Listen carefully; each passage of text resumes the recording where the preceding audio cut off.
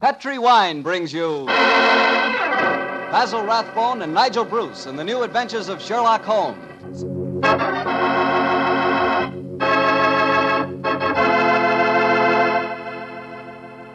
The Petri family, the family that took time to bring you good wine, invites you to listen to Dr. Watson tell us another exciting adventure he shared with his old friend, that master detective, Sherlock Holmes.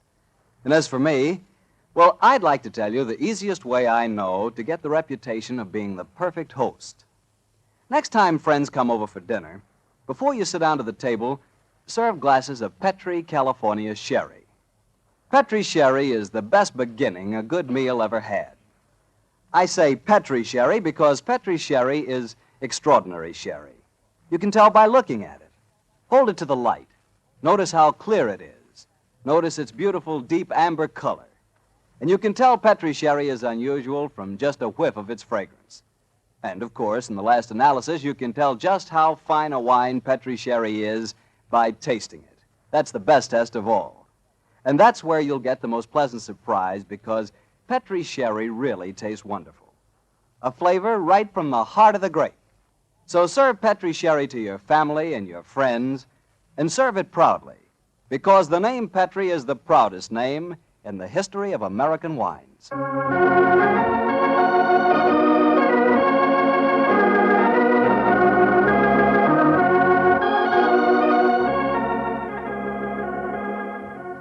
And now I'm sure our good friend Dr. Watson's expecting us. Let's not keep him waiting. Come in. Good evening, Doctor. Good evening, Mr. Bartell. You'll forgive me if I don't get up, won't you, my boy? Of course, Doctor. What's the matter, a touch of rheumatism? No, I played 18 holes of golf today. I hope that when I'm your age, Doctor, I can be half as sprightly. Oh, it's very nice of you, but if you don't mind, we won't discuss the question of my age. So draw up your chair, make yourself comfortable. I'll get on with tonight's new Sherlock Holmes adventure. Well, from the hints you gave us last week, it sounded like quite a spooky story. It was, Mr. Bartell. It certainly was. Towards the end of November in the year 1895, a dense yellow fog had settled down over London. For 4 or 5 days, it was impossible from our rooms in Baker Street to see the outline of the houses opposite. A real London pea souper, huh, Doctor? Yes, my boy, and it became most depressing. The first day, Holmes had spent in cross-indexing his huge book of criminal references. The second and third had been patiently occupied with a subject which he had recently made his hobby, the music of the Middle Ages. But when on the fourth day, on pushing back our chairs after breakfast, we saw the greasy, heavy brown swirl still drifting past us and condensing in oily drops upon the window panes, Sherlock Holmes's impatient and active nature could endure this drab existence no longer. He paced restlessly about our sitting room, chafing against the inaction. After several minutes of these perambulations, he turned to me and spoke. Anything of interest in the paper, Watson? There's news of a revolution, a possible war, and of an impending change in the government. Nothing to interest you, though. No crimes of any importance. The London criminal is certainly a dull and unenterprising fellow these days. Look out of the window, Watson. See how the figures loom up, are dimly seen, and then blend once more into the foggy depths. What a day for a thief or a murderer. He could roam London as the tiger does the jungle, unseen until he pounces, and then evident only to his victim. That's a cheerful thought, I must say. Hello. I wonder who that is. Probably a visitor for Mrs. Hudson, or perhaps the local plumber has finally condescended to pay some attention to the faulty gas jet in our hallway. I don't think you're right on either count. I can hear Mrs. Hudson's footsteps on the stairs. Come in. Come in. Yes, Mrs. Hudson, what is it? Oh, excuse me, Mr. Holmes, but there's a gentleman to see you. Says it's most important, and he asked me to give you this card, Oh, sir. thank you. Oh, Mortimer Harley, eh? Show him up, please, Mrs. Hudson. Very good, sir. Mortimer Harley, and who's he? I've not had the pleasure of meeting him personally, but I'm quite familiar with his scientific reputation. Scientific? In what does he specialize? Oh, I suppose one might refer to him as one of the greatest authorities on all matters connected with the occult. You mean the fellow dabbles in supernatural stuff and all that sort of thing? I mean, my dear Watson, that Mortimer Harley is an extremely intelligent man with a thoroughly comprehensive and scholarly knowledge of his field and an intense belief in the existence of the supernatural force. Here he is to speak for himself. Oh, come in, Harley. Thank you, Mrs. Hudson. You're Mr. Sherlock Holmes? Yes, sir. This is my colleague, Dr. Watson. How do you do, Mr. Holly? How do you do, Doctor? Won't you sit down, sir? Thank you. Well, you fellas are probably wondering who I am and what's brought me here. Well, we're not wondering who you are, Mr. Holly. My friend Holmes was just telling me of your scientific eminence. I'm flattered that you know of me, Holmes. Just the same, you're wondering why I'm here. Naturally, sir. Well, since you know I'm a student of the occult, I'll get right down to my problem. Mr. Holmes, have you ever heard of the headless monk of Trevennis Chapel? Oh, yes, indeed, Mr. Holly.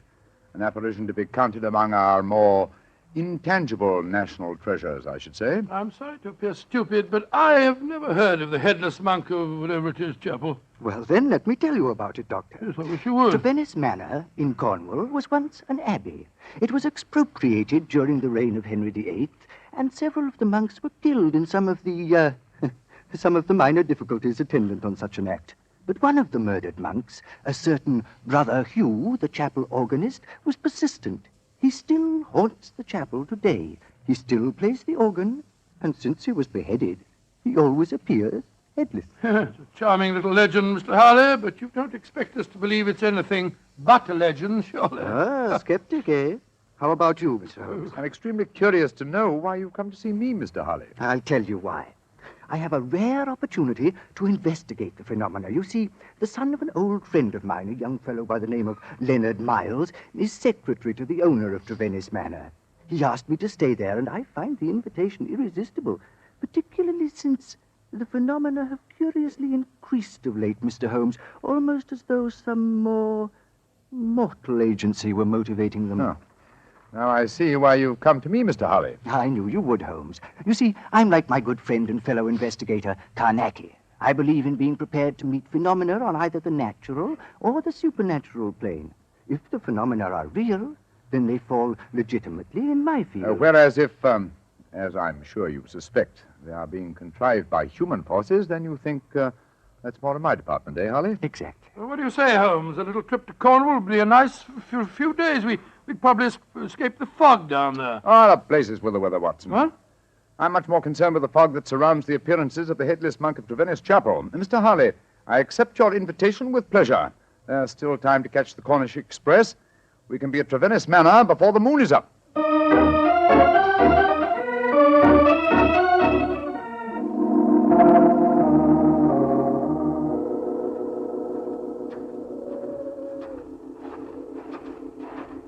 Don't you think that we should go to the manor house first, Mr. Harley, instead of coming straight here to the chapel? No, I don't, Doctor. We'll see enough of the others when we're at the house. I couldn't resist taking a look at the chapel in the moonlight. You understand, don't you, Holmes? Oh, yes, perfectly. I must say it's a fascinating piece of architecture. Yes, it's practically a ruin, though. I don't imagine it's been in use for some time. And yet it's been standing for well over 400 years, I should say. Let's explore inside, shall we? Hello? Who's this funny-looking fellow coming down the steps towards us? If I didn't hear the sound of his footsteps, I'd believe it was a psychic manifestation. He certainly looks as if he came from beyond the grave. Who be ye, gentlemen, and where be ye going? Well, supposing you tell us who you are first, my good man. Who be I? I be David Pendragon, sir. That's who I be, stable hand here at the manor. And I ask you, gentlemen, again, where you be going? We're staying at the manor, and we're just going to take a look at the chapel. Oh, don't he do that, sir. People that go in there don't often come out the way they go in, sir. Don't he do it, gentlemen? What are you talking about, my good fellow? I be talking about the ghoulies and the ghosties and the organ music that comes out of the nowheres. You've heard it? Of course I heard it, sir. Just like I seen the poor monk walking around without his head on. Take us into the chapel, will you? And show us where you saw the figure. Aye, that I will not, sir. Not for all the gold in Porthcawl will I go back and chance seeing the poor lost soul wandering about without his head on. If you gentlemen know what's good for ye, you'll not go in there either. Mark my words, don't he go in that chapel. Extraordinary chap. Seems really frightened of the place. Yes, but it's more than blind superstition that accounts for his reluctance. Let's go in, shall we? Well, I suppose it's all right.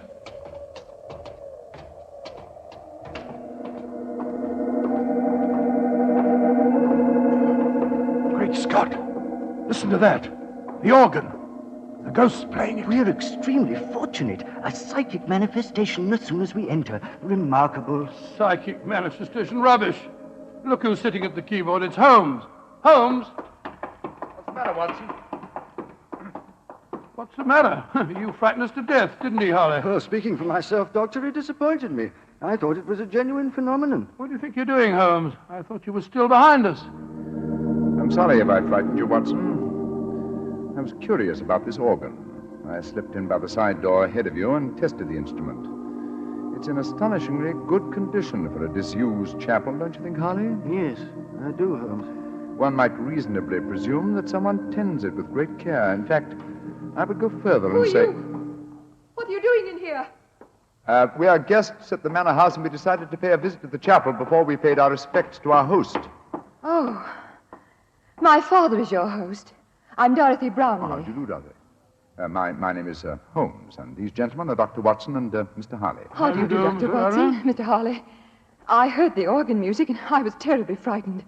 You've heard of the legend, I suppose. You mean about the headless monk and the ghostly organ and music, Miss Brownlee? Yes, Doctor. And it's more than a legend, I assure you.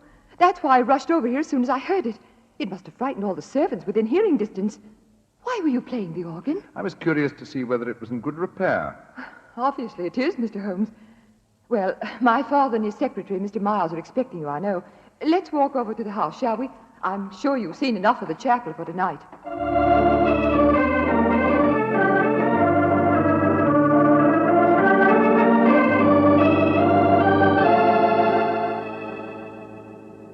Father, this is Mr. Sherlock Holmes and Dr. Watson. How do you do, How do you do, sir? How do you do? This is my secretary, Leonard Miles. How do you do, Mr. How do Miles? you, Mr. Holmes, Dr. Watson. I'm afraid Mr. Brownlee is rather angry with me. I hadn't told him that you were an expert on psychic phenomena, Mr. Harley. I fail to see why the knowledge of that fact should make you angry, Mr. Brownlee. I don't want you ferreting about into this so-called ghost business. There's been enough trouble in the neighborhood already. It's almost impossible to keep servants, and these Cornish people are incredibly superstitious. You haven't seen the ghost yourself, Mr. Brownlee? Oh, of course not. There isn't any ghost, I tell you. You heard the mysterious organ playing? No, I haven't. And I don't want to talk about it anymore. Excuse me, sir. Yes, what is it? David Pendragon is at the door. He's very anxious to see you, sir. Pendragon? Oh, very well. Tell him to come in. Yes, sir. David? What does he want, I wonder? Pendragon, that's the fellow we met outside the chapel, isn't it? Yes, quite a colorful character. Oh, he's a superstitious old fool, if you ask me. But he is a good groom. Yes, Pendragon, what is it? Begging your pardon, sir, but there be trouble at the chapel again tonight. I says to myself, David, 'tis your duty to go to the master, I says. Never mind. What's the trouble? As the moon was hanging low tonight, sir, I hears the organ a-playing. But that was Mr. Holmes, my good man. Aye, that's what he thinks, maybe. But what I says to myself is, what made him play the organ? And then this very night, I saw the headless monk. With my own eyes, I saw that poor soul with his head off, wandering in the moonlight. I saw that, sir, with my own eyes, I did. Oh, get out of here, you blithering old fool. And I'm warning you, if I hear any more nonsense about this ghost, you'll lose your job, you understand? Now come along, be off with you. Aye, sir, begging your pardon, sir. Come on, I'll give you chaps a drink. Mr. Brownlee seems absolutely rabid on the subject of the ghost, eh? Yes. Suspiciously so. What about he's trying to hide? Whatever it is, I don't think he'll be successful. In your profession, Holmes, you know that murder will out. It's true in my profession also. Try to suppress them as you may, gentlemen. Ghosts will out.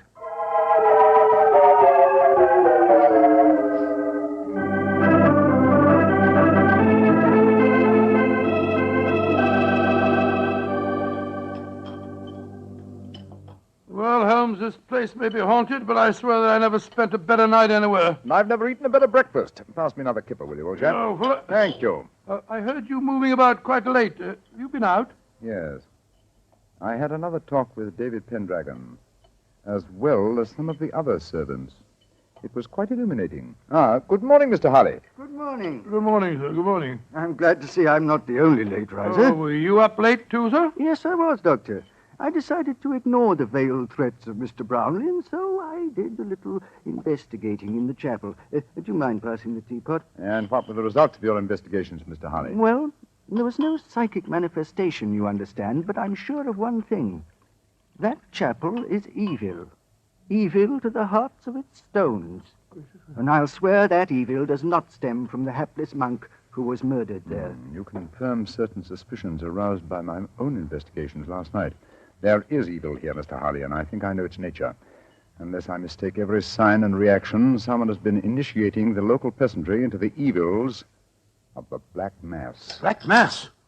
Good Lord, what a shocking thought. My own sensations last night confirm your theory, Holmes. There is a coven here, I swear it, hiding its own obscene practices under cover of the haunting. Well, that sounds quite feasible. After all, the people are so superstitious that they'd keep as far away as possible from the chapel when they heard the organ playing. This problem falls into both our fields, Harley. The practice of black magic is a criminal offense. Well, perhaps it's just as well the old laws against witchcraft are still in force. I imagine, Mr. Harley, that you have your own methods of combating such forces as we're up against? Oh, yes, Holmes, though mine are not connected with the legal aspects of the case. May I ask what you plan to do, sir? Well, I have several rather elaborate preparations to make, Doctor. It'll take me most of the day, I'm afraid. However, I shall explain them to you all after dinner tonight.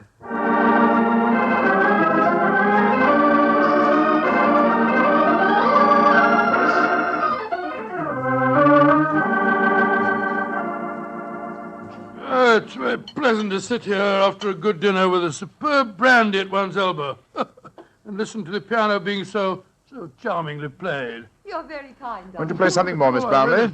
I'd love to. Are you enjoying your stay down here, Oh, Mr. very Holmes? much, thank you. Both Mr. Harley and I have found the local folklore extremely interesting. I see. You fellows haven't been investigating the haunted chapel business again, have you? Now, look here. If you have, I shall be very angry. It's abusing my hospitality. I told you distinctly I didn't want any more talk of ghosts. We are not talking of ghosts, my dear Mr. Brownlee. I have something even more important that I must fight now. It's possibly a little hard to imagine me as a crusader, me, the stooped little man, beside the four of you, as toweringly tall a quartet of men as I have ever faced, and yet I am your St. George. What on earth are you talking about, sir? I'll tell you in secrecy. This mustn't reach the ears of the peasantry. I refer to myself as St. George because I go to wipe out an evil that lives in your midst, a living, modern dragon. Oh, please, Mr. Harley, that sounds dreadfully frightening. And to rid you all of this fiend, I must cleanse the chapel, purify it, exorcise it, remove its residue of psychic evil.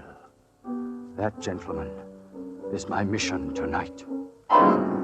Dorothy! She's fainted. Get some smelling salts, quickly. I'm afraid you were a little too graphic, Mr. Harley. I'm sorry if I frightened the young lady, but I'm sure that after tonight she will have no further grounds for fear in Trevenice Manor.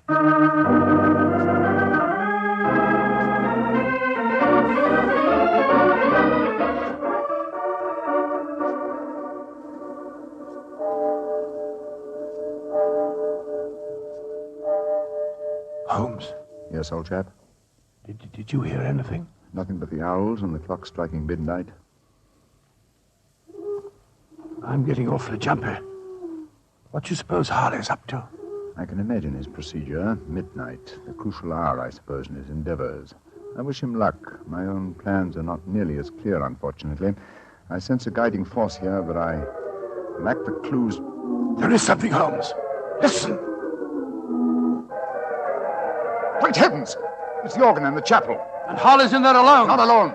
Listen to the organ, pealing forth its madness. Come on, Watson. Something has gone horribly wrong.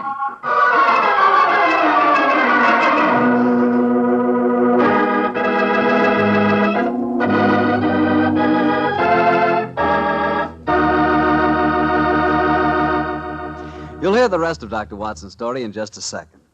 You know, a moment ago, I told you how much I thought you'd like Petri California Sherry, but I didn't tell you that Petri Sherry is the all-round, all-American wine.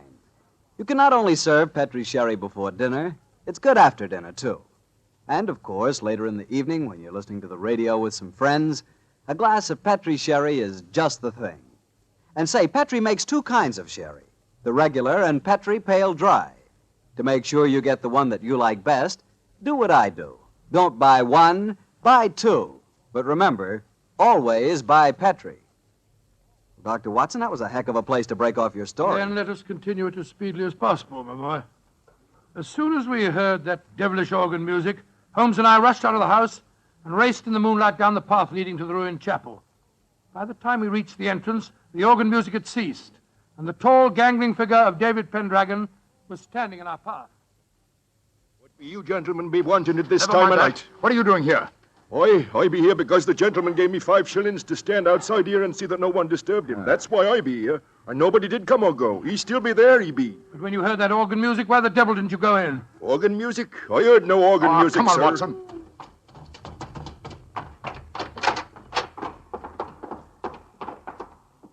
Great heavens. Look at him. We're too late. Poor devil. A knife through his heart. It's obvious who did it. That fellow Pendragon. I'll go and grab him before he gets away. Watson. He's not our man. This murder was planned with devilish cunning. It's a curious thing. There's no sign of a struggle at all. Looks he just stood here and allowed himself to be stabbed. Are these chalk marks with which the body is surrounded? What is known as a pentagram, I believe. He thought it would protect him completely from the supernatural forces. Poor chap. For once, his researches went too far. Yes, because they touched not on the supernatural, but upon natural evil. And remember, Watson, that only 3 people besides ourselves and David Pendragon knew of this vigil. Yes, Brownlee, his daughter, and young Miles, the secretary. Exactly. Go back to the house, will you? And bring them here. And perhaps we can lay a ghost by trapping a murderer.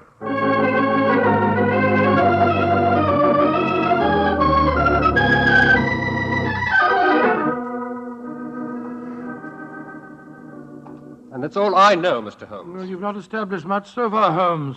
The 3 of them all swear that they were asleep and that they didn't hear the organ. Yes, and you can't prove otherwise, I think I Holmes. can prove that one of you was not only awake, but also murdered Mortimer Harley. But why should any of us want the poor man dead, In Mr. your Holmes? case, young lady, I confess that I find it hard to conceive a motive. Implying that Mr. Brownlee and I might have one? Well, Mr. Miles, you must admit that you're responsible for Mr. Harley coming here. And you, Mr. Brownlee, must admit that you did everything in your power to prevent the dead man from carrying out his investigations. Why? What were you trying to hide? Nothing. It's just that I wanted to sell the manor house. All this talk about ghosts was giving the place a bad name. And if it had gone on, I'd never have disposed of the property. Well, speculation can get us nowhere. Let's get down to facts.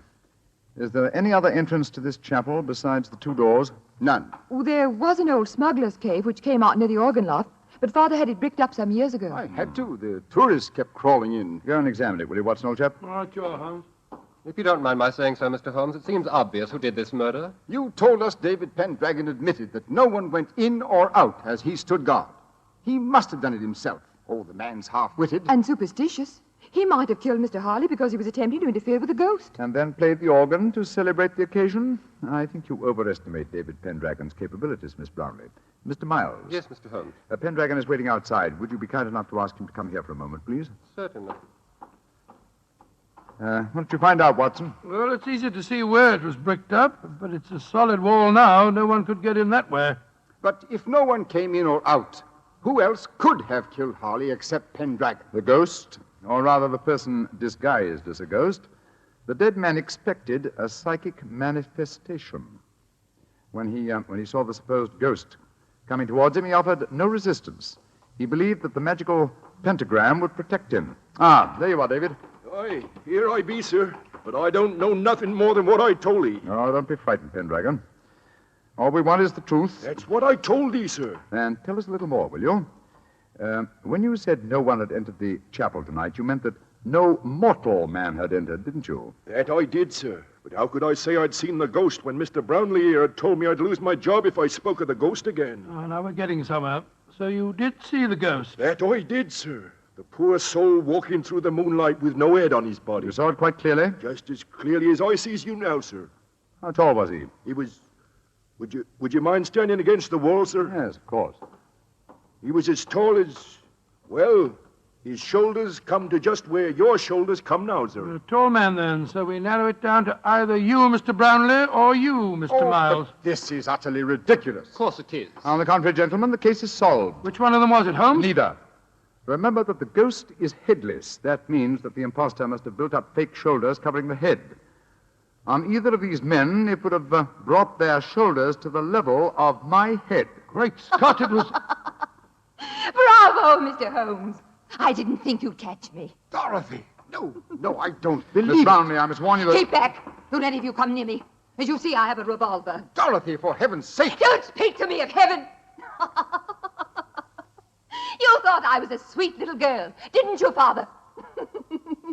You didn't know your dear, demure daughter could murder a man, did you? Why did you kill Mortimer Harley? Because he was a meddler.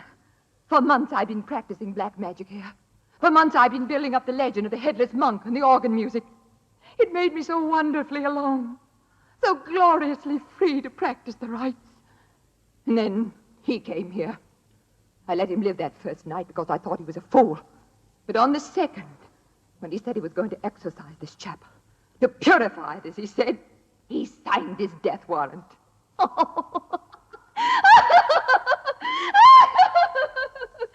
you could have seen his face, if you could only have seen his stupid, startled face as I plunged the knife into him. Dorothy! He bled so beautifully. Holmes, she's mad as a hatter. What are we going to do? Brownlee, give me that revolver. And let you take me to prison or an asylum? No, you'll never catch me. She's backing up the stairs leading to the organ loft. Dorothy, come back! Don't try and follow me. Look out! The railing's behind you. And turn my head. Oh, no, Mr. Holmes,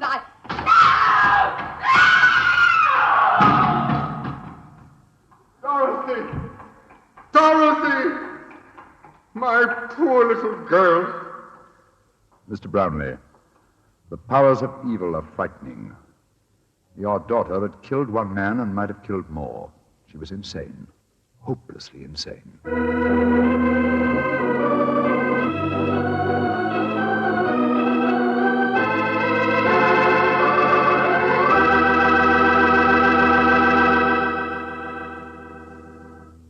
Well, Doctor, that was quite an exciting story.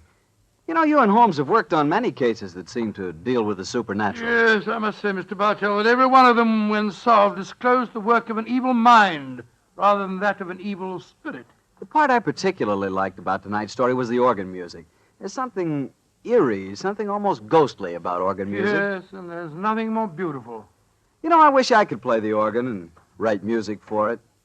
There's nothing like music to really express a thought. Yes, I can just imagine the kind of music that you'd write. Probably catchy little ditties such as, "The Petri family took the time to bring you such good wine. So when you eat and when you drink, remember Petri wine." Oh, no, Doctor. Is that the way I affect you? Although on the level, you could probably write beautiful music to describe the way the grapes look on the vine in the sunlight. But what music could tell you about the Petri family and how long they've been making fine wine?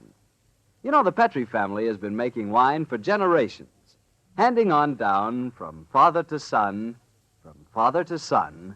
the knowledge necessary to transform luscious, sun-ripened California grapes into delicious, fragrant wine. And when you see that name Petri on a bottle of wine, remember, you're not looking at a mere trademark. That name Petri is the personal assurance of the Petri family that every drop of wine in that bottle meets their unusually high standards. Petri wine is always good wine. It's got to be, because Petri took time to bring you good wine. Well, Dr. Watson, what new Sherlock Holmes adventure do you have lined up for us next week? Well, now let me think. Next week, Mr. Bartell, I'm going to tell you a story that started quietly enough as Holmes and I sat at a London dinner party, and yet, before the evening was over, we found ourselves involved in one of the most shocking scandals that ever rocked London society.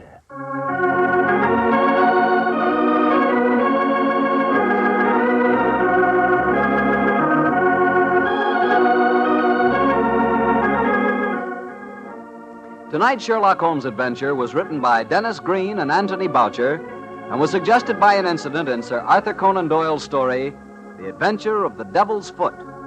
Music is by Dean Fossler.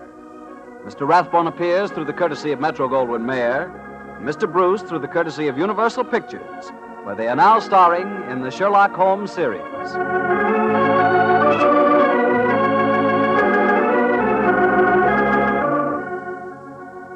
The Petri Wine Company of San Francisco, California, invites you to tune in again next week, same time, same station. Sherlock Holmes comes to you from our Hollywood studios.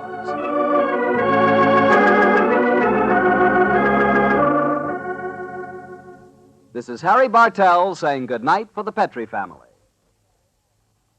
For a solid hour of exciting mystery dramas, listen every Monday on most of these same stations at 8 o'clock to Michael Shayne, followed immediately by Sherlock Holmes.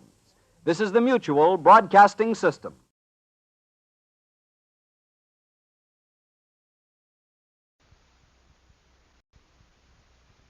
stay tuned for Mystery Theater.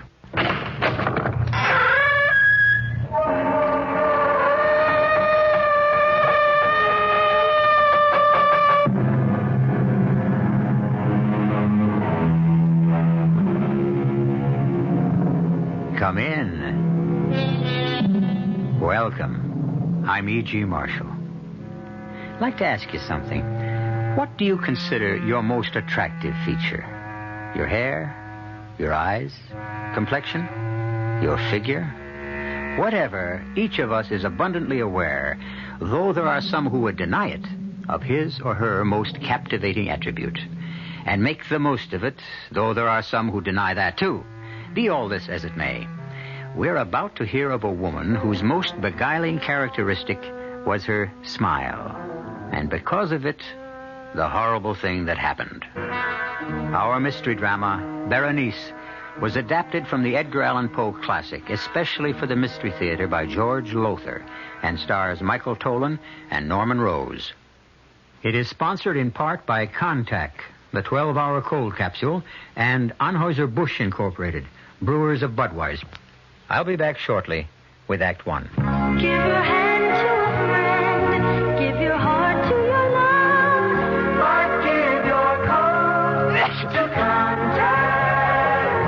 The sooner the better. 6 or 3 or 1? That's the question when you catch the common cold.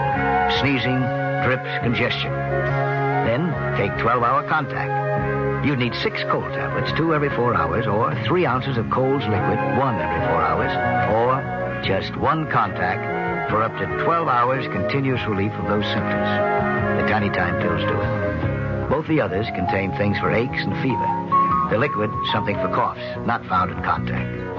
Your cold, your choice. Give your coat to Contact.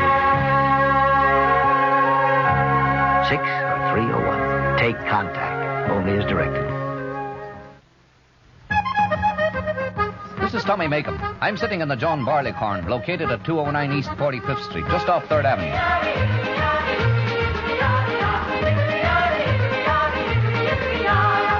The John Barleycorn is New York's first and most famous Irish singing pub. If you want a sample of what Irish hospitality is really like, you should come in and soak up the atmosphere. The hospitality is warm, the people are cheerful, and the service is just fantastic. They have an old saying at the Barleycorn: there are no strangers here, only friends you haven't met. And you can prove that to yourself by dropping in any time. You can have lunch, dinner, or supper 7 days a week. And a good time all the time. The food is fit for royalty, and as a matter of fact, some of the recipes have been handed down from the courts of Irish kings. The John Barleycorn, the Irish oasis in Midtown Manhattan. For lunch, dinner, or special party information, call YU6-1088.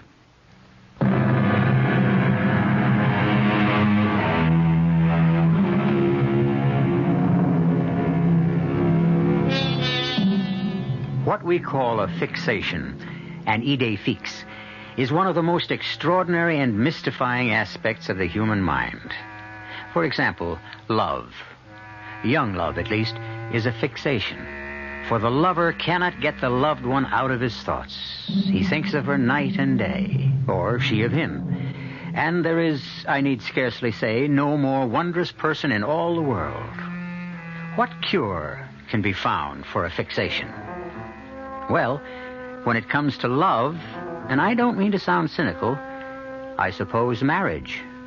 But when it came to Ernest Montresor and his wife Berenice, well, that's our story. Do not tell me, Anthony, what I must do or must not do. Ernest, please. You are my friend. You are my attorney. You have come here to Mangrove Manor to straighten out whatever legal matters attend Berenice's death, and that is all. Ernest, I didn't mean to offend you. I am not offended. I am irritated.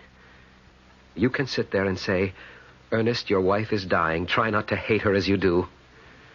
Let me tell you something, my good friend. Had you lived 1 month, 1 week, 1 day in this house with Berenice, that shrew, that spitfire, you too would know what hate is. But I don't understand. I was at your wedding a little over a year ago, here at Mangrove, and you were deliriously in love with her. Not her. Her smile. What? I know you'll find it hard to believe, but that is the truth. Oh, there were other qualities that attracted me. Her charm, her gentle manner, her warmth. But these vanished quickly once we were married. I soon learned that her charm was a veneer, her gentle manner a mask that concealed a vicious temper. I am sorry. I didn't want to hate her. For months, I put all feelings of hate from me, the while asking myself how and why I still went on loving her. That's when I realized it was her smile. I still fail to understand. Look at Berenice closely, and you will see that she's really very plain, almost ugly. But one doesn't look closely at first. I didn't, surely, because of her smile, of what her smile was then. She had teeth so even, so white, so perfect, they are as matched pearls. As for her lips, nowhere will you find lips so beautifully modeled, so sensuously inviting, so absolutely enthralling. I remember, yes. But Anthony, soon after our marriage, her smile changed, too. The lovely contour of her lips became an ugly sneer. She no longer smiled. She bared her teeth like a vicious animal. But there must have been a reason, something that impelled her to... I'll give you a reason if you must have it. Constance. Berenice's younger sister? Yes. You know she came to live here at Mangrove when her husband died. I settled the estate, yes. Not, I'm afraid, that there was much to settle. He left her penniless. Precisely why she lived here. Berenice began to think... Go no further, Ernest. I am well acquainted with what is termed the eternal triangle. In this case, there was no triangle. Not then. But there is now. Constance is what Berenice pretended to be. Gentle, innocent, loving. Yes, I have fallen in love with her, and she with me. But you may believe me, as Berenice never has, when I tell you that our love is and has ever been platonic. Neither of us has betrayed Berenice in any way. Yes, come? Oh, Constance, my dear. We were just speaking of you. You remember Anthony Lamb? With pleasure. You were such a help and comfort to me when my husband died, Mr. Lamb. I did what I could. You look upset, Constance. Berenice wants to see you, and she's in one of her blackest moods, I'm afraid. Is she ever in any other? Try not to be harsh on her, Ernest. She's dying, you know. I shall try. If you'll excuse us, Anthony. Perhaps I should come along. I have to discuss certain legal matters with Berenice, and it will be best if she knows I'm here. Come, then. But I warn you, my friend, you'll regret every moment spent with her.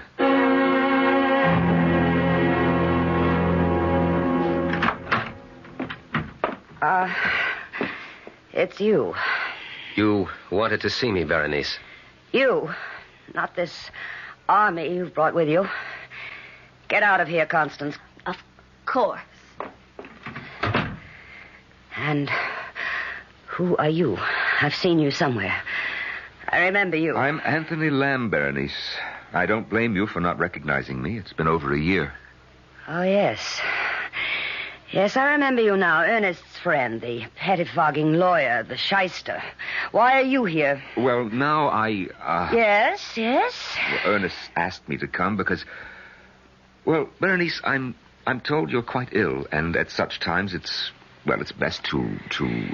To make sure that all will be legally neat and tidy when I'm cold in my coffin. Oh, you put it much... The only way it can be put. I'm dying, and I know I'm dying, and so do you. If you don't, you must be blind. And if you want proof of it, look. Once my smile was the most ravishing smile on earth. Look at it now. Yes.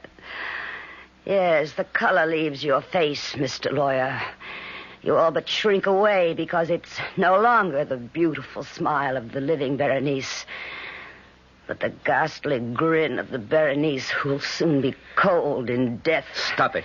Stop smiling. Dear husband, what is it? You used to tell me my smile captivated you, enslaved you. Can it be that it now repels you? Oh, don't turn away. I won't look at you, not when you smile. Don't look then for all the good it'll do you. You'll remember. Soon I shall be dead. But my smile will never die. It will live on in your brain, Ernest. Wherever you go, whatever you do, it will be with you. No. This smile, this ghoulish grimace, because it was what you married. what you loved, and then came to hate. And you will hate it till the day you die, Ernest. For till that day, awake or asleep, it will haunt you.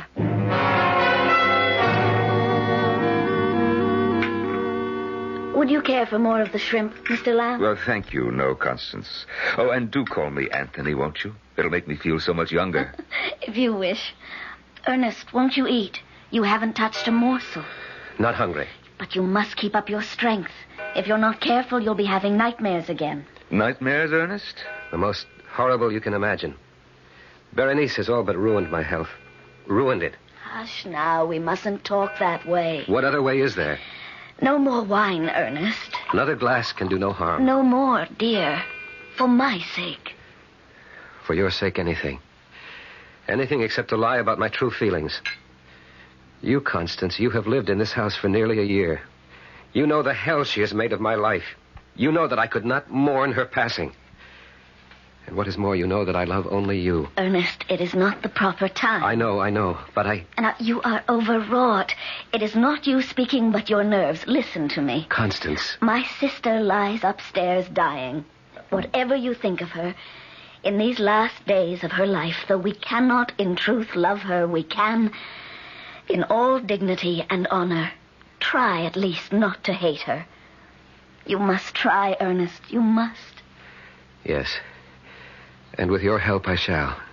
But you will not succeed. Berenice. How did you get here, out of bed? I rang my bell, but no one came. I called, but you did not answer. We didn't hear. And so I found the strength, what strength remains, to come down and tell you I am about to die. No. When death is near, you know it. Full well you know it. I have little time left now. Perhaps only minutes. A glass of wine. Of course. He hurries to assist me, to comfort me, when in his heart he would kill me. No, Berenice, I would not. Liar. Berenice, you hate me. Say it, you hate me. Say it. Here, the glass of wine you asked for. That, your glass of wine.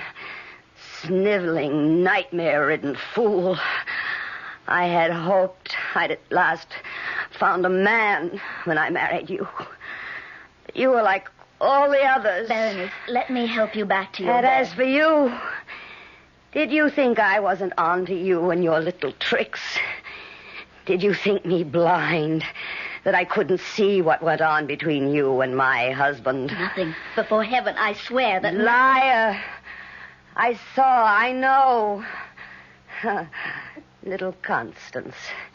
Innocent, saintly little sister, sinking her claws deeper and deeper into the man who was mine. Madam. You address me? Madam, you are ill. Yet there is in you a kind of strength I have recognized before. In, I say to you, the worst kind of criminal. Huh? Go on. I don't know that I can. I have never understood what made these people what they were, but this I know. There are angels on this earth and there are devils. And you, madam, I say it to you, even in your dying moments, you are a devil. I don't blame you for looking at me like that. I spoke on impulse. I'm ashamed. Ashamed? You are the first man who has ever dared to... Berenice. Stay away. Stand back. Don't touch me. Only listen. You will be haunted by the magnet that drew you to me. The weapon with which I ruined your life and will destroy you. My smile, Ernest. My smile. No. Look at me. Sensuous lips bearing milk white, perfectly matched teeth. Look. Here, let me... She's falling across the table. I think... Yes. She's gone. Berenice is dead. No. Ernest, don't. Her mouth. She is staring at me with her teeth. Anthony, in heaven's name, close her mouth. Close her mouth!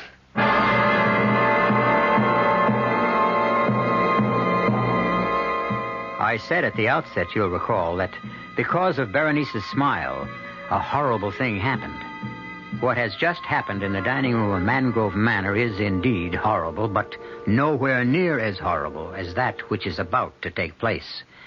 I will return shortly with Act 2.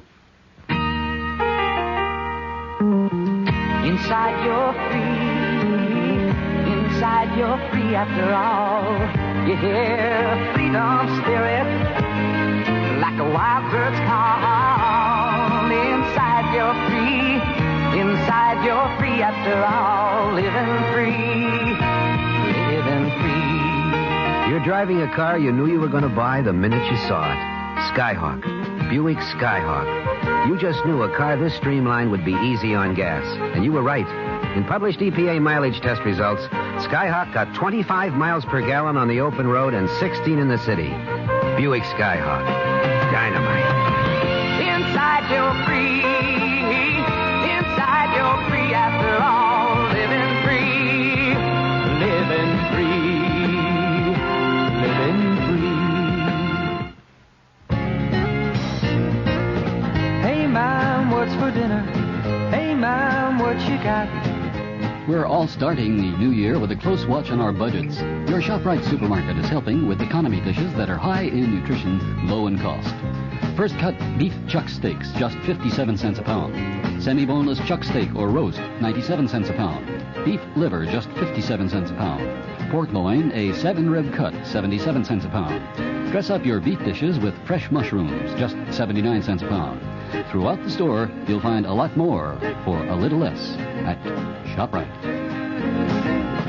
She loves her family. She wants the best. She does all that she can do. She lets ShopRite do the rest. Hey, Ma, what's for dinner? ShopRite has the answer.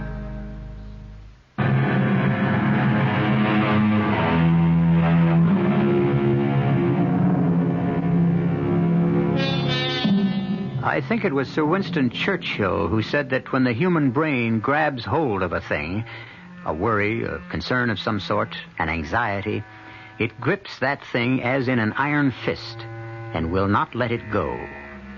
Clearly, then, this is what has happened to Ernest Montresor, who, even while she was alive, could not get his wife's sneering smile out of his head. And now that she has been placed in the family vault on the estate near Baton Rouge, Louisiana, well, listen. Ernest. Ernest. Yes, Anthony, what? It's more than half an hour since everyone left. Constance and I are getting chilled to the bone here in the vault. Let's go back to the house. Not till I'm sure the lid of Berenice's casket is nailed tight. But you are sure. It's madness, I know, Anthony. But I have the fear that somehow, in some way, she'll get out of her coffin and haunt me. You're letting your imagination run away with you, Ernest. You're tired, overwrought. My sister is dead. She'll not get out of her coffin. Come now. Ernest. Yes. Let us return to the house.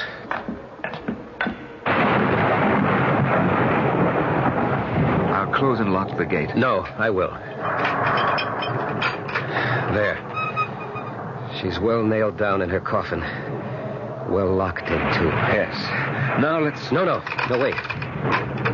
Good Lord, man, what now? I must make sure the lock is strong. Sound and strong. Now, Ernest, dear, that's enough. Don't tell me what is enough. Don't...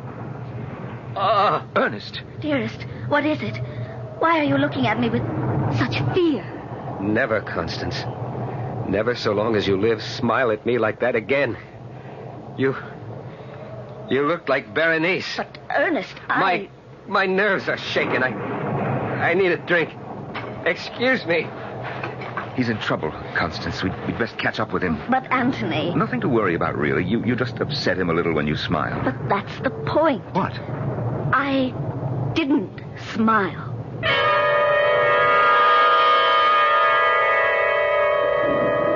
Will you take another brandy, Anthony? Thank you, no, Constance. As they say, one is as good as more.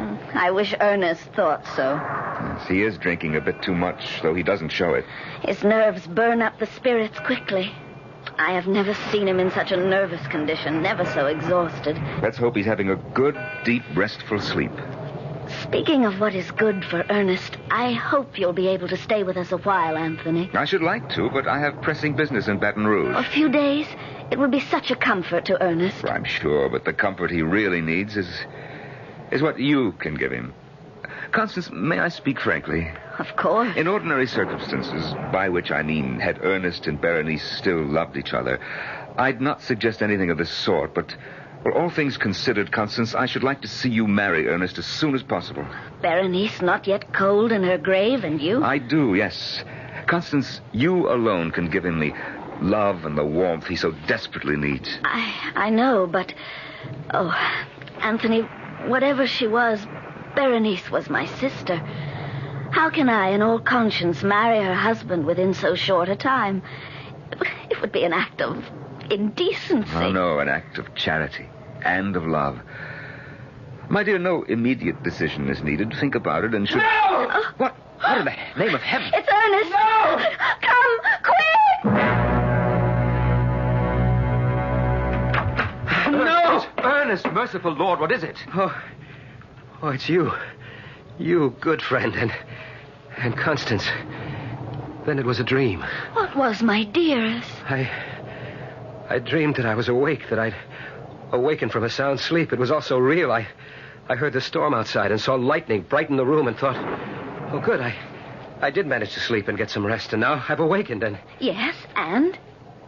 And then I saw it, hanging in the darkness of the room, burning bright in the black pitch of night. Saw it. Gently, my darling, gently now. Saw what? Her smile. Berenice's smile, her disembodied smile, nothing else. It hung suspended in the dark before my eyes, the lips drawn back, the teeth shining in the blackness. Oh, Ernest, Ernest. And then her teeth, those terrifying white, even teeth, parted as she began to laugh. The most hideous laugh I have heard in all my life. Her mouth, her bodiless mouth, as it laughed, it started coming closer to me. Closer, closer. And I screamed. I screamed. Anthony, what's to be done? We must fetch the doctor, and at once.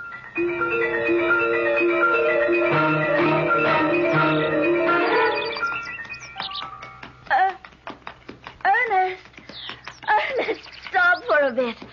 Oh, let's rest. Of course, my dear, of course. Here, let me help you down. Thank you, Ernest. There's a log over there. Shall we sit? I would rather stand and hold you. Oh, you are feeling better. Come, let's sit down. No, wait. Ernest? Please, listen, Constance. Anthony returns to Baton Rouge tomorrow. I had a talk with him this morning. He knows I'm devoted to you and you to me. He urged, not that I needed urging, that I ask you to marry me. Ernest, Do say yes, Constance. I beg you. Say you'll marry me. That's exactly what I was going to say once you gave me the chance. You will? You'll marry me? Oh, I will. Oh, I will. Constance. Oh, Constance. Let's hurry back and tell Anthony. Yes, that dear good friend of yours will be relieved to know, I'm sure. Here, I'll give you a hand up. There. Oh, Ernest, my horse. Oh! Ernest, he's running away with me.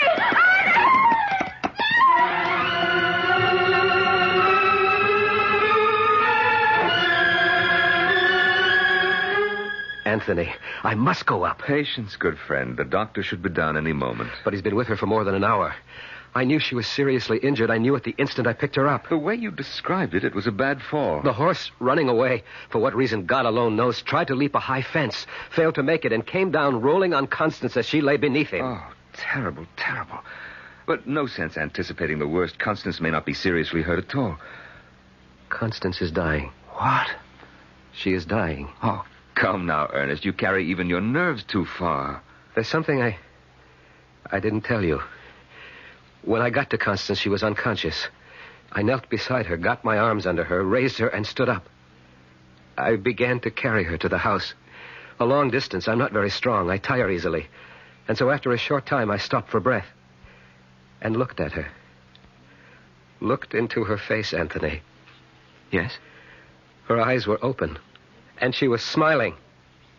The lips pulled back, the teeth showing.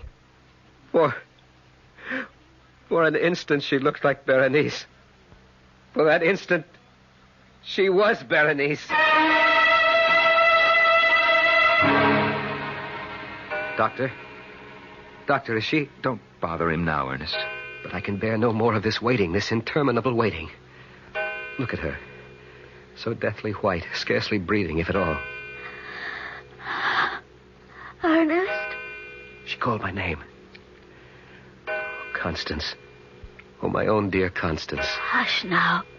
When I am gone... No, you must not go. You cannot leave me. You cannot. When I am gone, I say, no longer with you. Remember that it will be only on this earth I am not with you. In spirit, I shall be beside you always. You are not going to die. You will be at my side, alive and beautiful, and my own dear adored wife. No, that is not to be. Berenice has seen to that. Berenice? She was there. Just before my horse leaped the fence, I did not fancy it. She was there. She stood on the other side of the fence, smiling. Oh, God in heaven. And I knew, in the second that I saw her, the second before the horse crashed, I knew that she is a tormented soul, a soul that cannot rest until she has forgiven the sins she committed on earth, the sin she committed against you. There is no forgiveness for what she did. There is. It is in your heart, my darling, if you will only search for it and find it. You are asking me to forgive her? Yes. Never. I could never. You must. You must. For my sake. Will you try? That is all I ask before I leave you, my dearest. Will you try? I will try.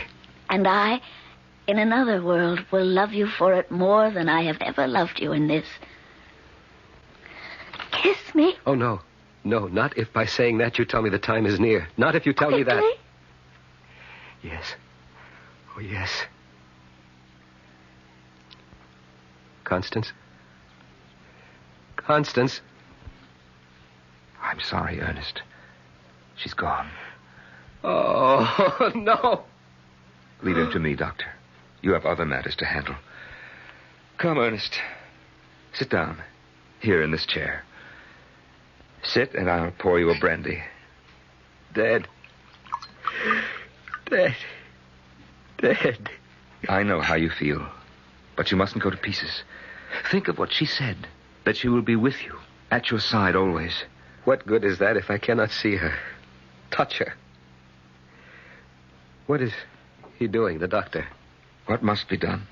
Closing her eyes, straightening her limbs, placing her hands in repose. When he is finished, I shall sit with her, Anthony. Of course. And not leave her side till we take her to the vault. What's that? What? Listen. Someone laughing. No one is laughing, Ernest. Berenice. It is Berenice. Ernest. She is laughing from the vault. From the vault. You doubt me? Here. I throw wide the window. You hear? You hear? I hear nothing. Laughing in triumph. Vicious triumph, because once again she shattered my heart. Laugh, damn you, laugh. But I shall have done with you yet. I shall. Oh. Doctor, quickly. He's fainted dead away.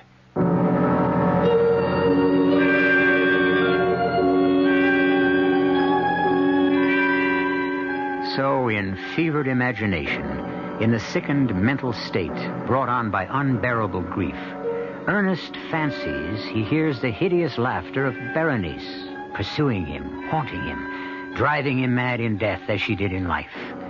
Or is it fancy? We'll know more about that when I return for Act 3.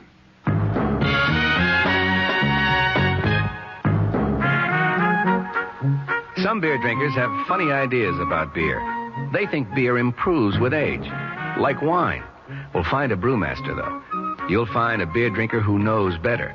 The Budweiser brewmaster says it all depends on how beer is aged. Just letting beer sit in lagering tanks makes it older, not necessarily better. That even goes for keeping a case around the house for a couple of months. But there is one kind of aging that's good for beer.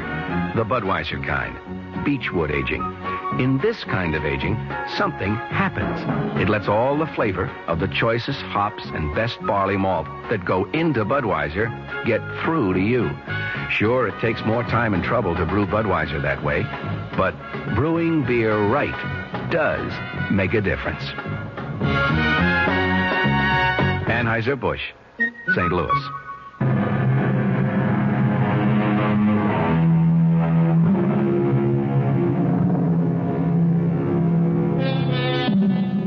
Scarcely has the breath of life fled the body of his beloved Constance than Ernest Montresor hears, or thinks he hears, the triumphant laughter of his dead wife, Berenice. Even though Ernest's friend and attorney, Anthony Lamb, did not hear the laughter, can we say the laughter echoed only in Ernest's imagination? If it comes to that, who can say that imagination is not reality? Be that as it may, let us now join Ernest and Anthony in that family vault. It would seem that you're right, Anthony. Berenice must still be in her coffin. The lid is tightly nailed. Of course. But her laughter, so horribly clear. Ernest, there was no laughter. You imagined it. No, I heard it. She murdered Constance. She made the horse run away, fall, and kill her. Oh, Anthony, how can I rid myself of Berenice? Can I get rid of her? She was vile, vicious, clever. Clever. What? Clever. That's it, clever. We look at this coffin lid. We see it tightly nailed, and so we think she's still there. Of course she is. No, don't you see? She was clever enough to nail it shut again after she left it. Here, give me that pry iron. You're not going to... I must be sure. I must make absolutely certain she is still in her coffin. Otherwise, I dare not bring Constance here. Ernest. Can't you understand? Constance will lie here in the same vault with Berenice. If Berenice has the power to leave her coffin, what might she not do to the sister she hated as she hated me? You see? You understand? Yes, Ernest. So then... There. Well, are you satisfied? The body seems not to have moved. She is dead. No doubt about it. Berenice is dead. No question, my friend. You can set your mind at rest. Anthony, would you nail the lid back on? I want to go to Constance. Be with her until we bring her body here.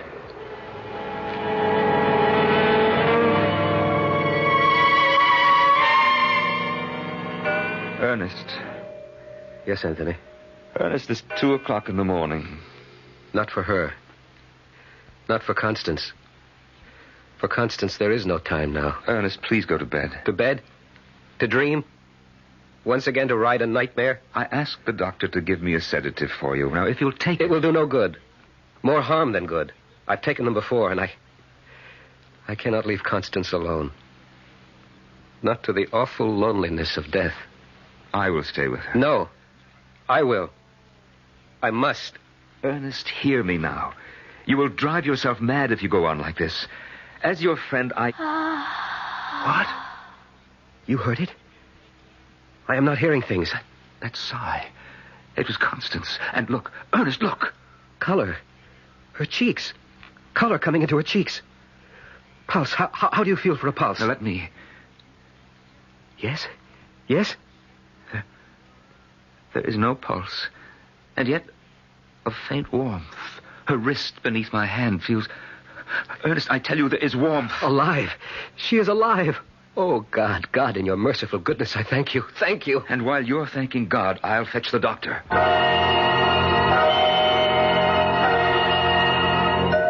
Thank you, Doctor. I'm sorry to have put you through all this trouble. Thank you and good night. I'm sorry, Ernest. Strange. Very. There was color in her cheeks, warmth in her body. Yet by the time the doctor arrived, the warmth had fled. The color vanished. She was once again a corpse. Anthony, what do you make of it? I cannot say. I don't know. It's one of the The most baffling things I've ever seen. But then Mangrove Manor seems alive with strange things. Not so strange if you had lived a year with Berenice. If you had come to know her as the devil she was. I begin to believe you. It's 4 a.m, and I've been up. We both have been since early yesterday. There'll be much to do tomorrow, and both of us must get some rest. No, not I. I will stay with Constance. All right, Ernest, but be sensible. But take that large armchair in the corner and see if you can at least doze for a time. Very well. I'll go to my room for an hour or two of sleep. All right. And Anthony, thank you for all you've done. That's nothing. Nothing.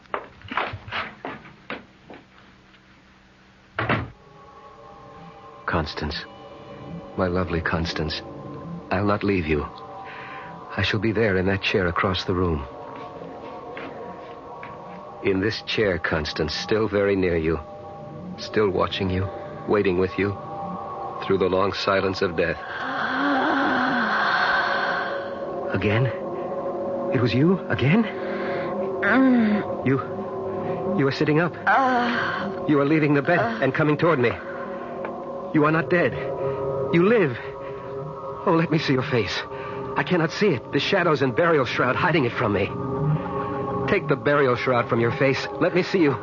Constance, beloved, let me see you. Why do you laugh, my darling? Why? Is it happiness at finding yourself alive? Is it joy in knowing you're not dead after all? Here, let me take away the shroud. There. The lips wide.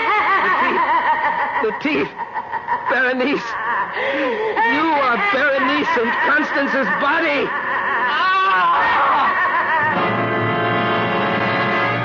No, Ernest, no, it was not a nightmare. I thought it was. I thought I'd had another horrible dream, that I'd gone to sleep in the chair and dreamed it all. I might have thought so, too, if I'd only found you lying on the floor unconscious. But, my dear friend, I cannot describe my shock. Constance's body was sprawled across yours. Constance's body. But Berenice's spirit. Don't think about it. Put it out of your head. Impossible. It is etched in acid in my memory. I shall see it in every moment of my life, waking or sleeping. The lips curled back in that fearful sneer. The teeth.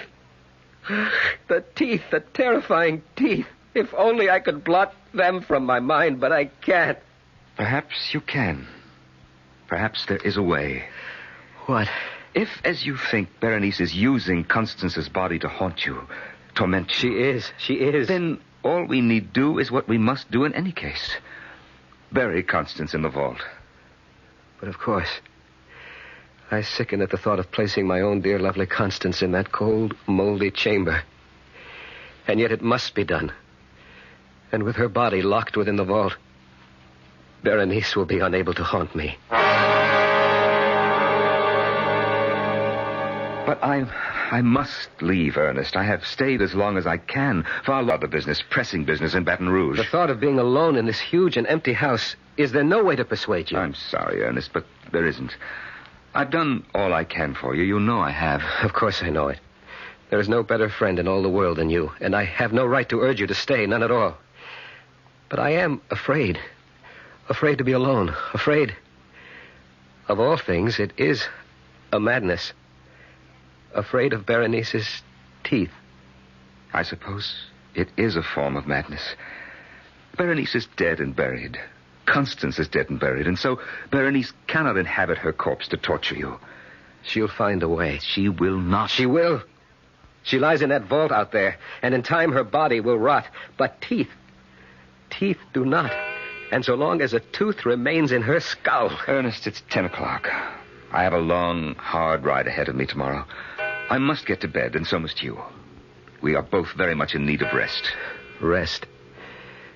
So long as I live, there will never again be any rest for me.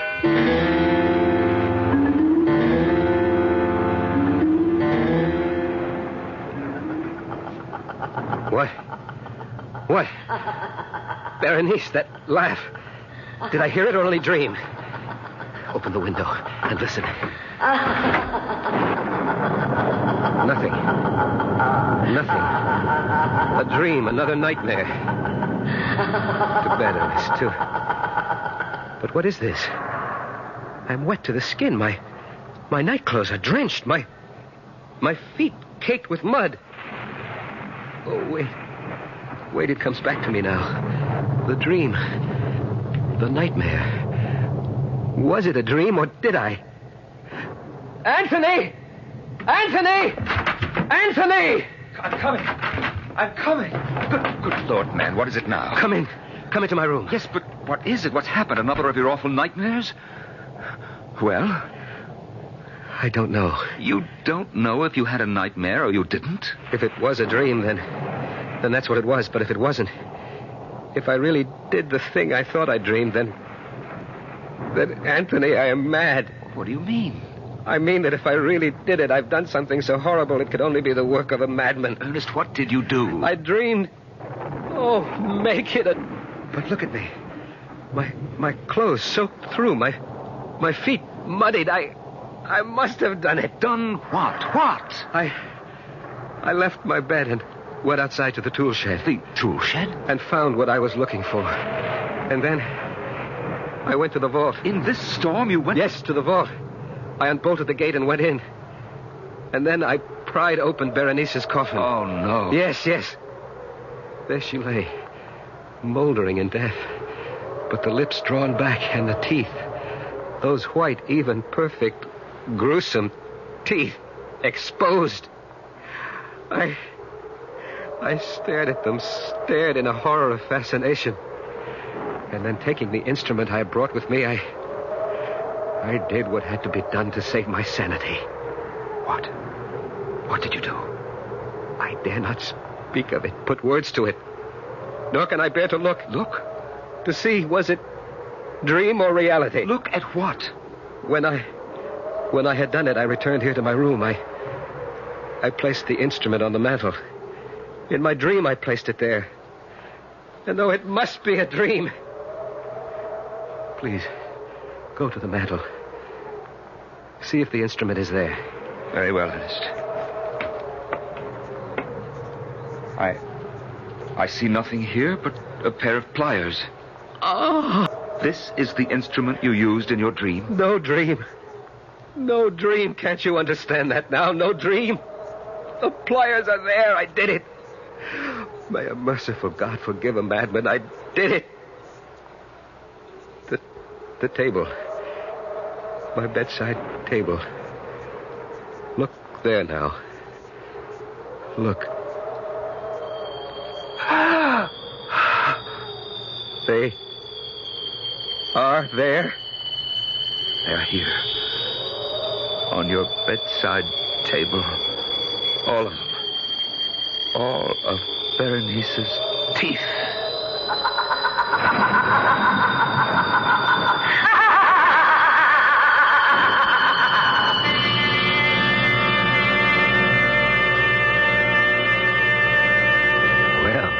A toothsome tale, was it not?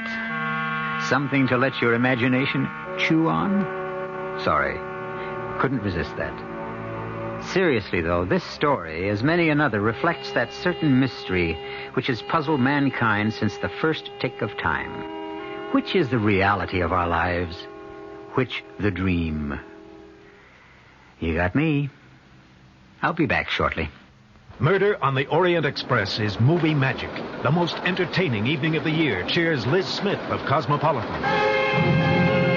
Judith Chris, New York Magazine, claims Agatha Christie's marvelously intricate whodunit becomes a joyous experience, a feast in any season. And Playboy calls it sheer old-fashioned escapism. See Murder on the Orient Express from Paramount Pictures, rated PG, parental guidance suggested. Murder on the Orient Express is now playing at a theater near you. Our cast included Norman Rose, Michael Tolan, Joan Lovejoy, and Roberta Maxwell. The entire production was under the direction of Hyman Brown. Radio Mystery Theater was sponsored in part by Buick Motor Division. This is E.G. Marshall inviting you to return to our Mystery Theater for another adventure in the macabre. Until next time, pleasant dreams.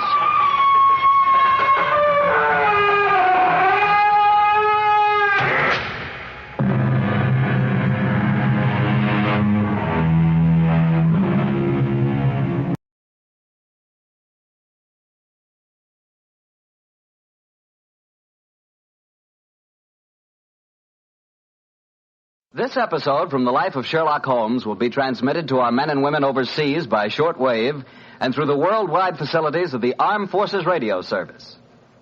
Petri Wine brings you Basil Rathbone and Nigel Bruce in the new adventures of Sherlock Holmes.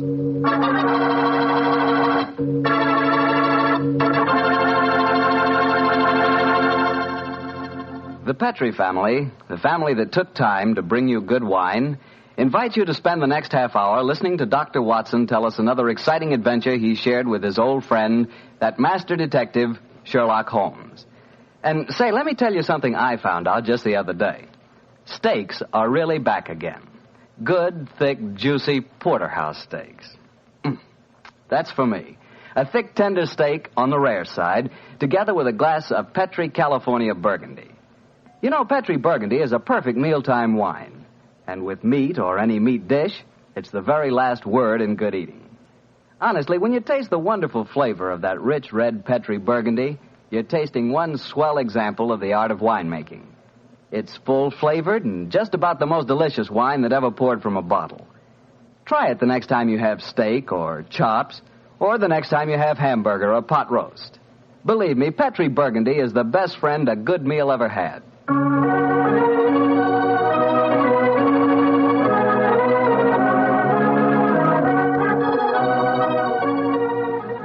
And now let's look in on our good friend and host, Dr. Watson. Come in. Ah, there you are, Mr. Bartell. Evening, Doctor. Just in time to join me in a cup of coffee. Draw up your chair, young fellow, my lad. Thank you. Ah, that's it. Well, Doctor, you told us last week that tonight's new Sherlock Holmes adventure takes us to the south of France. That's right, Mr. Bartell. The south of France in the year 1900. A beautiful playground bordered by the bluest of blue seas and populated with an extraordinary cross-section of cosmopolitan Europe. Rich man, poor man, beggar man, thief. All of them attracted by that Riviera paradise. All of them drawn by the magical spell of a small white ball spinning round the rim of a roulette wheel. Now, don't tell me that you and the great Sherlock Holmes were there on a gambling spree. We were not, Mr. Bartell. At the time my story begins, we just concluded an extremely delicate mission. A mission, I may say, that concerned the safety and good name of a very prominent member of the royal family. Say, Doctor, you don't mean... One story at a time, Mr. Bartell. In any event, my boy, I'm afraid that's a case about which my lips are sealed for all time. But to return to tonight's adventure, one June evening, I persuaded Holmes to accompany me to the gambling casino at Fréjus, not far from Cannes, where we were staying. It wasn't quite as fashionable as the casino at Monte Carlo, but as I intended to do a little modest gambling myself, it seemed an establishment more suited to my means. As we stood there at the green baize-covered tables, the chatter of voices and the melodic chanting of the croupiers as they called the results of each spin of the wheel formed a background to a quiet conversation that Holmes and I were having.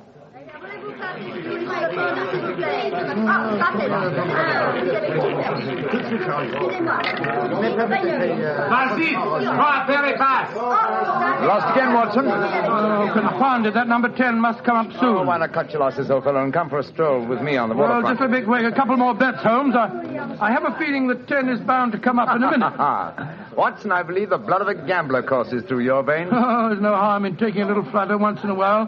Why don't you risk a few francs, Holmes? No, thank you, my dear chap. The law of averages convinces me that my money is safer in my pocket. In any case, I'm a little dubious as to the integrity of this particular casino. Well, what makes you say that? Well, you will observe that this roulette wheel has a double zero. Most continental wheels have only a single one. It would indicate that this house is extremely concerned with its percentage. Mesdames et messieurs, faites vos jeux. Oh, just two more turns of the wheel, Holmes, and I'll take that walk with you. Why müssen Sie hier spielen? Why do you not play from the other side of the table? Why must you always stand next to me? Hello. What's the trouble up there? I've placed my bet, so let's go and see. I ask you, sir, why do you play here beside me? I'm afraid I don't see any reason why I can't play wherever I... Swish, you've broken my luck. Ever since you come to the table, I've done nothing but lose. Please to move away.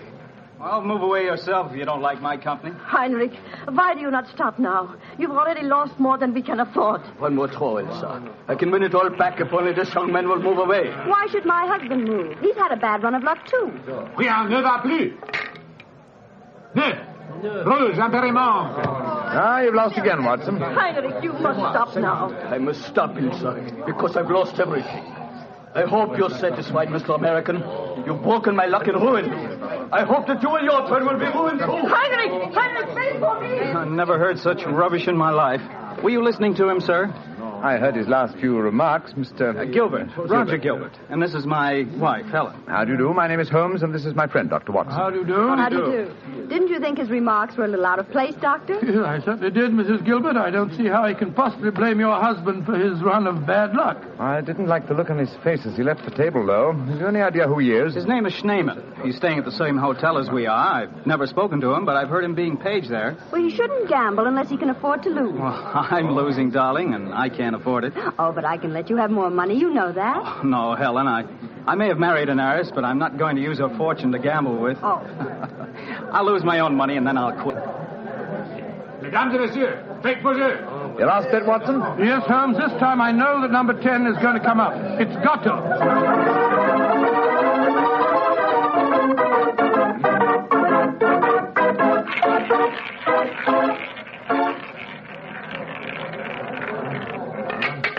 Numéro 10. I've lost again, darn it. Helen, this is my bad night. Well, why don't you stop now, dear? Holmes, I've made 350 francs. On this throw of the wheel, old fellow, but as you've lost some 500 francs doing it, I can't say that your profits stagger me. Oh, Mr. Holmes, I can see that you're no gambler. I'm afraid not, Mrs. I Gilbert. wouldn't say that, Holmes. You may not like roulette. You've taken a good many chances in your life with long odds against you, too. Well, nevertheless, old chap, in the sense that Mrs. Gilbert means it, I'm not a gambler. Say, what's the commotion over there? Oh, that German woman with a crowd forming around her. Yes, the wife of that man that said I ruined him. Attention! Est-ce qu'il y a un docteur dans la salle? There must be trouble. He's asking for a doctor. Doctor, come along, then. Will you excuse me, please? Thank you. Excuse me, madame. Mon ami est docteur. Monsieur, cette dame a besoin d'un docteur. What happened, madame? It is my husband. Deal? I just found him lying out in the garden. Please come with me at once, gentlemen. Of course we will, madam. What seems to be the matter with him? Herr Doctor, I think he is dead.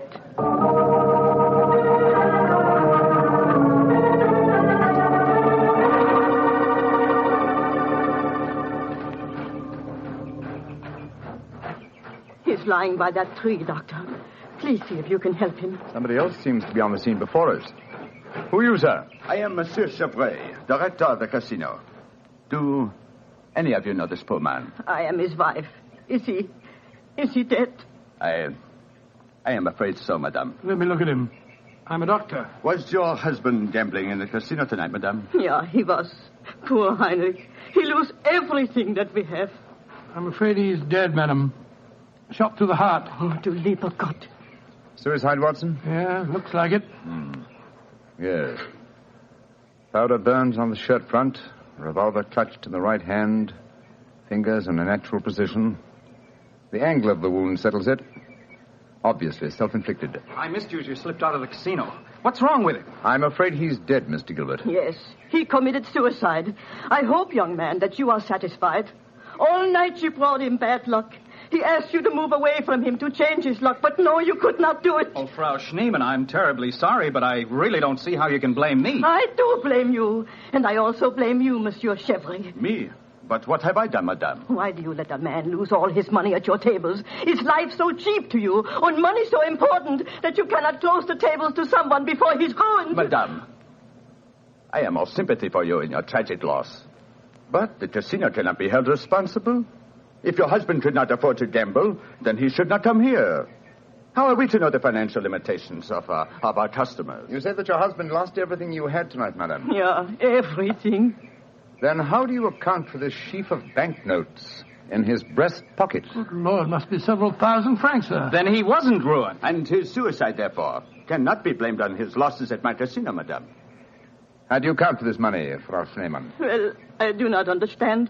Heinrich kept nothing from me. I know that he had not so much money on him when he started tonight. Well, why do you all look at me like that? Is it that you think? You think... Quick, Watson, she's fainted. I've got her. Let's get her to her room. You can take her to my suite in the casino. No, let's take her to the hotel. My wife will look after her. Poor woman, she's had a dreadful shock. She can probably do with another woman's company. That's very considerate of you, Mr. Gilbert. Where are you staying? At the Hotel Crillon. It's quite near here. I'll get a cab, and while I'm doing that, Watson, see if you can revive her, will you? Yes, Then we'll take her to the Hotel Crillon.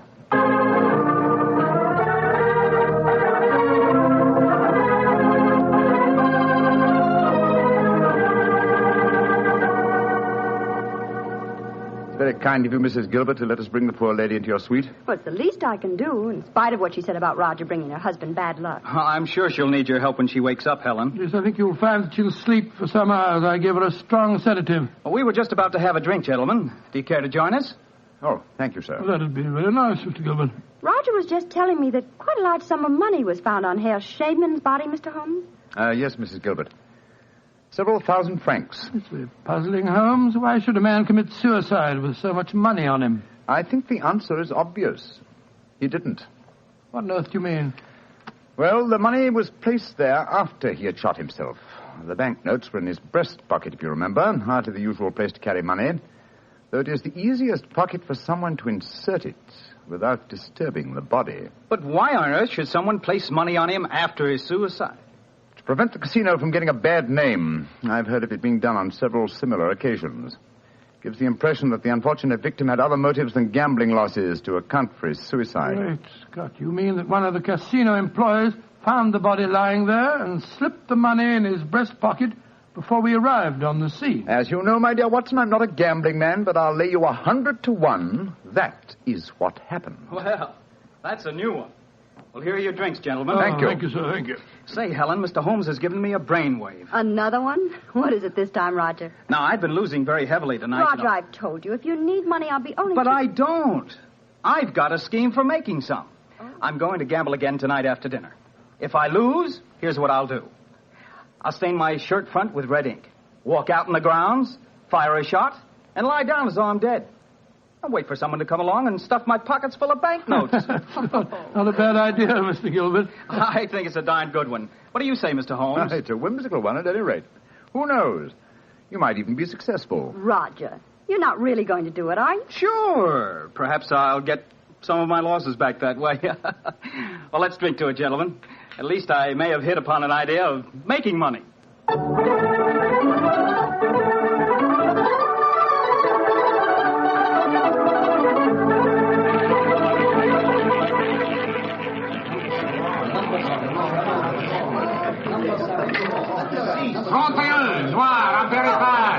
My dear Watson, you'll have to work hard at your practice when you get back to England. Your infallible system appears to be extremely fallible. And yet the fellow who told me about it said it couldn't miss. It's just a matter of doubling the stakes each time you lose, and then... my dear fellow, I've been studying your system, but I can tell you a really infallible way of making money at roulette. You can? What is it? Well, own the gambling house and operate the tables yourself. The odds would be all in your favor. Oh, what a brilliant suggestion. Own the gambling house and operate Not gambling for tonight, Watson? It's nearly 11 o'clock. Yeah, I think so. Let's take a stroll round the other table, shall we? By the way, old fellow, the young American, Mr. Gilbert, was losing heavily again tonight. He was? I wonder if he'll try that trick that he threatened. The one with the red ink and the shot in the night. I shouldn't be at all surprised. As a matter of interest, I saw him leave the tables about half an hour ago. Here comes his wife, on the arm of Monsieur Chevry, the director of the casino. Good evening, Mrs. Gilbert. Monsieur? Bonsoir, monsieur. Hello, Mr. Holmes, Dr. Watson. Monsieur Chevry is giving me a personally conducted tour of the casino. It's quite fascinating. And it is quite fascinating for me to have so beautiful a woman on my arm, mademoiselle. I know that I am the envy of all the men in the room. Oh, stop flattering me so much. I'm not used to it. Mrs. Gilbert, how is Frau Schneemann? She seems much better. She wakened an hour ago and insisted on going back to her own room. I wanted her to spend the night with us in our suite, but she wouldn't hear of it. I think I should drop in and see her before I go to bed. Oh, you have finished the gambling for tonight, perhaps, Doctor? No, perhaps about it, Monsieur Chevry. I've had a bad run at the tables. Oh, I am so sorry. Has anyone seen Roger? He left the tables about half an hour ago, Mrs. Gilbert. After doing as I did and losing quite heavily. So he lost again, did he? I wonder if he'll try that new system he was talking about. We were just discussing that possibility ourselves, Mrs. Gilbert. Mrs. Gilbert! Mrs. Gilbert! Frau Schneemann, you shouldn't have left your hotel, you know. It is too late to worry for me, Herr Doctor. It is for Mrs. Gilbert now that you should worry. What do you mean, madame? Well, I went back just now to where poor Heinrich died. And there, lying in the grass, I saw another body. I was too shocked to go too close. But I am quite sure that I recognize your husband, Mrs. Gilbert. Oh, Dr. Watson, she's ruined Roger's trick. And he'll have taken fright and bolted by the time we get there. Possibly. Let's go at once and find out, shall we?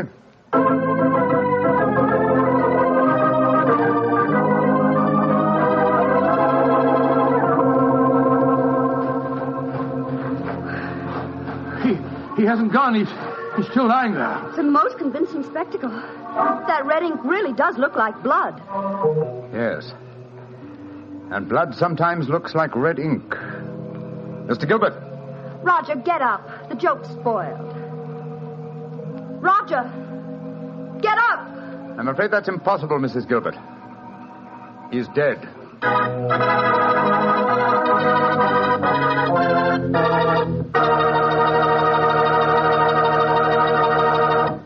Dr. Watson's story will be continued in just a second, which is all the time I need to tell you that the easiest way I know to transform a simple meal into a feast is to serve that meal together with Petri California Sauterne. Petri Sauterne is a delicate white wine that's the perfect companion for chicken or turkey. Turkey. Ah, yes. Turkey and Petri Sauterne. That's the heart of any Thanksgiving dinner. Look, why not make this Thanksgiving dinner the best one you ever had? Give it the air of a banquet. Serve it with Petri Sauterne. And when you buy that Sauterne or any wine for your Thanksgiving dinner, whatever you do, look for the letters Petri, because a Petri wine is always a good wine. Well, Doctor, so the young American's joke turned out to be another tragedy. Yes, Mr. Bartell. The poor fellow was lying there dead with a bullet wound in the heart and a great splash of blood staining the whiteness of his shirt front. What happened next? Monsieur Chevre, director of the casino, took the distraught widow away from the scene while Holmes and I examined the body closely. Within a few minutes, we were joined by Inspector Ganivet of the French police. As we stood there in the moonlight, the sounds of music could be heard from the casino. It was hard to believe that two men had died in that lovely garden since the moon had risen.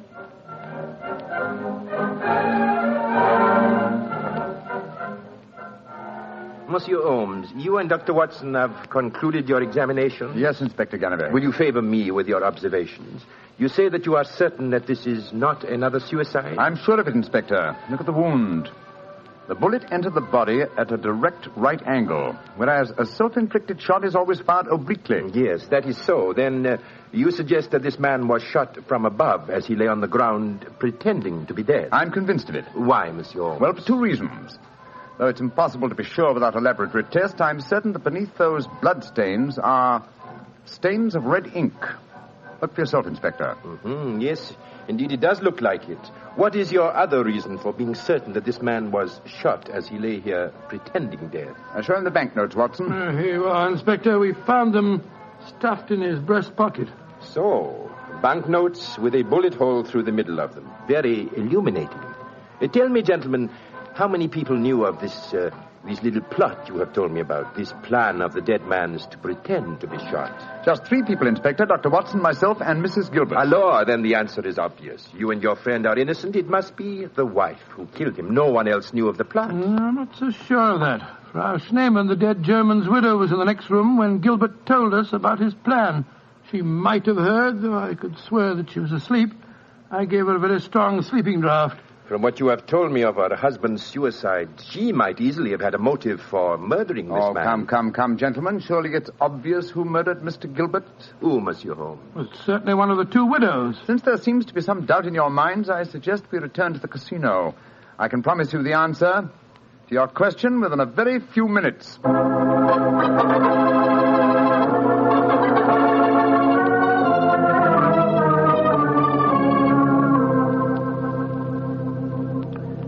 Well, Monsieur Chevre, Now that we're all assembled in your office, I shall sit down quietly and let Inspector Ganivet conduct his examination. No, Monsieur Holmes. No, you have handled the case so far. Please to continue it to the end. Yes, Monsieur Holmes. I should appreciate it. On behalf of the casino. Very well, gentlemen. It won't take me long. Frau Schneemann, Ja, Herr Holmes. what time did you leave your hotel tonight? Well, I do not know what time it was. Well, what made you leave it? I could not sleep. I knew that they had taken poor Heinrich's body away, but I felt that I must walk back there. It was the last place I saw him alive. How close did you come to Mr. Gilbert's body when you saw it lying there? Oh, close enough to see who it was. Then I ran into the casino to tell his wife. I knew what had happened. How did you know? You say you didn't come close to the body. I could tell by every line of the body as it lay there. I could tell because I knew that poor Heinrich's death would not be avenged. Thank you, Frau Schneemann. That will be all. You may go. Monsieur Holmes, she has no alibi. Surely you should Inspector stop her. Ganivet, if I'm to conduct this investigation, I must do it in my own way. Pardon, Monsieur Holmes. Please continue. You may go, Frau Schneemann. Mrs. Gilbert? Yes, Mr. Holmes. Where were you prior to our meeting in the casino tonight, just before we discovered your husband's body? After I left the hotel, I walked over here along the seafront. Can anyone verify that statement? I suppose not. I didn't meet anyone that I knew. And what did you do when you arrived at the casino? I played a little chemin de fer. A few moments later, Monsieur Chevrolet came over to the table and asked if he might escort me over the club. 10 minutes after that, we walked into you and Dr. Watson. That is quite true, Monsieur Holmes. I can swear to it. Thank you, Mrs. Gilbert. I'm sorry to distress you with these questions. You may go. I'll wait outside, Mr. Holmes. I must know what happened. Wait for me there, madame. I shall join you in a few minutes and escort you home. Well, another suspect with a poor alibi, eh, Ganivet? I must say, Monsieur Holmes, your methods puzzle me. It seems to me that both those women should be watched. Yes, I agree with the Inspector, Holmes. Please don't worry, Inspector. I've asked 2 of your plainclothes men to keep an eye on the ladies. And now, Monsieur Chevrolet, I'd like to ask you a few questions. Ask me any questions you wish, Monsieur Holmes. Thank you. You will agree that it is the custom of the casino to put money on the bodies of suicides after their death, to give the impression that gambling losses were not responsible for the tragedy. Well, I do not think... Oh, come now, Chevrolet. I know that is a fact as well as you do. Exactly. Now, on those rather gruesome occasions, whose responsibility is it to secrete the money? Yours? Or do you entrust the matter to an underling? I do it myself. I see. Did you place the money on Herr Schneemann tonight? Yes, monsieur, I did. And did you also perform the same service on the body of Mr. Gilbert? No. I knew nothing of that death until the German lady Frau Schneemann come running into the casino.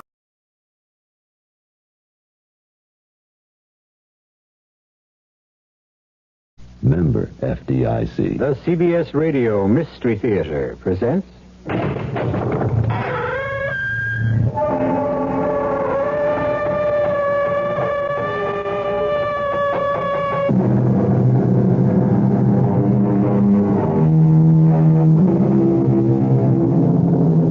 Come in. Welcome. I'm E.G. Marshall. Nothing strikes a deeper chill to the heart than the maniac at loose, who strikes without reason and without warning. The creature of murderous whim who stalks the night, who repeats his odious crimes at random, and who, by the very purposelessness of his actions, evades the law and punishment. This story is about such a man. As true a candidate for the Hall of Ill Fame as Jack the Ripper or the Boston Strangler. Sergeant, where the Sam Hill is Detective Renzoli? Hasn't he gotten back from that code 2 yet? Hi, Lieutenant. Oh, Tony, you're back. What did you get? Female Caucasian, height about... Never mind the vital statistics. Did you get a make? Well, proceeding on instructions to the scene of the crime, Tony, the perpetrator has just speak English. Is it another one? Yeah, Lieutenant. Just a torso, like call the rest. She didn't have any head.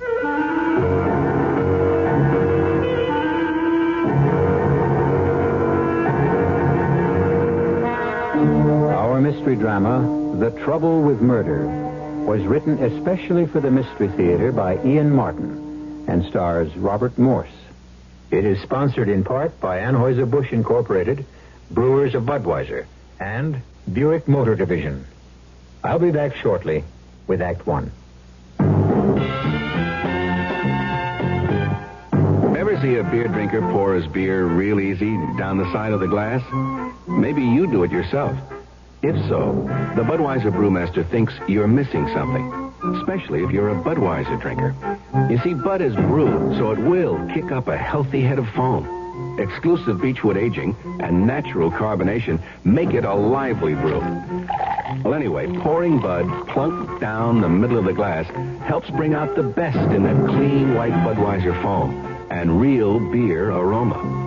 It also helps you get the full benefit of a taste, smoothness, and drinkability you'll find in no other beer at any price. Remember, brewing beer right does make a difference.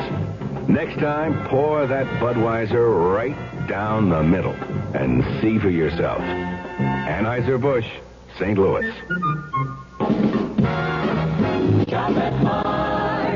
Calling all juniors, get ready for action at Margie's with the greatest looking famous name fashion pants, just $9. And complete the look with the newest shirts and all kinds of sweaters, cardigans, vests, pullovers, and more. Just $5 to $9. So hurry, get into the action. Shirts and sweaters just $5 to $9 and fashion pants just $9. Starting this Friday at all Margie's.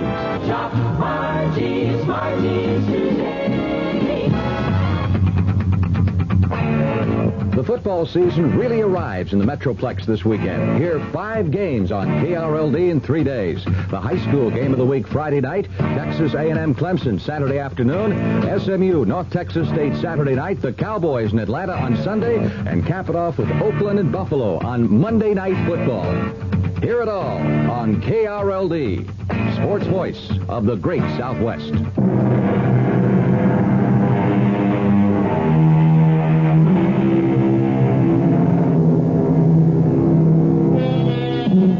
What prompts a human being to commit a senseless and savage crime?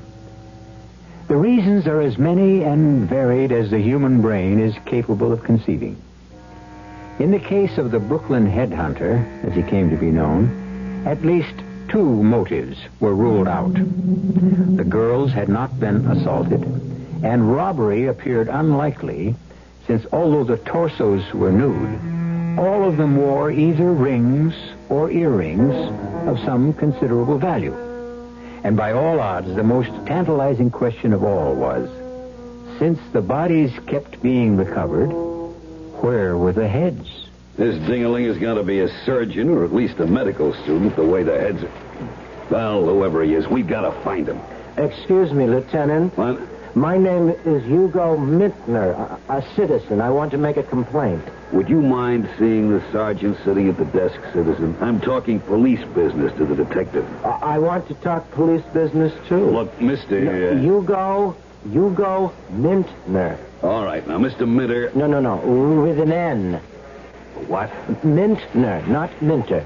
She was an actress in the silent films, Mary Miles. Oh, some days it don't pay to get up. Well, whatever your name is, why don't you take your complaint to the sergeant? Because in my experience, Sergeant Danielson never listens to or takes any actions on my complaints. Nor does Sergeant Brader or Sergeant Fryhouse or the one with ulcers who never gives out his name. You've been here before. Naturally. A chronic complainer, a repeater. Well, what is it you complain about, Mr. Mintner? Citizen? Well, various things. Tonight it happens to be acid rock. You don't like rock? Not when it's loud enough to split the eardrum. Your neighbors are playing music too loud. Knock on the wall. The reaction is only to turn it up further. Where do you live, mister? Well, Columbia Heights. Now, what do you do for a living? I'm an artist. Unemployed, huh? On the contrary. I work for Sawyer Studios as a draftsman on graphics and cartoon figures. And for a living, too. Okay. I'll tell you what I'll do. You go to the desk, swear out your complaint, and I promise you, once I'm through with the detective here... I suppose it's really hopeless to get the police to pay proper attention to me. I know the moment I'm out of sight, I'll be out of mind. You ain't kidding, Ding-a-ling. Okay, Tony, now we've got him out of here. Let's get down to the real problem. I've got to get the boys upstairs off my back about this headhunter. Let's hope this time we can get a lead that at least might start us on the way to finding out who he is.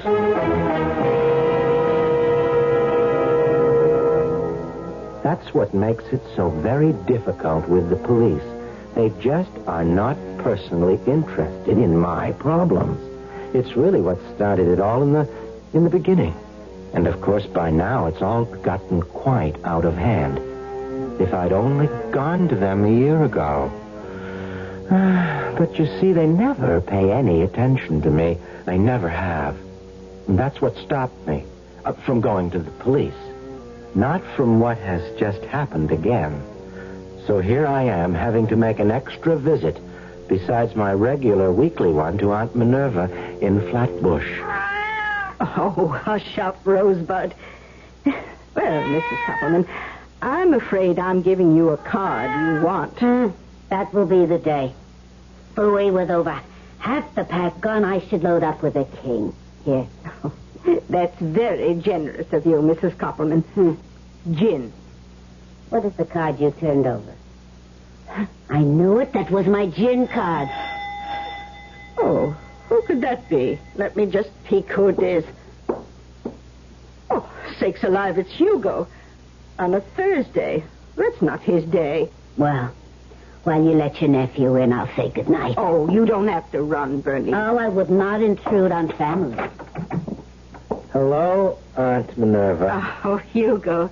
Dear boy, this is a nice surprise. How are you, Mrs. Koppelman? At my age, why complain? You brought Minnie a new pet? Oh, not exactly. Excuse me. I did not mean to pry. But I see you carrying the box. See you tomorrow, Minnie. Of course, Minnie.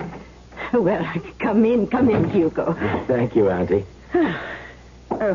What do you have in the pet carrier box? I hate to tell you, but... Oh, dear, not again. I'm afraid so. Oh, you are so careless with pets, Hugo. There's 4 cats dead already this year. That's the way the ball bounces sometimes.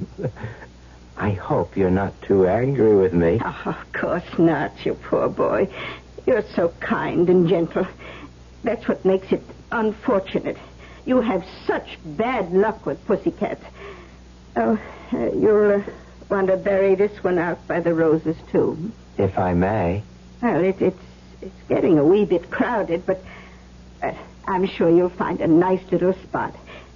Well, the spade is in the lean-to, and while you're putting poor Pussy to rest, I'll brew us a little tea. Get away, you. Oh, don't scold him. He just senses the presence of one of his own departed. Oh, hush, Rosebud. What's upsetting you, you sweet boy? Oh, dear. His hair's all standing on end, and... Oh, Hugo, look at what he has on his forehead. It looks like blood. It does. You see, Auntie, It's from the box.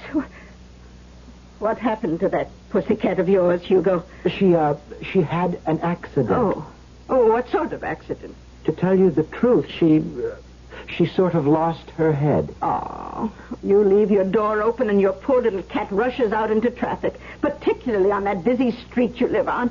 What do you expect? Well, dear, you'd better hurry. It's getting dark. Yes, that's what I was waiting for.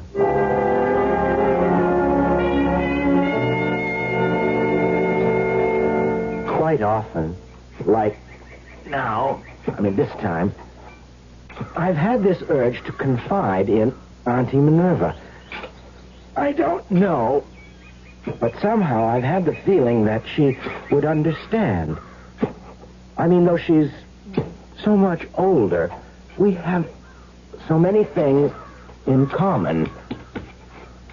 But then I think to myself, if she really knew what I have inside this box, I don't know if she'd understand any more than anyone else would. Goodbye, Marilyn. You only die a little death. I will make you immortal.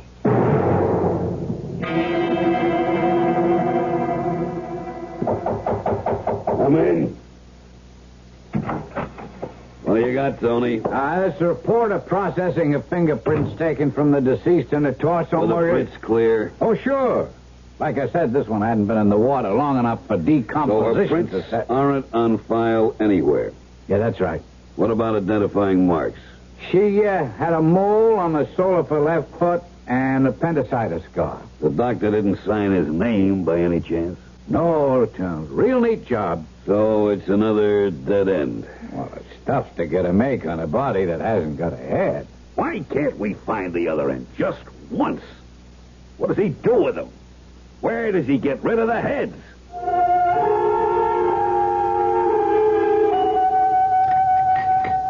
Well, did you get our little friend put away all right? Oh, yes, Auntie. Oh, the tea is delicious, as always. Oh, well, I feel just a little wicked, actually. About what? Well, I couldn't resist today lacing our tea with a little rum. I think maybe I'll have another cup. Well, it's awfully good for the arthritis. Oh, you're not getting a tinge of that by any chance? Oh, no. I think I just got a little chill out there in the garden. Oh, poor boy. So sensitive. Ever since you were a child. Everything affected you so. Hugo, how old are you now? 35 and a half. You see, high time you settled down with a nice girl with a good sound head on her shoulders. I think I'll have another cup of tea. Don't forget it has rum in it. I wasn't forgetting. I think I might join you. It's really quite delicious. Good for what ails you, as Horace used to say. So lonely with him gone all these years. A person really ought to be married. Well, a person has got to find the right girl first. That's why I thought Gloria was for you. Of course, I only met her the one time, but I really thought she'd quite lost her head over you. Whatever happened to break it off? I really would rather not talk about Gloria, if you don't mind. It was a rather, it was a painful experience for both of us. Oh, well, if she hurt my boy, I'm glad she's out of your life. After all this time, I suppose she is a dead issue. Oh, yes. Gloria is all of that. You see, Auntie, I don't want you to worry about me and having a girl, and I have other things to do first. It's too soon to tell anyone, even you, but I promise you, once the secret is out, you'll be the first to know, dear Auntie. I owe you that much. You're such a sweet boy. You don't owe me anything at all. Oh, you'd be surprised. I'd never have got ahead without you. That is, I mean, if it hadn't been for you, I'd never been able to get rid of Gloria. Shut her out of my mind and just got over her. And look, I really must go. Oh, aren't you going to stay to dinner? I'm afraid I can't. Oh, well, all right, dear. I'll see you tomorrow for your regular visit. And we can have a nice long talk about Gloria and how to find a nice new girl you can lose your head over.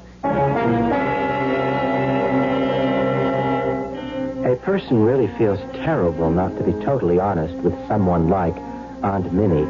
But there is the difference between the sexes and the generations, and then the very special circumstances that I'm involved in. It takes someone of very large vision to understand what it's all about and how it all began with Gloria. I wonder if anyone would really understand it. I mean, if I explained it right out.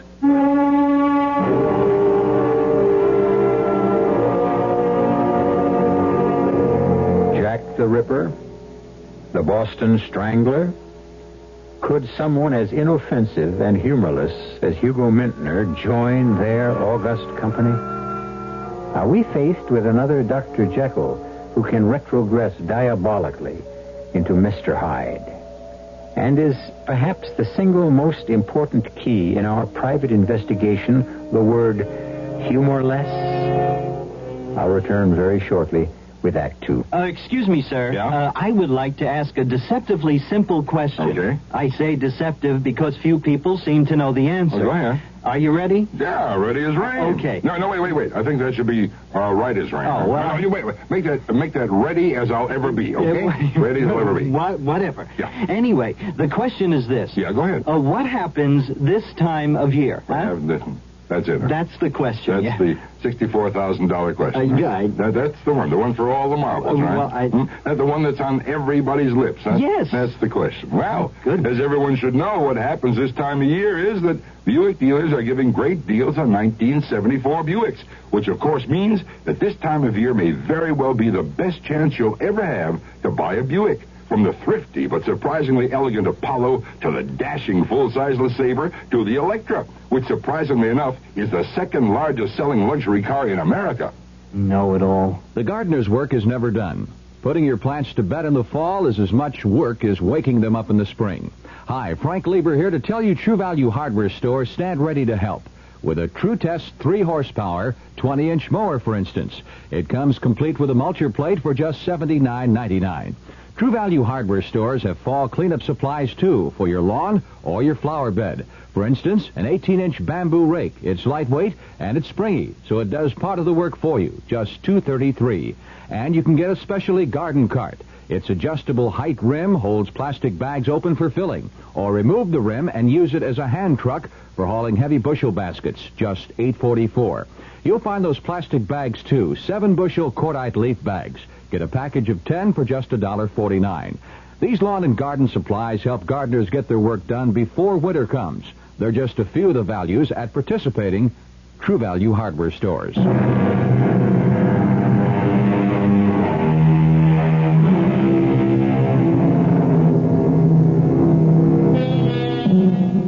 Run through the crime statistics for any major city. Just the sheer incidence of each crime. And you can wonder how any of them at all can be solved. The appalling weight of figures drowns the police departments, almost paralyzes them. Countrywide, some 6 million offenses. In any one of our main urban centers, an average of 40,000 for auto theft, 20,000 for robbery, over 500 for manslaughter or murder, and those are the ones reported. There are the others, like Hugo. Riding back from Flatbush in the subway, the empty pet carrier box balanced on my lap because it was crowded. The rum in the tea I'd had kept me nodding. I had to fight against falling asleep, and so I had no defense left against other memories of the past year that filled my consciousness. Most of all, Gloria. I remembered how I first met her. Oh, excuse me, I didn't mean to jostle you. Oh, that's okay, John. Any port in the storm? Sure is raining. Oh, my name isn't John, it's Hugo. Okay, Hugo. Right on boat counts. I'll try to get a taxi. But, could I drop you somewhere? That's the best you have in mind? Well, maybe you're for real. Okay, honey, you get the cab. You could drop me by my hotel.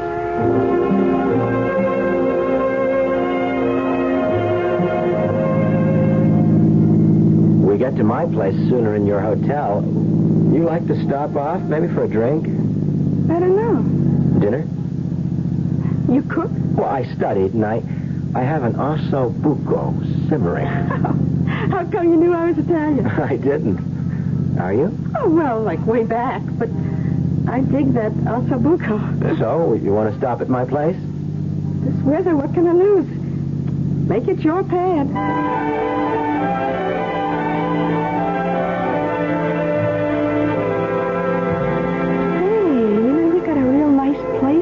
It serves. It what? I like it, too. You autistic or something? I beg your pardon? All them pictures on the wall. Oh, those. Well, yes. Well, those are just things I like. Someday, maybe I'll have my own to hang. Oh, here's your drink. That's a Manhattan? Rye and sweet vermouth. Yeah. But rye first and then a touch of the other. Let me fix it, huh? Oh, sure. I'm not very good with drinks. That's okay. What are you good at, Hugo? Well, I don't know. I never thought about it. Whatever you do, you make money? Oh, an adequate amount, I suppose. Like, for example? Well, before take-home, taxes and all that, depending on overtime, about $24,000, $30,000 a year. Oh, that's very adequate. Here, honey, try this. That's very strong. Oh, only the first sip. You'd be surprised how smooth it gets the next couple of times around. It doesn't seem quite as strong now. Well, keep at it. You'll like it. I already do. That's the first step. Now, how do you feel about me? I liked you from the very beginning. No other ideas occurred to you? Well, I'd like to kiss you.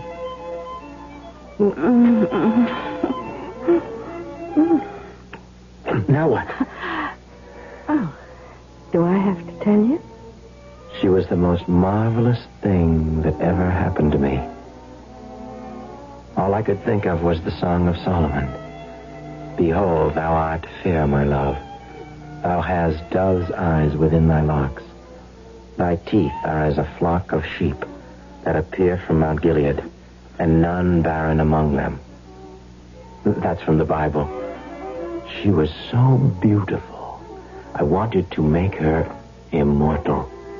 In the nude? Because there is nothing more beautiful than the human figure. Look, I never went that route. Dirty pictures. I know it pays good, but This isn't dirty pictures. Please, I want to paint you. You mean like a centerfold in a Swinger magazine? Well, something like that, but... Well, you get it if you put up. Anytime little Gloria strips down for the public view, it's got to be cash on the line. I suppose I should have been warned by her attitude, but she was so beautiful that I couldn't wait to do what I'd always dreamed of doing. Capturing a real woman on canvas. Not drawing out lines that were a caricature of the human figure, mechanically reproducing lettering or someone else's sketch, but creating by my own hand the flesh and blood and soul of a real woman. No, please, don't move, please. Look, Hugo, I didn't bargain for this. I'm just about frozen stiff. These prices, it don't pay. Is money all you think of? Well, what else is in this for me? I am putting an image of you on canvas that will never fade. I am making you forever immortal. Oh, sure. Well, what magazine you going to sell it to? Oh, you don't understand. Can't you appreciate that this is real art? Only if you pay the fee, Buster. But you know I promised to pay. So right. Gloria, don't. So what? Don't spoil everything. Thanks a lot, Hugo, but there just isn't enough in it for me. How much do you want? I've tried to pay you as much as I can. You're kind of cute, you know? But you just don't reach where it's at. You couldn't hope to match in a week what I rake in an average night. You mean, you're a professional? Well, you're the first one ever registered a complaint. You can't do that to me. Oh, don't be silly. I made you something special. A goddess. I mean, that's the way that I painted you. Look, you want to think it's good? Okay. By me, I ain't all that hippie. And you could at least leave the bags out under my eyes. You don't appreciate real art. I think it's lousy. I tried to make you the most beautiful woman since the world began. Well, suit yourself. Just don't try to merchandise it unless I share in the proceeds. What are you talking about? Oh, look, Hugo, you hired yourself a pro. Any use you make of my body, you pay just like my regular job. I can't believe what you're saying. Well, you better believe it. But I love you. That's your problem. You mean you don't return my love? It's all in the open. You just have to be kidding. The only return involved here is what I get paid if you make a big sale. I can't believe what I'm hearing. Well, you better, Hugo. You made your bed. Except I don't have to lie in it. What's your way out? I don't want to reach for it, but I won't let you walk out on me. Well, how could you stop me? Like this? No, wait, I don't want to. I don't want to. But what else could I do? Gloria? Gloria? Oh, my God! I've killed her. I didn't mean it to happen this way.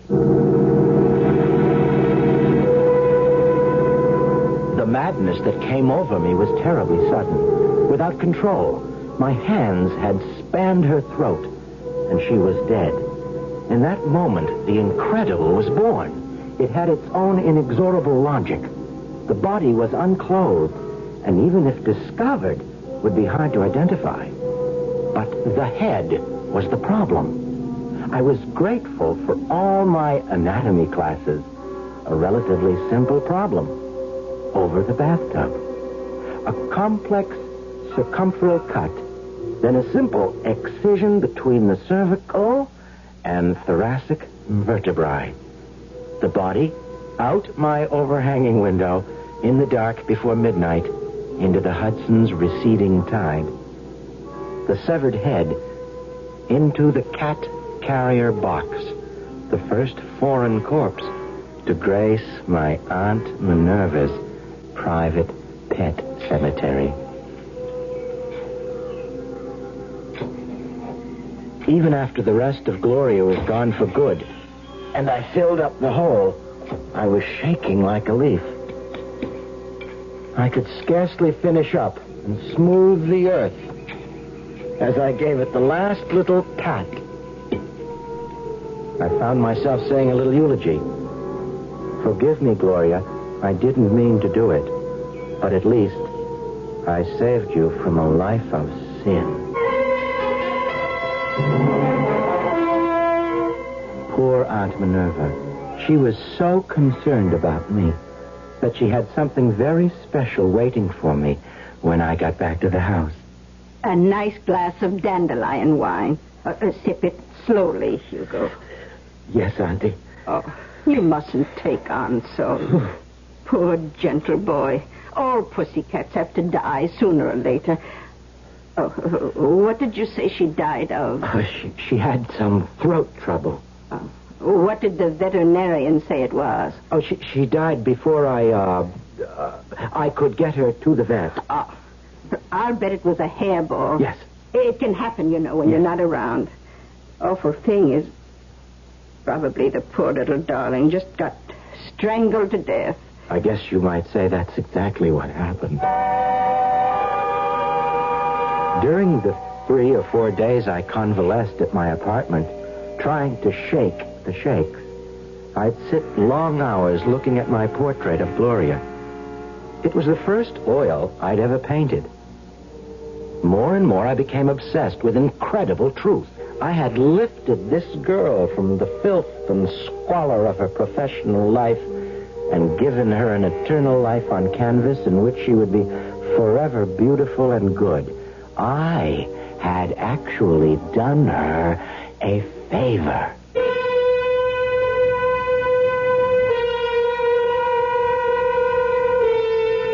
The trouble with murder is threefold.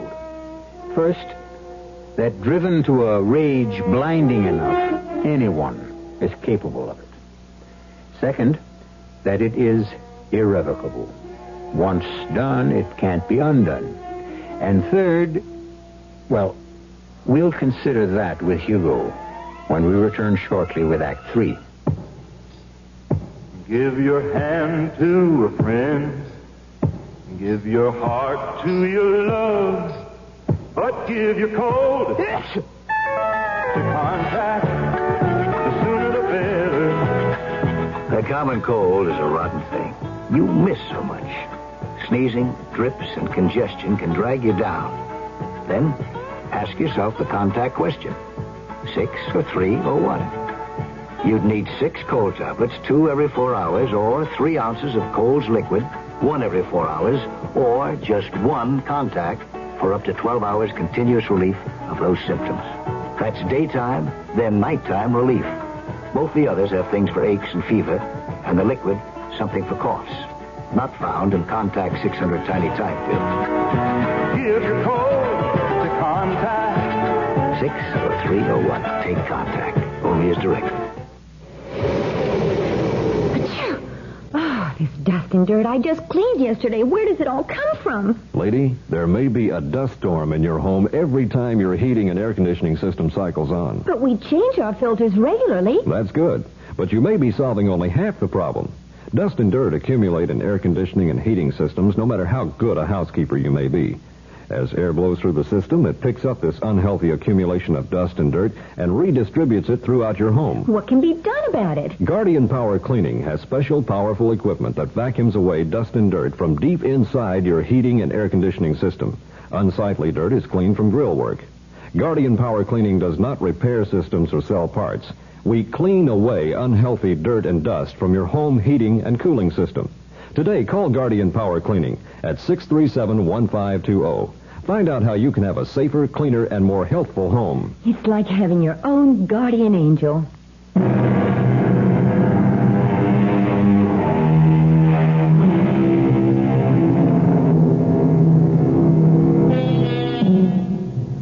Where were we?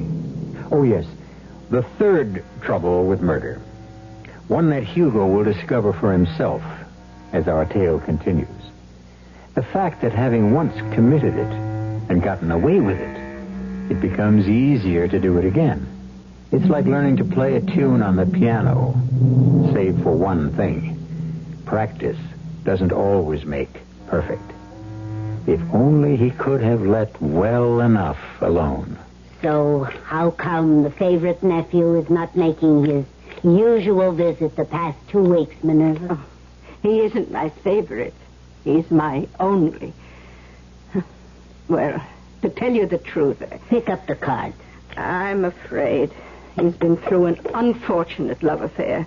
You mean his cat dying like that? Oh, that upset him, of course. He's a very sensitive boy. But I'm afraid it's more than that. My trick. So I will melt. Marriage in diamonds. Marriage. I think that's just what Hugo had in mind. But apparently she jilted him. So maybe they're both lucky. Ask me. Marriage. It could be a fate worse than death. Are you sure she's out of the picture? Oh, yes. Hugo said she just disappeared into thin air.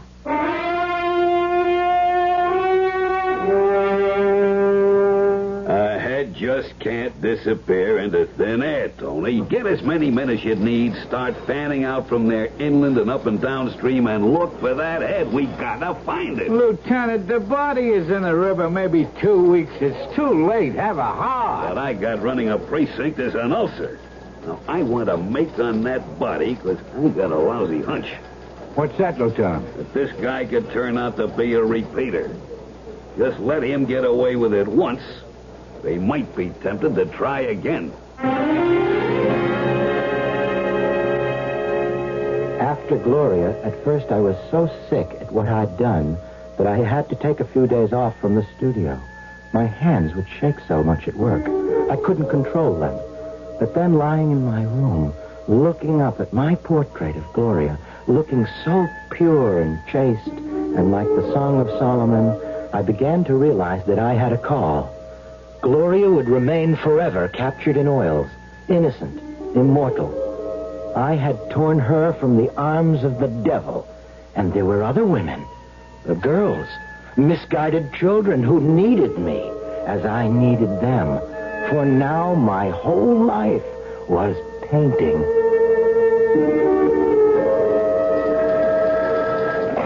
Lieutenant Flagg. What? Another one? Oh, I knew it. I could feel it in my bones. Huh? No identification. Figures. This guy's a regular Bluebeard.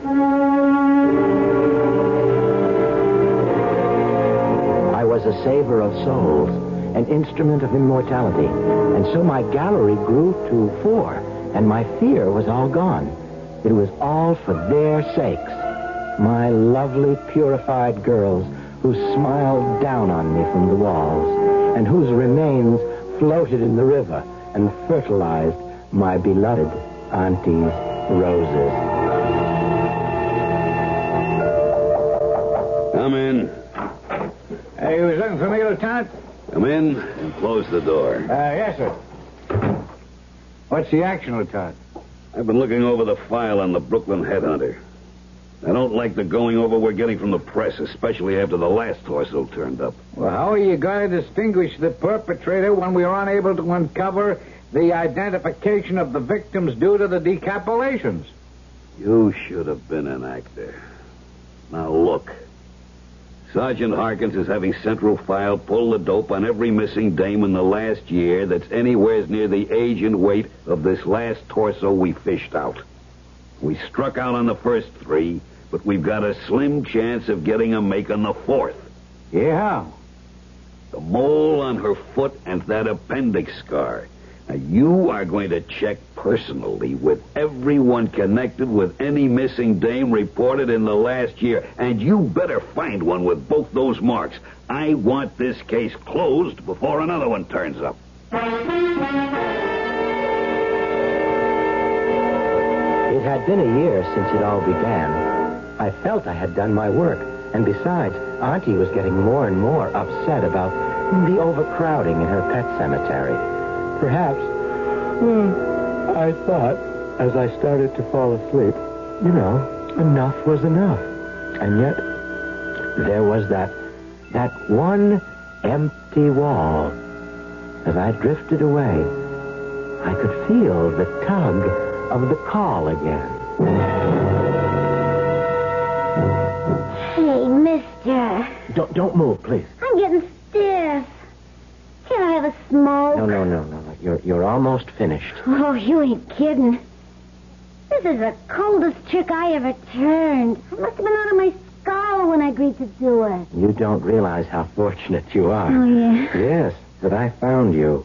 That I'm about to lift you up. I think you're real kinky. Hey, come on, huh?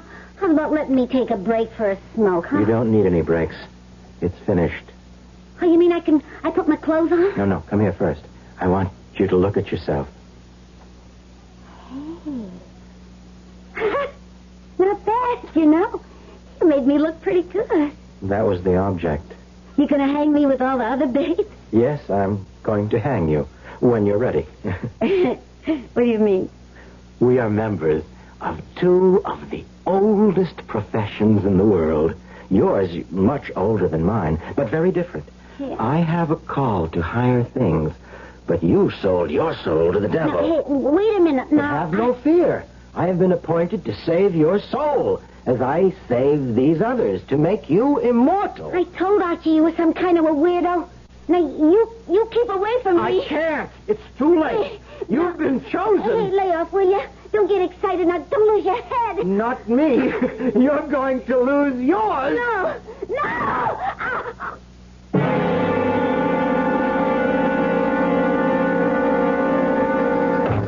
Hey, this time, Lieutenant, we got him. Got who? The perpetrator, the headhunter, the guy... Okay, I know who you're talking about. Now, what do you mean? Oh, well, the body we pulled out this morning, we got a fingerprint match, eh? Here she is. Name's Flossie Henderson. She's a prossy. Well, it's a start. Now, wait a minute. You don't know the rest. I pinned down a Duke, a real fancy man, and I get the word from him she was posing last night for some artist named of Hugo Mintner. I got his address right here. Tony, you're going to make second grade for this. We going to pick him up right now? With one stop on the way for a warrant.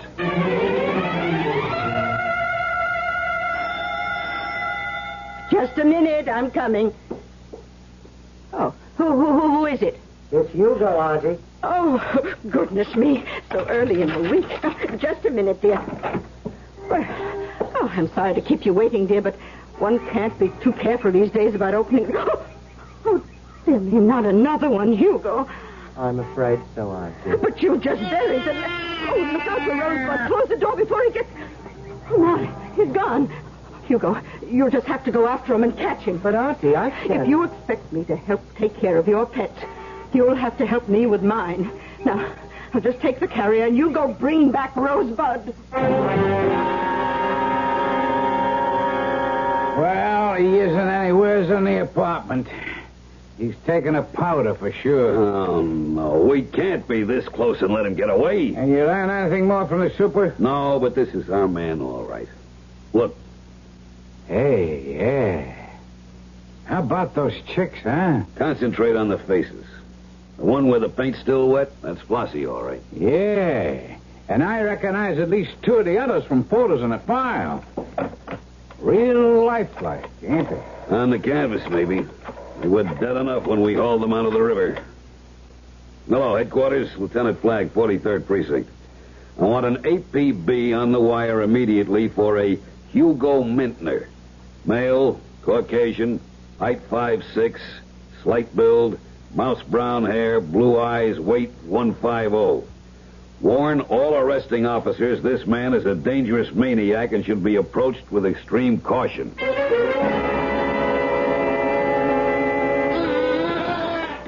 You ought to get rid of that cat. He's dangerous, Auntie. He bit me. I'm not surprised under the circumstances. What circumstances? I am very displeased with you, Hugo. I might even say shocked. While you were gone, I looked into this. Oh. You shouldn't have done that. Nonsense. It's my cat carrier that I lent you. But certainly not for transporting foreign objects. And worse still, to think that you planted them in my rose garden. You shouldn't have looked into it. Now I'm going to have to kill you. Oh, nonsense. There's been quite enough of that already. Well, what am I going to do? We are going to sit down and have a nice long talk so that I can find out what this is all about.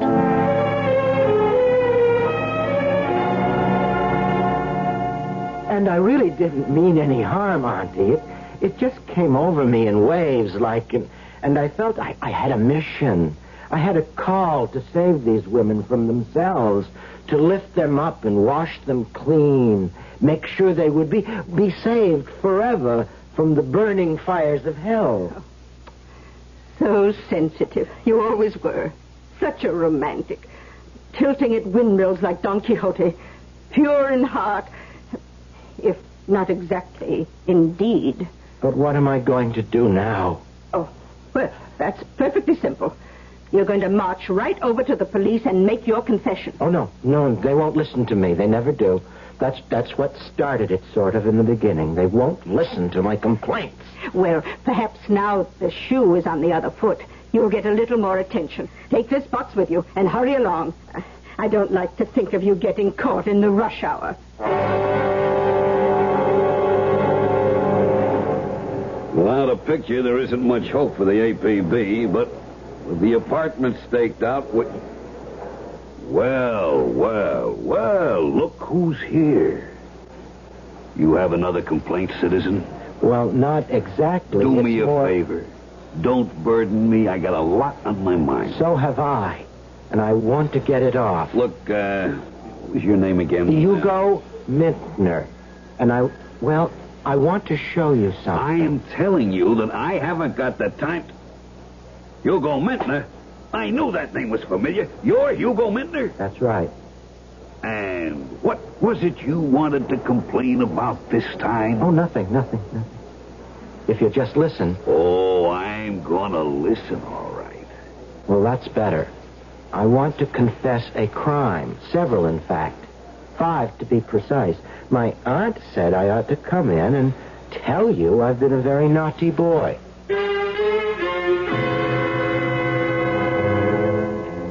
I'm really quite happy here. The food is passable, and they leave me alone, which I like. Of course, they don't allow me models, but I've taken up finger painting, and I'm getting very, very good at abstractions. The only thing I really miss is my Friday visits to Aunt Minerva. You know, I wonder if she misses me.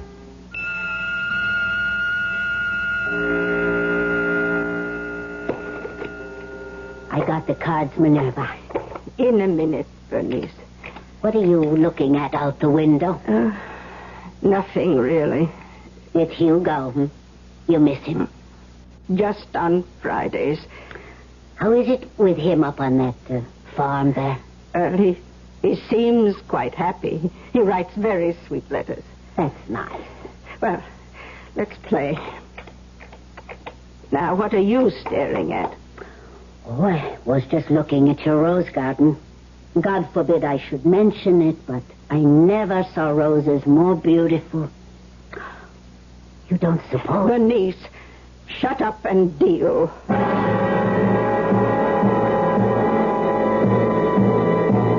Of course, Hugo was stark, staring mad.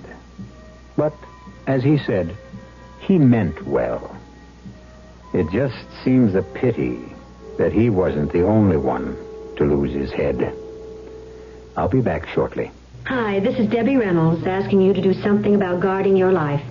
If you were to ask me to name all 7 of cancer's warning signals, I'd probably leave out 1 or 2.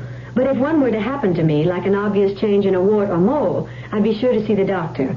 Let me suggest that you learn how to recognize these warning signals, too. Or better still, why don't you get in touch with your American Cancer Society for a free pamphlet that lists the signals, and then keep it on hand for reference. Remember, today there's often a lot we can do if cancer should strike. In fact, in most instances, the disease can be cured if it's detected and treated in time. I'd like it much better if I could say it could always be cured or prevented. That day will come, perhaps in our lifetime. It's up to all of us to help make it happen. Help by supporting your American Cancer Society.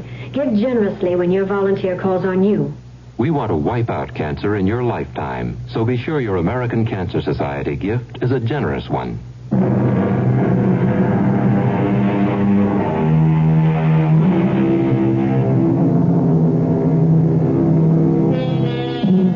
Hugo's portraits, while of dubious artistic value, due to the unavoidable publicity over the case, fetched an amazing price at auction. Aunt Minerva's first notion was to divide the money 5 ways and make some restitution to the girl's nearest relatives. But since the only claimants were some rather fancy gentlemen who all drove lilac or champagne luxury cars, she changed her mind and endowed a shelter for homeless cats. The animal variety, that is. Our cast included Robert Morse, Bryna Rayburn, Evie Juster, Jackson Beck, and Ian Martin. The entire production was under the direction of Hyman Brown. Now, a preview of our next tale. Hey, what the... Keep your voice down, Ron. Fran, you're soaked to the skin, drenched. I pretended I wanted to heat up the coffee, but I really wanted to get to you. I went out the kitchen door and came around to this window. Ronnie, what's the trouble? He's holding me for ransom. Ransom? He wants $100,000. $100,000? My father is Garrett Prentice, the millionaire. Oh, I've heard of him, yes. Phil Carrington, if that's his name, phoned my father yesterday.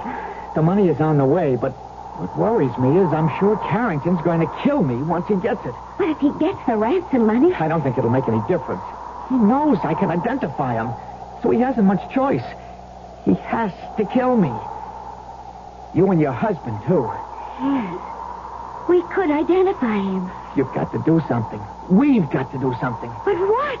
Radio Mystery Theater was sponsored in part by Contact, the 12-hour cold capsule. This is E.G. Marshall inviting you to return to our Mystery Theater for another adventure in the macabre. Until next time, pleasant dreams.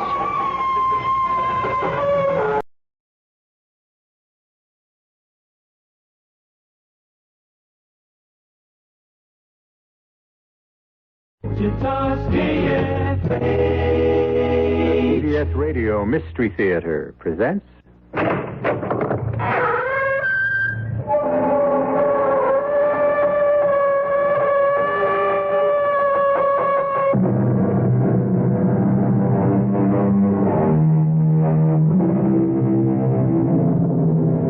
Come in. Welcome. I'm E.G. Marshall. Mark Twain once said that everybody talks about the weather, but no one does anything about it. An ever-increasing army of people feel that way about pollution, but happily are doing something about it. Trying, anyway. But trying, mark you, against great odds. Odds which can be lumped under the one descriptive word, apathy. Apathy. Perhaps the most destructive negative force mankind has ever known. A force which could easily have led to the strange tale I bring you now. Nils, I order you. Put Magda out of the house instantly. She's my wife, Mr. Manderson. You can't ask me to... You fool! She's caught the Red Death. Brought it into my house, my sanctuary. Look at her. Beads of sweat on her face. Blood red sweat. She's caught the plague. Plague or not, I am not putting her out to die. And I am. And one move from you to stop me, and you'll go out with her. I mean what I say, Nils. Every word of it.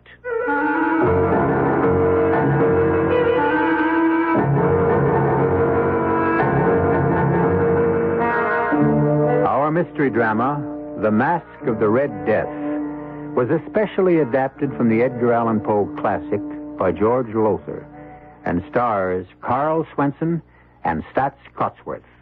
It is sponsored in part by Sign-Off, the sinus medicines, and Anheuser-Busch Incorporated, brewers of Budweiser.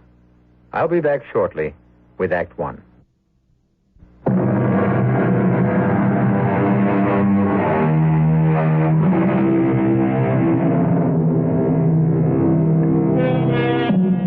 The Mask of the Red Death. The word mask, you should know, is spelled M-A-S-Q-U-E and means masquerade. And to begin this particular masquerade, I'm going to ask you to join me in a huge house, a mansion, on top of Lookout Mountain. We're in a vast living room, one wall of which is made of plate glass, through which, in whatever direction the house turns, yes, you can turn the house by pressing buttons, can be seen miles on miles of country far below. There are others in the living room with us, including the multimillionaire owner of this luxurious estate. That tall, expensively dressed, gray-haired man over there, Milo Manderson. So just shut up, Jack. Once and for all, shut up. Milo, all I'm saying And is... I'm sick of hearing you say it. Flossie's sick of it. Doreen's sick of it. We're all sick of it. So shut up. Okay. Oh, just let me point out one more Jack, thing. please. Can't you see how upset you're making my father? You're talking as if he were doing something perfectly awful, when all he's doing is saving us from the Red Death. You ought to have a little more gratitude, Jack. Don't you understand? Any of you understand? Look out that window into the valley where the village is. The farmlands, dead animals in the fields, cows, horses, pigs, chickens, everything. Doreen, shut him up. Shut him up or I won't care if he is your husband, which is the only reason I brought him along. I'll throw him out. I'll make up your mind, Milo. You didn't bring me here. You forced me here. For Doreen's sake, not yours. You penniless hayseed, you farmer. Huh. Would you believe it? 1996. Here we are in the year 1996, and he's still farming like it was 20 years or 30 years ago. Not 20 years ago, Milo. Not 30, 100. I'm trying to bring the land back to what it was, trying to replenish the earth, to restore what fools like you took out of it with every pollutant you can think of. I'm trying to save... Now I've had it. I'm warning you for the last time. Doreen, talk to this fathead you married. Talk some sense into him. Milo, give Flossie a little drinky. A little martini. I could do with one myself. Now, you talk to him, Doreen. Jack, my father's right. With you, he's always right. Now, listen to me, honey. There's a plague out there, and it's spreading. It's spreading all over the country, and people are dying by the thousands, and all Father's trying to do is save us from it. I tell you, he can. He can. Father has never failed, never. Had anything he made up his mind to do. He spent weeks stocking this place with food and water, everything we'll need to stick things out until the plague's over. All those people dying out there, and we Well, why shouldn't we? They'd do the same if they could. Who wants to find himself sweating blood all of a sudden and dying in hours? Not me. I'm sorry for them, Jack. I really am. But that's no reason for me or you to go out there and die with them. There's such a thing as conscience, Doreen. Oh, Jack, you're impossible. What's that noise? Father? The helicopter. Here. Let me turn the house. You'll be able to see it coming in from the east. There she comes. The helicopter, Milo. bringing in a couple I hired to do the cooking and housework. The Ostroms, Nils and his wife, Magda. I hired them through a New York agency and had my pilot fly them out. What about the plague, Father? They could be bringing it with them. I had them checked out, complete physical, and every precaution taken to keep them from any contact with people till they got to the chopper. Nothing to worry about. Oh, look at that gorgeous hunk of man getting out of the cup. That's Nils. Ooh, 6'4" if he's an inch. Long blonde hair. Oh, wow. You keep your eyes on me, baby. I'm the guy you're going to marry, remember, not him. How could I forget? You're the guy with all the money. Yeah. Okay, here they come. As soon as they get in the house, we lock the place up solid, and I mean solid. Nobody gets in or out till this plague is over. You're Nils Ostrom, that right? Yes, Mr. Manderson. And this is Magda, your wife. Yes, sir. I should tell you she cannot hear or speak. She is a deaf mute. A deaf mute? Well, how in Hades are we going to talk to her then? Give orders? She can read your lips. Excuse me, sir? Yeah? What? The pilot of the helicopter, he asked me to ask you, will you let him stay? No way. He is standing out there, sir, waiting for one sign or another from you. To motion him to come inside or wave him away. Well, he's going to get waved away. Wait a minute, Milo. What now, farmer boy? I'm going with him. Now, Jack, we've been through all this before. I'm sorry, Doreen. I love you. You know that. But I just can't save my own skin while others are dying. Not if I can do something to help. Milo, you forced me to come here. And I'm forcing you to stay. Father! Well, that'd defeat your own purpose, wouldn't it? To shoot me, Milo? Oh. No intention of killing you, Jack. Just a bullet through the leg to stop you, and I'll do it. I'm going to protect you from the plague whether you want it or not. Not for your sake, but for Doreen's. She loves you. You don't ask me why, but she does. That's the only reason I'm keeping you here. Nils, you and your wife start locking the place up. Yes, sir. Come, Magda. I'll wave that pilot off. You could have let him stay, Milo. You may be sending him to his death. And if it weren't for Doreen, you'd be going along with him. Now shut up and help get this place locked up.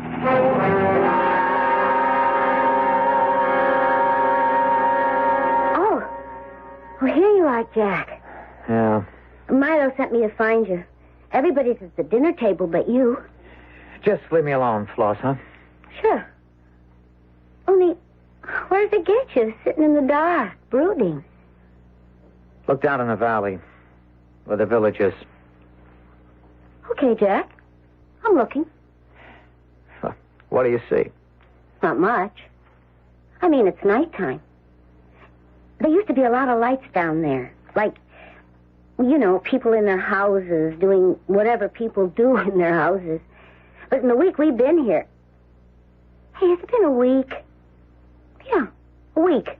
Well, anyway, since we've been here, at least half the lights have gone out. They didn't go out. They burned out.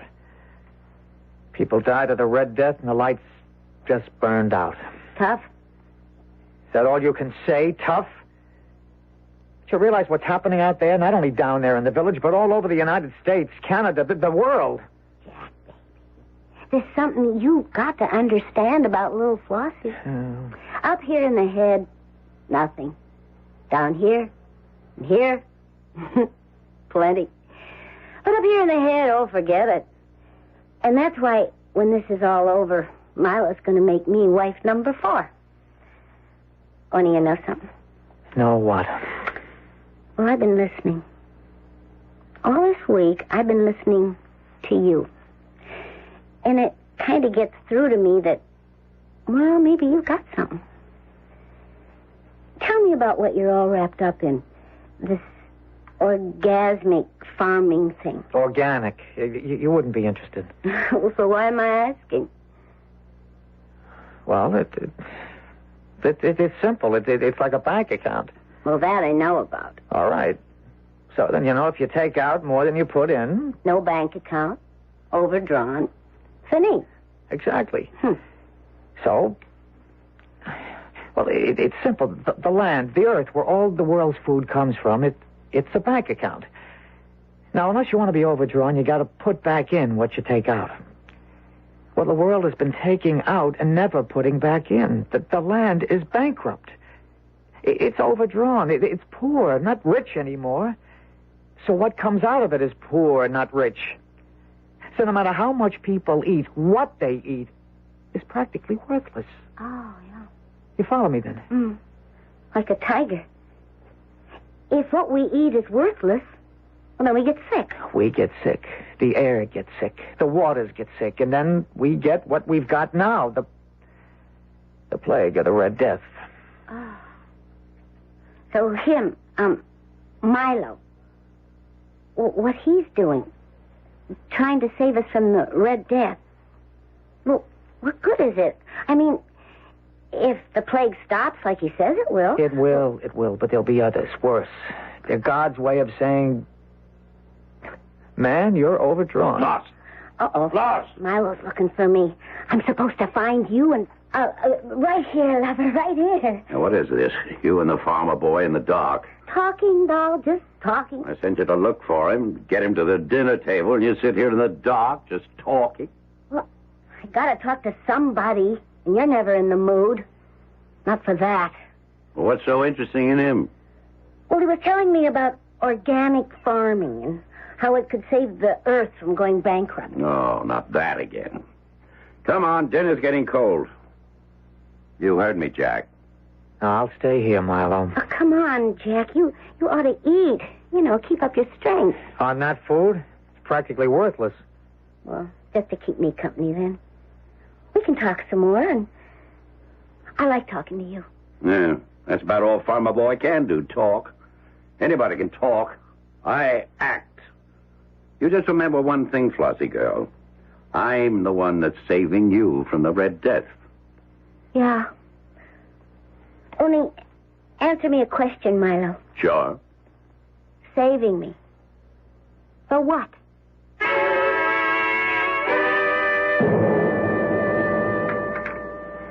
More souffle, Mr. Munderson. No. And I tell you something, Nils. Your wife's cooking hasn't been so hot in the past few days. She better get on the ball.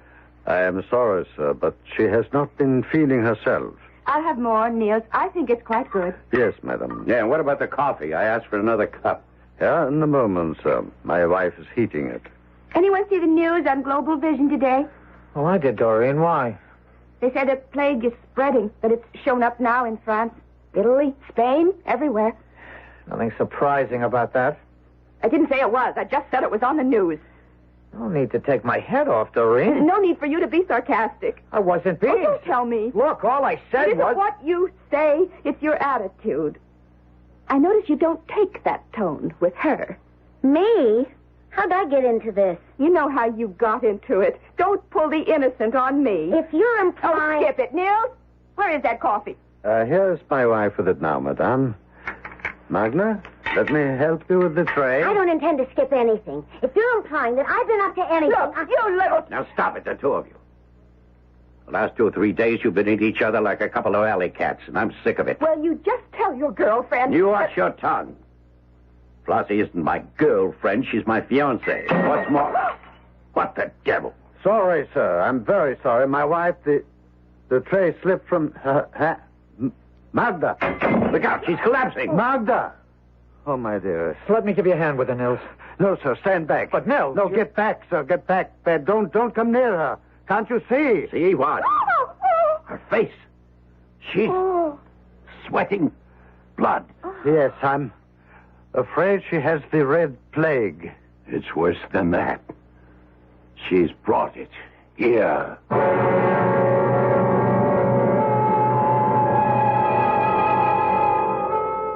So, in spite of all precautions, the Red Death invades Milo Manderson's sanctuary, his barricaded retreat atop Lookout Mountain.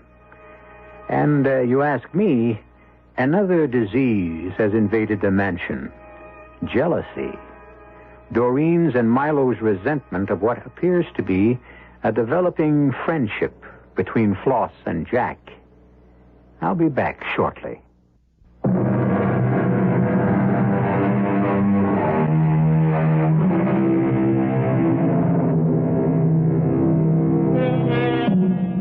As ye sow, we are told in the Bible, so shall ye reap.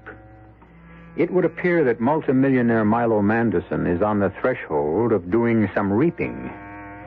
He thought himself and his few chosen companions safe from the plague of the Red Death, secure in his isolated retreat atop Lookout Mountain, the world and the spreading death in it barred from his door.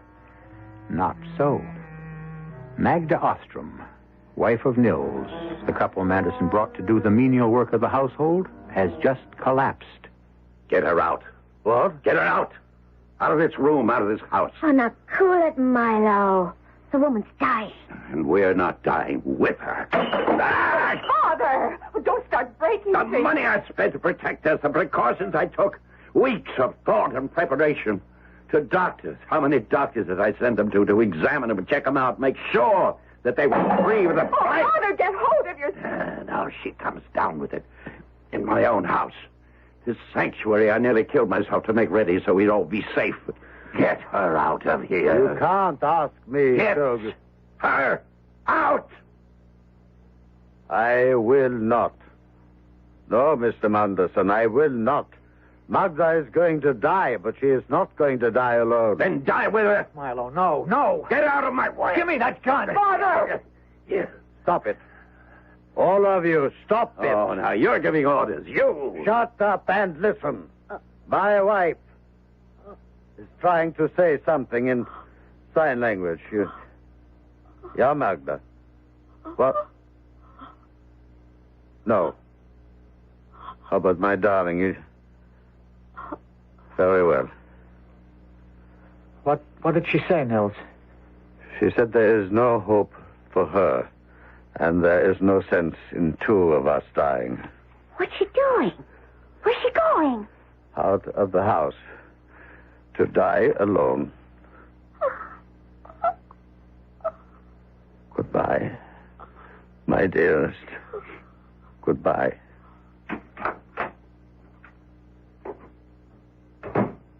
I'll see you dead for this, Manderson. Mr. Manderson. And I'm not scared by threats. No threat, Mr. Manderson. A promise. Business has been brought to a virtual standstill throughout the world. Here in the United States, countless thousands who tried and are still trying to leave the congestion of the cities for what is considered the relative safety of rural areas. Shut that thing are off. blocked by military and local I said police. shut that thing Riots off. in the... Oh, Lord. Oh, look. His face. The Red Death. He's got it. His face. Red. With sweat. All right, I'll shut it off. The sight of death becoming too much for you, Mr. Manderson? Shut up.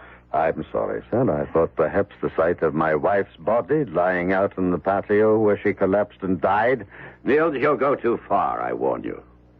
I'd shoot you now if we didn't need you. Need me? For what? Are you also incompetent, so helpless you can't do for yourselves? The ladies can cook. Me? I can't boil water. And I don't intend to. That's what you are paid for. You are so like your father, madame. You think everything can be bought, even life. Now, you look here. Since your wife died 2 days ago, you've been acting like...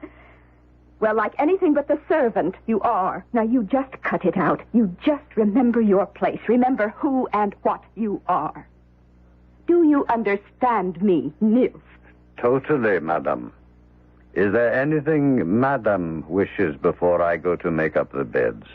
Not at the moment, but when there is, I'll let you know. Thank you, madame. Well, now, that's the way to handle a servant. Nice going, Doreen. I'm proud to call you daughter. Well, I'm not proud to call her wife. The man isn't himself. He's broken with grief. He loved his wife. He saw her go to her death alone. He watched through this window as she collapsed out there on the patio and died before his eyes. And you treat him as if he were nothing, the way you treat me, treat Floss. I thought you'd become Flossie's champion, and now I know. All I'm saying is you It's can't... too much, as usual. You've got a big mouth and a head stuffed with hay. The trouble is here, we're bored. That's the one thing I didn't think of. That we'd get bored. We've been cooped up here for nearly 2 weeks now. 9 days. Will you please shut up? Well, 9 days isn't 2 weeks, is all I'm saying. I can take care of that. How, Father? Well, I don't know yet. I'll think of something. Meantime, how about some bridge? Not me. Sorry, Milo. Sick of bridge. Well, then how about... blazes with it.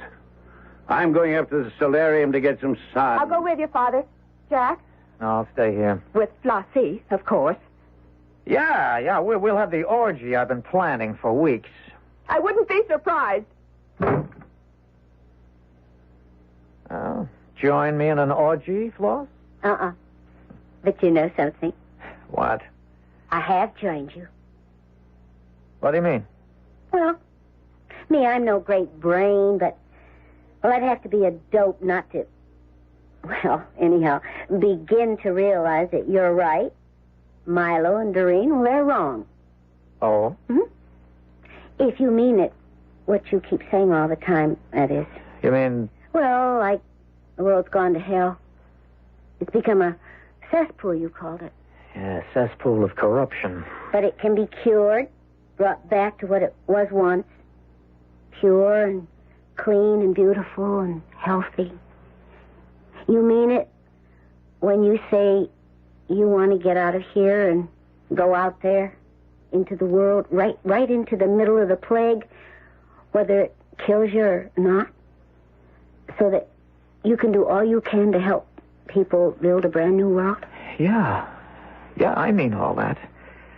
But I can't get out. Milo's got the keys to every door. The windows are unbreakable. I could get the keys. Easy. You do that? You're with me, not him? I never was with him. It was a deal, kind of, you know. Yeah. So what do you say? Well? That means leaving Doreen. Oh. You still got a thing for her, huh? I never lost it. Oh. Well, you got decisions to make. Leave Doreen and do what you believe is right. Or don't leave Doreen and don't do it. A decision I don't think you need make, Mr. Reynolds. Not yet. Nils. I apologize. I overheard something of what you've been saying. Whatever your decision, it would be foolish for you to go out into the world right now, sir. You think so, Nils? I know it, sir. The plague is reaching its height. In a few days, it will begin to break and then recede. But right now, and for the next few days, it will be at its most dangerous point. But Believe me, sir. Leave here now, and your death will be assured. And you are among a handful the world cannot afford to lose. Not at this time. Nils, you're something else. You know that? Sometimes you talk like you know all there is to know. It'll be fun, Doreen. A barrel of fun. Costumes. What about costumes? That's all taken care of. Hey, now, Floss, Jack, yeah, you, Nils. I got a great idea. You say you're bored. You say life in the Milo Madison hideaway holds no variety for you, no spice at all for you. Well, I tell you what I'm going to do. I'm going to give you a party. A party? Not just a party, Jack, the boy. A masquerade party. Are you crazy? What do you mean crazy? Party? A masquerade party? When out there the world is dying?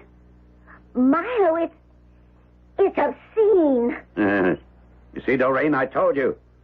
Beat my brains out thinking of something to liven things up, to keep us from going nuts with boredom. Where do I get? Where? You don't go along with this, Doreen. You don't. Well, I didn't at first. But then he changed your mind. What if he did? At least he's doing something. All you do is talk. That's all I can do. Locked in here, a prisoner. What more can I do? Something. I don't know, but something. Don't just talk. Do. All right, I'll do. Milo, you take your masquerade party and stuff it. I've decided we're going to have a masquerade party. And that's what we're going to have tonight. And you're going to be in it, you and Flossie. Floss, you go along with this? No. Now, look, you little... Tramp? Is that what you're going to say, Milo? Don't put words in my mouth. Don't you put thoughts in my head. Thoughts I wouldn't rather think. Look through that window. There's death out there. All around out there. A masquerade party. How could you think of it? How awful could you be to even think of it? We are going to have a masquerade party. And we're going to have it tonight. If it's the last thing I do. It will be. What? It will be the last thing you do. Now, what do you mean by that? I mean, I understand why you decided to have a masquerade party. 2 days ago, when I held my dying wife in my arms, I told you what I thought of you. And no servant, no lackey, ever told Milo Manderson the truth since the day Milo Manderson realized he had made his first million. Before that day, you, Milo Manderson, you, still retained some shreds of humanity. But on that day, and ever since, oh, God, I call on you. What has this mortal become? He's crazy.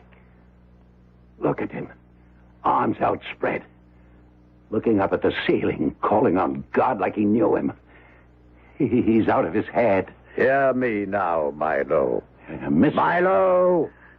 Hear me. It's revenge you're after. I told you the truth. The truth of not what you are, but what you have become. God made you beautiful. You have made yourself ugly. You must learn you are wrong. And in learning, come back to God. Come back to truth. You want revenge on me? You shall have it. And you shall learn the emptiness and the hollowness of it. Revenge is mine, says the Lord, not yours. Mine.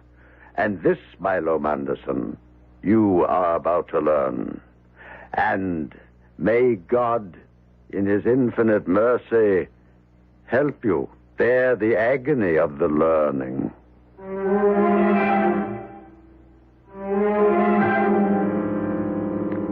A strange speech, surely. Nils calls on God as if, as if he knew him as intimately as I know you. And we do know each other, you and I, very well indeed by this time, don't we? Ought to. Been together a long time. Pleasant time for me, anyhow. Hope for you, too. Back shortly with Act 3.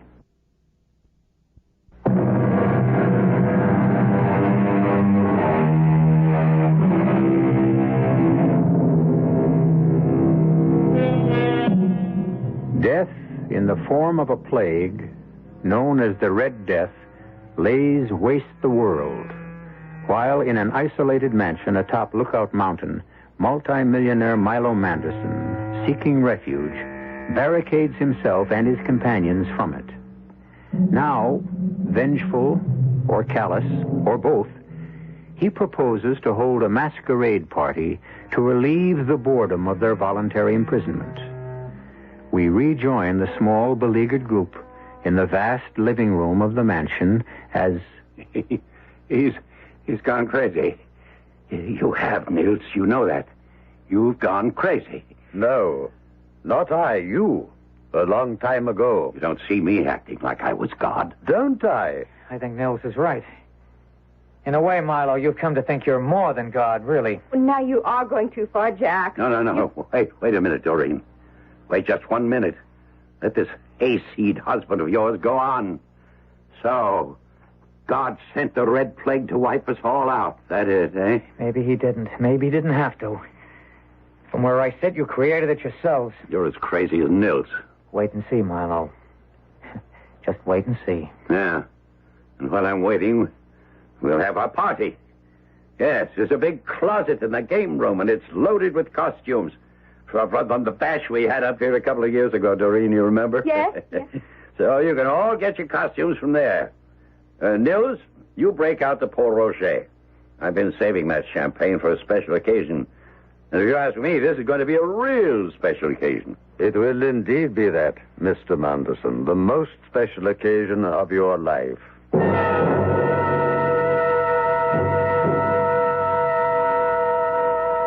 Jack. Yes, Doreen. Hook me up in back. This Marie Antoinette costume is hard to manage. Oh, okay. You look handsome.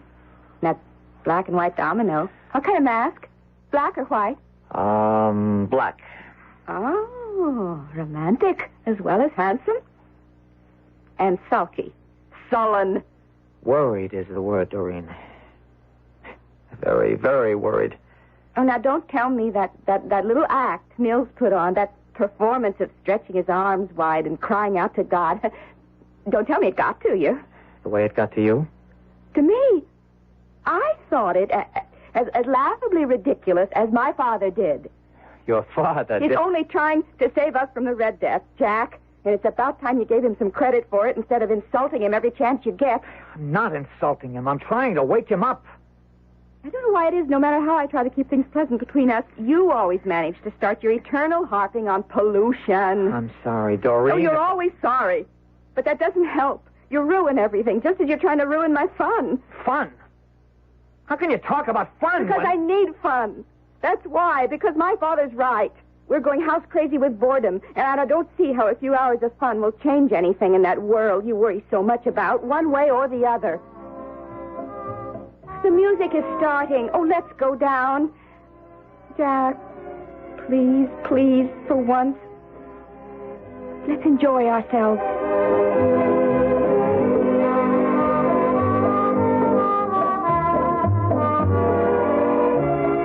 Come on, Floss, come on. The way you're dancing, put some life into it, baby. I don't feel like dancing. Well, you will. All he needs a couple more glasses of champagne. Soon take care of that. Now, say one thing for Nils. He may be batty as a bedbug, but he's a good servant. His Port Roger is perfectly chilled. Okay, honey.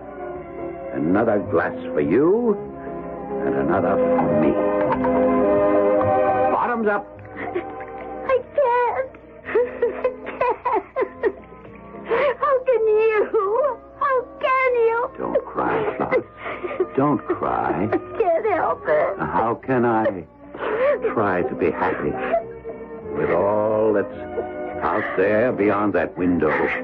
Be happy? You want to know the truth? I'll tell you. The truth keeps crowding in on me, pressuring me, trying to suffocate me. But I push it away. Because if I didn't, it would suffocate me. Flossie, the truth is, way deep inside me somewhere, I'm scared. Scared? You? Doreen. Jack. Well, welcome to the party. Oh, look at you, sweetheart. Dolled up like Marie Antoinette. Careful you don't lose your head tonight. And Jack, hey, you look terrific in that black and white. What's it called? Domino. Yeah, that's it. That's what it looks like. Oh, and say, you want to see something really terrific? Take a gander at Flossie, a fairy queen. You look lovely, Floss. But white? My dear, you in white. No, hey, come now. None of that. Not tonight. Tonight, even if it is just for tonight, we're going to stop sniping at each other. Hold it. Wait a minute. We need Nils. He's a guest, too. He's a kind of a serving guest, but still a guest. Nils? Hey, Nils. Oh, the party's starting. Come on, join in. Coming. And hurry up. We all want to see what costume you're wearing. This one, Mr. Manderson. Yes. Who do you think you are? Who the devil do you think you are? I beg pardon, sir? Your costume, it's blood red. Suit, shirt, cape, the mask covering your face. All blood red. Red Death, Nils? Yes, sir. The Red Death. Wait a minute. What are you up to? Simply turning off the music. So that's it, is it? You intend to ruin my little party, do you? You come dressed as a Red Death to throw a wet blanket over the fun we're going to have. Well, I'll take care of that right here and now. I'm ripping that costume off you, ripping all of it off, beginning with the mask. There! I am not costumed as the Red Death, Milo Manderson. I am the Red Death. A skull. A blood-red skull. No face. A skull. Blood red. You are the Red Death. God help me. God will not help you now, Milo Manderson. There comes a time when mortals must help themselves, and your time has come. What do you want of me? You may make a choice I will give you. You may make the choice for good or ill. Name it. I'll choose what's right, what's good. I swear it to you. You can choose to live. Yes. Or die. What do you mean, Nils? I'm sorry. That's not your name, of course. Oh, it will do. What do you mean? To live or die? One of you or your father, must die. And the choice I leave to him. Are you saying that Milo must choose either to give up his own life and save Doreen's or refuse and let her die? I am. Wow. I mean, wow.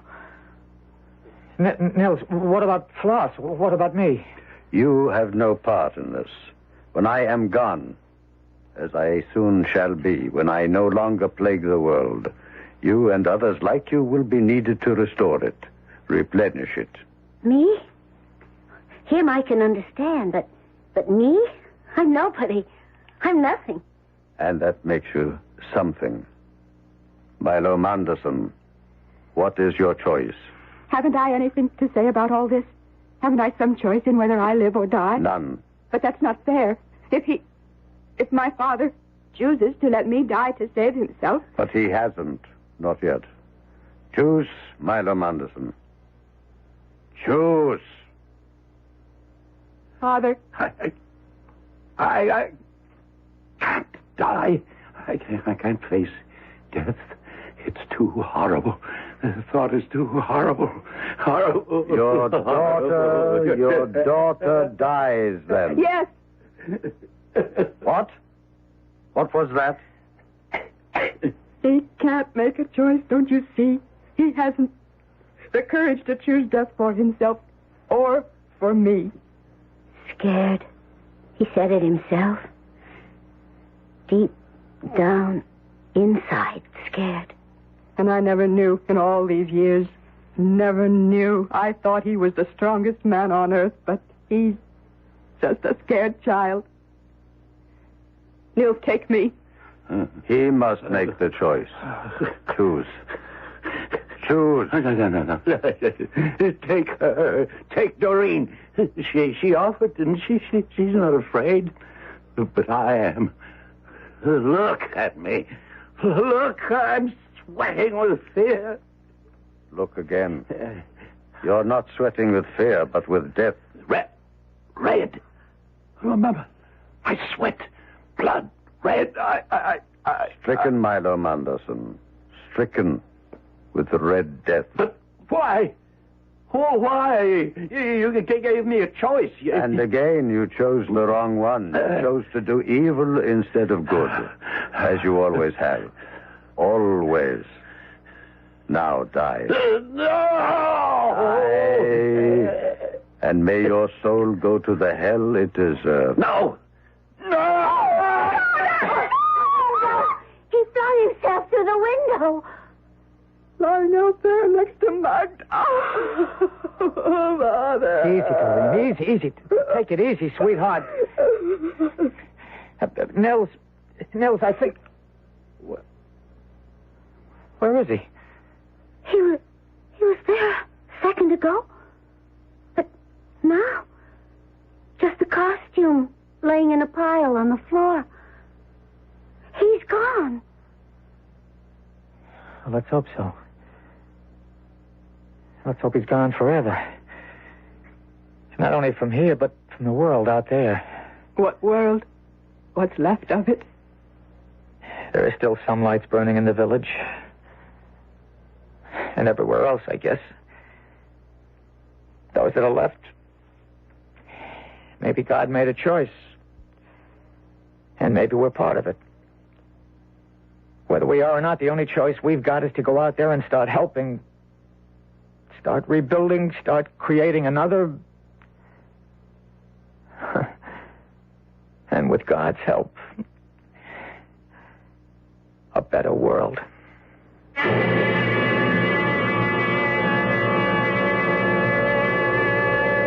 So ended the masquerade, if you will, of the Red Death. The year 1996 isn't too far off as years go. And as we know, there are men and women in the world today with the foresight to see what lies ahead if the pollution of our air and our water and the very earth itself isn't brought to an end. I'll be back shortly.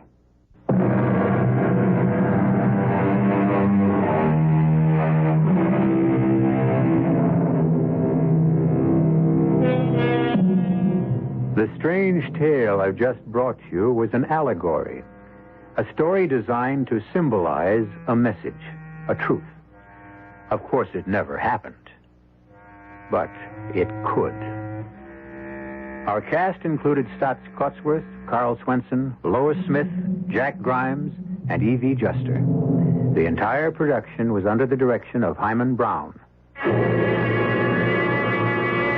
And now, a preview of our next tale. Listen.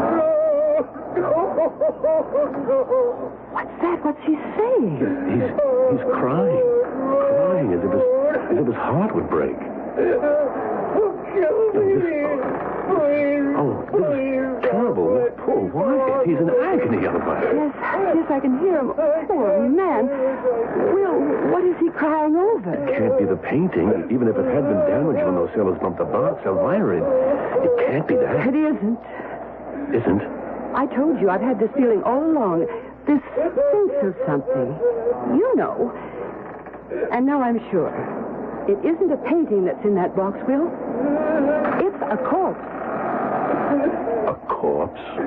And the question that I've been asking myself all along is, whose? Radio Mystery Theater was sponsored in part by Buick Motor Division.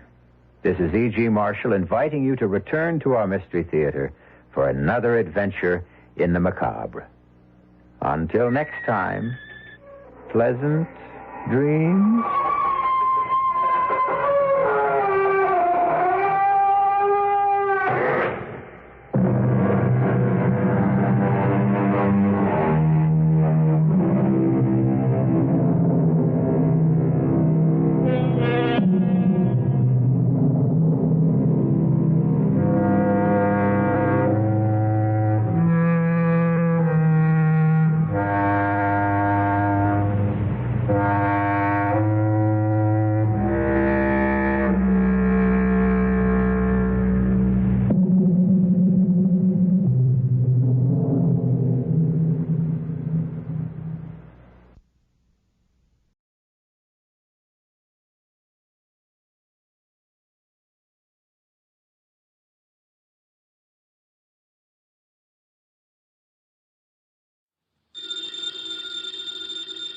Ladies and gentlemen, the ringing of that phone bell means mystery, adventure. Nero Wolf's office. Archie Goodwin speaking. You want Mr. Wolf to what? Mr. Wolf will do nothing of the sort, Archie. Mr. Wolf is thirsty. Hold on for a moment. The bottle opener's in the left-hand drawer of your desk. Thank you, Archie. Mr. Wolf, I've got a man named Denby on the phone. He wants you to umpire a card game. Man is insane. He's offering a fee. The answer is no. I know nothing of card games, nor do I wish to learn. Okay. Well, the answer's no, Mr. Denby. Sure, I'll ask him again. After he finishes the beer he's working on. Goodbye. People appall me. The fantasies they indulge in. Bah, what on earth made that maniac think I might consent to preside at a card game? Well, it seems he expects one of the players to be death.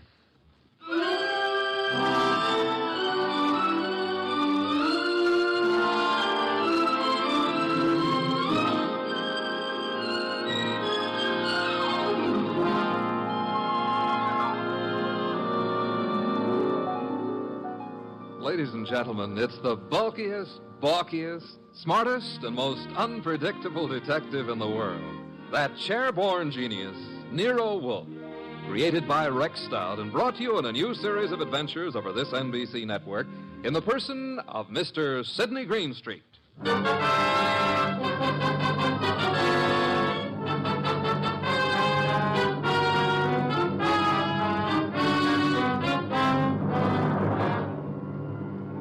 Wolfe would not attend, but the card game went on anyway. At the home of a Mr. Stephen Denby. Jean? Yes? LaCosta? Mr. Piper? I think we're ready to begin, eh? I'm ready. Yes, Jean. You always are. How I like that remark, I'll have to decide later on. Yeah, please do. LaCosta? It's all right with me. And Mr. Piper? I brought a deck. No, as host, I shall supply the cards. Before we play, I examine them, yes? Of course. Here you are. Chuck? Yeah, Mr. Denby? You will remain outside the door until called. No one is to enter this room under any circumstances. Got it. LaCosta? The cards look all right. Thank you. Now then, shall we make things absolutely clear? You mean, should you make a speech? I don't mind. But make it short, huh? I shall. The four of us seated at this table are joint owners of the Candy Club, a rather successful institution devoted to the sale of food, liquor, entertainment... And the gambling. And games of chance. For some time now, we have all resented sharing the profits. Some of us have attempted to buy out the others. Denby, you needn't babble on. No one wants to sell. We know that. True, Mr. Piper. Which is the reason for this little game of cards. One hand shall be dealt to each of us. A hand at poker. Whoever wins gets the club. The others retire as gracefully as they can. Agreed? That's why yes, we're agreed. Very well. The cards are shuffled. I'll place them in the center of the table. LaCosta, would you like to... I cut. Good. If nobody minds, I'll cut them, too. After Mr. LaCosta. Nobody minds. Happy now, Mr. Piper? Let's get going, huh? Very well, unless Jean would care to... Oh, thanks. We're all crooks here, which sort of cancels out any funny business with a card. Very well. We shall all draw a card in turn until 5 cards are drawn by each player. Shall we start, Jean? Sure. LaCosta? Okay. Mr. Piper? Yes, of course. And myself. We just keep going in rotation. This is fun. Fun? No. There's too much money which rides on these cards. That's what makes it fun. Would you mind keeping quiet? I'm nervous. We all are, one way or another. I think we all have our 5 cards now. We all got them. Very well, then. In the same order that the cards were dealt. Jean? A pair of 3s. LaCosta? Nothing. Mr. Piper? Kings. 2. The lights! Piper. What?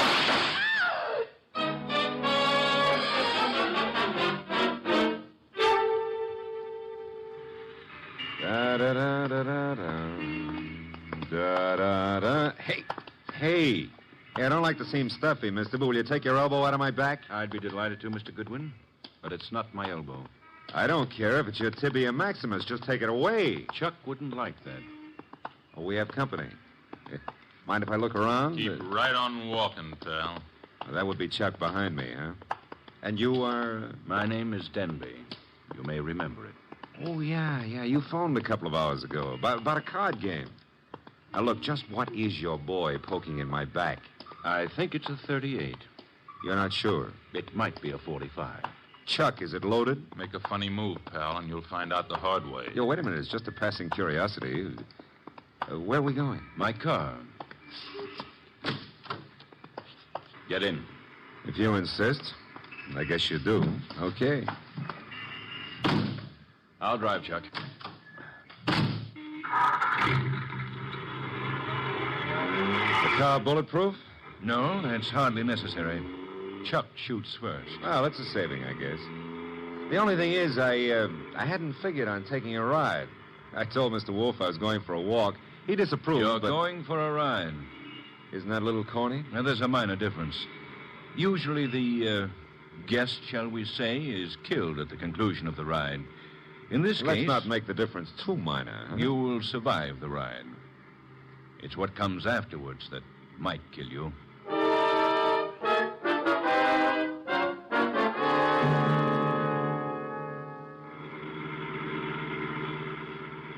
You see, Mr. Goodwin, my friends and I have a little mystery to solve. You want me to solve it? No. We want Mr. Wolf to solve it. In order to do so, he must leave his house and come to mine. He has to in order to find the solution quickly. Why? Neither my friends nor myself have any desire to improve our acquaintance with the police. Therefore, we want the mystery solved before the police are even called in. Hence our need for Mr. Wolf. Hence our detaining you. Detaining is a pretty word in the circumstances. This is my home, Mr. Goodwin. Oh, well, I don't like the architecture. I think I'll stay out. Get going, pal. On second thought, Mr. Denby, what makes you think Mr. Wolf is going to leave his house and come here? You. Unless he does so, he will lose you. Forever. The door, Chuck. Okay.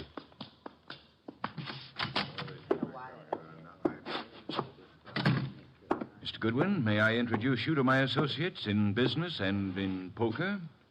To your right, Mr. Lacasto, a charming but impulsive fellow. Hello. He's only the stooge. Where's the fat fellow? In time, Lacasto.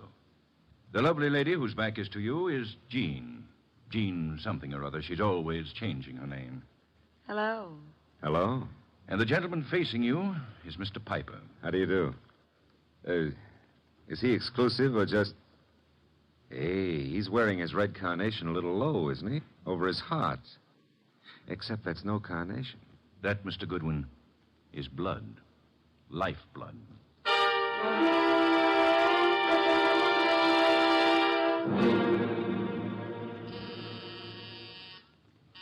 Archie. Oh, Bar, he's always taking walks. Come in, the door's unlocked. Are you...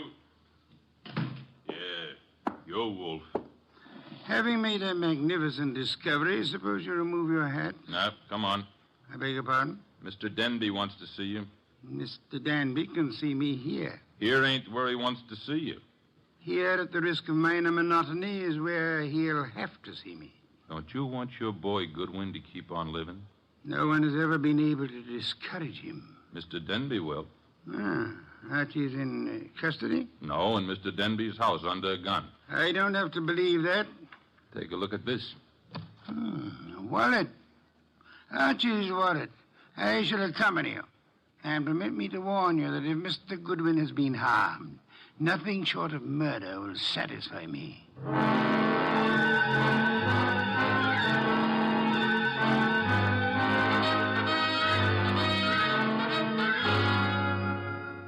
It's getting late. Wolf isn't here yet. Maybe he doesn't worry about you, Goodwin. Well, he could have been delayed. Maybe an orchid needed a pollen transfusion or something.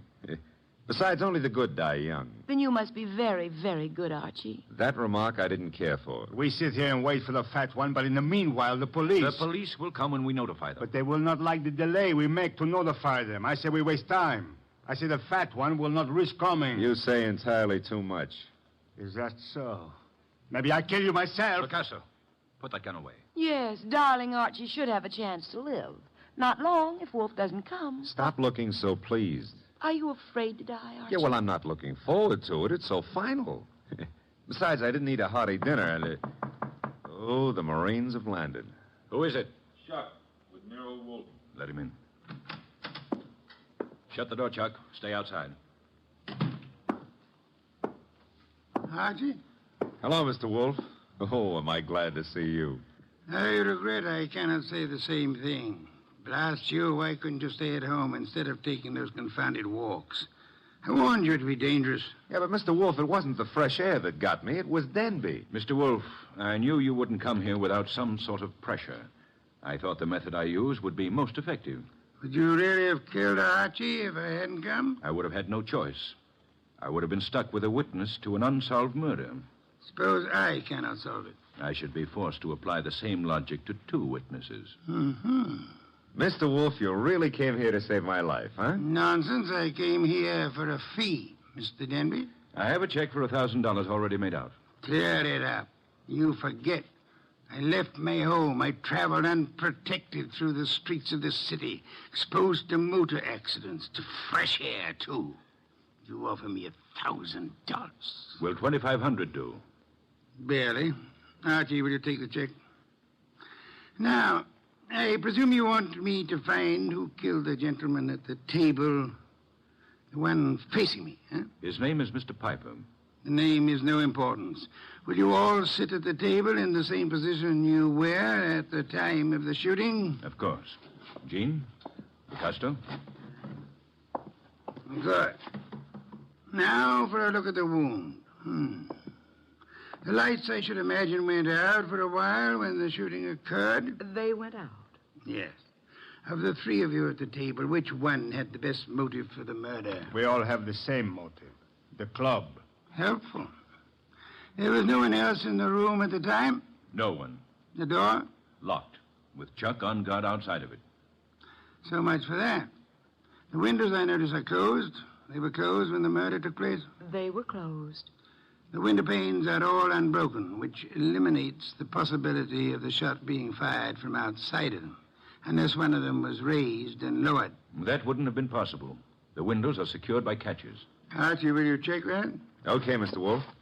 I shall for the moment assume that the windows are neither lying nor untrustworthy. Does anyone remember anything unusual occurring at the time of the shooting? Well, someone whispered Piper just before the shot. Indeed.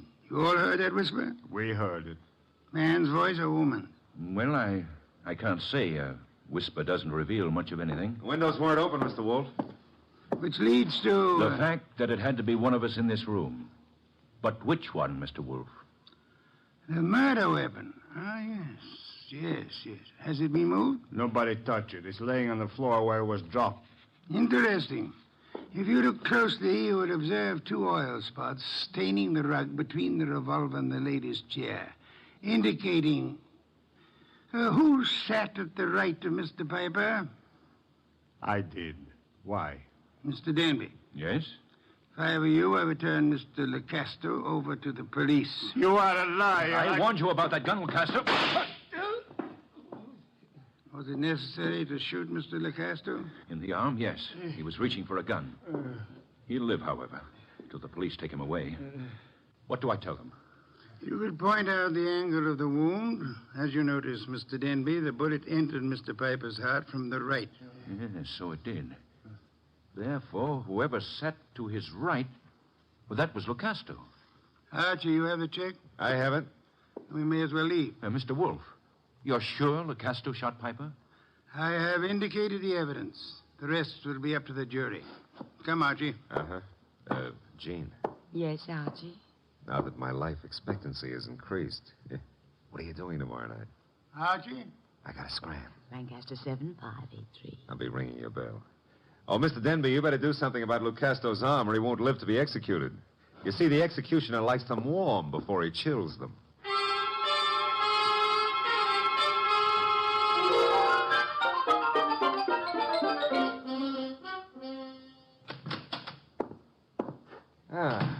The old homestead looks very nice, Mr. Wolf. Yes, Archie. You should stay in it more often. Yeah, but you never get to meet babes like Jean that way. You never get kidnapped either. Nor would I have had to leave my home in order to rescue you. Yeah, well, you earned a nice fee, fast. Indeed? You seem doubtful about it. I'm positive, Archie. I know. I have not as yet earned my fee. Huh? You mean Denby might not turn Lucasto over to the cops? Of course he will. The trouble is, you see, Lecasto did not murder Piper. No? He just thought a bullet in the heart might be good for Piper's rheumatism, huh? As it happens, Piper suffered from asthma. That's beside the point. Fine. Mr. Wolf, I'm going to take it for granted that you know who did kill Piper. I'm also going to take it for granted that you won't tell me until you're ready. But why turn Lucastro over to the police? 2 reasons, Archie. First, I had no proof against the real killer. Secondly, we had to supply a scapegoat in order to be permitted to leave the Danby home. You were unarmed, helpless. Go ahead, rub it in. Nonsense. It was an interesting problem. I enjoyed it. It was, huh? Well, to me, it's still in the present tenses. Which reminds me, as old Dr. Tidmouse said, there's always a future tense. And in that future tense, Jean. No, Archie. Oh, Mr. Wolf, stop. That girl's got a love for blood that appeals to the ghoul in me. Besides, did you notice what she does to her dress? Archie, I was merely about to say that I have no objections to your dallying with the girl. Oh, I don't believe it. My ears need overhauling. I objected only to the future tense. Why not call her now? Yeah, well, I won't pretend I understand this sudden enthusiasm on your part about my love life. Probably there's some foul, scheming motive at the bottom of it. But who am I to look a gift horse in the mouth? Now, let's see. Her number was, Lancaster 7583, of course.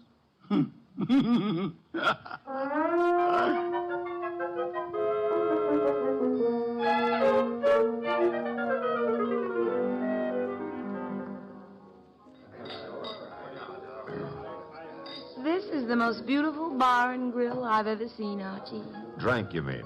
What? Never mind. All right. Archie, did anybody tell you you were beautiful, too? Well, a girl here and there has mentioned it. Oh, were they liars? Now, tell me, Jean, how did you ever get into the gambling den racket? Because I'm a crook? Well, I suspected that, but, I want another drink. you've had enough. I want another drink, and when Jean wants another drink, no gentleman who is a gentleman... Jean, get down. Oh, let me go. I don't want to climb under the table. You'll stay under here until the barrage stops. I guess the war's over. All right, Jean, get up. No, now I'm here. I like it. I'm going to stay here for months and months. Jean, do you realize that somebody just tried to kill you? And I thought you had such a nice, honest face. No, not me. Somebody out in the street. I don't know why, but Mr. Wolf will. Come on, pull yourself together and let's go see him. The nice fat man? All right, I like him. You do? Why? Because he'd make such a big corpse.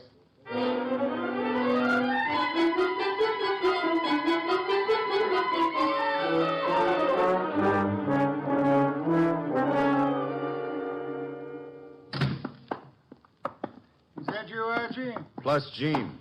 What made you think I wanted her here? She's one of your fans. She thinks you'd make a lovely corpse. What was the reason for bringing her here? She was shot at. Did you expect her to be? I expected her to be killed. That's why I sent you to her. It didn't occur to you I might be killed, too? It did. I was willing to take the chance. You were willing? Oh, Mr. Wolf, Jean's a little under the weather. Splendid. In vino veritas. Watch your language. I mean, the people in their cups often tell the truth. A proverb of some antiquity. Who shot at you tonight, Jean? Oh, I don't know. I didn't see. Has it occurred to you that you might just as easily have murdered Piper as not? But Lucastro killed Piper. You said so yourself. I lied. Furthermore, why the attack on you if Lucastro was the murderer? Well, I don't know. Did you also not know that Lucastro escaped from jail earlier this evening? You're making that up. Why should I? Mr. Denby turned him over to the police, but Lucastro managed to get away before being jailed. That's not cricket. Incidentally, Mr. Denby will be joining us at any moment. I expected you to bring Jean, Archie. Therefore, with the exception of Mr. Piper, who is resting in the morgue, and Mr. Lucastro, who is at large, we shall have all the participants in the card game. With them, perhaps we can deal a new hand, Archie? Okay. Maybe it's the morgue to tell us Piper escaped. Oh, wrong again. Come in, Mr. Denby. Mr. Wolf, I'm upset. I heard over the radio about Lucastro's escape. He'll try to kill us all. Why? Well, because we can testify that he murdered Piper. True. I beg your pardon. Lucasto did not kill Piper. But you said that he did. The only evidence against Lucasto was the angle of the entrance of the bullet that lodged in his heart. May I remind you of the whisper you all heard in the darkness preceding Piper's death? The whisper that said Piper? Precisely. We must assume, then, that Piper turned his body in the direction of the whisper. Therefore, the angle of the wound would be wrong for Lucasto, but the correct one for... Whoever sat opposite Piper. I sat opposite him. But that doesn't mean I killed him. Wait, you must have. Once he turned, the bullet must have come from opposite him. Only possible way. That means you, Jean. No. No, it's a frame. May I interrupt for a moment? Mr. Denby, if our present analysis is correct, it must have been you who whispered to Piper. Did you? I hadn't thought about it before, but... Denby, you're lying. No, he's not lying. Continue, Mr. Denby. Well, when the lights went out, I wanted to tell Piper something. He turned to me, and that's when he was shot. Archie, you've taken all this down. In my prettiest shorthand, Mr. Wolf. Good. I don't know why you're doing this, Denby. Maybe you think if I take the rap, you'll get the club.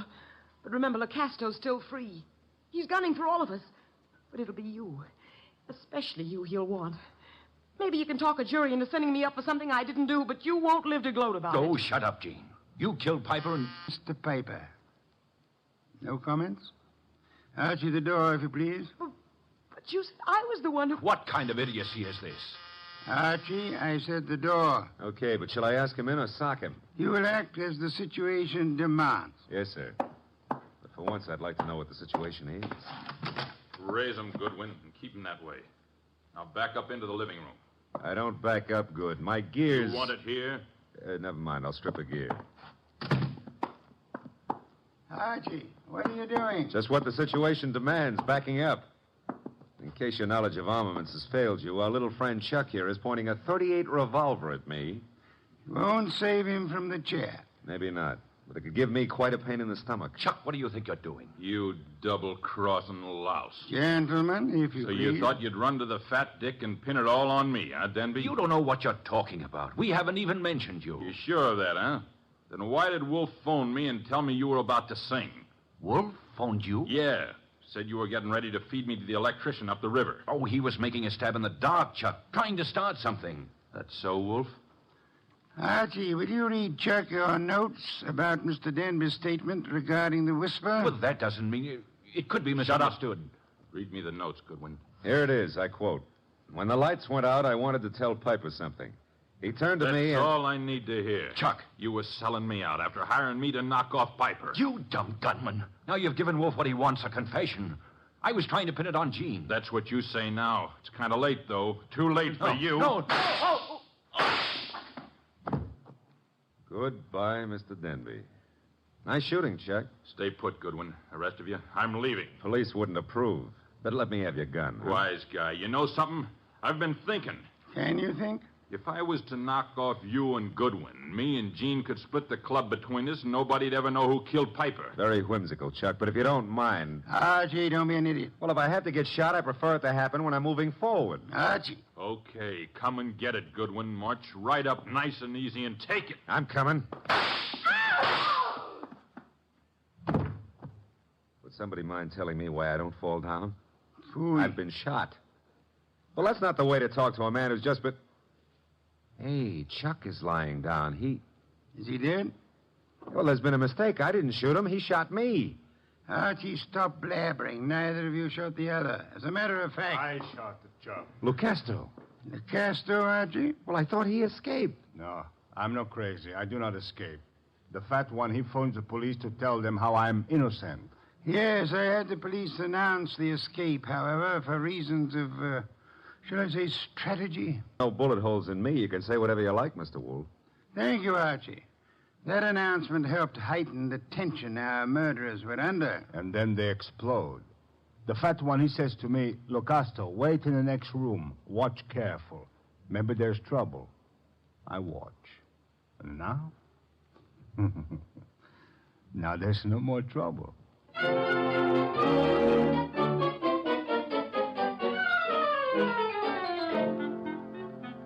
Well, place looks a lot tidier now with all those bodies removed, huh? Indeed. Archie, I'll get you the bottle of beer. But first, make with an explanation. case was crystal clear, Archie. Maybe, but I'm no crystal gazer.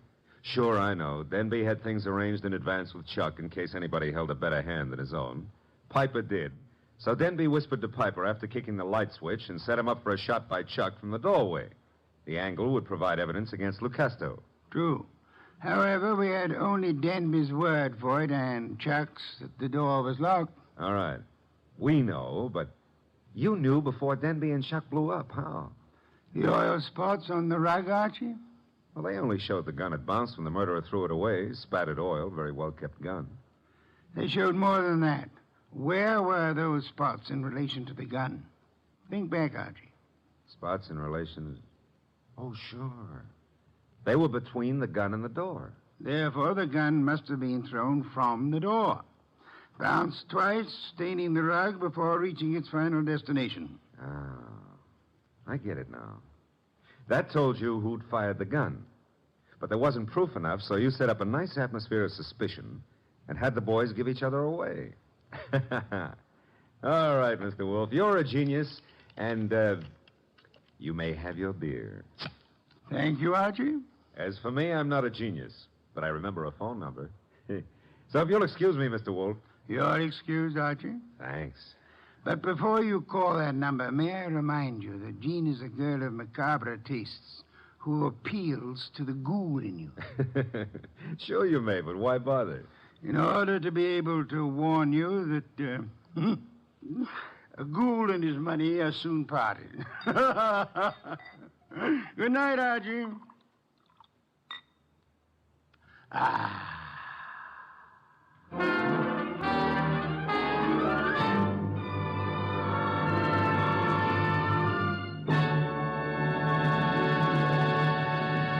You have been listening to The New Adventures of Nero Wolfe, starring Jay Novello, Howard McNear, Barney Phillips, and Bill Johnstone. Next week at this same time, Nero Wolfe and Archie will bring you The Case of the Calculated Risk. Don Stanley speaking. 3 chimes mean good times on NBC.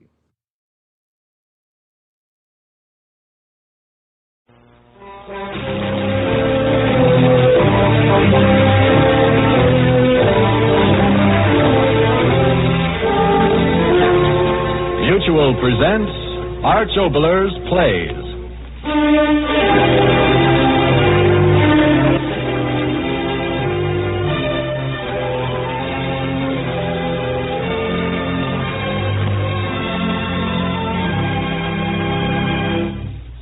The Mutual Broadcasting System has the pleasure of presenting the third broadcast of a special 26-week series of plays by radio playwright Arch Oboler. In this series, we hope to bring you dramas full of the excitement and the meaning of plays told in relation to the expanding world in which we live. The play will be introduced by Arch Oboler. Everyone is talking about the post-war home. Houses that'll be bought in packages and erected while you wait with a tack hammer and a button hook. They talk about vacuum glass walls and radiant heating and coal lighting and organic living and kitchen sinks, which will include everything but the kitchen sink. I read these notes about the brave new house, and then I heard a song. And by that peculiar reverse alchemy of a playwright's mind, I've written a play, which my friend Raymond Massey will now bring you, which is about the house I live in, but which has nothing to do with plastics or packaged conveniences, but which has to do with a man's heart.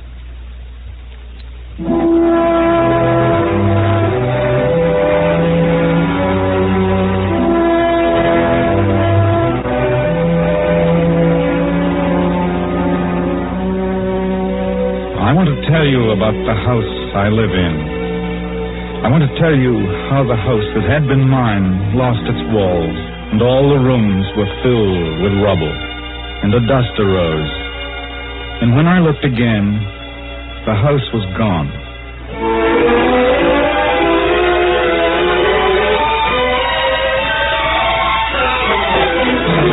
Was it a bomb that fell? Bomb? Bomber over Elm Street, USA. But you say your house disappeared. How did it disappear?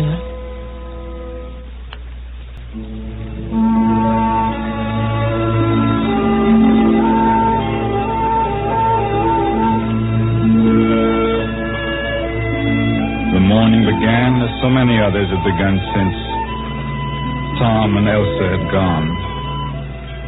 Again, I hadn't slept. I opened the front door, stood on the front porch, and watched the daylight slowly wake up the street. It had rained during the night. I had listened to every drop. And now the light lit up the wet leaves as the trees shook themselves in the morning wind. Another day, and I was waiting for 8 o'clock. Sorry, Mr. Rogers, nothing today. You sure? Perhaps the letter... Sorry, Mr. Rogers, nothing today. Maybe it'll come tomorrow. I already knew about tomorrow. Sorry, Mr. Rogers, nothing today. You know, it takes a long time for a letter to get to Elm Street from Japan.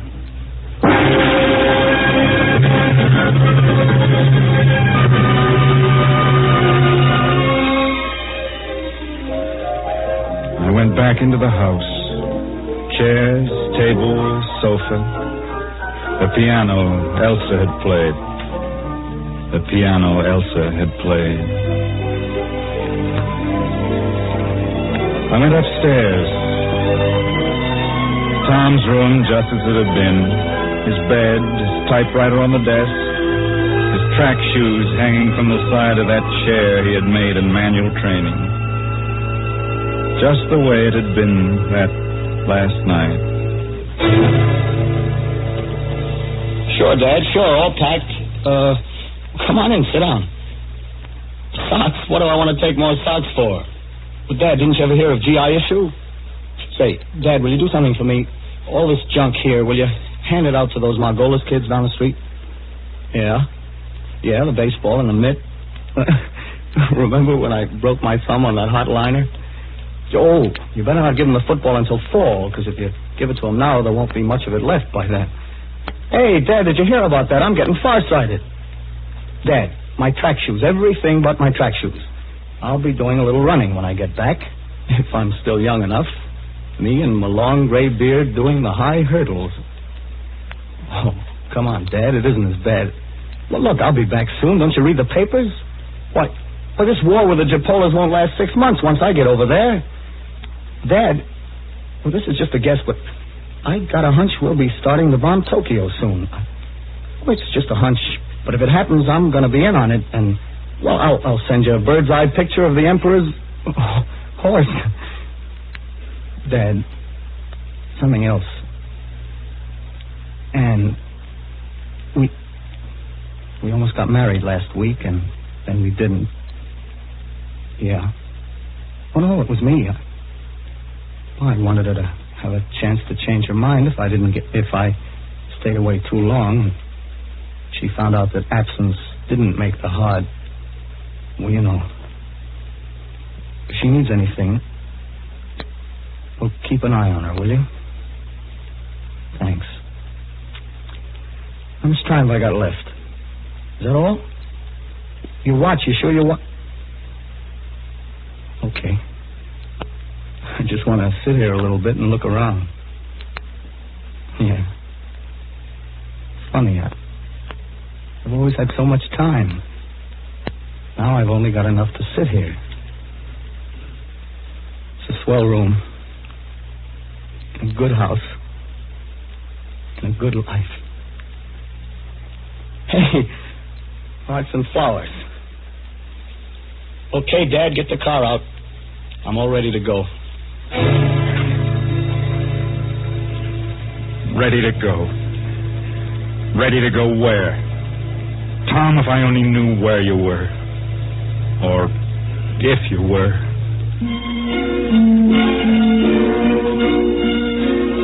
Elsa's room. The silly room, I'd call it, with its frippery, billowing curtains, cretonne flounces on the dressing table at which she'd sat so many times, covering with glamour a face that was so very young. Of course, Dad, come on in. Dad, do you think this makeup's too dark? My lipstick? I know it's red. It's the reddest I could get. Oh, Dad, this is a terrible thing to say, but I'm going to miss dressing up like this. Oh, that's silly. It's a beautiful uniform and a beautiful chance, and I want it. I miss all the frills. If they heard me talk, they'd pull up the gangplank before I got there. Tomorrow? 6 o'clock. Dad, I'd rather you didn't come down to the station. No, it isn't that. I just don't want... Dad, please. Just the way you did when Tom... Just let me go alone. Thank you, darling. Dad, I may not get another chance, so I'll say it again. Please don't forget to take the coffee pot off the stove every morning. If you burn the bottom out of it, I'll... All right, I believe you. And eat right, Dad. Vegetables. Please have at least one vegetable a day. And beer isn't a vegetable. If I come back and find you as fat as Patty's pig, I'm going to... Oh, Dad, I wish I had another week. Even another day. Make sure you'll be all right. I think I've arranged everything about the meals and the laundry and about the cleaning. If I were only sure you'd be all right. Oh, I shouldn't talk like that. You'll be all right and I'll be all right and Tom is all right. Hey, Dallas, I'm late for my date. Turn off the lights for me, will you, Dad? Everything as it had been, but now a place I couldn't stay in.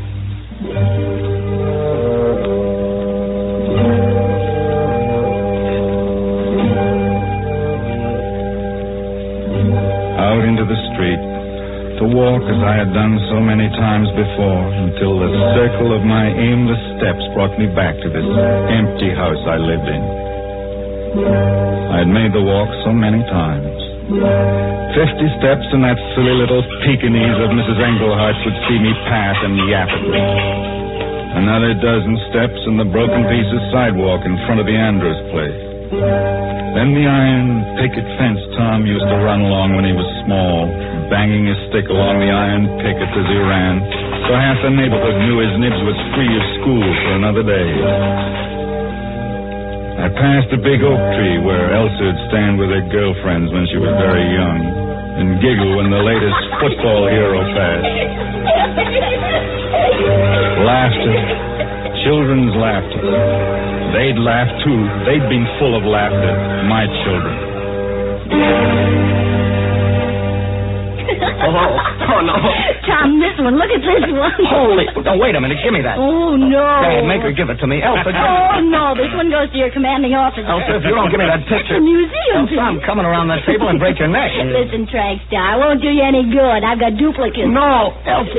Dad, don't just stand there. Do something. Take any chance. It's got 2 dozen printed up. Oh, Dad, you shouldn't have given it up. He said to clean out the drawer, so I did. But Elsa... I'll mail it to Hap Arnold, and they'll paint it on the nose of your bum. My sister, you snake on the grass. Pretty words won't get you anywhere. Please. This makes up for every time you paddled me. Elsa. Oh, Dad, this is the most wonderful going-away present. Elsa, dear. My beautiful, conceited brother at the age of 3 riding naked on a white horse. Oh, brother. My steps went past the children's laughter. The endless circle of my aimless steps.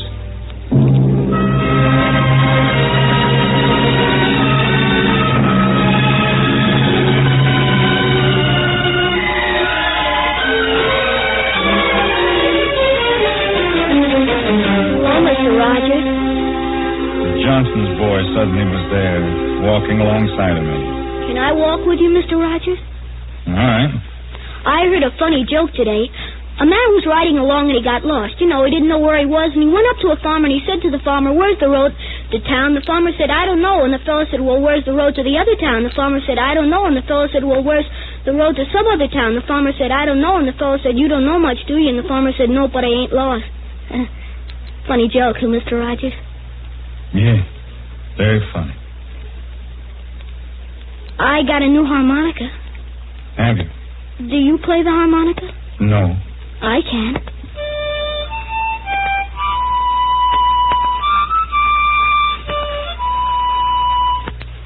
My ma said, "Please get out of the house if you're going to play that. I got a headache." Why do heads ache, Mr. Rogers? Loud noises, unnecessary conversations, worry. You got worries, Mr. Rogers? What's that song you were playing? A moment ago. I don't know. You got worries, Mr. Rogers? Play your harmonica, son. Okay.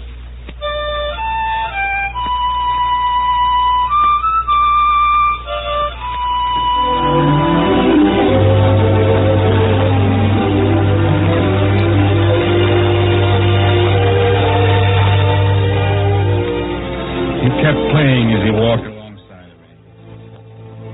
Suddenly I realized that his eyes were on me, as if he wanted to say something to me, yet was afraid to speak. And then he did speak. You take such big steps, Mr. Rogers. Sorry. That better? Yes. You going anywhere in particular, son? No, sir. No school today? Saturday. Oh, I forgot. You didn't know it was Saturday? Sometimes one day gets to be like another. Mr. Rogers, listen, you must wait. Jimmy Doolittle go over with 1,000 flying forts, and he'll get Tom out. You just wait and see. Jimmy Doolittle get him away from those Japs. Honest, he will.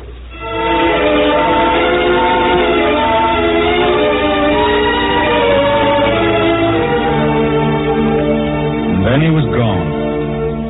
I kept on walking. Then this thought. The boy, this neighbor boy, his meeting and walking with me had not been accidental.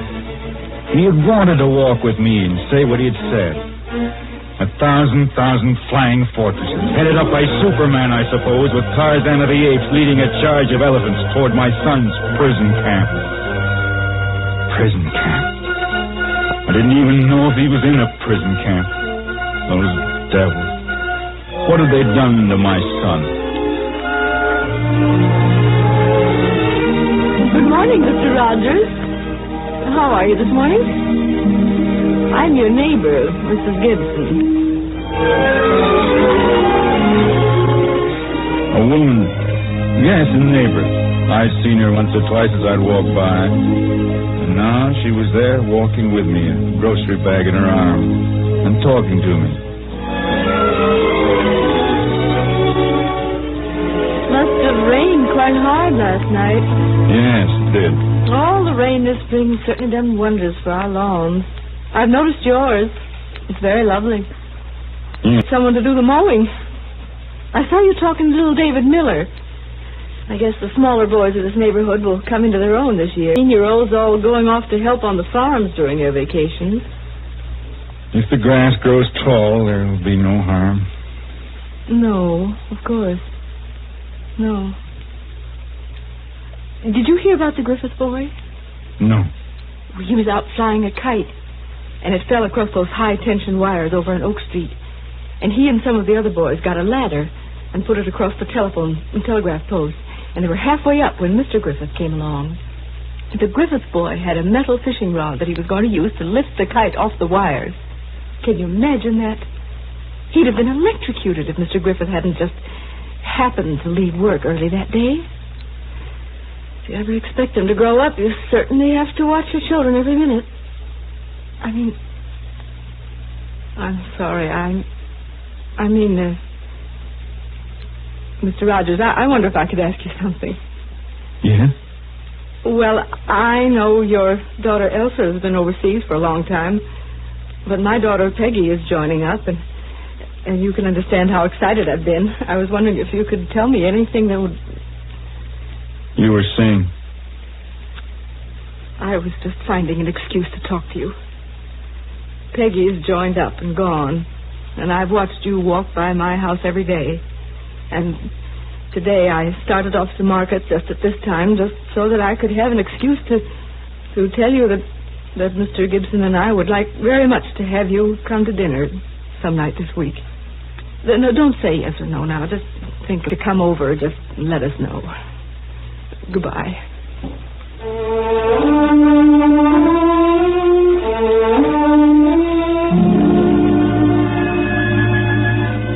She turned and went. I'd walked along this street morning after morning, hundreds of mornings from the day after the news came that Tom wouldn't be back, and Elsa left the house to join up. Morning after morning, and always it had been alone. And now this, a boy, a woman, childish prattle, feminine dinner-making. What was this today?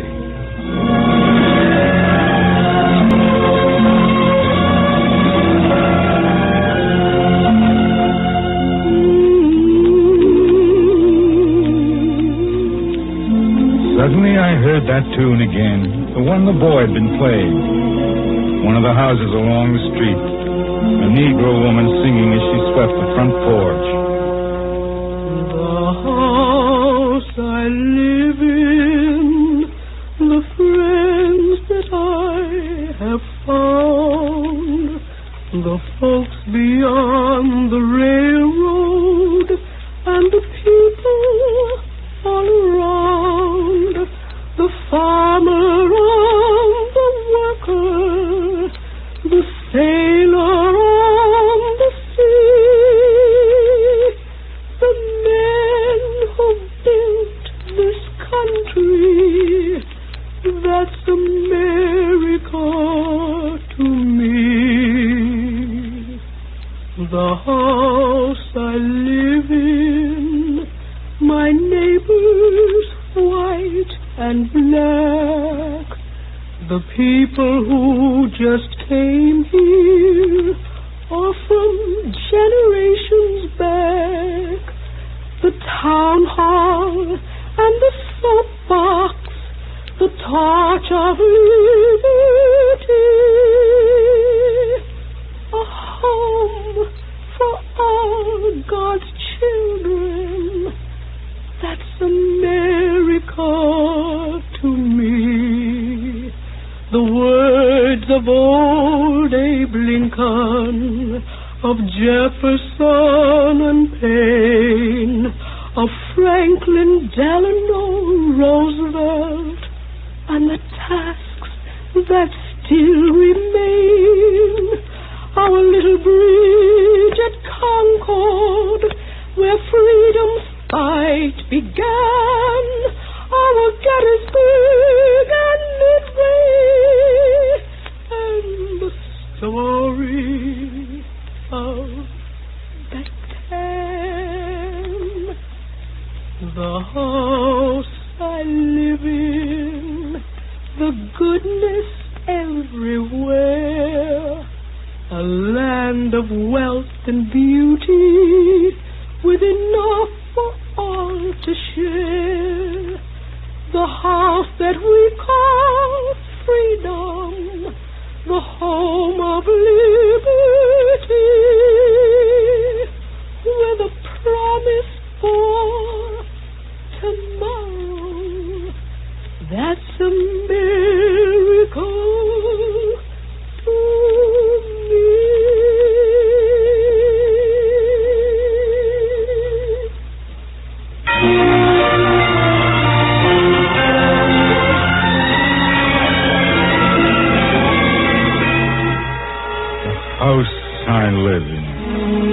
The house I lived in was an empty house. Wonderful song, isn't it, Mr. Rogers? I turned. Who? And then I saw it was Anne. My Tom's Anne. I said, that's a wonderful song. Hello, Anne. Hello. You going anywhere in particular? I was just walking. Mind if I walk with you? No. Of course not. I'm glad to see you.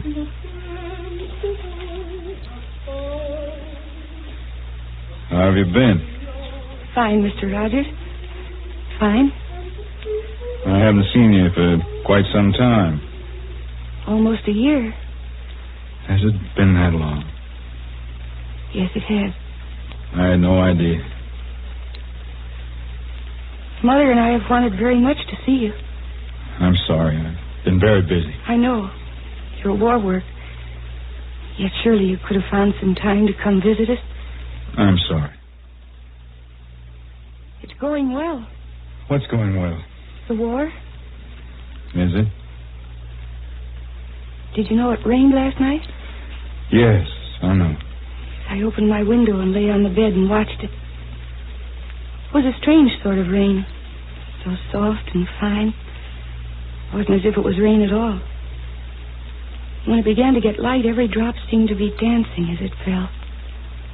You didn't sleep? I was thinking. Mr. Rogers, we've missed you very much. Why didn't you come see us? I'm sorry, dear. I don't go out these days at all. I go down to the plant. I do everything I can. When I come home, I like to shut the door and be quite alone. I'm sure you understand. Yet each morning you come out of the house and walk the street. How do you know that? I've watched you. We all have. You're very lonely, Mr. Rogers. Yes, I am. I was, too. What? You heard from Tom? No, I didn't. Then the War Department, why should they write you? Why not me? Why didn't Mr. they... Mr. Rogers, please, there's been nothing. No letter. Then what? Tell me. I don't know how. I see. All right, that's natural. Why not? You've been away so long. Why shouldn't you find someone else? Oh, no, that's not it. Of course not. Why won't you understand? Understand what? You say you're not lonely anymore, and I'm supposed to understand. Understand what? That you're young, that you can forget. But can I forget my son? Can I forget what he said, how he looked, how he... What have I got left but a lonely house? I stopped being lonely the day one of the neighborhood women, stopped me on the street, asked me where she and some of the others could send packages to Tom. Our Tom? Yes, ours. I don't understand. Why should they... What was Tom to them? Tom mattered to a lot of people on this street. I suddenly began to realize that he mattered on many other streets where they didn't know his name or who he was. Why, Anne? Why? Because Tom isn't just ours anymore. What had happened to him mattered to everybody back home who has a sweetheart in this war. Or a husband. Or a son.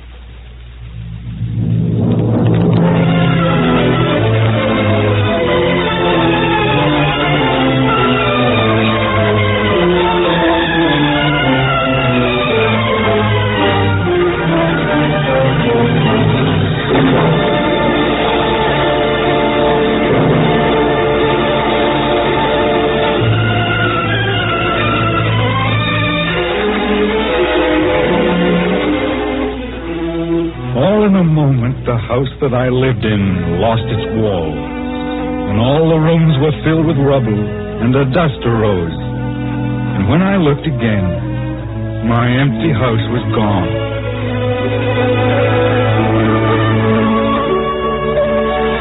And suddenly a new house arose, and it was filled with people. All the people to whom Tom mattered, even though they'd never seen him, or didn't even know his name. All the people whose hearts were filled with the work, and the troubles, and the hopes of this war that my son and my daughter, and I, were fighting.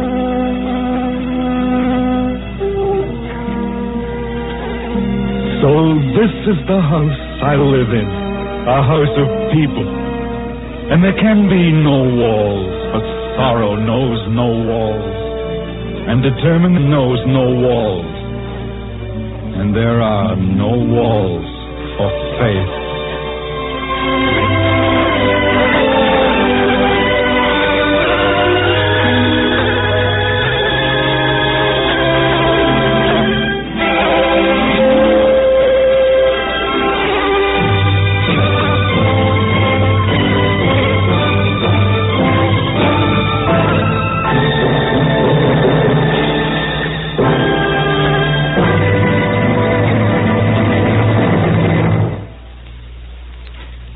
just heard Raymond Massey in The House I Live In, a new play by Arch Oboler.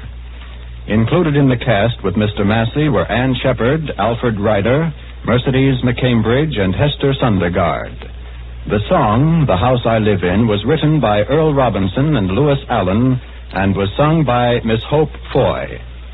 The original music was set by Gordon Jenkins, and the orchestra was conducted by Sylvan Levin.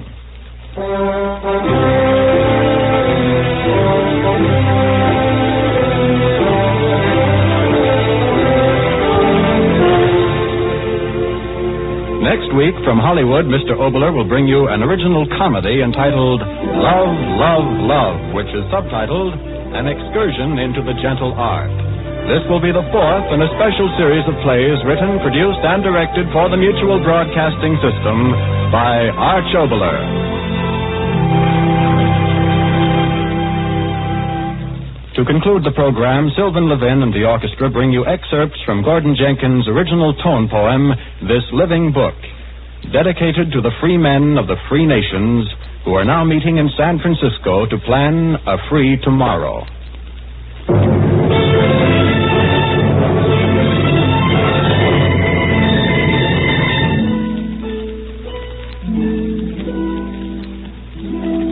This is the Mutual Broadcasting System.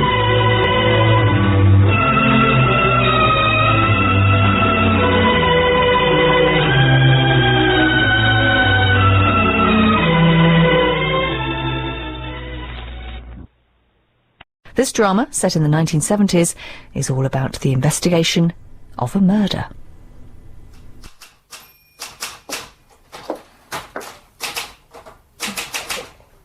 Excuse me. Yes, madam?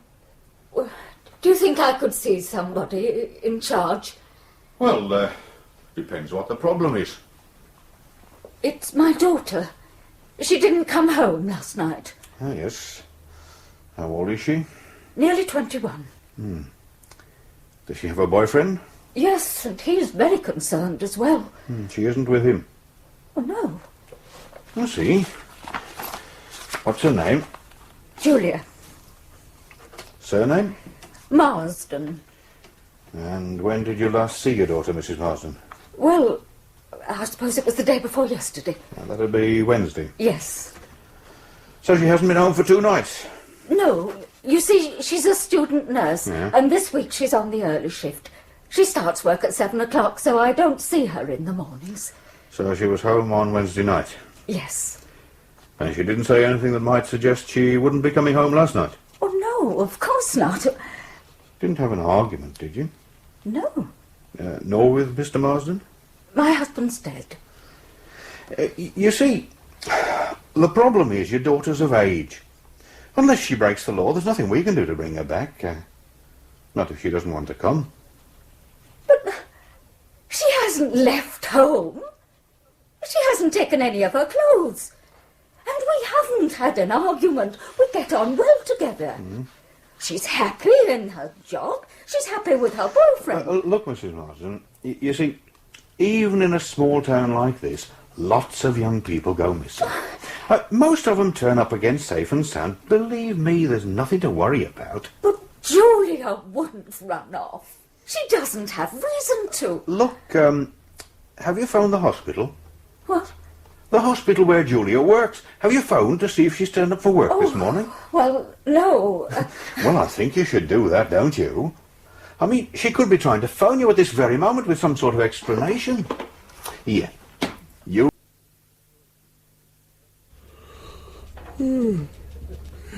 Did I tell you it's my birthday today? No. I'm 43. Happy birthday. Thanks. Doing anything special tonight, then? No. I might go down to the social club for a few beers. That'll be about it. Do you want to come? Oh, I wouldn't mind. Yeah. How long you been in the force, then? Nearly 20 years. 10 as detective sergeant. I'm still dreaming of making DI. Why not? I've been passed over too many times, that's why not. It would require an act of considerable merit on my part for my name ever to be taken seriously again at a promotion board. Oh, I don't know. Been blokes waiting longer than you who've made it. Yeah, but my face doesn't fit anymore. It certainly doesn't fit with people like Armstrong. No, what I want now is a job as an advisor with some security firm. You know, sort of thing. Something at twice my present salary, plus expenses, and a firm's car. Yeah, who doesn't? Burgess. Yeah? What? Well, I don't want to see her. How old is she? Yeah, and how long's she been missing? One night. Does she know there's nothing we can do to bring her back? Yeah. Oh, all right, I'll have a word with her. Put her in one of the interview rooms with a cup of tea and a policewoman. OK, you better bring it in. What's up? A distraught mother who's mislaid her daughter. She's having a nervous breakdown all over the duty sergeant. What are you going to do? Have a word with her, reassure her. You know, the usual cobblers. Oh, there's a photograph. Perhaps you'd like to file it when the sergeant brings it in. Well, seems she came prepared for the worst. Well, they always do, don't they? Mrs. Marsden? Yes? I'm Detective Sergeant Burgess. Oh? I've just had a word with the duty sergeant, and, well, whereas I fully appreciate how you must be feeling, there's very little we can do at the moment. But why not? Well, I'm sure the sergeant has already explained most of the reasons to you. Yes, but my daughter hasn't run away. She hasn't taken any of her things with her. Have you checked thoroughly? Well, of course I have. I mean really thoroughly. It's not unknown for someone to leave home and not take their clothes with them. I mean, they're bulky things, difficult to get out of the house undetected if you want to leave quietly.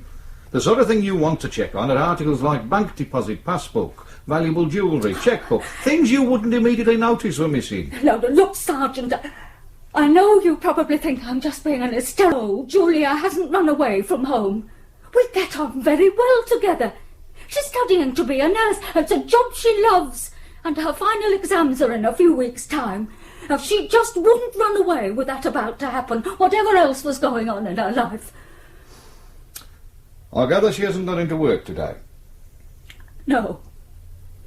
And I'm terrified something awful has happened to her. Please, Mrs. Marsden. I'm sorry. I'm really sorry. That's all right. Did your daughter go into work yesterday? Yes. Her ward sister said she went off duty at 3 yesterday afternoon, just as usual.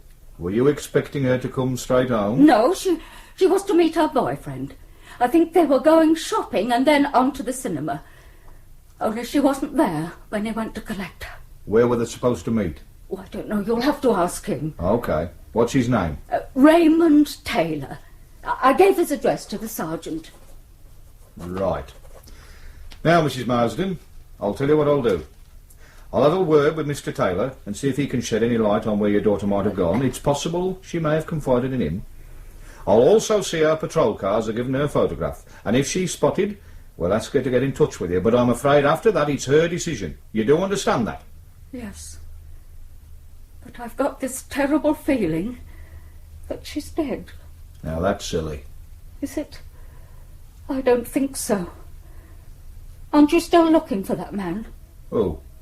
Well, you know. That man, the murderer. Oh, you mean the one they call Slippery Sam? Yes. You can forget about him. Well, you never caught him. I know, but we have every reason to believe the man responsible has left the area. Well, how can you know? Because I'm part of the team still working on the case. And let me tell you that via reports, interviews, forensic information, I know as much about that bloke as it's possible to know without actually meeting him. Believe me, Mrs. Marsden, he's gone. But he's already killed 3 women. The last one was 5 months ago. You have no need to worry about Slippery Sam. Well, why do you call him that? Well, that was the press. You know them, they like to put a handle on everything. And much to our embarrassment, we nearly grabbed him a couple of times. But he was lucky. He managed to slip away. I see. Now, don't worry about it, Mrs. Marsden. I'm sure Julia will turn up. All right? Thank you. I'll get a car to take you home. A policewoman can stay with you for a bit if you want. OK. Yes. Oh, don't worry. We'll be in touch soon. How did it go? I can't stand women crying. Were you able to reassure her? Oh, I doubt it. I think she's convinced Slippery Sam's got hold of her. Hello? Carpool. This is Sergeant Burgess. Can you arrange for a vehicle to take a Mrs. Marsden home? Yeah. She's in interview room 2. OK? Try and be quick about it. She's in a bit of a state. Cheers.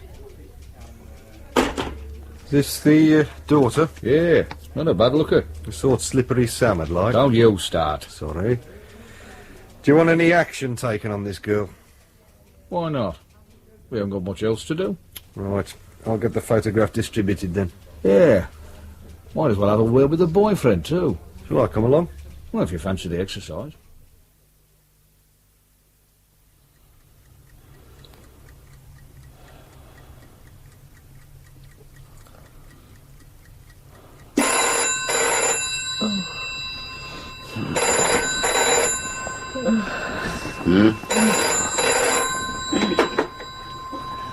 Hello. 5847. Oh, hello, Mum. Yes. Yes, I'm afraid we're still in bed. Pardon? Are you all right? Are you sure? Yes, what's the matter? Oh, come on, Mum, tell me. Please. All right. Let me talk to Malcolm. I'll ring you back in a few minutes. Are you on your own? Why not ask Mrs. Fletcher to come in and keep you company? I'll call back in a little while. What was that about? Oh, I don't know. Well, what did she say?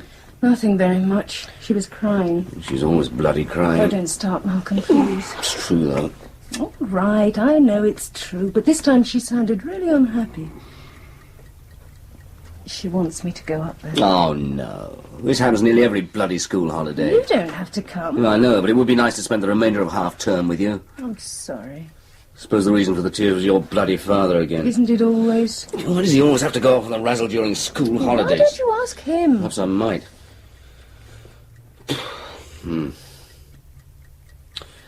But she really sounded unhappy. Yes. Oh, I suppose you'd better go. I think I should. I'll ring the station and see what time the trains are. Don't you want me to come with you? Of course I do. You know I don't cope very well with her on my own. But you don't have to come if you don't want to. Yeah, well, we'll take the car. I think it should be able to wheeze its way up there one more time.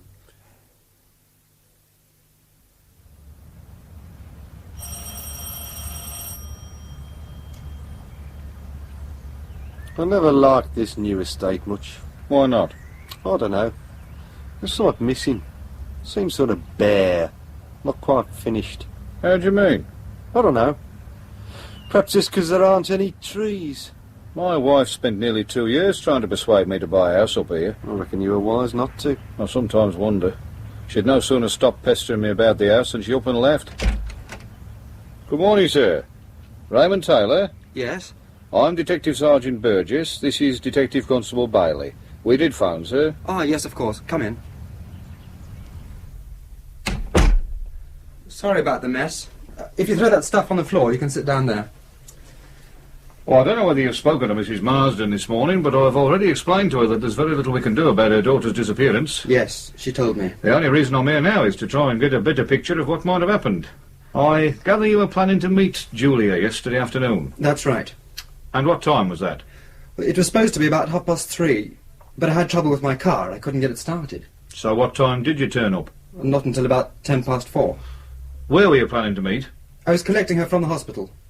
Were you surprised she hadn't waited? Well, very surprised.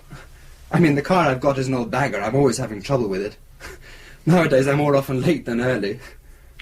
Her mother said you were going shopping together. Yes, that's right.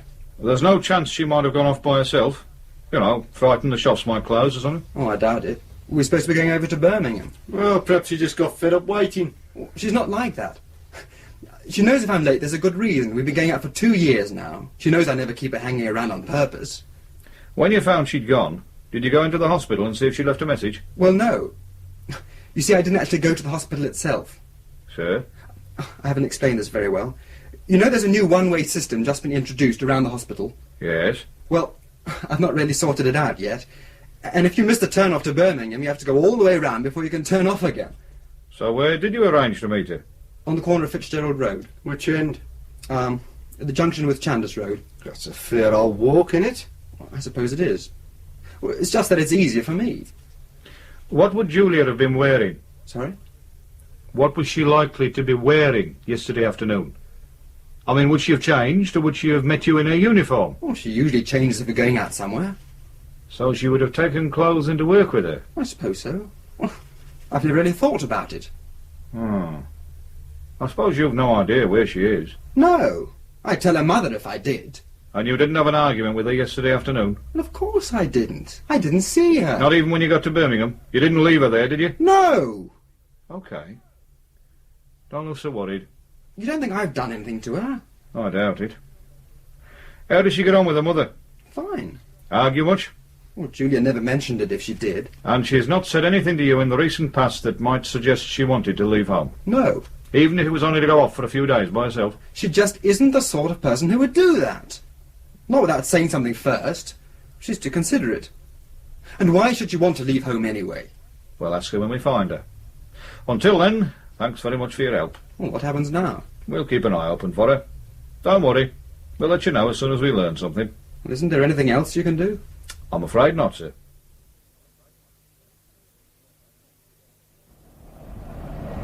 Do you want to stop for lunch? I don't think so. I'd rather keep going. You know, it amazes me how that marriage manages to stagger on. Well, this time I'm going to find out why it does. I mean, this must be the 4th time in a year this has happened. Mum can't go on like this. Neither can we. I wonder why he stays. What do you mean? Well, if he can still pull the birds with the ease he seems to, why doesn't he shove off altogether? I don't know. I can't believe he even likes her very much now. He always comes back. Only because she's stupid enough to forgive him. I don't know why she doesn't kick him out of it. She could hardly be worse off than she is now.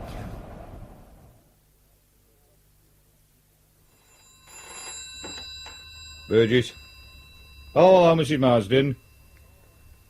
Have you? Was there anything missing? I see. Hang on, I'll just make a note.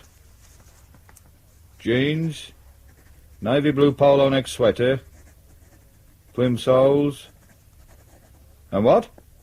A black duffel coat. Nothing else? None of her personal effects? I see. What about her uniform?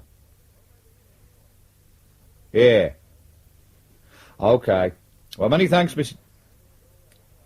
Sure, don't worry. We'll be in touch as soon as we learn anything.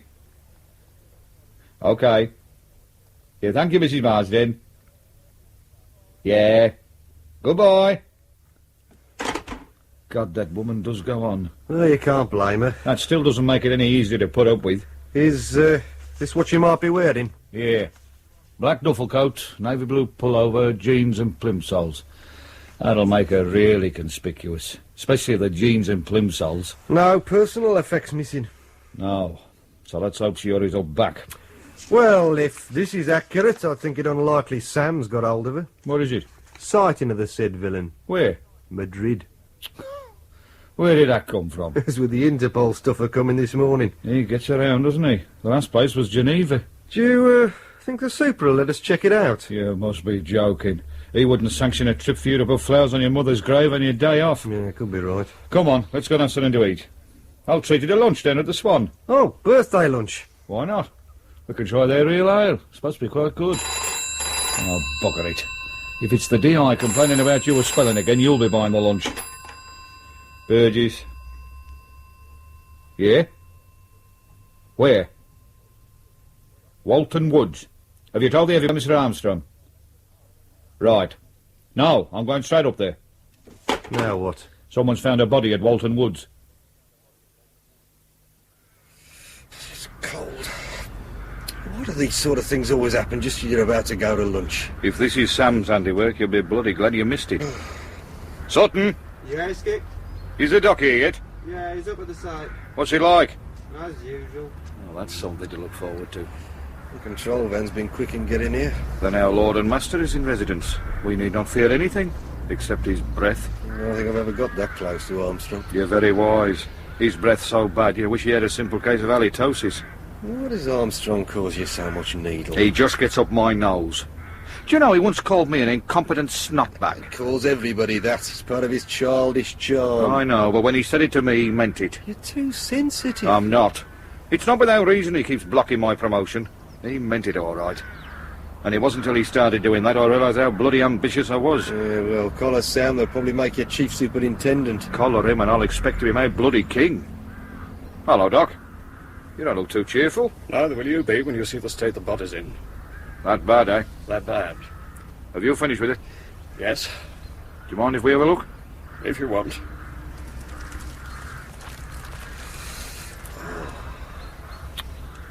You were right. It is bad. Is it a Sam killing? Without considerably more work, I can't tell you anything for certain. But I think so. Head bashed in, badly mutilated face and chest, plus strangulation. That's my boy. She been raped? Yes. How long's she been dead? Difficult to tell at the moment. For such a cold night, it's affected the decomposition. But I think between 24 36 hours. Any ID? Not yet. Could it be her? You saw the face. How can I possibly tell? Have a good look. If it is her, we can get things moving much faster. I realise that, but I can't help you. Who is she? Julia Marsden. She went missing yesterday. I can't say if it's the same person. Okay, Doc. Thanks. Oh, one thing. Any of her clothing left? Remains of a pair of jeans, blue pullover, not much else. What about a black duffel coat? Not that I've seen. Okay. Perhaps you'd care to tell Superintendent Armstrong that I've finished. Sure. That the sooner he gets the body to the lab, the sooner he'll have my report. I'll do that. And thanks for your help, Doc. That's all right. She got in a mess, wasn't she? They all are. Is this the first of Sam's work you've seen? Yeah.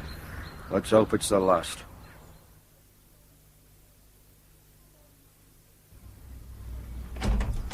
Hello, Mum. Jenny. Oh, it's really nice to see you, love. I'm so glad you could come. Hello, Maureen. Hello, Malcolm. Oh, you don't know how pleased I am you could both come. Come in, come in. Come into the sitting room. Would you like some tea? That would be nice. Shall I make it? No, you sit down. I'd rather make it. It gives me something to do. Well, all right, then. Do you know where everything is? I should do. I've been here often enough. Is he all right? Of course. Well, he seemed a bit strange. Oh, Malcolm's fine. You know what he's like. Don't worry about him. He's just a bit tired after the drive. Anyway, we're not here to discuss him. I know. And I'm sorry the way I phoned up this morning. Oh, it's all right, Mum. Don't you worry about it. Felt so unhappy. What's happened? The usual. Dad? Yes. I haven't seen him since Thursday evening. Do you know where he is? I've no idea. That's what's so worrying. I usually know what he's up to. How do you mean? Well, you know what he's like when he meets someone he takes a fancy to. Starts taking extra trouble about the way he looks, always changing his underwear, shaves twice a day, that sort of thing. That's usually followed by him staying out half the night, having to entertain clients, as he calls it. Then the inevitable trip that necessitates him having to go away for the weekend. I mean, it's pathetic to see him at work. It sounds bloody insulting. You're probably right. But anyway, this time there hasn't been anything. No hints, nothing. I've not got the faintest idea where he is. Have you tried to phone him at work? Well, that's the first thing I did, but he isn't there. The person I spoke to said he was on leave. And they didn't know where he'd gone? No. Have you spoken to the police? What could I say? My husband's gone on holiday and hasn't bothered to tell me where. They just laughed. It's possible he's had an accident. The police could at least check the hospitals for you. Oh, don't say that, Jenny. I think you should consider it. Kettle's on. Thank you. Well, this time that bastard of a father of mine has gone off without saying anything. That's nothing new. But Mum's got absolutely no idea where he's gone. I think we should phone the police. Why? He might have had an accident. Forget about it. He'll turn up when he's good and ready. He always does. I don't think we should bother the police, Jenny. I'll phone the hospital in a little while. Anyway, from the amount of police activity we saw as we drove into town, I doubt whether they give much consideration to looking for some overgrown schoolboy on the razzle. Oh, shut up, Malcolm. What do you mean? It's nothing. It's just that we saw a lot of police cars in a field as we came off the motorway. What were they doing? I don't know. It was probably nothing important. Well, it's nice to get a bit of warm. Any tea going? You must be joking. This is Armstrong's control van. Vitriol's the only thing that's brewed here. Where have you two been? I told you. I beg your pardon, sir? We took your bloody time getting here. Oh, sorry, we were having a word with the doctor. Has he finished? Yes, he said you can move the body as soon as you like. I wish that quack would report directly to me. I'll tell him for future reference, sir. Don't you bother, I'll tell him myself. Anyway, what do you have to say? Nothing much, although he did reluctantly say he thought Sam was responsible. Ah, so he's back. And with a vengeance, it seems. Yeah, only this time we're going to collar him, and before he needs to kill again. It's possible we might have a slight edge on him this time. Yeah? How come? Well, this could be his victim. What makes you think that? Well, it's as much a feeling as anything. Well, this girl was reported missing this morning. She's a student nurse at the local hospital. So? Well, she doesn't fit in the usual pattern of girls that abscond. She's got a fairly stable home, very much involved in her job, got a regular boyfriend, all that sort of thing. Yeah. In fact, on the surface of it, she's got no reason to leave home at all. Neither has she taken any personal possessions with her. You've checked this out? As far as I can. Have you seen the body? Yeah, but the face is too bashed about to identify her. Yeah. All right. We'll mark her up as a possibility. Talk to the parents again. There's only a mother. Well, then talk to her. You, Bailey, find out who a doctor and dentist are, and get on to the hospital where she worked. It's likely they'll at least know the colour of her blood, if nothing else. Right, sir. Burgess, go careful when you talk to the mother. We've had enough trouble with the bloody press without them accusing us of terrifying respectable old ladies into believing their daughters are dead. There's still every possibility she's alive and well and making her way straight towards Piccadilly Circus. How is she? She'll be all right, although she's a bit exhausted. I don't think she slept at all last night. Do you want a hand? I've nearly finished. There's no need to dry up. Just let the stuff drain. I thought I might ring the doctor.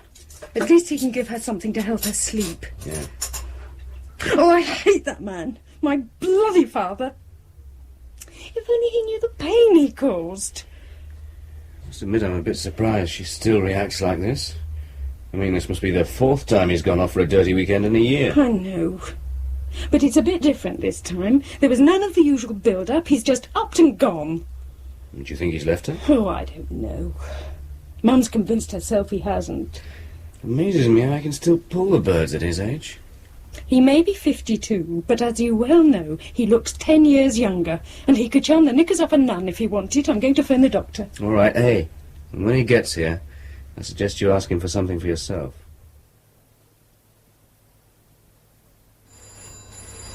Oh? I'm tired. Yes? Mr. Armstrong gone? About an hour ago. I think he said he was going back to the Nick. Oh, I'm hungry. I could do with something as well. I think we're still wanted here. Well, I'm certainly not. Perhaps we could slip out for a bit. Pubs are open. That's not a bad idea. I'll have a word with the DI. I reckon he heard you. Burgess? Yes, go. Just have Mr. Armstrong on the phone. He wants you back at the Nick at once. What's up? We've just identified the victim. Who is it? Seems you're right. It's Julia Marsden. So get your ass back there quick and take Bailey with you. You wanted to see me, sir? Yes, come in. Here's a pathologist's report. Makes much the same reading. The girl's mother yet? Not yet. I've sent a car to fetch her. When I spoke to Mrs. Marsden this morning, I asked her to check to see whether any of Julia's clothes were missing. And? Well, apart from jeans and a pullover, there was a black duffel coat. I wondered if it had been found. Hang on. Hello. This is Armstrong. Did you find a black duffel coat this afternoon? Yeah. Can you check the list then? I suppose it could be at the hospital. Well, it isn't. This is the contents of a locker. Uniform, shoes, towel, couple of magazines. Yeah? Ah, are you sure? Ta. No duffel coat. Hardly something you'd miss. You don't know the snot bags are up there this afternoon. Some of them wouldn't notice a steamroller parked in Westminster Abbey. Look, Burgess, I know we've not got on too well in the past, but I'm prepared to forget about that. You responded well when Julia Marsden was reported missing. He looks good in a report when it's seen we've taken action from the very beginning. Keeps the press happy. Helps remove some of the tarnish from our somewhat green image. Right? Yes, sir. I gather you've already had a word with a boyfriend. I don't think we've anything to worry about there. Good. Now look, I want you to lead one of the teams on this case. Select your own men if you want. But I want results. If Sam's on our patch this time, I want him. I don't want the press rechristening him Slippery Sam. Understood? Yes. But don't you let me down, Burgess. I'm putting my faith in you. You screw up on me and there'll be trouble. You work well and I'll make sure the right people hear about it. Because if we grab Sam, there'll be a lot of promotion handed out. You may well see Detective Inspector yet. I'll look forward to it. Good. And one more thing, don't forget I'm in charge of this case. As if I would. You're only leading your team. You get your nose stuck into something, you let me know. You try and rush off on your own, glory hunting, and I'll crush you. The glory's to be spread around on this case, not hogged. Understood? Of course. Good. Then we'll get on fine. Right, you let me know who you want in your team and I'll okay it. Right? Sure. There's a briefing tomorrow morning at 9. Should you have any bright thoughts during the night, let me hear them then. What are you looking at? There's a police car pulled up along the road. They're not coming here, are they? No. Oh, thank God for that. I don't think I could stand any more today. Where have they gone?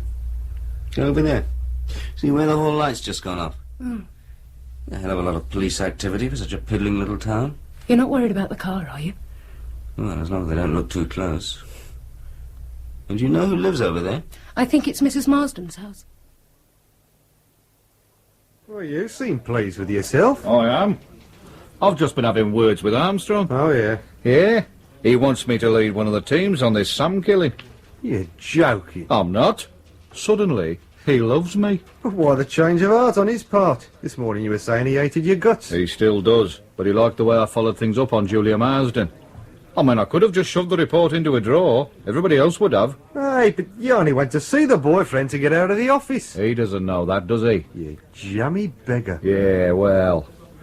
All right, it was a bit of luck, but that's how most things happen, innit? And it's certainly a bit of luck I intend to take advantage of. Especially as Armstrong reckons there could be a lot of promotion handed out to the team who breaks this case. I must admit it would be very nice to be a DI. But, I thought you were going into the Bogart business. I'm serious. This could be our big chance. Yeah, could be. Aren't you getting a bit carried away? Why? Well, we'd just be one team among many. What if Armstrong gives us the bum end of the case? There's not much chance for us if we spend all our time sweeping up after everyone else. Armstrong's desperate to break this case. It's been hanging over him for a year. So? So he'll be open to all suggestions. So what are you planning to wow him with? Remember the interview with the boyfriend? Yeah. Do you remember he was supposed to be meeting her on the corner of Fitzgerald and Chandos Road, and that he was late? So? Well, he gave the impression that Julia was the sort of woman who would have waited patiently for him. But she didn't. She went off. Yes, but after waiting how long? He was 40 minutes late. She could have waited anything up to a couple of minutes before he arrived. And you're hoping someone might have seen her? That's it. But more important, that someone might have seen Sam pick her up on that corner. After all, she got into the car somewhere. Yeah, that's true. So what I'm going to suggest to Armstrong in the morning is that my team knocks on the door of every house in the Fitzgerald Chandos Road area. Some nosy Parker might have seen what went on. You reckon Armstrong will let you handle it? Why not? Someone will have to. Why not the bloke who suggested it? What time's the briefing tomorrow? 9 o'clock. God, it's been a long day. How long do you think we'll have to stay? I don't know. I suppose we can't stay longer than Sunday. Depends what happens. Hey, just think. At this very moment, your dad is probably shacked up in some hotel, humping his currant bird without a care in the world. Well, let's hope he stays with her this time. Do you think your mum will take him back? I don't know. She's pretty hurt. I think she realises things can't go on like this. Let's just hope he writes soon so we can all get on with our lives again. I'm nearly asleep. You feel all right? Gin and Valium is certainly a very good mix. Good night.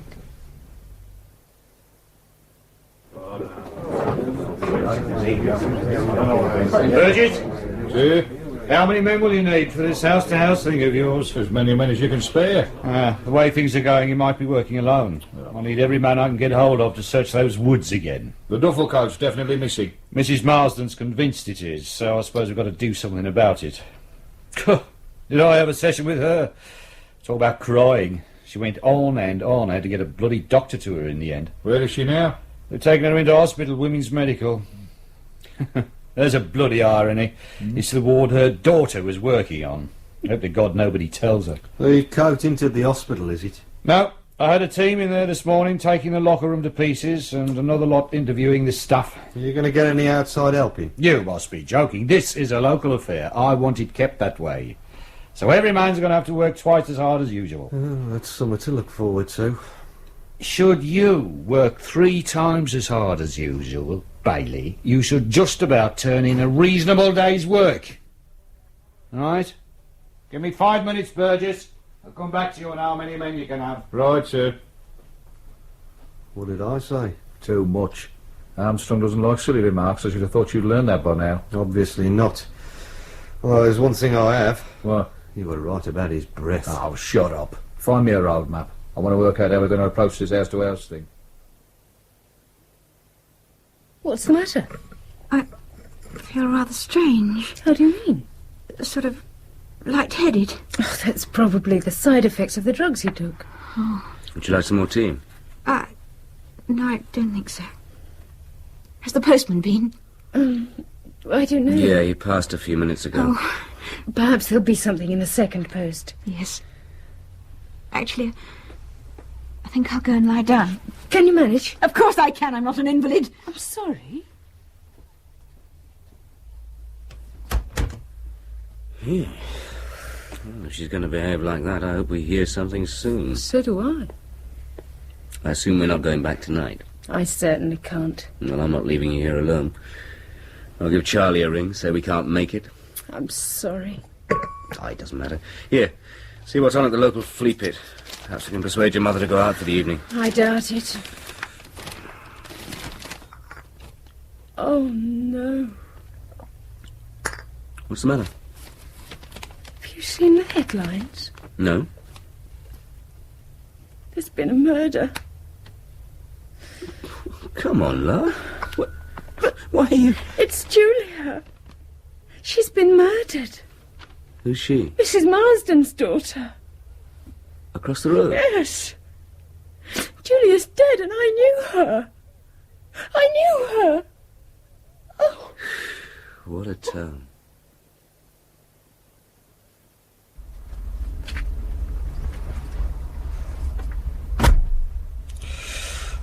Oh, bloody hell. It's brass monkey weather out there. How's it going? We're on both sides of Chandos Road. Moved the lads into Merritt Street. Good. Any houses you didn't get an answer from? No, there was someone in all of them. The other good thing about that road is that the houses are all owner-occupied. So the people who aren't at home will get to hear about what we're after. Might get a call later on. Let's hope so. How's it going along here? Not so good. 16 houses with no one at home, which includes the 2 on the corner. If anyone saw Julia hanging about, it would be someone in either of those houses. Well, just hope the occupiers haven't gone away. I don't think so. There's milk on both doorsteps. What sort of reaction are you getting? Quite strong. A lot of people are very angry. I suppose it's not surprising. It is Sam's fault. And they're bloody scared. I've actually had 3 women open the doors on the chain. New York-style living comes to this great little town of Wallingbridge. Who knows? They'll be issuing us with guns next. Who'd give a Burke like you a gun? Why not? I've been on the gun course. I've got a distinction, as a matter of fact. You've done the gun course? Yeah, about 18 months ago. I haven't. There you are, then. Do you what? They realise my potential. Potential what? I reckon they want to get rid of you. How come? The only time you'll get a gun is when they send you up against a raving psycho, and he'll probably blow your bloody head off before you can get it out of your pocket. Now, that's not a very nice thing to say. Well, what do you expect? I'm jealous. I want to know why I haven't been on a gun course. Perhaps because you didn't apply. You could be right. No. But seriously, do you think they'll issue guns? What, for Sam? No, he only strangles women. They'll get Armstrong to breathe on him if it comes to a showdown. Hey up. What? Woman just got into number 3. Come on.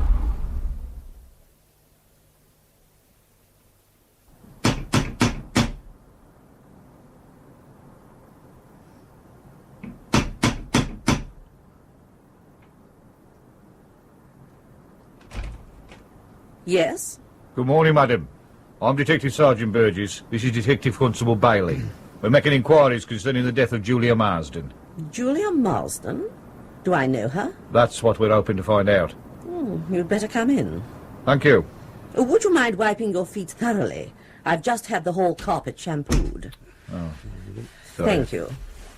If you would like to come this way. Now, Julia Marsden. This is a photograph of her. No, I don't know her. Now think carefully. You didn't by any chance see this person standing on the corner of Fitzgerald Road on Wednesday afternoon? No. You're quite sure? Positive. Although, now you come to mention it, I do recall a young woman. But it wasn't the girl in the photograph. What time was that? Oh, about 3:45. In fact, I remember her quite distinctly. And why is that? Oh, she looked so cold, as though she'd been waiting some time. I felt quite sorry for her. In fact, I must have stared because she noticed me looking and smiled. It was quite a charming smile. But you don't recognise the photograph as being the same girl you saw waiting? Oh, no. The girl in the photograph is far less attractive. Do you remember what she was wearing? No. Oh, yes.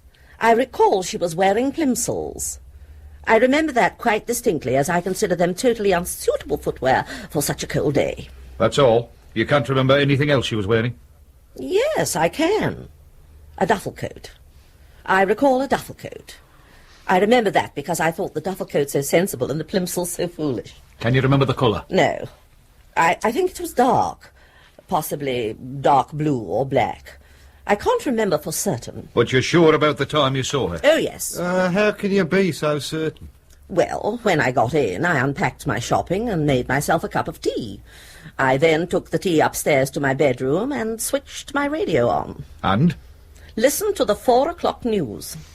Did you see the girl again? As a matter of fact, I did. When I was closing my curtains. When was that? It was after the news. Why is the time so important? The young lady in the photograph and the girl you saw waiting outside could well be the same person. Oh, I don't think so. The photographs can be deceptive. Why are you so interested in this person? Because she's been murdered. Good heavens. That's absolutely dreadful. When you saw her from the bedroom window, was she still alone? Yes. No, as a matter of fact, a car pulled up. I remember now. She walked over to the car, smiling. It was the same smile she'd given me. Such a pretty smile. But then she looked surprised and spoke for a minute or two to the driver. Did she get into the car? Yes, she did. And can you remember anything about the car? Oh, yes. It was a dark blue Cortina estate. You're that sure? Without a doubt. How come? My son-in-law has exactly the same make of car. I see. Look, Mrs... Meadows. Yeah, Mrs. Meadows. I think we should start getting some of this down on paper. Would you have any objection to coming down to the station to make a statement? Well, I don't think so.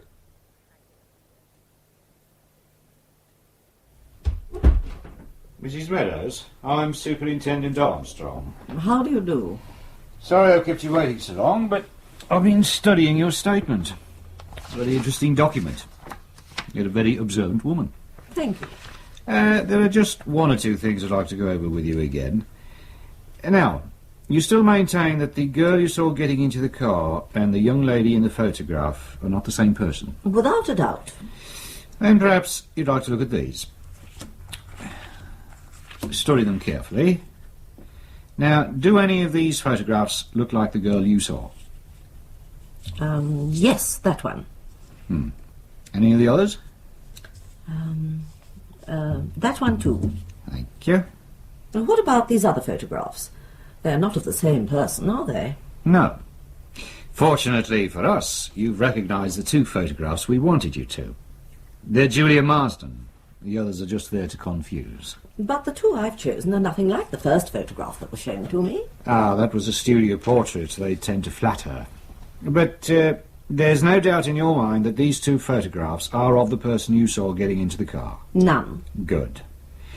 Now, there's your identification of the car. You were so sure it was a blue Cortina at all. Do you know much about cars? Absolutely nothing. If I were to show you some photographs of current popular cars, would you be able to name them? I very much doubt it. Then why are you so sure it was a blue Cortina estate? As I explained to your sergeant, my son-in-law drives one. Perhaps you'd like to have a look at these. Is there a Cortina estate amongst those photographs? Dear. That one and that one. Thank you. It's a great pity you seem to doubt my word. Oh, not at all.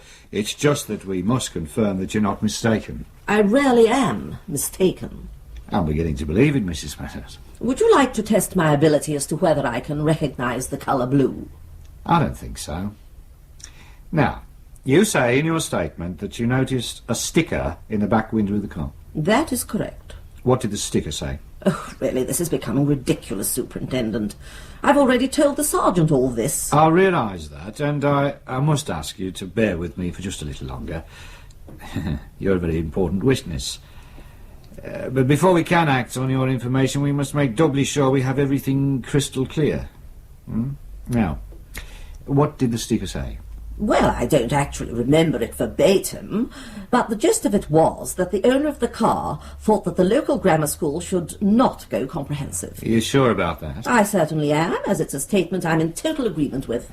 I see. Only a fool would want such a fine school to go comprehensive.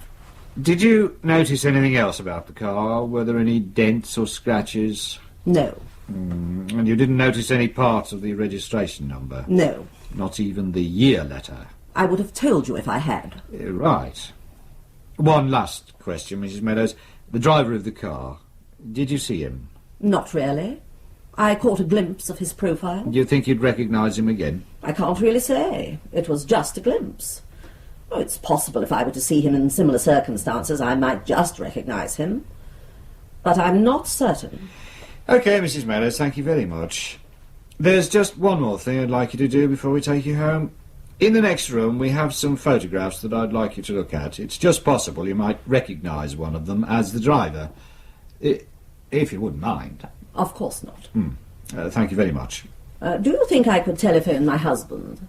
Of course. There's a phone next door. I've met some self-opinionated old bitches in my time, but she takes bloody first prize. But is she right? I think so. At least I'm confident enough to act on it. You've done well, Burgess. Bloody well. Thank you, sir. Now, I want one of you to get on to DVLC at Swansea and get them to provide me with a list of all blue Ford Cortinas registered in this area. How can you be certain it's a local car, sir? The sticker. The grammar school issue is totally a local matter. The chances of an out-of-town car carrying such a thing are almost nil. It also seems from the way Julia reacted to the car, she must have known the driver. Anyway, get onto that list immediately. I want it today, if possible. Right, sir. What about the team searching for the duffel coat? Have they found anything yet? No. And I'm almost hoping they don't now, because if it's not in the wood, there's a good chance it'll be in the murderer's car. Are you awake, Mum? Yes. I've made some tea. Oh, that's nice. How do you feel now? Much better. Good. Did I hear you crying? That was this morning. You've been asleep all day. Have I? Oh, dear. And there's nothing to worry about. That was me just being silly. What was the matter? It was just something I read in the paper. You and Malcolm are all right, aren't you? Of course. There's nothing to worry about. Nothing at all. Oh, it's just that I find Malcolm a bit difficult to understand. He's a bit brusque at times. But he's very caring in his own way. Does he love you?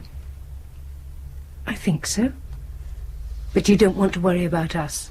Oh, you know me, I always worry too much. What does Malcolm think about your dad?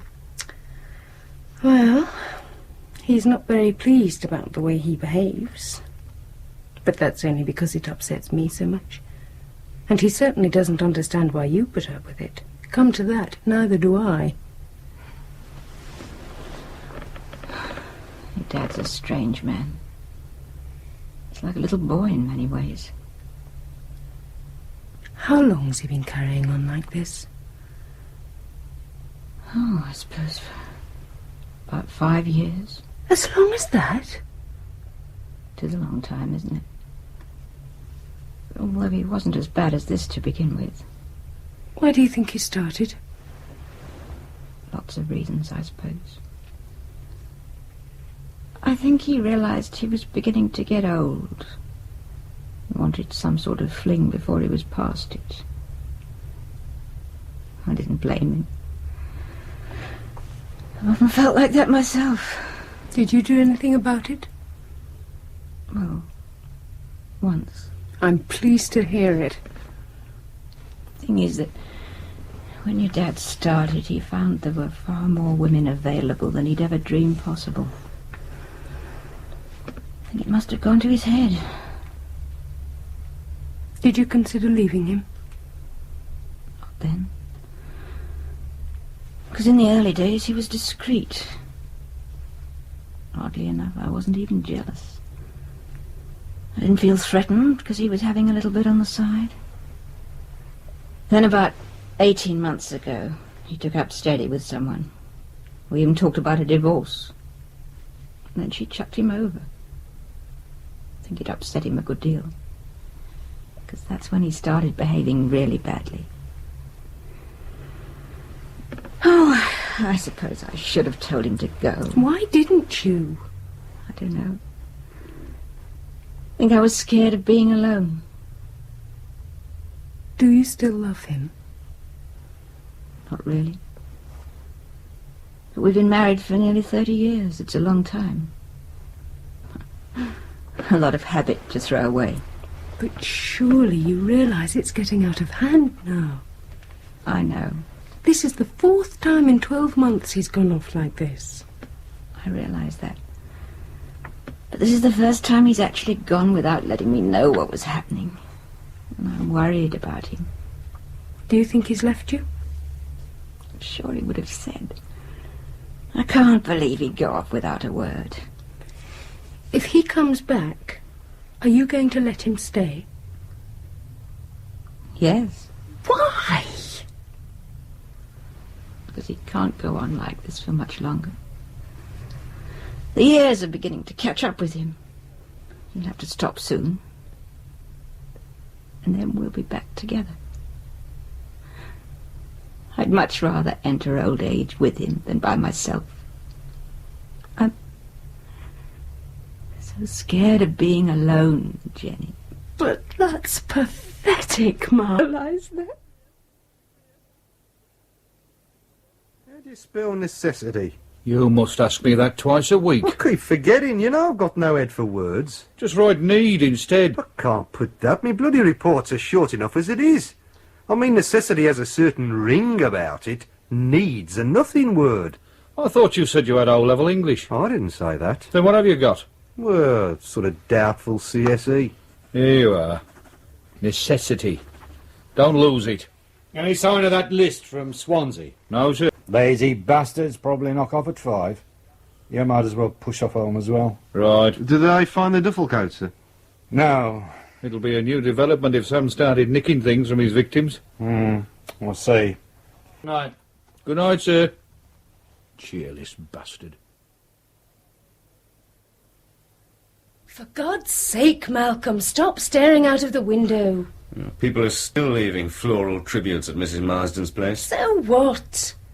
It's the only way they've got of showing they care. They should save on the weeds and just leave them money. When Mrs. Marsden comes home from hospital and sees her front garden full of flowers, it will say considerably more than a pile of little envelopes containing money. Oh, you're so cynical at times. The woman has just had her only daughter murdered. If you can only make snide remarks about it, I suggest you shut up. I'm sorry. Oh, so am I. It's not only Mum being so unhappy that's depressing me. It's the whole atmosphere of this town. Having a murderer on the loose doesn't help much. It's not even that. I never liked the place, not even when I was a child. I think we should get Mum away from here for a while. If I can persuade her, how would you feel about letting her come to stay with us? I wouldn't mind. Well, as long as she's prepared to share the spare bedroom with the junk. I don't think that'll bother her. But more important, are you up to coping with her? I'll certainly be able to cope with her much better at home. Right, invite her. Ask her tomorrow, see what she says. All right. Sorry I'm late. I overslept. Yeah, you weren't the only one. Oh, this is just arrived. Oh, good.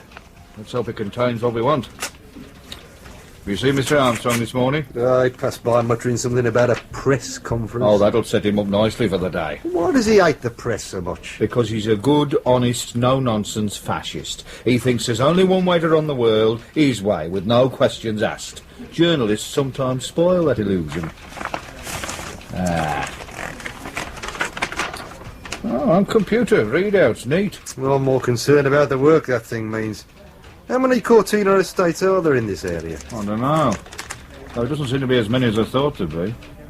Is there a briefing this morning? Yeah, the DI's taken it. Well, I think we can give that a miss. We've got enough to do sorting this thing out. How are you going to divide it up?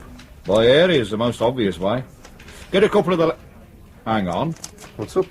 What's Mrs. Marsden's address? 29 Bridge Road. Well. There's a bit of luck. What? One of the characters listed here lives in Bridge Road. And what was it Mrs. Meadows said? Julia approached the car as though she knew the driver. Dear. It's not going to be that easy, is it? It could be. I know there was a reason why I woke up smiling this morning. I think that is definitely an address we'll check out ourselves. Right.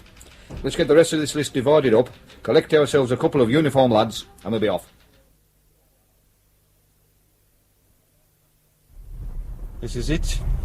Bridge Road? Drive past the house. I want to have a look first. Right. You two in the back, take your helmets off. I don't want to advertise the fact we're here. Well, there's the car. The house looks quiet. Well, get on the lawn, pull over.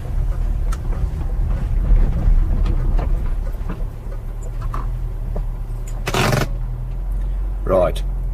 We've a neat little semi-detached house.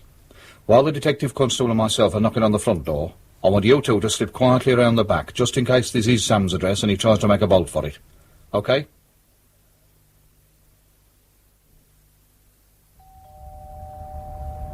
Well, the sticker's where it's supposed to be. That's a good beginning. Yes? Is John Arnold Maitland in the house? No. Are you sure? Of course I am. He's my husband. May we come in? Who are you? Police. But what on earth? This is Detective Constable Bailey. Do you mind if he has a look upstairs? What for? Don't worry, he isn't going to steal anything. Go careful. Right. What is it you want? Just a word with your husband. I told you, he isn't at home. What's in here? But it's the sitting room, but... Can I have a look? If you must. And that room? The kitchen. Do you mind if I let a couple of my friends in? Tell me what it is you want, please. Did you check this? You wait here. Do you have the right to charge into my house like this? I was under the impression you invited us. Not to rampage around it. Don't worry, we won't do any damage. Perhaps we could go into the sitting room. I shall see that your superior hears about this. What's your name? Burgess. Can you prove that? Certainly. What is it you want? Where's your husband, Mrs. Maitland? He isn't here. I know that, so where is he? Away. Where? I don't know. I mean, I'm not sure. He travels around so much. Is he usually away over weekends? Sometimes. He's a very busy man. And you don't know where he's gone? Not for certain. Well, he usually rings me to say where he's staying. But he hasn't let you know this time? Not yet. It's already Sunday. He can't think much of you. That's none of your business. Possibly not. How long's he been away? He went away... I'm not sure. Next week sometime. There's no one upstairs, Skip. OK. What's all this about? I'm sure you're not allowed to come into people's homes and behave the way you have. You invited us. Why do you want to see my husband? Has he done something wrong? We're not sure. We're conducting certain inquiries, and we would just like to talk to him. Why won't you tell me what it's about? Because we feel we should discuss the matter with him first. Then I've nothing more to say to you. Is the Blue Cortina estate parked outside your husband's? What of it? Does he own the car, or is it his firm's? I'm not saying anything else to you unless you prove you have the right to behave in the way you have. All right, I'll get a warrant. So please leave now. As you wish. And I tell you here and now, Detective Sergeant Burgess, I have every intention of reporting your behaviour. You have that right, madam. Go on, Bailey. Well, I screwed that up, didn't I? Armstrong will have my guts when he hears about this. Well, I suppose it was a bit rash charging in like that. I was so sure Sam would be there, you know what I mean? Had this very strong feeling. Well, you were wrong. That still remains to be seen. Did you look around when you were upstairs? Yeah. No duffel coat? I didn't see one. Well, there's got to be something I can give to Armstrong before that woman puts her foot in it. What about the car? Perhaps there's someone there. How do you suggest we get inside it? Or it could take it down the car pound. What is it? 4 years old. There's bound to be something wrong with it. Oh, it's parked round the wrong way for a start. Oh, I bet they really missed you when you left traffic division. Come on, let's get back to the nick and see what the others have come up with. Mum, we're home. Oh, thank God for that. What's the matter? I'm so glad you're back. What's happened? The police have been here. What did they want? To talk to John. It was awful. They stormed in here like a gang of hooligans. Did they say why they wanted to talk to Dad? They wouldn't tell me anything. They just wanted to know where he was and when he'd be back. What did you tell them? I said he was away on business. That wasn't very sensible. What else could I tell them? I don't know where he is. Should have told them the truth. You weren't here. The sergeant in charge was like a stormtrooper. Didn't give me a chance to think. Well, you shouldn't have lied to him, though. I don't care. I'm going to report that man. He had no right to behave the way he did. It was awful. Oh, try and calm down, please, Mum. Out this morning? I'm sorry. We didn't know this would happen. Look, how long ago were the police here? Oh, I don't know. An hour, perhaps 2. Did they say they were coming back? They didn't say anything. What shall we do? Don't know.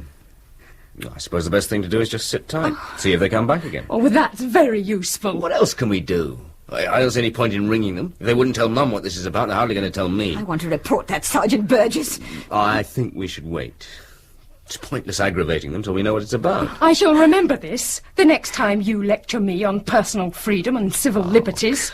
Can't you see the effect this has had on Mum? I know, but I still think we should wait.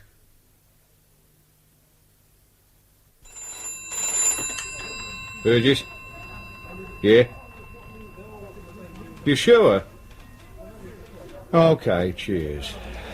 Records have got nothing on Maitland. What were you hoping for? Anything to justify what I did this morning. Mind you, the way the reports are going on these other cars, you may not need to. That's what I'm hoping for. We've been bloody lucky, you know. How many cars have they found with stickers? Just 2. Well, that doesn't matter anymore. All the drivers interviewed so far have good, checkable alibis, and that's how I like it. Maitland is still suspect number 1. With only one more car to clear, I'm hoping it'll remain that way. Burgess? Yeah? You're absolutely sure? Great stuff. Let me have your report as soon as possible. That's it. Our man.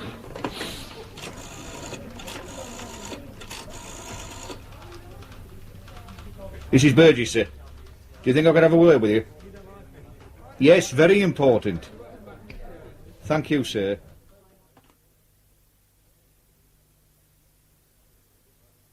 So you reckon this bloke is Sam? I think there's a good chance he is. And you think his wife doesn't know where he is? She says he's away on business, but I think it's just bluff. Mm-hmm. So what do you want to do? Well, I think we should find out what his car can tell us. Right. We'll also need a warrant. She wasn't any too cooperative when I saw her this morning. Well, I'll arrange that. I think I'd also like to have a word with him myself. It might also soften her up a bit.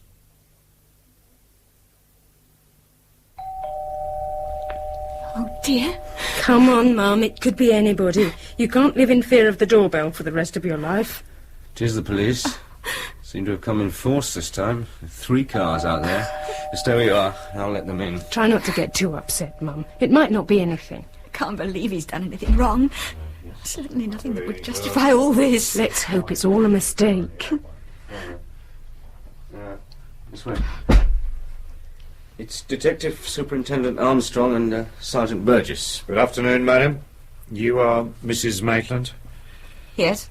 I'm the officer in charge of the investigation into the death of Julia Marsden. Oh, no. And I have reason to believe your husband, John Arnold Maitland, is involved. Right. Well, that's it for the moment. I told you I didn't know anything. But now we've got that fact on paper. Are you the sergeant who came this morning? Yes. I hope you realise you terrified my mother half to death. I'm sorry about that, but it was necessary that I gain quick access to the house.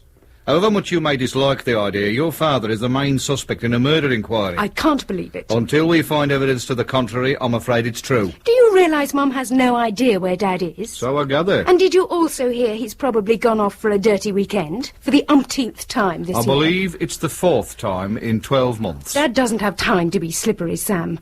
Not with the sort of life he leads. He may well combine business with pleasure.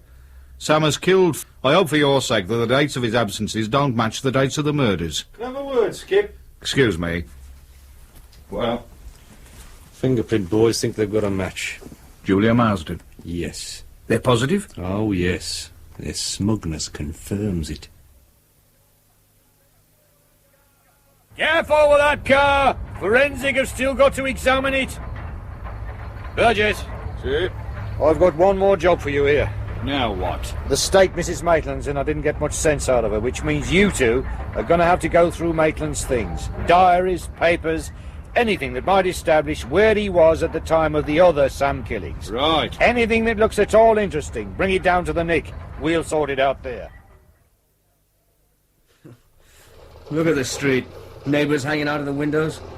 Right mess they made of getting Dad's car onto the transporter. Ridiculous. I wish I could smile.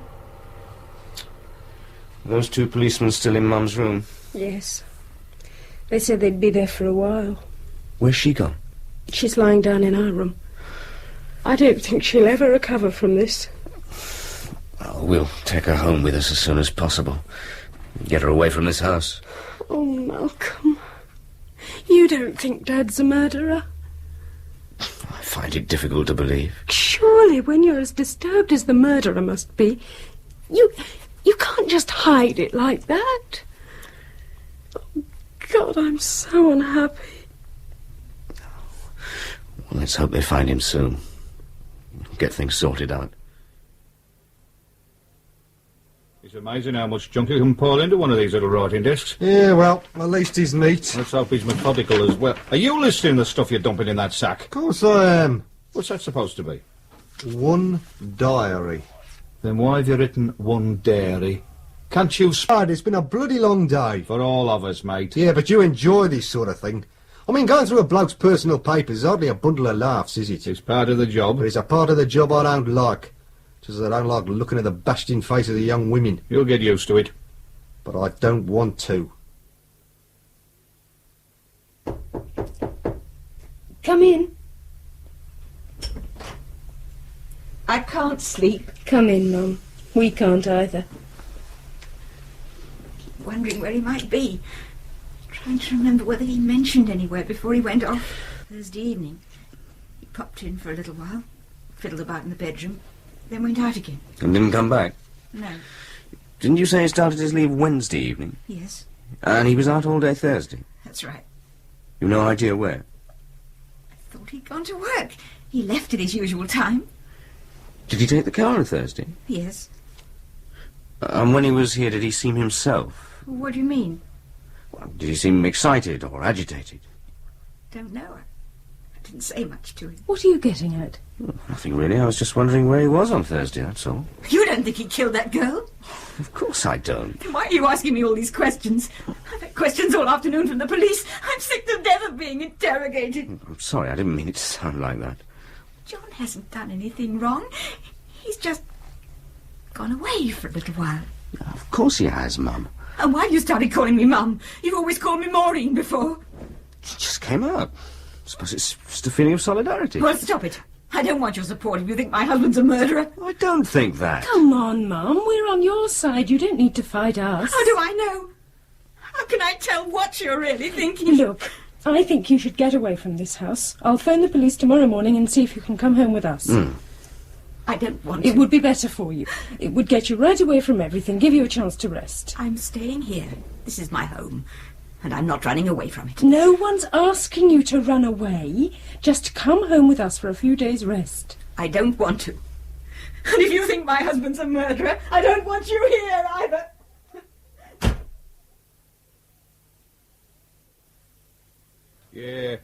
Yeah, sure, I understand, Mr. Freeman. Sure. Well, there's no doubt. OK. Many thanks for your help. Goodbye. Bloody hell. Now what? That was Maitland's employer. He confirms the diary entries is correct. The week of the first killing, Maitland was in Edinburgh on some course. The week of the third killing, he was in Spain on holiday with his wife. Oh. And to cap it all, Maitland hasn't run off. He's only on bloody leave. Due back a week today. Seems we've boobed again. We've boobed? What was Armstrong doing, Mrs. Maitland, for 2 hours? These are the sort of questions he should have been asking her. Well, he said she couldn't remember anything. God, am I fed up with this. Bloody fed up. So we can't nail him for the other murders, so what? He murdered Julia Marsden. We found her fingerprints in his car, and we have an independent witness to say she saw Julia getting into the car half an hour before she was murdered. What more do we want? Continuity, mate. The one consistent factor that's come out of this case, as the pathologist will remind you, is that all 4 women have been murdered by the same hand. If Maitland didn't kill the first one, he didn't kill any of them. He couldn't have. Then how did her fingerprints get into his car? I don't know. Anyway, let's continue sorting through this lot. We might discover some delightful morsel of information. Malcolm! What's the matter? Look at our car! What's the matter with it? It doesn't look right, does it? It certainly doesn't. Oh, no. Who could have done that? It's not bloody fair. They were 4 new tyres. Hardly. Well, they certainly had a fair bit of wear left in them. Oh, do you know how much they're going to cost to replace? I know. More than we can afford. Exactly. Well, to be honest, Malcolm, I half expected it. But why our car? Oh, don't be so naive. The relations of men who are suspected of strangling women are as unpopular as the men themselves. I hope you're as philosophical when the bank manager asks us why we're overdrawn at the end of the month. We'll see. I hope so. But there's one thing I do know. What's that? Don't replace those tyres until we're ready to leave. Yeah, what do you make of this? What? Look at the last 4 cheque stubs. Passport, Swan and Edgar, foils, Selfridges. Look at the date. Last Thursday. Maitland must have been in London on Thursday. And if he was in London, he couldn't have been here murdering Julia Marsden, could he? Well, would be rather difficult. That's it then. Conclusive proof.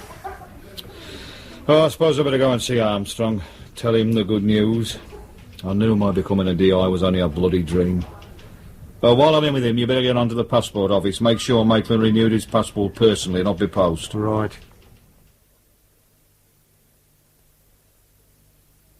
Well, Burgess, seems you got yourself a bum suspect. What are you going to do about it? There are still the fingerprints in the car. You've got to find out how they got there. I don't think you're going to do that until you find Maitland, old son. There's no news of him. Not a whisper. Ugh. Now you've landed me with the unpleasant task of telling the Chief Constable that Maitland's in the clear. Can't you wait? What for? You seem to have conclusive proof Maitland couldn't possibly have committed any of the murders. No point in sticking my neck out by delaying things, is there? After all, nationwide murder hunt, very expensive. I see no point in continuing to waste the taxpayers' money and looking for an innocent man. Look, I want to have another word with Mrs. Maitland. I'm sure there's something she hasn't told us. I'm sure many things she hasn't told us. But it doesn't seem to matter now, does it? Well, there are still the fingerprints, plus the fact that someone had tried to wipe the passenger side of Maitland's car clean. There must have been a reason for that. You're a desperate man, Burgess. Well, what do you want? Well, can't she give me a couple of hours? Just let me talk to his wife again. I don't know. Your early promise is somewhat withered. 2 hours. That's all I'm asking for. All right, then, 2 hours, not a second more. And you let me know of any developments, any little thing at all. I promise. Oh, it's you again. Good morning, sir. Is Mrs. Maitland in? Yes. Have you seen what some yob's done to my car? I did notice. I suppose you're going to say there's nothing you can do about it? Oh, there's a great deal I can do about it. But I'll just give you a friendly warning and tell you to put your car in order as soon as possible. I'm sure you realise 4 defective tyres means 4 separate endorsements. Thanks a lot. Don't mention it, sir. Now, if I might come in and speak to your mother-in-law. I'm happy to say I've got some good news. You found John? Not yet. But you'll be pleased to hear we've established that he couldn't have killed Julia Marsden or any of the other women. Oh, thank God for that. We've discovered he was in London on Thursday. There's no way he could have got back here in time. You don't know how relieved I am. But we still have one problem. Oh? Julia Marsden's fingerprints were found in your husband's car. Well, that's not surprising. He knew her. He could have given her a lift any time. We know she travelled in the car the day she died. How can you possibly know that? Because our forensic department says so, and they're not often wrong. They also say there's no doubt your husband's car was used by the murderer. The thing we now have to establish is who was the driver. But how would they have got hold of the car? Well, it's possible Mr. Maitland might have lent his car to a friend on Thursday. Well, I don't know, he could have. Hang on, though. If he did that, how would he have got to London? John wouldn't have taken the car to London. How do you know? He hated driving, and he certainly wouldn't use the car if there was a good train service. So where was the car on Thursday? Don't know, I suppose he took it to the station and left it there. Oh, I wish you'd told me this at our first meeting. I didn't know where he was on Thursday. Did he have anywhere special he parked his car? How do you mean? Well, it's all double yellow lines round there. He couldn't just park it outside the station. It would have got towed away. Well, he probably put it in the car park. That waste piece of ground near the station? I suppose so. He's certainly parked it there before. You sure? Of course I am. Thank you. Shouldn't you tell Armstrong what we're up to? He can get stuffed. I want to see what we turn up at the car park before I say anything to him. He won't like it. Then he'll have to lump it. When I told him the Maitland thing had collapsed, his whole manner changed. The bastard's only out for himself. He's not interested in supporting his officers. He only wants the glory they earn for him. He's still the super. So what? I'm only a fragile detective constable. Then you've got nothing to lose. But I can still be crushed from a great height. They certainly stacked their cars in this place. Do you notice they've all got their ignition keys in? I did. What do you two want? Police. Oh, yeah? You find any nicked cars here that got nothing to do with me? We only park them. Who are you? The manager. What's your name? Len Woods. Are you here all the time? Usually. Were you here last Thursday? I should think so. You better know so, mate. Yeah, I was here. So what? I'm interested in a blue Cortina estate that was parked here all day Thursday. How am I supposed to remember a car as common as that? This one was special. It got borrowed during the day. Oh, not from my side. This one did. And the bloke that borrowed it took a girl for a ride. So? And then he killed her. Remember anything now? No one took a car from this site. Have it your own way. Perhaps we should take you down the Nick. You might remember better there. There's no need for that. I want to help. I'm pleased to hear it. All these cars have got their ignition keys in. Why? Well, look around you. There's no other way we get 100 cars on this site. We've got to pack them in as tight as we can. If the first car in wants to be first out, we've got to move a few to get at it. How close an eye do you keep on them? I noticed you too, didn't I? So how did the car I'm interested in get off? Well, I know the car left the site, and I know it was brought back. Who borrowed it? Look, you put me in a bit of a spot. I'll kick your bloody face in if you don't tell me. Well, I don't want to drop me mates in Look, it. jerk, this is murder. It's not a case of nicking tyres or swapping engines. It's the big one. So if you don't open your gob and tell me who borrowed the car, I'll book you for obstruction, OK? All right, all right. Good. Look, this job doesn't pay very much. I mean, I'm all right, but the blokes who actually park the cars don't do well at all. So, to earn a bit extra cash, they clean customers' cars. So? Well, there's no water on the site. You've got to wash the car before you can polish it, you know. So where do you take them? The car wash in Craig Street. I mean, it's all legit, nothing underhand. The customers are grateful. Who took the Cortina out on Thursday? I'm not sure. I'll ask you one more time. Well, I think it was Charlie. What's his surname? Brown. Oh. The honest, straight-up Charlie Brown. And which one is Charlie Brown? He's not here today. Where is he? I suppose he's at home. He's sick. He hasn't been in since Friday. All right, Len. Where does he live? I don't know offhand. But I think I've got his address in the hut. You better have. Lead on, Len. We're right behind you.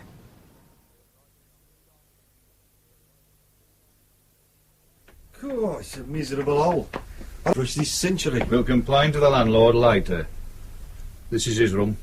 OK. Ready when you are. We'll take it nice and gently this time.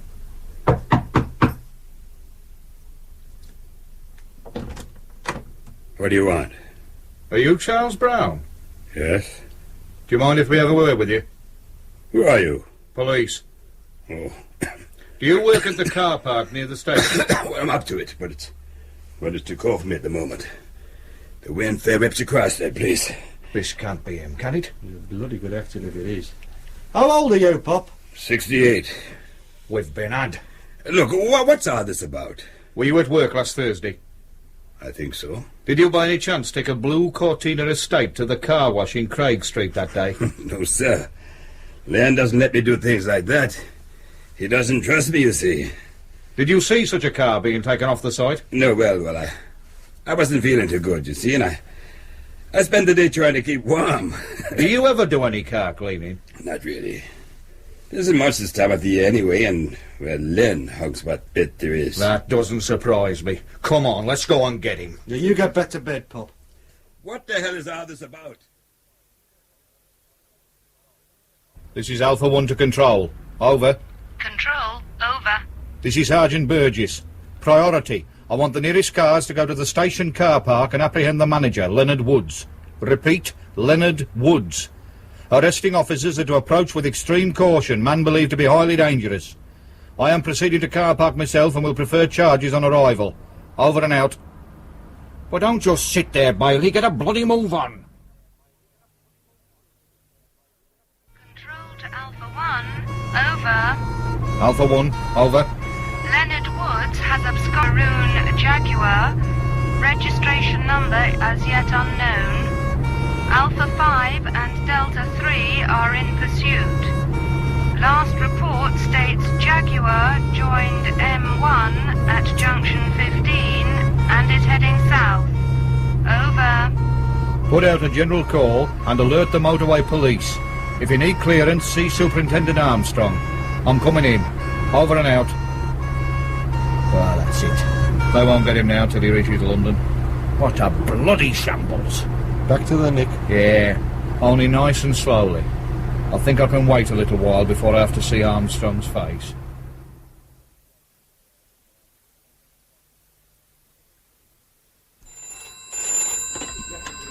Bailey. Just a moment. It's for you. Who is it? Radio room. Burgess?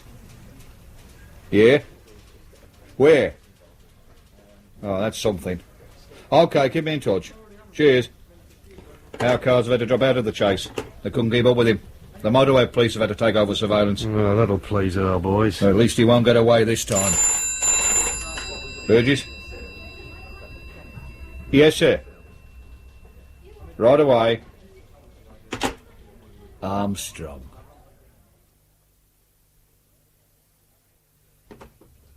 Come in, Burgess. Sit down. So you found Slippery Sam? I hope so. So do I, lad. Why didn't you tell me what you were up to? Well, there wasn't time. Things moved quickly. I would say from what I've heard, they moved a bit too quickly for you. I don't think so. Well, if you had proceeded with a little more care, this character wouldn't be driving 7,000 quid with a stolen car.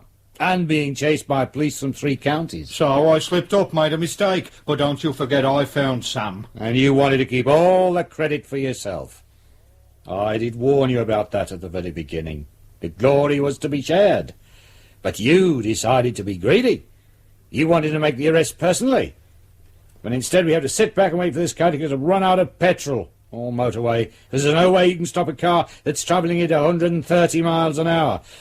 Our lads are blowing cylinder heads all over the place just trying to keep up with him. The way things are going, they won't get him till he reaches London. Well, that doesn't matter. They'll bring him back. It's not the same, is it? If you remember, I also said that I didn't want help. I wanted the arrest on my patch. I wanted a quiet case. That's because I wanted the glory for our division. You wanted the glory for your bloody self. Yes, you blow your top, lad. You've nothing to lose.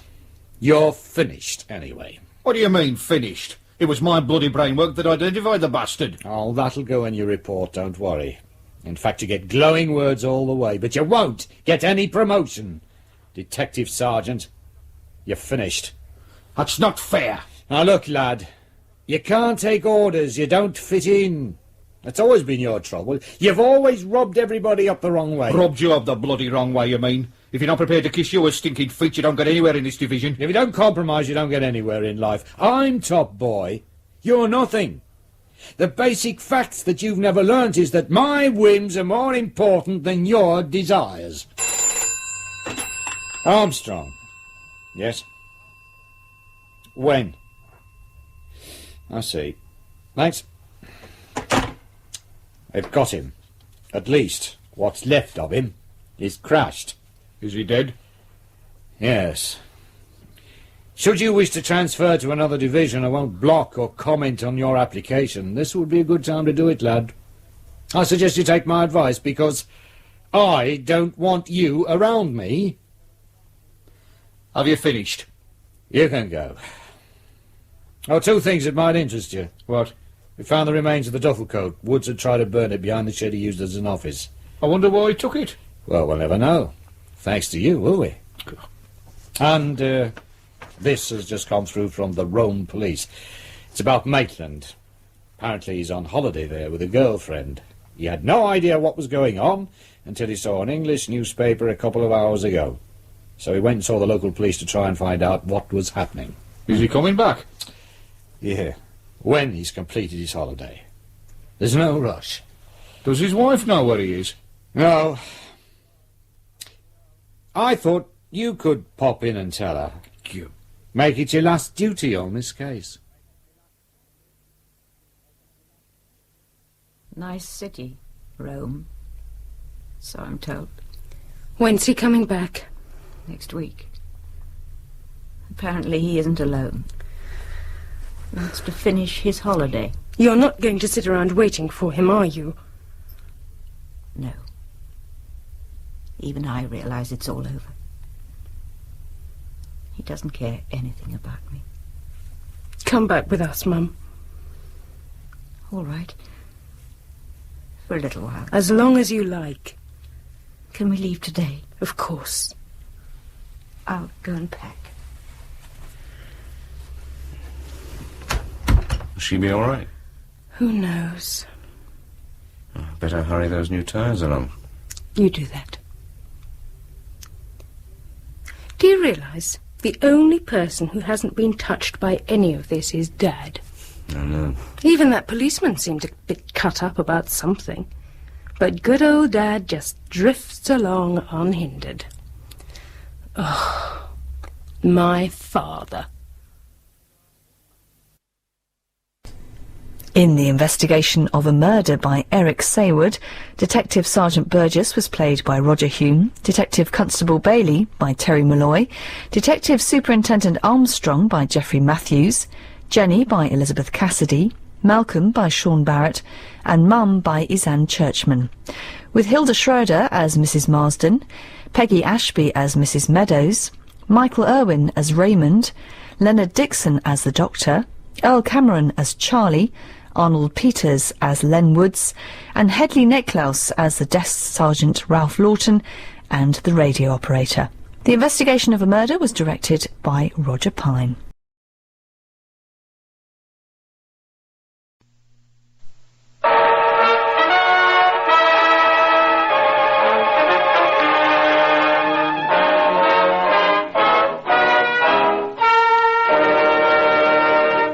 Kreml Hair Tonic and Kreml Shampoo present the new adventures of Sherlock Holmes, starring Nigel Bruce as Dr. Watson and Tom Conway as Sherlock Holmes.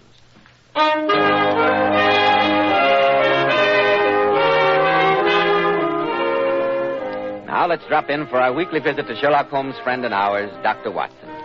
Well, Dr. Watson, how are you this evening? Never better, Mr. Bell, thank you. And you? Fine, thanks. I see you've kept your promise to open your dispatch box and bring out your files in connection with the adventure of the Carpathian Horror. Indeed I have, Mr. Bell, just as I promised.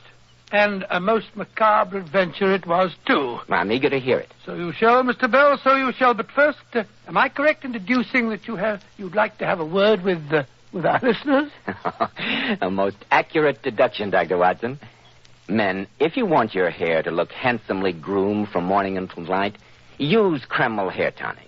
Kreml contains a special combination of hair grooming ingredients which is found in no other hair tonic. This wonderful natural-looking hairdressing has just enough light oil to keep hair perfectly groomed with an attractive, healthy-looking luster. Yet Kreml never gives hair that offensive, cheap, greasy look. Kreml always looks and feels so clean on both hair and scalp. Try it, men. Kreml, Kreml Hair Tonic. Now, Dr. Watson, what about the adventure of the Carpathian Horror? It all began with this very letter which I have here in my hand, Mr. Bell. A letter from a most prosaic firm of solicitors. Holmes and I were at breakfast one spring morning in June 902, Shortly after the end of the South African War, Holmes had been bored and restless since the conclusion of our last case. And this was the first time that I'd heard him laugh for days. I must say, Watson, that the Morning Post has brought at least one unusual communication. For a mixture of the modern and the medieval, of the practical and the wildly fanciful, this letter is really the limit. Oh? Why, Holmes? Listen. 24 Gray's Inn, London, June the 4th. Re-vampires. Re-what? Re-vampires. The legal mind is always precise, no matter how odd the subject. The letter goes on as follows.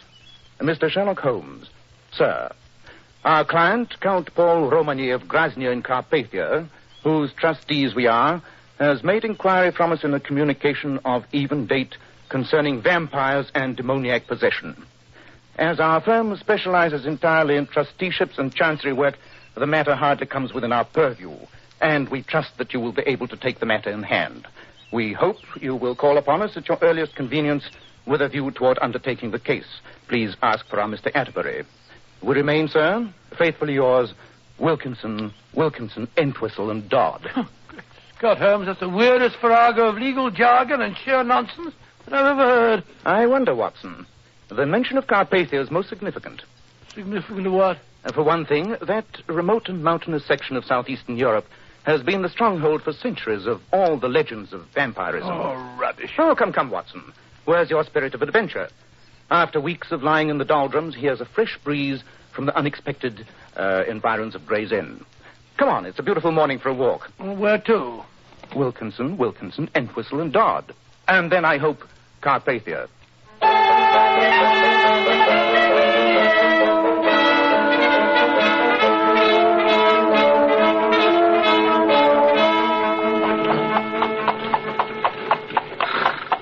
Really, Holmes, of all the forsaken spots that I've ever seen, this is the worst. Not a light in sight, not a sign of human habitation. And you've dragged me 2/3 of the way across Europe on what will unquestionably prove a wild goose chase. At least we have our fishing rods with us, my dear fellow, and we can always console ourselves with the promise of some of the best trout streams to be found anywhere. And you must admit that this mountainous Carpathian country offers some superb scenery. I might admit it if I could see it, as it's black as the ace of spades, to coin a phrase. There we are. Here, look out of the window on this side. There are the lights of the castle. Cheerful-looking place, I must say. When did that fellow Atterbury say that it had been built? The first Count Romany built it in 1410. 1410? Well, that's given it almost 500 years in which to disintegrate. Gloomy pile of stone, if ever I saw one. Look at all those turrets and battlements. Probably damper inside than out. Well, we'll soon see. Aye, careful with that luggage, driver, careful. Here you are, my man. Surely follow that driver. You'd think the devil was after him the way he drove off. He shut up the moment he heard our destination. Evidently the Count's local reputation is not an enviable one. I can't say that we're getting a very warm reception. They must have heard us, driver. Well, here's the door, but I can't see any sign of a bell. And they seem a trifle short of modern conveniences. Let's try the knocker. Oh, I really think this is perfectly outrageous, Holmes. Why the devil does... It's the name. What'd you say? It's the name. Oh, foreigner, Holmes. Do you speak English? What you want? Nobody can come in. Count Romany see nobody. Count Romany is expecting us. Mr. Sherlock Holmes and Dr. Watson. You got letter? Yes, here. Come. What did I tell you, Holmes? Look at these walls. Simply oozing dampness. You, wait here. There, Watson. That's better, isn't it? That fire will take the chill out of your bones. I need something to counteract the effect of all those family portraits. Rum-looking lot, aren't they? A remarkably interesting collection. Curious how the family likeness remains unmistakable through so many generations. Well, judging from the looks of that fellow in the wig, cirrhosis of the liver must have been another of the family's inheritances. Hard-drinking crew, probably. Servus, Mr. Holmes. I'm Count Romany. I can't tell you how glad I am to see you. Thank you, Count Romany. This is my colleague, Dr. Watson. How do you do? Dr. Watson, it was good of you to come so far. Something to drink, gentlemen? A little something would go very well, thank you. Good. I don't know just how much my solicitors in London may have told you, Mr. Holmes. Very little, Count Romagny. So little, in fact, that I must confess my surprise at your perfect command of our language. Oh, well, my father had me educated in England. Very sound, sir. Couldn't do better. Sit down, gentlemen, sit down. I hardly know where to begin my story. The whole thing so horrible. Perhaps it'll make it a bit easier for you if I tell you that Mr. Atterbury showed me your letters to him. Then you know that I believe I'm going mad. Or worse. Oh, Dr. Watson will bear me out, Count Romagny, when I tell you that people who really are on the verge of insanity never think it of themselves. Oh, no, that's quite so, quite so. I wish I could share that belief. But you see these portraits of my family. There have been strange legends coming down through the years of occasional weird and nameless horrors that have taken possession of each fourth generation. The fourth Romagny died mad. The eighth lived out his life in a locked and guarded tower of the castle. And I am the 12th Romagny. All old families have legends. That's hardly a basis for any fear. I quite agree with you. But some months ago, my father died, and I became the 12th Count. A few weeks later, I retired to bed one evening after reading quietly here in the library, only to undergo a dream of such vividness that I shall never forget it. I dreamt of brightly colored corridors, their length stretching endlessly into the distance, their walls echoing with strange, unworldly music. In my dream, I hurried from empty room to empty room, through floods of brilliant, varicolored light. I saw no people, no living thing, only the rooms of ruby and gold and jet, and sapphire and emerald. At times, the music seemed to be far away, thin and cold, as though coming from the depths of interstellar space. And then again, it would seem so near that I was certain I would find its source in the next room that I entered, in my endless search for I knew not what. At last, after eons of time, I awoke to find myself in my own bedroom. Oh, but my dear fellow, a vivid dream's nothing unusual. It wasn't a dream, Doctor. It was what I saw upon awaking in my room. My door was still locked, but the rug bore the imprint of wet and naked feet. And across the foot of my bed there lay, still dripping, some strands of weed from the moat of the castle. Surely there's a natural explanation for that. Yes, my boy. Are you by any chance subject to walking in your sleep? No, Dr. Watson. And even if I were, I could not have walked through a locked and bolted door. And the windows? The windows of my room give on a wall of the castle that drops sheer for 60 feet. Nothing but a fly could go up or down. Well, Mr. Holmes, the next morning, a dog belonging to one of the local woodcutters was found dead in the castle moat, and with no blood left in his body. And the next time, Count Romagny, I'm certain there must have been repetitions to bring you to your present fear. The next dream came a few weeks later. Again, I saw the brilliantly colored rooms. Again, I heard the unearthly music. And when you awoke? I was in my bed. And for a moment, I thought that nothing was wrong. Then, when I turned up the lamp, I saw streaks of gray across my bedspread and grayish footprints upon the rug. Dust? Dust, Mr. Holmes.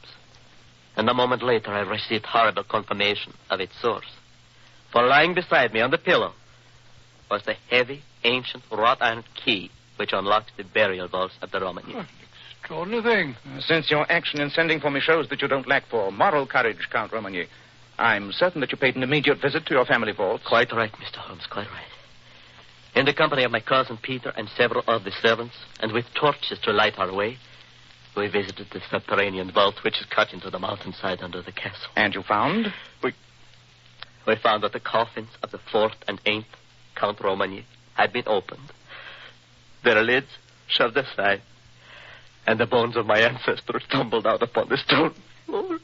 Here, my boy. Here. Drink this. You'll feel better. Thank you, Doctor. Well, now you understand, Mr. Holmes, why I sent for you. I do indeed. I consulted doctors.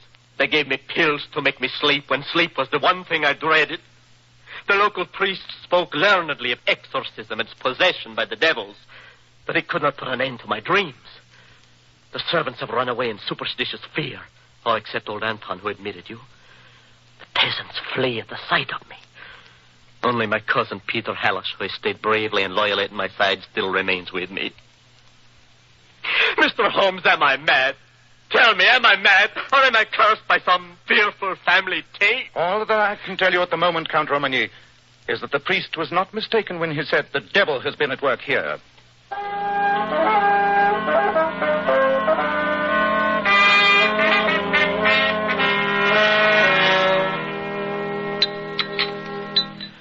I must apologize, gentlemen, for our limited cuisine. But with all of the staff gone except old Anton, our meals are rather scratch affairs. Oh, my dear Count Romagny, your wine cellar more than makes up for it. You know, if you would take my prescription, Paul, and get out on a horse every day for a few hours of hunting, you would have a better appetite. My cousin Peter is quite a materialist, gentleman. He believes that all the evils of the flesh and the spirit can be cured by enough exercise. And I will wager that Dr. Watson agrees with me, eh? Doctor? Well, there's a good deal to be said for your theory, Mr. Hallish. Mens sana in corpore sano, you know. Your cousin is, of course, familiar with the events you described to us earlier, Count Romagny. Of course, Mr. Holmes. I've no secrets from good old Peter here. And what is your opinion of these strange events, Mr. Hallish? Too much reading, too much thinking, too much brooding about the sins of our ancestors. I only hope that you and Dr. Watson can persuade Paul that all these dreams of his are just a lot of nonsense. Well, I hope so, too, I assure you. And now, gentlemen, I imagine you're ready to retire. You've had a long and wearying trip. I'll ring for Anton. Should there be a recurrence of your dreams, Count Romagny, please call me the instant you awaken.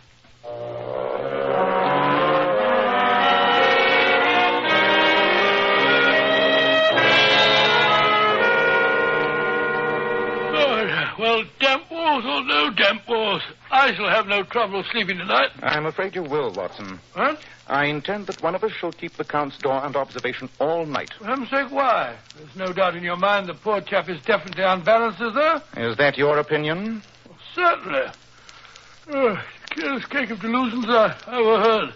Poor chap's absolutely certifiable. Nevertheless, Watson, we shall keep watch. I'll take the first, and I shall call you at midnight.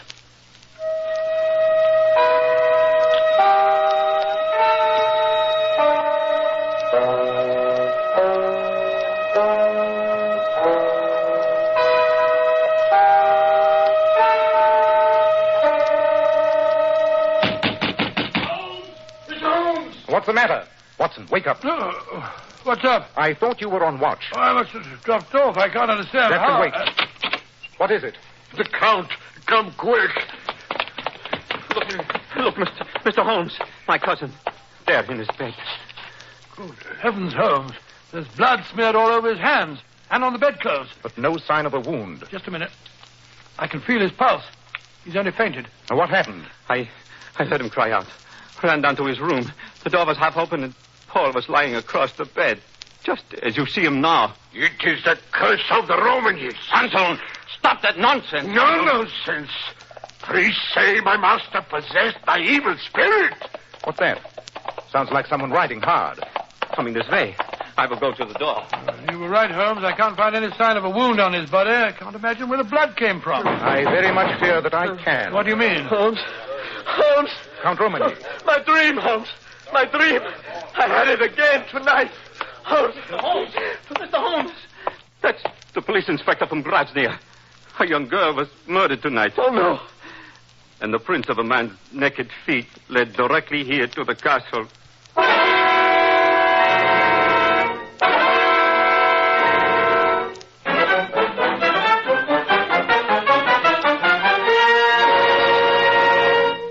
In just a moment, we'll find out what happens next in the strange case of Count Romagny. Men, when you buy a hair tonic, get your money's worth. Enjoy the extra advantages of Kreml hair tonic. No other hair tonic keeps the hair more neatly groomed and attractive looking. But Kreml does lots more than keep hair looking handsome. You simply can't beat Kreml to lubricate a dry scalp. At the same time, it removes itchy loose dandruff and leaves the scalp feeling so alive and invigorated. No wonder Kreml is preferred among America's most successful men. Buy a bottle of Kreml at any drug counter. Ask for an application at your barber shop. Use Kreml daily for better groomed hair, a more hygienic scalp. Kreml, Kreml hair tonic. Now, Dr. Watson, what happened after Count Romagny's third and most terrible dream? Well, Romagny was in such a state of profound shock over the horror that had taken place that I thought it best to administer a strong sedative. Leaving Anton to watch over his master, Holmes and I, with Mr. Peter Hallish to act as interpreter, drove down with the police inspector to the home of the murdered girl. Ask the inspector to bring that lamp a little nearer, will you, Mr. Hallish? Jose Deo Lempat. Shocking, Holmes. Simply shocking. Her injuries look as though they'd been done by a wild animal. You're quite right, Watson. My poor cousin. No court could hold him legally responsible. He'd have to be put away, of course. Hello, what's all that shouting outside? It's the peasants. The news must have spread. They're shouting, "Tuicha fellow Koshte, burn the castle. Polalo vampira, death to the vampire. Hakasuksel, hang him." Well, Holmes, we'd better drive back to the castle immediately. That mob's in an angry temper. They mustn't be allowed to wreak their vengeance on that poor mad boy. Quite right, Watson. I've seen all I wish to hear. Come, Mr. Hallish, we'd better be getting back to the castle just as fast as we can.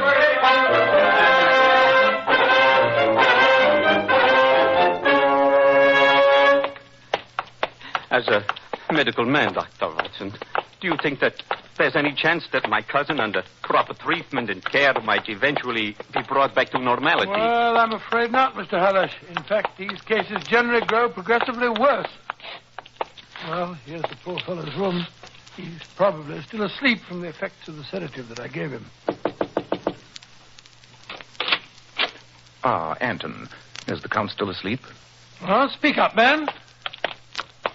The bed, it's empty. He's gone. Gone? Gone? He gone where you never find him. My master no wait for you to lock him up like animals. What shall we do? Where has he gone? Those peasants will be here in an hour. Holmes, what are you looking for? For something that should be here on the desk. Something the Count showed us last night. The key to the Romagny burial vault. But why should he take that, Mr. Holmes? Gone right enough. Bring that lamp, Watson. We may yet be in time to avert the final disaster.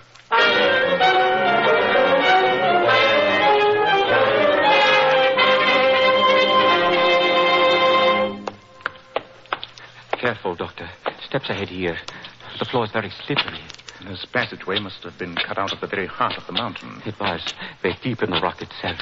If all these twistings and turnings haven't confused my sense of direction, we must be almost under the castle. That's right, Mr. Holmes. The burial vault is directly. You heard, Watson? My feet simply went right out from under me. Just broke the lamp, I'm afraid. I know the passageway. Not much farther to the burial chamber. We will have to go slowly, though. Make what speed you can. I'll keep my hand on your shoulder. Watson, do the same with me. I only hope it hasn't occurred to him to lock the door of the vault after he entered it. If it did, we're beaten. Careful now. The passage bends sharp to the right. Just a bit farther along. Well, wouldn't it be more merciful, Holmes, to let the poor fellow take his own way out? After all, the best we can save him for is a living death in a madhouse. Ah, there's a glimmer of light just ahead. The door to the vault. It's ajar. He must have a lamp inside. Let me go first. The light's so faint, I can't see much. What are all those big, bulky shapes? The stone coffins of our ancestors. There's something moving over there in the shadow behind that stone pillar. It's the Count. He's got a knife. No, Count Romagny! Be careful, Holmes. He's mad. Let me go. Let me finish it. Oh, I don't want to stop. Drop that knife. No. Give me a hand here, Watson. I've got it. Oh, you're wounded. Oh, it's nothing. Just a scratch on my hand. Why did you have to interfere? I'd be better off dead. Come, Paul. You mustn't talk like that. Take the lamp, Mr. Hallish, and lead the way. I want to get your cousin back up to the castle at once.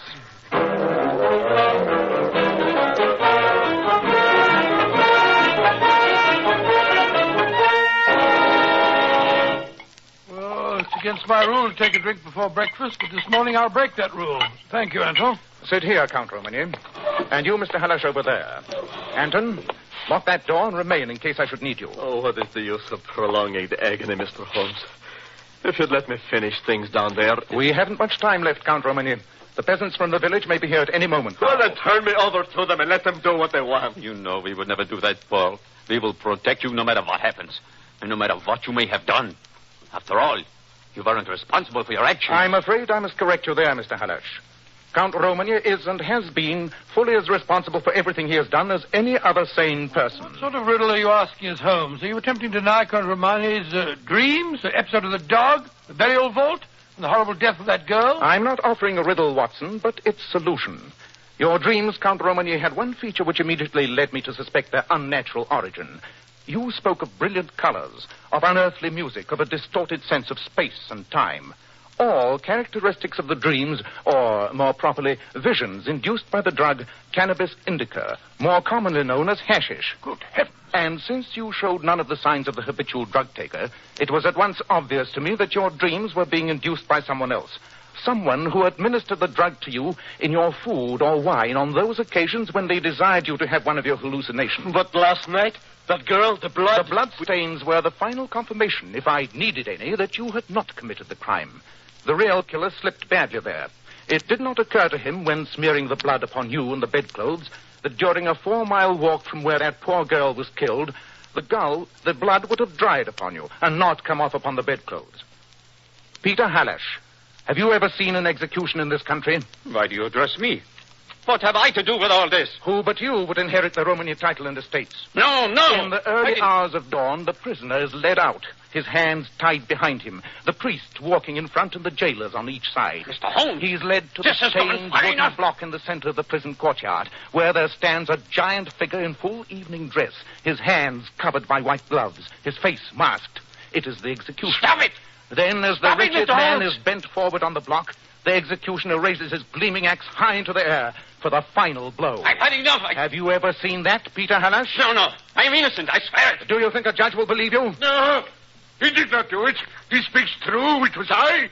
You shall do nothing to harm him. Anton, this is impossible. I do it for my master and for revenge, but you never take me alive. Stop him, what's in the window? No need to look out of the window. It's a drop of 100 feet to the courtyard below. Perhaps it was best it ended that way. But, Holmes, I still don't understand. It's not difficult if you study the facts. Poor Anton. But why did you accuse me, Holmes? Anton's fanatic plot to drive the Count to madness or suicide and to see you in his place almost succeeded, Mr. Halash. When his sleeve slipped upward and I saw the cut he'd made on his arm to supply the blood, I knew that he was the girl's murderer. But there was only one way by which I could force the truth from him. And I suspected that his devotion to you was so strong that only an accusation against you would unseal his lips. A hatred that Anton must have nursed since childhood. I knew that my father had wronged his family, but...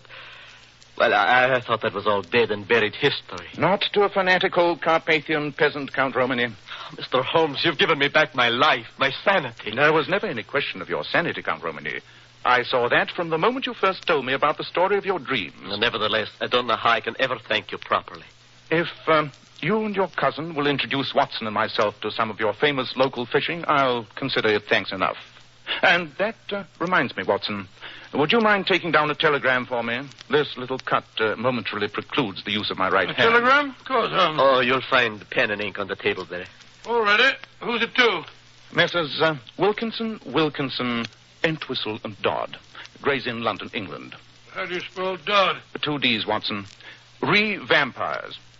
Gentlemen, I take pleasure in informing you that I have brought the matter of your client, Count Paul Romany, to a satisfactory conclusion. Trusting to be favored by you with any further such commissions that may arise, I remain your obedient servant, Sherlock Holmes.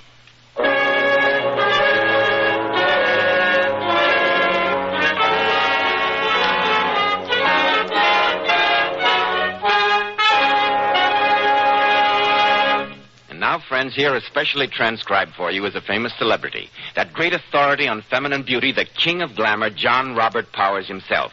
Mr. Powers. Thank you, Joe. Well, that was quite a send-off. I thought it might be of interest to our audience tonight if I brought along one of my Powers girls. As you know, these lovely Powers girls appear on magazine covers, they star in exclusive fashion shows, and very appropriately are called long-stemmed American beauties.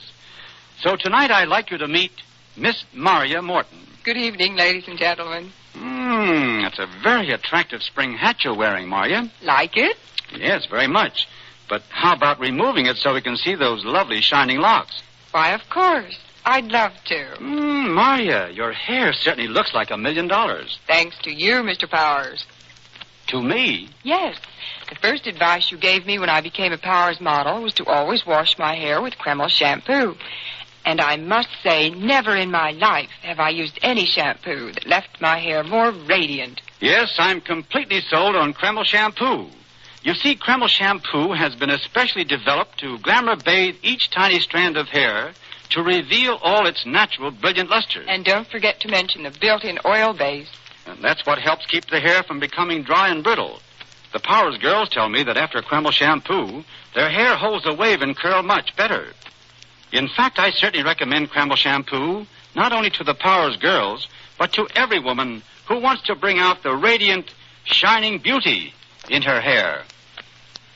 Thank you very much, Mr. Powers, for this beauty tip.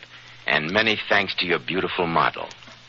And now, Dr. Watson, what about next week? Well, now, next week I think I should tell you about the strange death of a young Sussex schoolmaster and how Holmes solved one of the most bizarre and most terrifying mysteries that we ever encountered. I call it The Adventure of the Lion's Mane.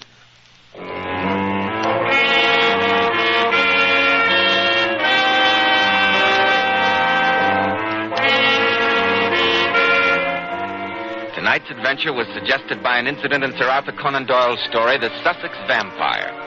Nigel Bruce appeared by permission of California Pictures. Tom Conway through the courtesy of Eagle Lion Pictures.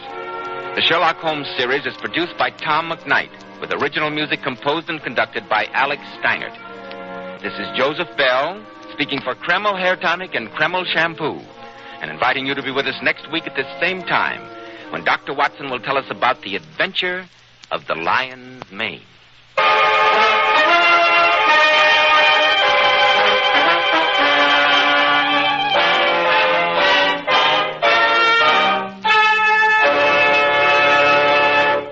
This is ABC, the American Broadcasting Company. This episode from the life of Sherlock Holmes will be transmitted to our men and women overseas by shortwave and through the worldwide facilities of the Armed Forces Radio Service. Petri Wine brings you Basil Rathbone and Nigel Bruce in the new adventures of Sherlock Holmes.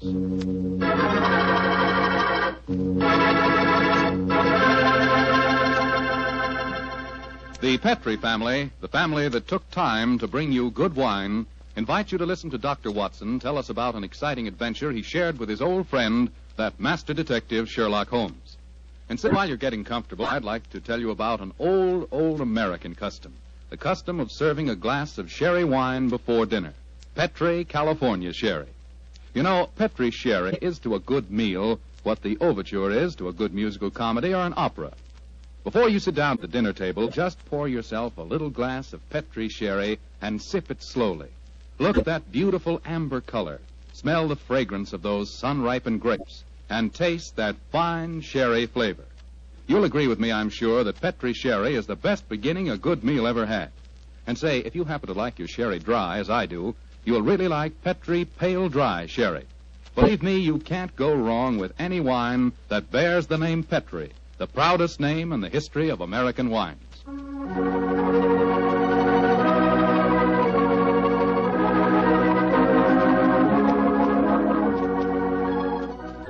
And now let's drop in on the good Dr. Watson, who's waiting for us in his California ranch house. Good evening, Doctor. Good evening, Mr. Foreman. Come in and make yourself at home. Thank you, Doctor.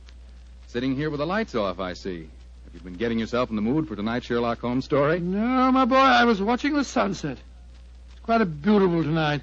Aye, Doctor, the sun set over an hour ago. Yes, I know that, young fellow, my lad. I know that. But at my age, a fellow's entitled to take a little snooze after dinner, isn't he? Of course he is, Doctor. And now that we've settled that, how about tonight's story? Well, a very beautiful girl figured prominently in this adventure, Mr. Foreman.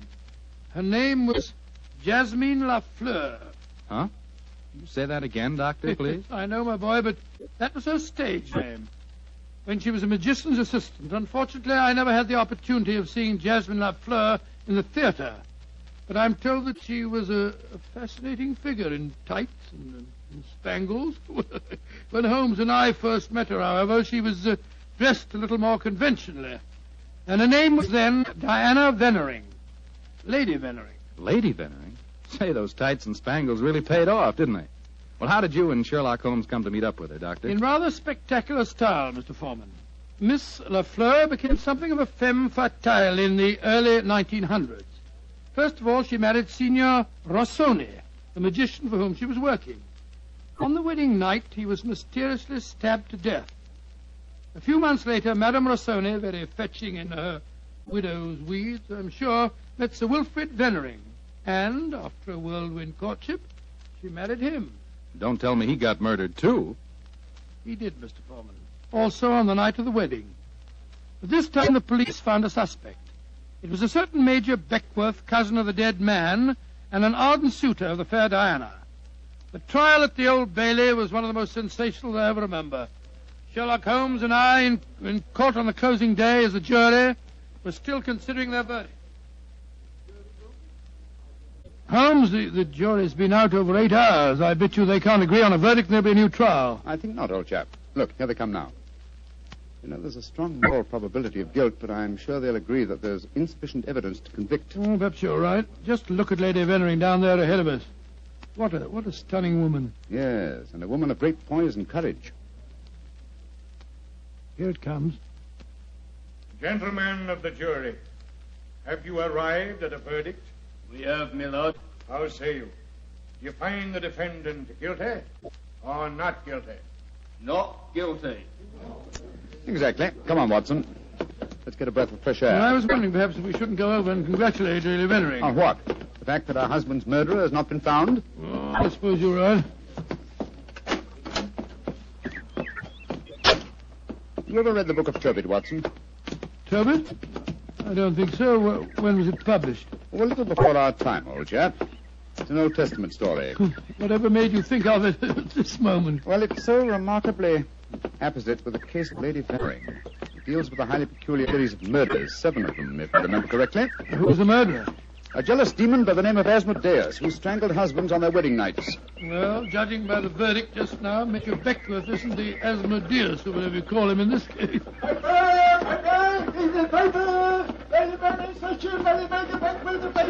Here you are, boy. Here, give me a paper. Thank you, Governor. Thank you. Paper!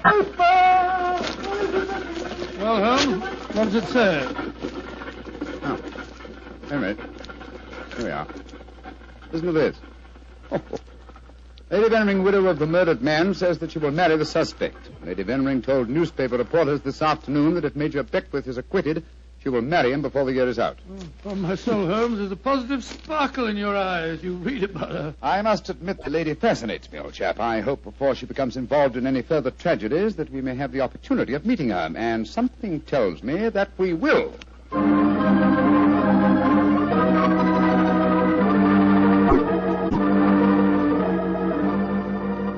The Sunday papers are certainly having a day over the Vennering case, Holmes. Did you read them? No, I didn't, Watson. There's a complete life history of Lady Vennering in one of them with photographs. It's rather interesting. Really? What are you doing over there, Holmes? Looking out of the window. Ah, yes. You expecting anybody home? No, come over here, old fellow. Oh, it's a clergyman. Yes, a very agitated one. Look at the way he's pacing up and down, and looking up at our window, too. Joe, what eyes? Yes, there's a fanatical look about him, which suggests either the martyr at the stake or the inquisitor lighting the faggots. Mrs. Hudson's letting him in now. Well, I'll be interested to know what he's come to us about. I can hear footsteps on the stairs here. I'll go and have a look. How do you do, sir? Come along in, won't you? It's all right, thank you, Mrs. Hudson. You're Mr. Sherlock Holmes? I am, sir, and this is my colleague, Dr. Watson.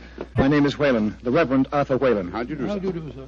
Sit down, won't you, and tell me what I can do for you. Thank you. Mr. Holmes, this is a very difficult subject to broach. In fact, it's only after intense personal conflict that I've been able to force myself to come to you. May I ask you, are you familiar with the Book of Tobit? Book of Tobit? Gracious me. You were talking about that yesterday, Holmes. I see that you've come to consult me about the Vennering case. But that's amazing. How did you know? Has Lady Vennering been in touch with you?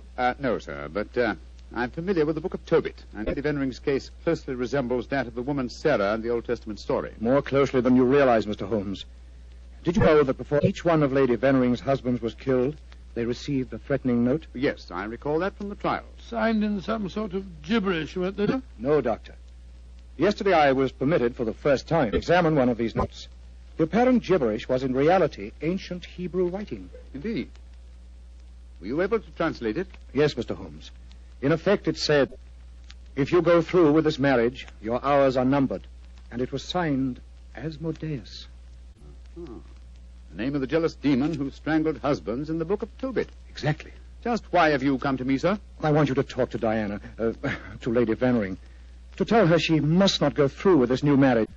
Murder is stalking her, Mr. Holmes. I have argued with her, prayed with her, implored her to realize her danger. But she is adamant. I'm afraid I should feel extremely presumptuous in giving her my advice. No, Mr. Holmes. I have prepared the way for you. You could, I'm sure, make her realize her danger. And she's willing to see me, you say? Willing and anxious. Oh, very well. But I'd like to ask you a few questions first. Anything, Mr. Holmes. What is your interest in her? She's a member of my flock. She needs my guidance. Nothing further? No, Mr. Holmes. By the way, I believe that you performed the marriage ceremony at both of her previous weddings. Yes. Are you proposing to officiate the ceremony if she marries Major Beckwith? Well, I don't know. I'm hoping that marriage will never take place. And so I want you to help me, Mr. Holmes. Where does the lady live? 47, Berkeley Square. Very well. Dr. Watson and I will call on her this afternoon. Delighted to. I doubt if I can be there myself. In fact, Diana might speak more freely if I'm not. But here's my card. Oh, thank you. You'll know where to get in touch with me if you want to. Very well, sir. Good day to you, gentlemen. And I'm greatly in your debt.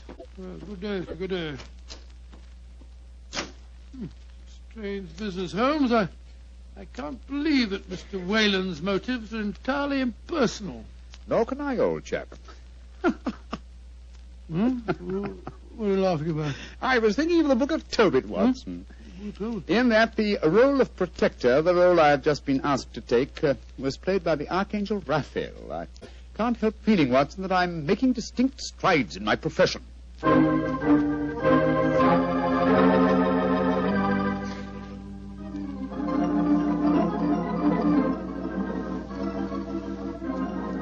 Mr. Sherlock Holmes, I'm so glad to meet you.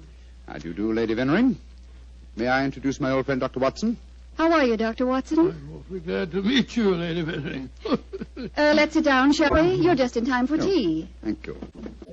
You know why we're here, of course. Oh, naturally. Mr. Whalen came round here as soon as he'd left you. You're to persuade me to look after my mortal affairs, while he takes care of my immortal ones. Isn't that it? He takes care of them. Well, that's charmingly put, Lady Venering.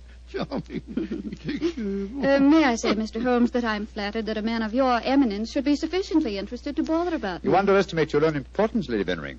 Though I may mention that if your problem had been as simple as Mr. Whalen made it out to be, I might have been otherwise engaged. You're being very frank and a little mysterious. Are you suggesting that Mr. Whalen didn't tell you everything? I am. And I hope you will be more candid with me. Sherlock Holmes, I like you. You're most refreshing.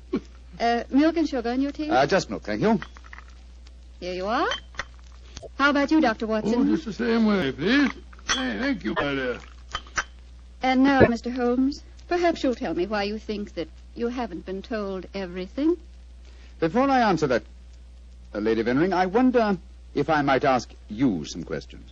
But of course. Anything. When your first husband, Signor Rossoni, was killed, did the police find any suspects? Yes, one. Ferdinand Gautier, a young man who had been an assistant in our Magician's Act. A stupid, good-looking boy who thought he was in love with me. But of course Inspector Lestrade had to release him. There was no evidence. Inspector Lestrade? Well, you can bet that if he arrested him, the boy was innocent. A warning note was found among your husband's effects, wasn't it? Yes, and it was signed in Hebrew with the name Asmodeus. But perhaps you're not familiar with the Book of Tobit. Oh, yes, I am. I'm familiar with it, Lady Venering. How did you know then that the Hebrew letters signified that name? Mr. Whalen translated them for me. Oh, I see. And also read me the Book of Tobit. He's always been particularly fond of that book. Perhaps because it illustrates his own ideas on the dangers of marriage. But Holmes told us that he hadn't seen one of the warning notes until yesterday. Precisely. Lady Benring, I read in the papers that you intend to marry Major Beckwith, the man who has just been tried for your late husband's murder. Yes, Mr. Holmes. When are you going to marry him, may I ask? When it pleases me. Doesn't it occur to you that a great deal of comment will be caused? Also that Major Beckwith's life is in obvious danger? Of course it occurs to me, my dear man. But because of 2 tragic marriages, am I to spend the rest of my life alone? As Mr. Whalen would have me do? I'm young, alive. Peter, what are you doing here? I just arrived back in England today, Diana. What's this I read about you marrying Beckwith? Peter, I have guests. Mr. Sherlock Holmes and Dr. Watson. This is Peter McComas, one of our most promising young painters. Diana, tell me it isn't true. When I left England, you loved me, and I you. I come back, and what do I find? You're planning to marry Beckwith. Well, I won't stand for it. If you think you can throw me over like some silly boy, you're very much mistaken. I can tell things, you know. I can tell lots of things. Get out of here, Peter. Get out. Diana. And don't come back until you've learned manners and discretion. But Diana... Get out!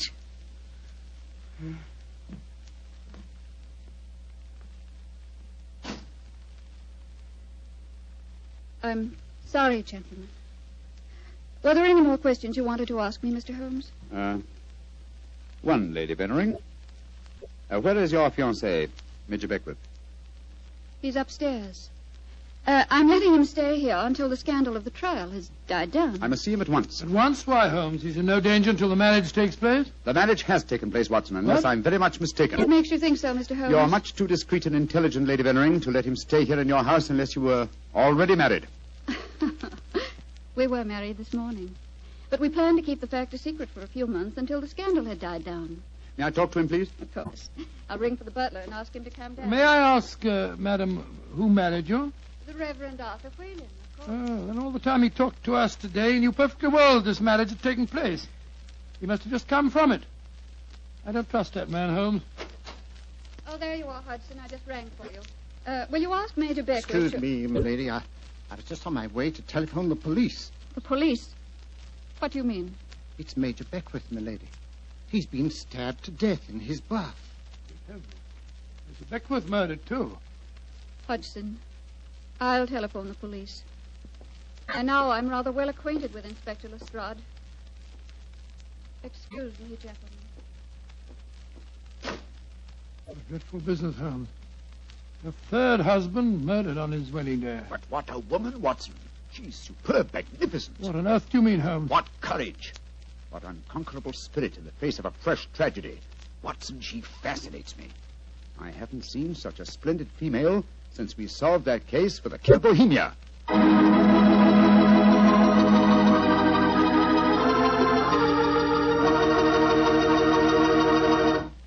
Dr. Watson's story will continue in just a few seconds. Time enough to remind you that the easiest way to make good food taste better is to serve that good food with a swell Petri wine. And there are 2 Petri wines in particular just made to go with food. Petri California Sauterne, a delicate white wine with a subtle flavor that's perfect with chicken and fish. And Petri California Burgundy, a hearty, rich red wine that's out of this world with any meat or meat dish. So if you want to know just how good a cook you are, serve your good food with Petri wine made to go with it. A Petri Burgundy or a Petri Sauterne. 2 swell Petri mealtime wines.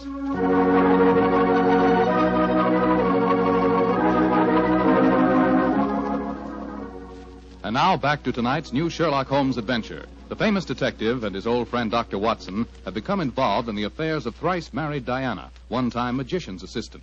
Each of her husbands has been mysteriously murdered on his wedding day, the latest murder occurring on the same day that Sherlock Holmes and Dr. Watson are brought into the case. As we rejoin our story, it's a month later, and for some obscure reason, Sherlock Holmes seems to have lost interest in the case, though not in the beautiful Diana.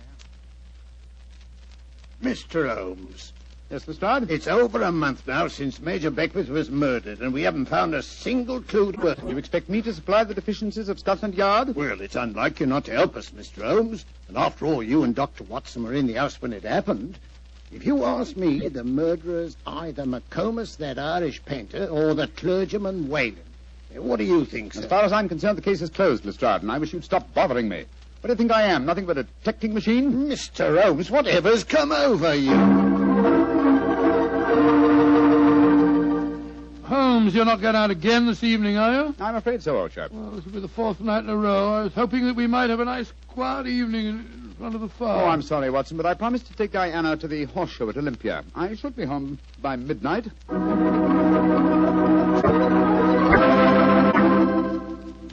Mr. Holmes. Yes, Mr. Whalen? You're seeing altogether too much of Diana.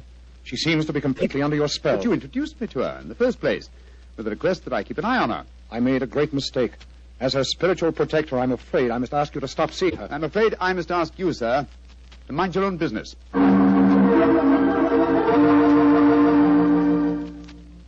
I say, Holmes, have you seen in the paper that violinist, this Iway, is playing at the Albert Hall tonight? No, I haven't looked at the paper today. Oh, I thought perhaps that we might go along and see I'm him afraid together. I can't, old chap. No, I'm taking Diana to the French Maid at Dahlia's Theatre. I hear it's a charming musical comedy.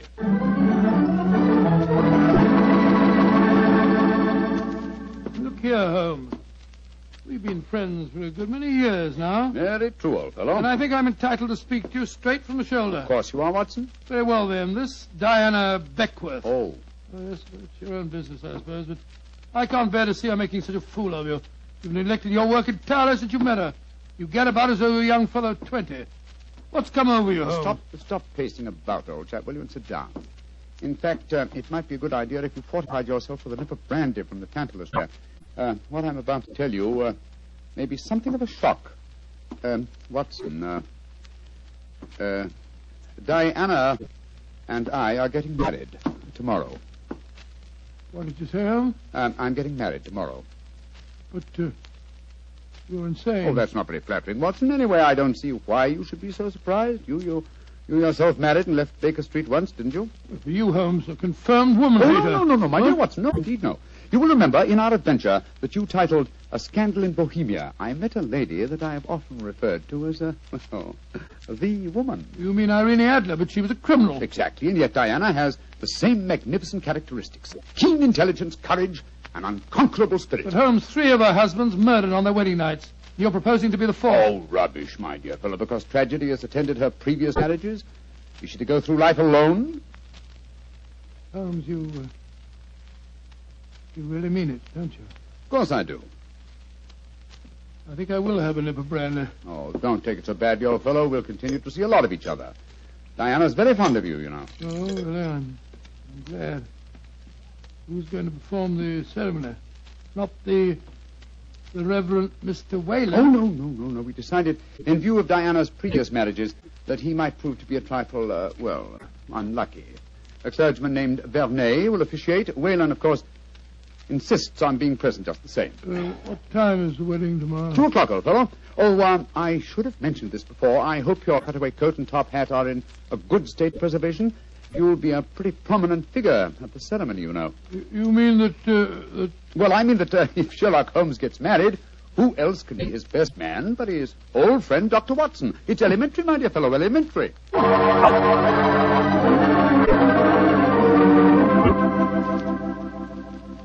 I now pronounce man and wife, and those whom God hath joined together, let no man put asunder.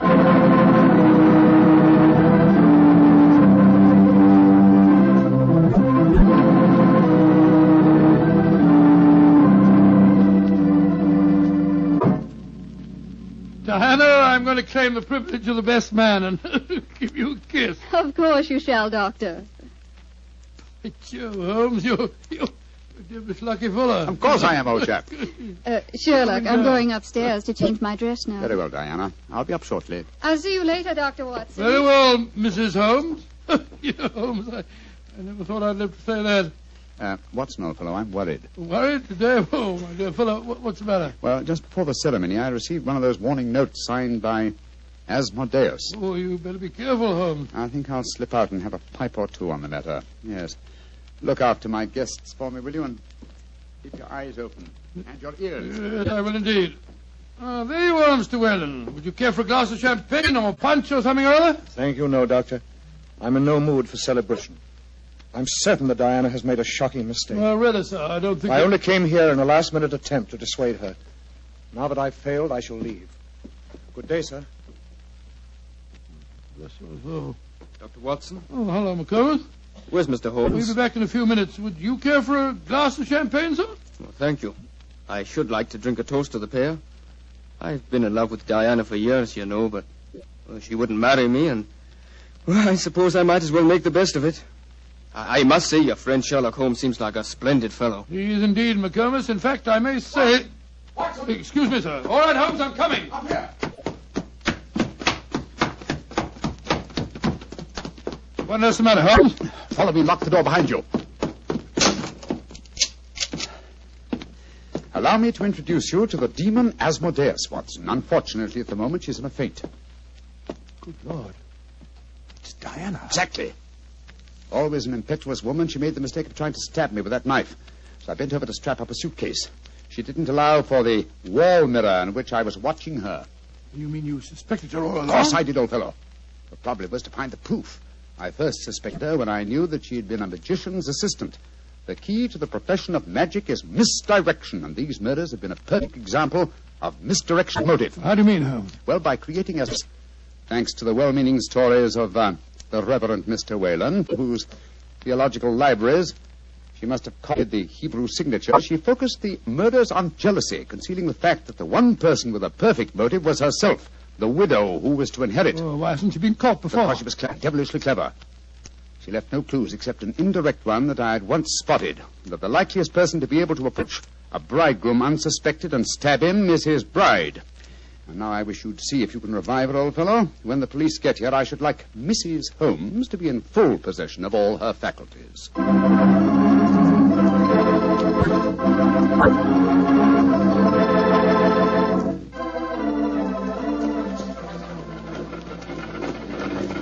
Well, Holmes, I must say I never expected to be driving back with you to Baker Street on your wedding day. I can't tell you how happy I feel. Dear old Watson, you really thought that I deserted you, didn't you? Oh, naturally, I wish you'd told me the truth. Well, I couldn't tell anyone, not even you. If the faintest shadow of suspicion had entered her mind, I'd never have caught her. Well, it seems to me you paid a pretty high price, Holmes. You told me you made a will in her favor. Supposing something happens to you before her trial, she'd get the money, you know. Oh, the will? Oh, no, that was worthless. I told Diana that it was a holographic will and perfectly valid. Well, what on earth is a holographic will? A will drawn up in one's own handwriting on a piece of perfectly plain paper. Such a document is quite legal, but I drew mine up on a paper with a letterhead. That made it invalid. Oh, I see, but the fact remains that you are married, Holmes. I really fooled you completely, didn't I, Watson? Didn't the name of the clergyman who married us suggest anything to you? The Reverend Vernet? No, and why not should it? Well, Vernet was a French painter of some note. He also happens to have been a great uncle of mine and Mycroft's. You mean that your brother Mycroft was a clergyman? I mean that Mycroft was disguised as a clergyman. And a very convincing job he did, too. A more satisfactory clergyman than the Reverend Mr. Whalen, no doubt, whose possible complicity may compel him to answer some very awkward questions. Then you're not married. Well, upon my soul, Holmes, I don't know what to say. Then I suggest that you say nothing, my dear chap. Let's just sit back quietly, as two good friends can, and brood about the mutability of human affairs.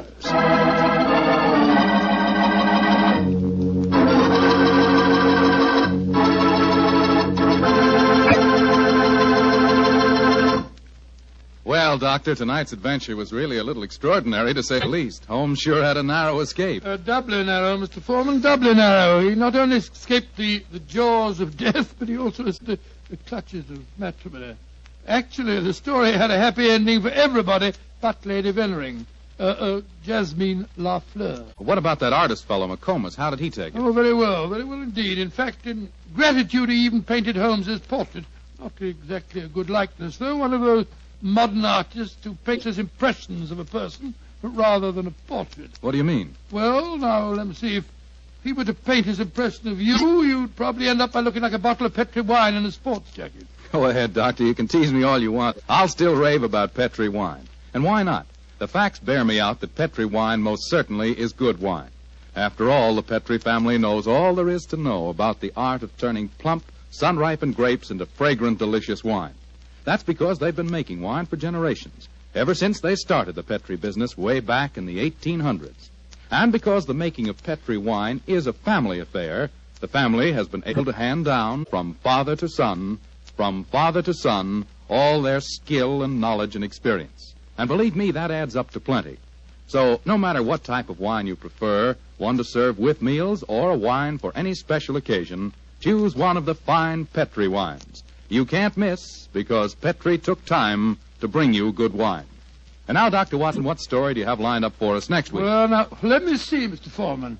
I'm going to tell you about a strange adventure that began by my taking a wild cab ride through the moonlit streets of London and ended with Holmes and me being trapped in a luxuriously furnished cellar below a furniture warehouse down by the waterfront.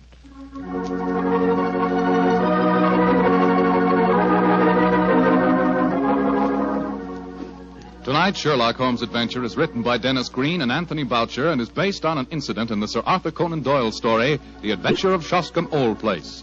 Mr. Rathbone appears through the courtesy of Metro-Goldwyn-Mayer and Mr. Bruce through the courtesy of Universal Pictures, where they are now starring in the Sherlock Holmes series. The Petri Wine Company of San Francisco, California, invites you to tune in again next week, same time, same station. Oh, the Petri family took the time to bring you such good wine. So when you eat and when you cook, remember Petri wine. To make good food taste better, remember... Petri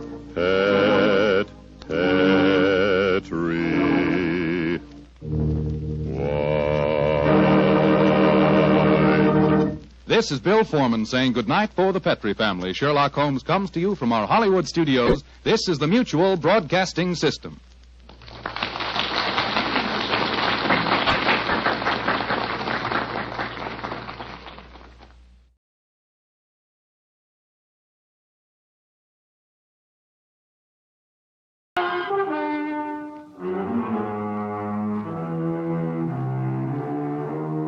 From Special Investigator Johnny Dollar to the Home Office, Northeast Indemnity Affiliates, Hartford, Connecticut.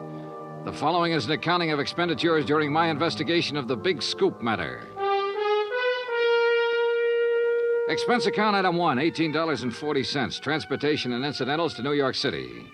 I called Art Wesley's paper. He wasn't in and nobody seemed to know where he was. Then I remembered a small bar called Tony's over on 3rd Avenue. I took a cab, that's item 2, $1.25, and found him in a corner booth. Sorry, Johnny, no bodyguard. The informants I'm working with will take off fast if they spotted one. No informants, no story. That insurance policy your paper took out on you, who's the beneficiary? A dear departed wife, Joan. Departed? I thought... We split up a couple of months ago. Oh, I'm sorry to hear that, Art. We were living in two different worlds. I wanted a home and family. She wanted a trip to the moon every night. Where is she now? Who knows? On her way to the moon, I guess. Hey, look, this story you're working on, Art. It's hot, Johnny. And big, real big. A national gambling syndicate. And run by a guy right here in New York. Who? I'm getting close, but I'm not sure yet. When I am, then out come my articles. What's this guy gonna do when you push him into a corner? Look, I'm worried about you. Look, Johnny, I'm not as foolish as you think. I've got his name written down and put in a safe deposit box with what evidence I got. That's my real insurance. Oh, Art, look, we've been friends a long time. I'm not gonna let you do this alone. Sorry, Johnny. I gotta go it alone.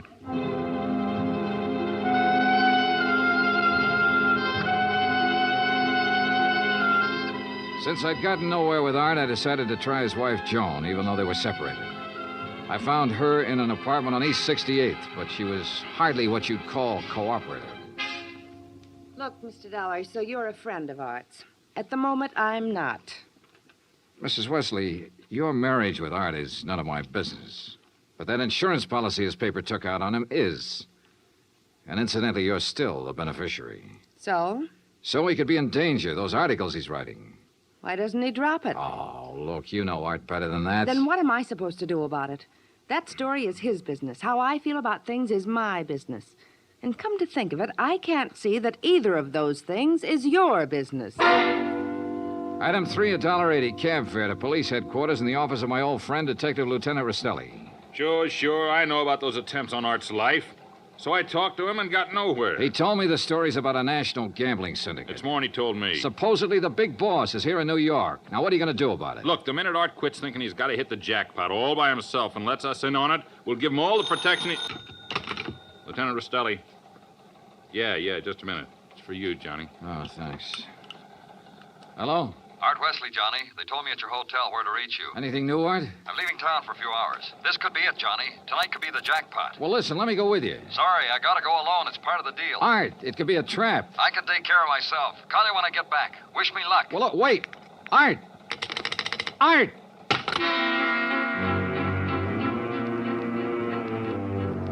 Item 4, $1.80 cab to Art's apartment, where I persuaded the manager to let me in. I was looking for anything that would give me a lead. Then, near the phone on a scratch pad, I found where he'd written the word Watika several times. Sure, Lake Watika, upstate. Art had a lodge there. Item 5, $25 even for a rented car. It was a 3-hour drive to Lake Watika, which was bad enough. But to top it off, it started to rain, and rain hard.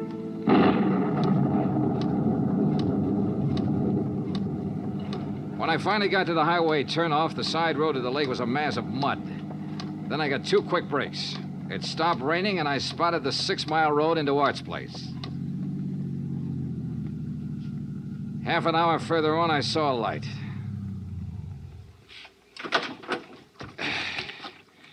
Art's car was parked at one side, and the front door of the lodge was wide open. When I got to it, I saw why. Art was lying in the doorway. Yeah. He was the one who wanted to hit the jackpot.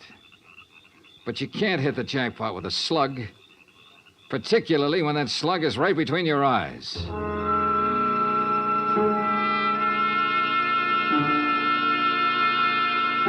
I drove to the sheriff's office and reported it. Sheriff Tompkins and his boys took over. But in the darkness and the mud, they could only make a routine check. He asked me to meet him at the lodge the next morning, so I did. Buddy was right here in the doorway, huh, son? Yeah, Sheriff, I didn't move it. And Wesley probably got shot when he answered the door by somebody standing out there on the ground. Because of that bullet hole in the roof? Yeah. Right over that shelf that's stocked with canned goods, sugar, salt, and the like. Apparently, he used this place regular. Yeah, he used to do some of his writing here. Were you able to determine time of death? Coroner says between 10:30 and 11 last night. What time did you arrive? About half an hour after the rain stopped. I'd say 11:45. Means it was still raining a good half hour after the killing. No wonder we found no tracks. Hey, look, Sheriff. Art was working on a hot story about a national gambling syndicate. Could be that he found out who the boss was last night, the hard way. Oh? Then you think the killer was from out of town, maybe New York? Yeah. Now, where would he stay? Is there a hotel around here? Lake Watika Inn, just outside the village, about 6 miles from here. Sheriff, I'll check it out. Guests here at the inn, Mr. Dollar? Well, we have only 2 who checked in yesterday. It's the off-season, of course. Yeah, clerk, who are they? Well, Mr. Cooper yesterday afternoon and Mr. Buckley around dark. Uh-huh. They still here? Mr. Cooper is sitting right out there on the terrace, but Mr. Buckley paid in advance and left quite early this morning. I see. Did Buckley give any reason for stopping here? He said he was a traveling man and didn't like to drive in the rain. Okay. I'd like you to write down a description of him. I'll pick it up on the way out. Oh, I'll be glad to, sir.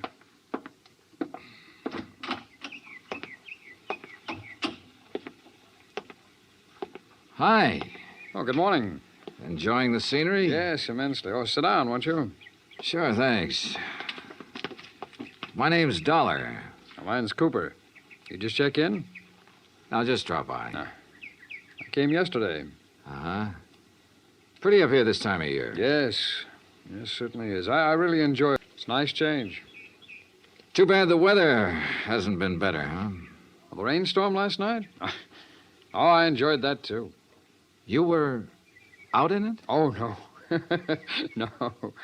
No, I enjoyed it the way a storm should be enjoyed. Front of the fireplace in my cottage with a drink and a good book. No, Mr. Dollar, I stayed in last night. And that was that. Yes, Buckley from the clerk and gave it to Sheriff Tompkins, who got out a bulletin on him. Then I drove back to New York City, turned in my rented car, and took a cab. That's item 6, $1.70, to Joan Wesley's apartment. Yes. They notified me this morning about Art's death. I don't know what to say. What is there to say? Good question, Mrs. Wesley. If only he hadn't been so stubborn. If only he'd given up that story about the gambling syndicate or whatever it was. Yeah. You figure somebody in the syndicate killed him? Why, of course. Mrs. Wesley, did you know Art had gone on up to the lodge at Lake Watika? No. Mr. Dollar, I'm rather tired. One more thing. Did you go out last night? No. It was raining. I stayed here in the apartment. All evening? All evening. I see. Well, thanks, Mrs. Wesley. Maybe I was imagining, but it seemed to me Joan Wesley hesitated just a little before telling me she hadn't been out of her apartment last night. And if she had gone to Lake Watika, I checked the basement garage. Her car was clean. Too clean. Item 7, $5 to the garage attendant for some very interesting information. Joan Wesley had ordered her car washed first thing this morning. Why? Because the wheels were covered with mud from last night.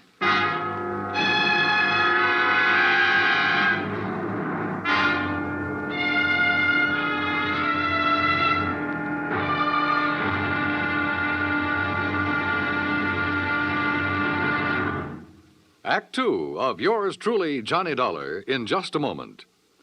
Better schools mean better citizens, better neighbors, better families. But we can't expect our children to respond, to learn and grow, if we ourselves are indifferent to their school environment. CBS Radio urges that you write to Better Schools, 9 East 40th Street, New York 16, New York, for information about how citizens can spark community action to improve their schools. That address again is Better Schools, 9 East 40th Street, New York 16, New York. Now, Act Two of yours truly, Johnny Dollar, and the Big Scoop Matter.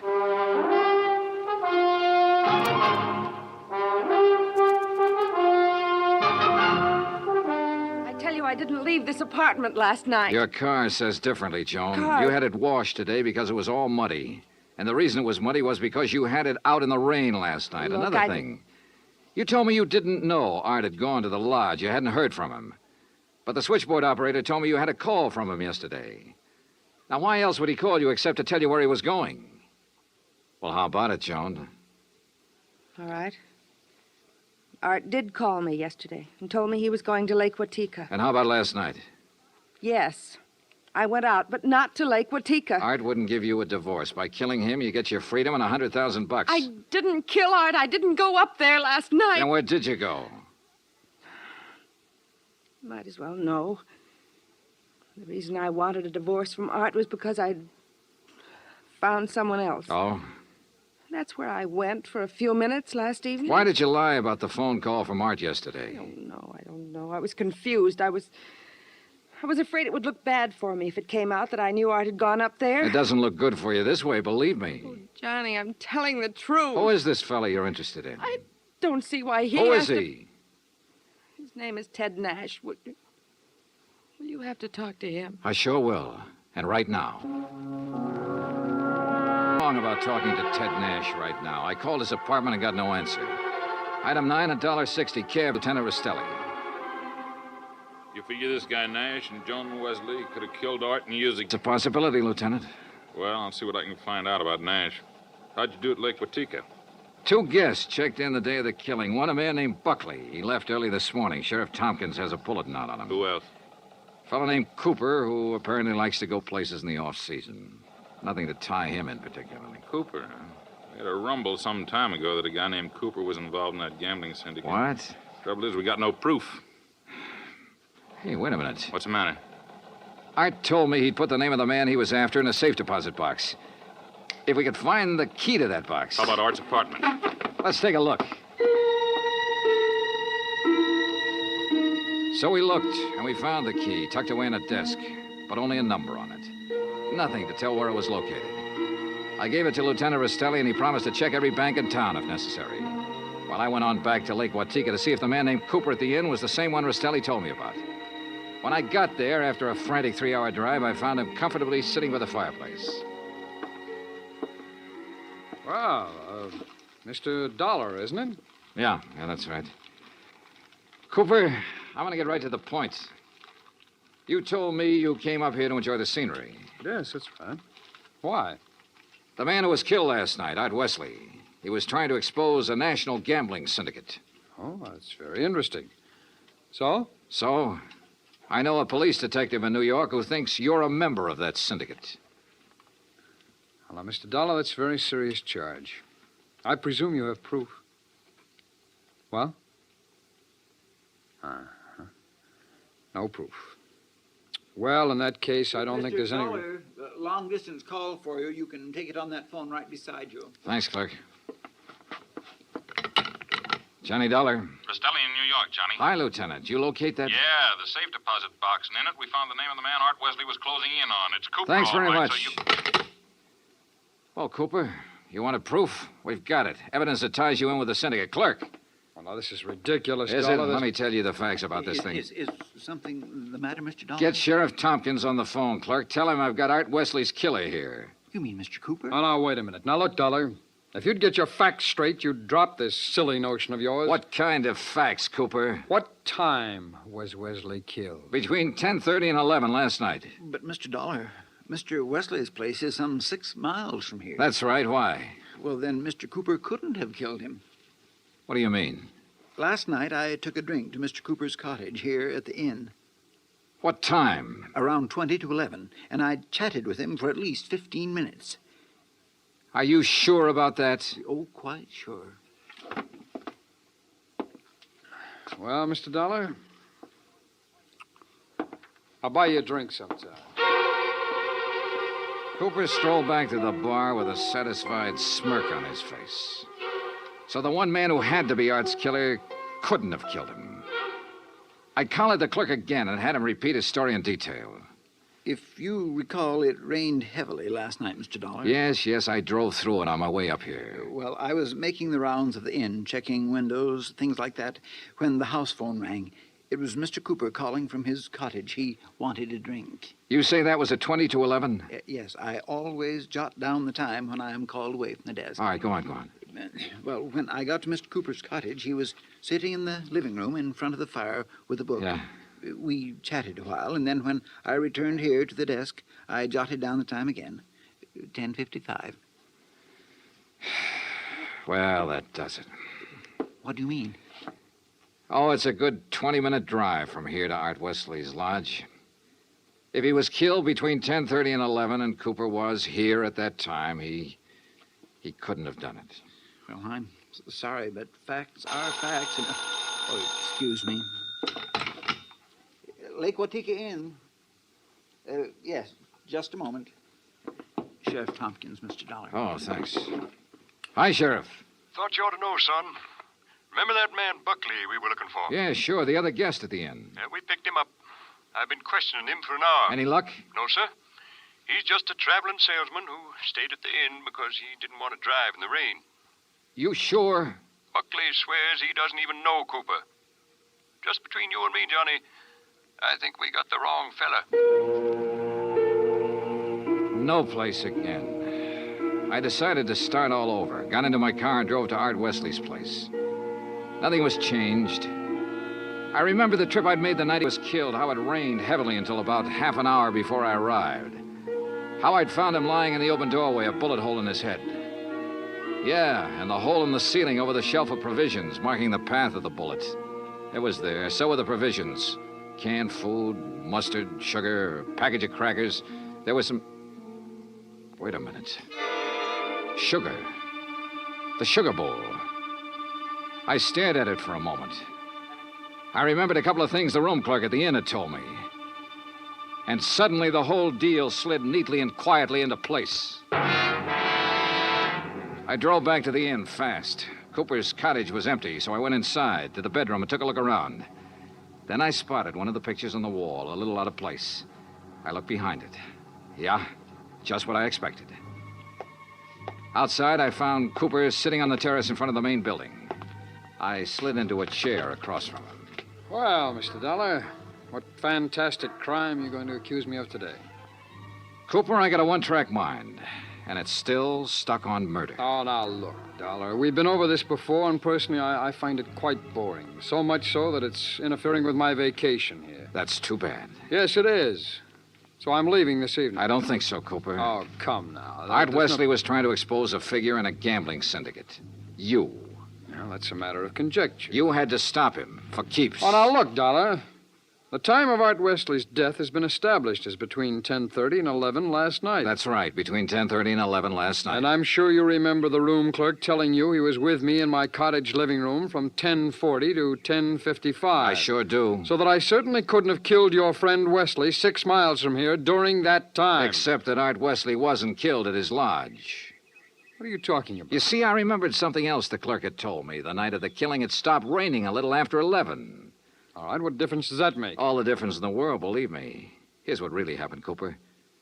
You killed Art Wesley in the bedroom of your cottage here at the inn. Oh, don't be ridiculous. You immediately called the room clerk over and chatted with him in your living room for about 15 minutes. He didn't know there was a corpse in the next room. Oh, really? After he left, you took Wesley's body the 6 miles to his place and planted it in the doorway. Oh, now look, Dollar. Your problem was to make it look like he'd been killed there. Then you remembered. The slug that had killed him hit the wall in your bedroom. That gave you an idea. You figured out the right angle at the lodge and fired a shot upwards from the outside the door. It went through the ceiling at the back. All right, Dollar, I've had enough of your half-baked theories with no proof whatsoever to back them up. Correction, Cooper. This time I've got proof. There was a shelf of food under the bullet hole and a bowl of sugar directly under it. A bowl of... So what? When sugar gets wet, it gets crusty, and it stays that way. But the sugar in that bowl was dry. Now, if the killing was between 10:30 and 11, and it rained heavily until after 11, then some rain would have dropped through the bullet hole into the sugar. I see. But, Cooper, the sugar was dry. So the bullet hole was made after the time of the murder, when you planted Wesley's body there. Just a little detail, Cooper, but it nails you. That, and of course, the fact I found the slug that really killed Wesley just a couple of minutes ago. Oh? Buried in the wall of your bedroom behind a picture you'd moved slightly to cover it. Well, Dollar, I may as well tell you that I saw you come out of my cottage a few minutes ago. I figured you knew. So ever since you sat down here, I've been holding a gun on you under the table. You know, Cooper, I may as well tell you. Ever since I sat down here, I've been holding a gun on you, too. Well, you... Let's have it. Well, you didn't have any gun. A big-time gambler, bluffed right out of the game. Cooper, you're slipping.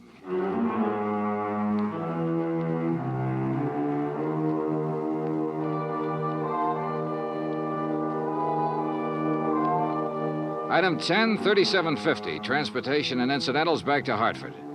Expense account total $187.40. Remarks? Cooper's awaiting trial. About Art Wesley? Well, I guess that sugar bowl was a dead man's revenge. And come to think of it, that revenge was pretty sweet. Yours truly, Johnny Dollar.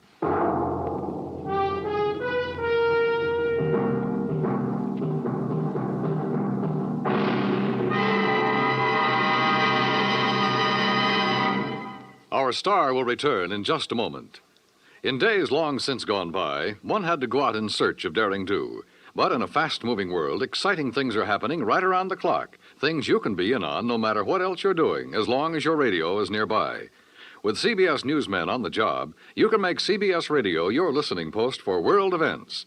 Stay tuned now for 5 minutes of CBS News, to be followed over most of these same stations by the FBI in peace and war. Now, here is our star to tell you about next week's story. Next week, colorful New Orleans, from nightlife in the Latin Quarter to the dismal, deadly swamps. Join us, won't you? Yours truly, Johnny Dollar. Yours truly, Johnny Dollar, starring Bob Bailey, originates in Hollywood. Written by Robert Reif, it is produced and directed by Jack Johnstone. Heard in tonight's cast were Virginia Gregg, Russell Thorson, Barney Phillips, Stacey Harris, Larry Thor, Parley Bear, and Les Tremaine. Musical supervision is by Amerigo Marino. Be sure to join us next week, same time and station, for another exciting story of yours truly, Johnny Dollar. Dan Cubberly speaking.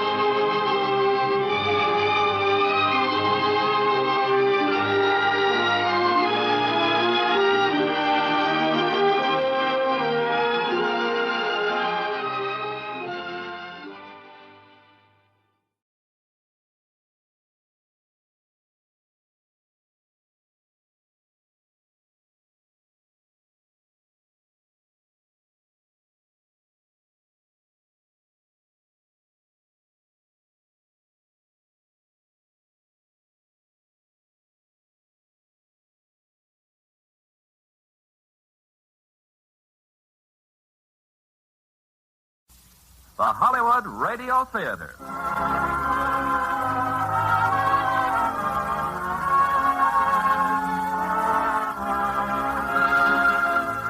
Starring Dan Daly and Deborah Paget in Deadline USA. Ladies and gentlemen, your producer, Mr. Irving Cummings.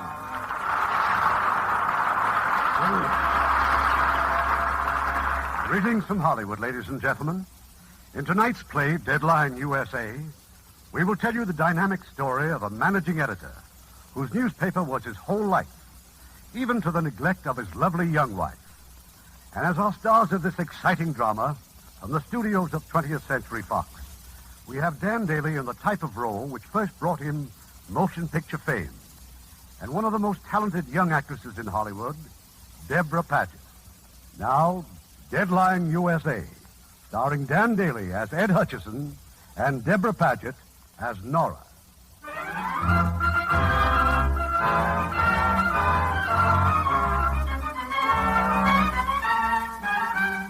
It's early afternoon, a typical afternoon in the busy editorial offices of a daily newspaper. This newspaper is called The Day.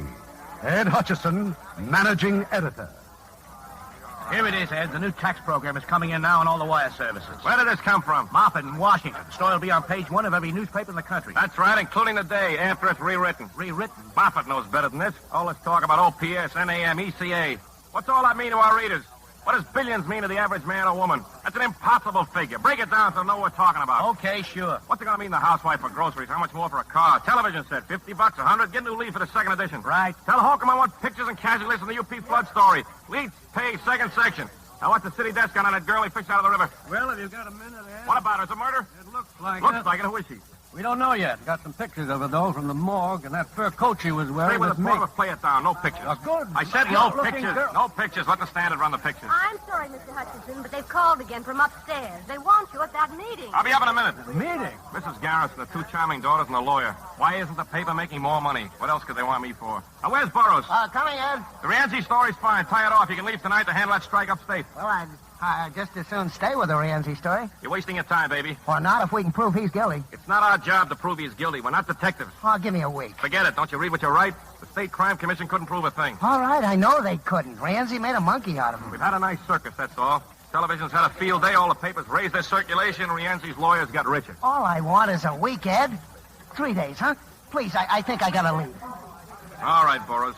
But stay out of trouble. Rienzi's plenty tough, and don't you forget it. Okay. Bentley! Yes, sir? Hold the calls. I'll be upstairs at the meeting.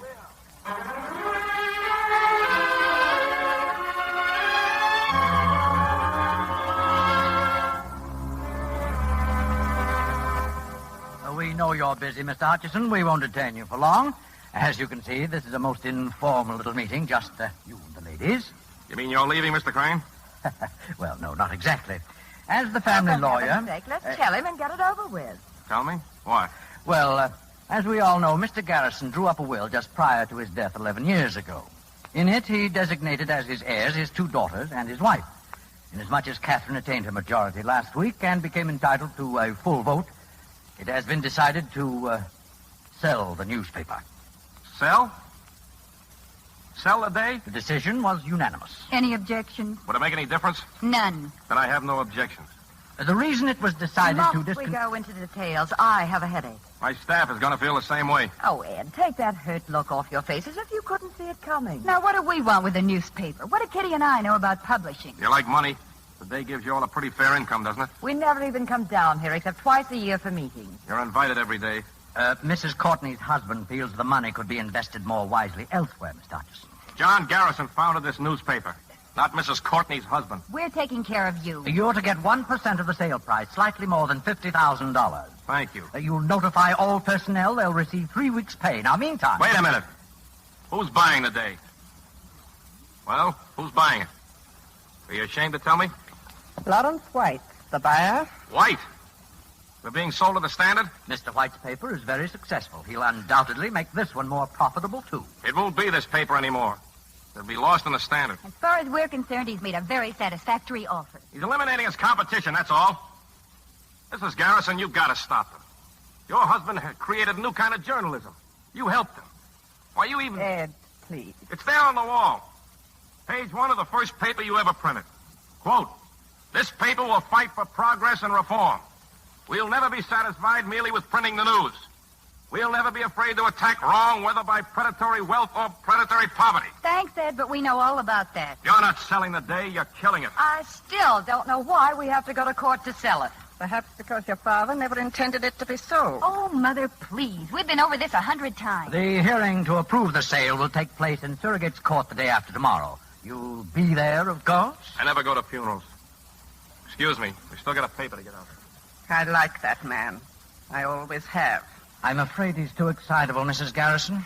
Might be advisable to replace him until the sale is consummated. Mr. Crane. Yes? Shut up, please.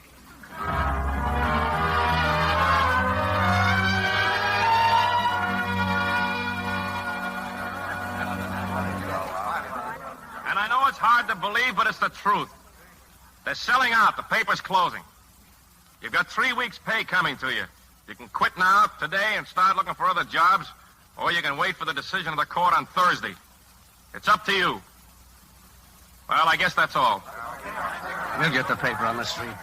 Some of them will quit, but we'll get it out. They've got a right to quit. They all ought to quit. Yeah, maybe. So they're selling out to the Standard, huh? Don't knock it. The Standard's got twice our circulation and 3 times our advertising. It's wild and it's yellow. It's not exactly a newspaper, but it keeps people working. You were with the old New York World, weren't you? Under Pulitzer, Cobb, and Barrett. What did you do when it folded?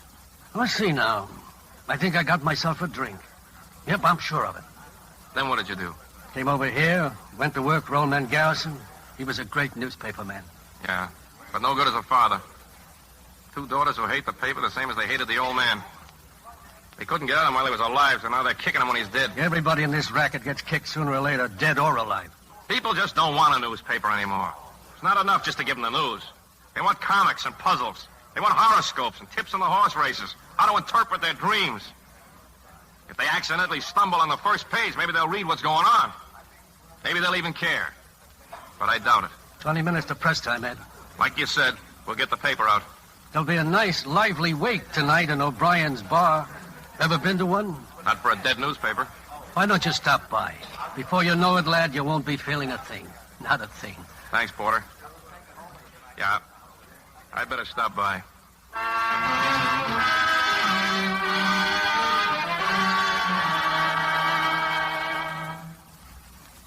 Oh, the paper's dead, Nora. We buried it tonight in O'Brien's saloon. The day is done. A fine alcoholic funeral. And then I decided to come here and see you. Ed, why don't you go home, please? I had to see you. You're my wife. Oh, no, I'm not. Not for some time. I have decided to rededicate my life to you. Yes, dear. Yes, dear. And that's why I'm going to give you the best years of my life. Here, drink this. White beer. Homogenized from cows. I love you. Let's get married again. Tonight. It's the milk that could bring on my second childhood. It already has, coming here this hour. Why, Ed, it... Nora, I'm free. Fired. Can't. No more paper. Nothing to keep us apart anymore. The paper has been sold. So you've said several times. Did I? Divorce is a very evil thing, Laura. Down from my Olympian heights, I come humbly... Yes, dear. We're going a second honeymoon. We never had a first. No, I'm leveling, baby. Europe, South America, everywhere. Don't worry about expenses. I'm loaded. So I noticed. I mean money. More than we ever had in our lives. I was paid off by the Garrison family for being a good boy. Ed, listen, you shouldn't have come here. It won't What's work this out. stuff? It's... Oh, just some office work I brought home. How's the advertising business, Nora? You know you were right to quit the paper. Now you got something you can depend on, something legitimate. I went to a wake tonight. I saw the light, sister. Hallelujah. Ed, please. Why should I fight? For what? Publishers don't care about the paper. The paper doesn't care about me, and I don't care about anybody except you. Hey, haven't I met him somewhere before? The photograph? Well, there's another picture of him in the hall. Oh, yeah, fight, huh? What with? I'm an employee, not a stockholder. What are you doing? Hey, where'd you go? I'm fixing the sofa in the living room. I'm getting a blanket, a sheet, and a pillow. Now come in and lie down. Lie down. Yeah. Lie down and quit. I don't have to think about anybody but us. Yes, dear. Now take your shoes off. Laura, when you went to Reno, what was that you charged me with? Incompatibility. Here, put your head on the pillow. Incompatibility. That was a lie. Ed, will they know where to reach you? Doesn't matter. Hey, that guy's picture on the table. Who is he? I don't like him. Sorry, I do. I like him very much. I don't like him. I'll think of a reason later. Now go to sleep. You'll feel better when you wake up. Good night, Nora, dear. Good night, Ed.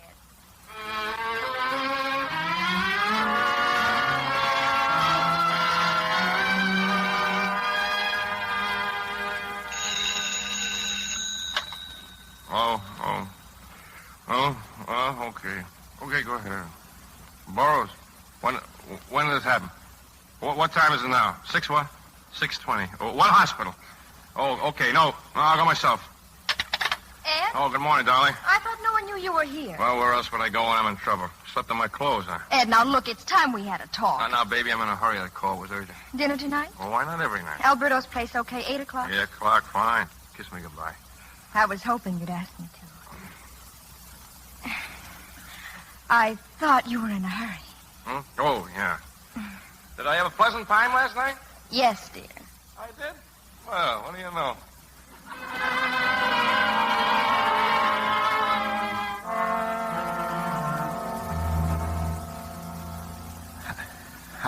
Hi, Ed.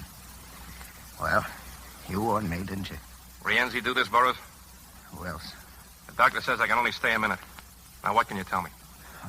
They started banging me around when they got me in the car. How many were there? 3, maybe 4. Well, what was it, 3 or 4? I don't know. What did they use, kid? Fists. One of them hit me in the face with something harder. Club, I guess. What did they say? Nothing. Not after they got me in the car. Before? Yeah. Outside the Hall of Records, I went there to check on Rienzi.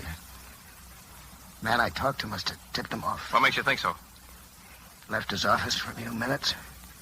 He probably phoned Rienzi. But you're not sure? No. That I wouldn't stand up in court? Well, how else were they waiting for me when I came out? Who was waiting? Rienzi's men. Could you identify him? One, maybe. Used to be a boxer. You know his name? Whitey, I'm not sure, Whitey, something. If I brought him in, could you identify him? Yeah. He asked me if I was bars, if I worked for the day. What make of car was it? I don't know. A sedan, blue, black, what? Well, what are you trying to do? Protect Rienzi? I want facts that won't bounce. Facts that'll stand up against Rienzi's lawyers and libel suits. Facts that'll tear Rienzi's syndicate wide open. There just can't be any mistakes. What are you worried about, Ed? Paper will be out of business, won't it? Anytime we print the facts. Now, mind the doctor, Burroughs. You're a good reporter. Who knows? Maybe I'm going to need you.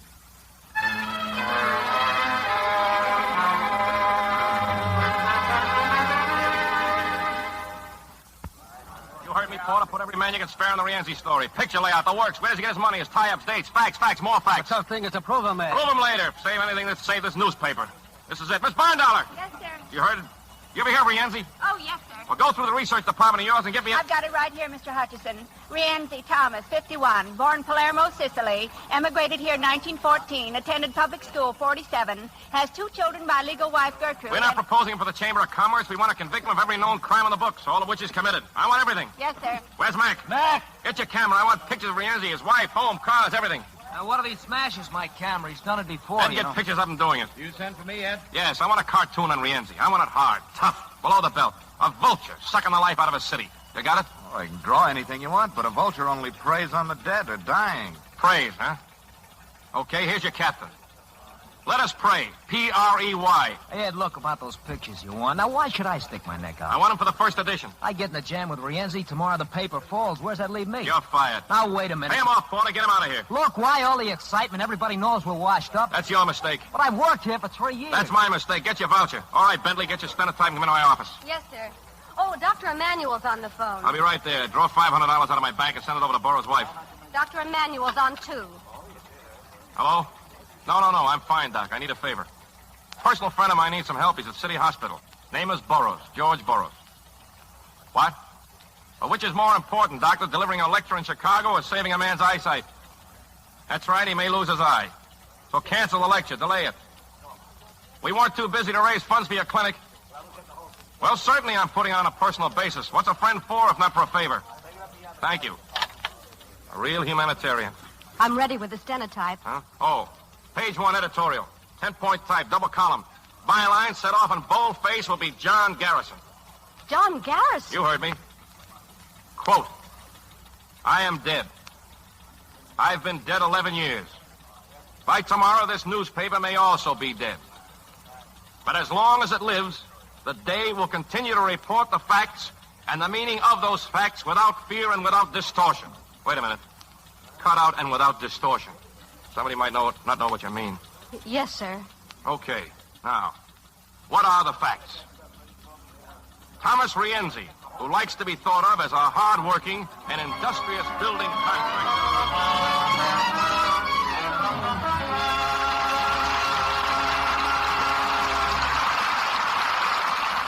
In just a moment, we will continue with Act Two of the Hollywood Radio Theater.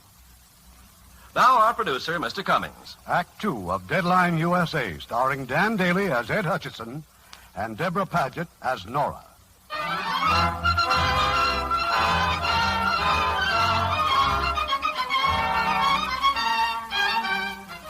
It's a few hours later. In Alberto's restaurant, Ed Hutchison and the pretty girl who was once his wife have just sat down for dinner. I read the paper while I was waiting for you, Ed. That's the best-looking front page in town. As usual. That editorial under the name of Garrison, yours? Yeah. It's wonderful. As usual. And how are we? Are we as usual? Stop it. Any repercussions from Rienzi? Not yet, but there will be. How's your reporter, Burroughs? Well, he'll get better. He may not have an eye, but he'll get better. Well, maybe now the Garrisonaires won't sell the paper after all. I mean, to sell it now in the middle of a fight like this, well, it would be like endorsing Rienzi. That's a wonderful dress you're wearing.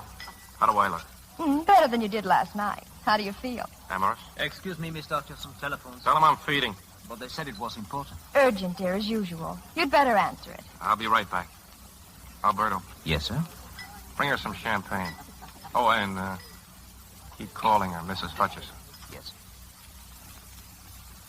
Hello, Ed. Yeah? This is Willibrand. I'm at the city morgue. About the girl with the fur coat, the one they pulled out of the river. Well? Well, her mother showed up here to identify her. A Mrs. Schmidt. That's the girl's name, Bessie Schmidt. But she also used the name of Sally Gardner. Why bother me? Write your story. I have. Porter said I should check with you. It's a cinch Mrs. Schmidt knows a lot more than she's telling. We thought that maybe if you Tell talk... Porter I'm busy. Okay, fine.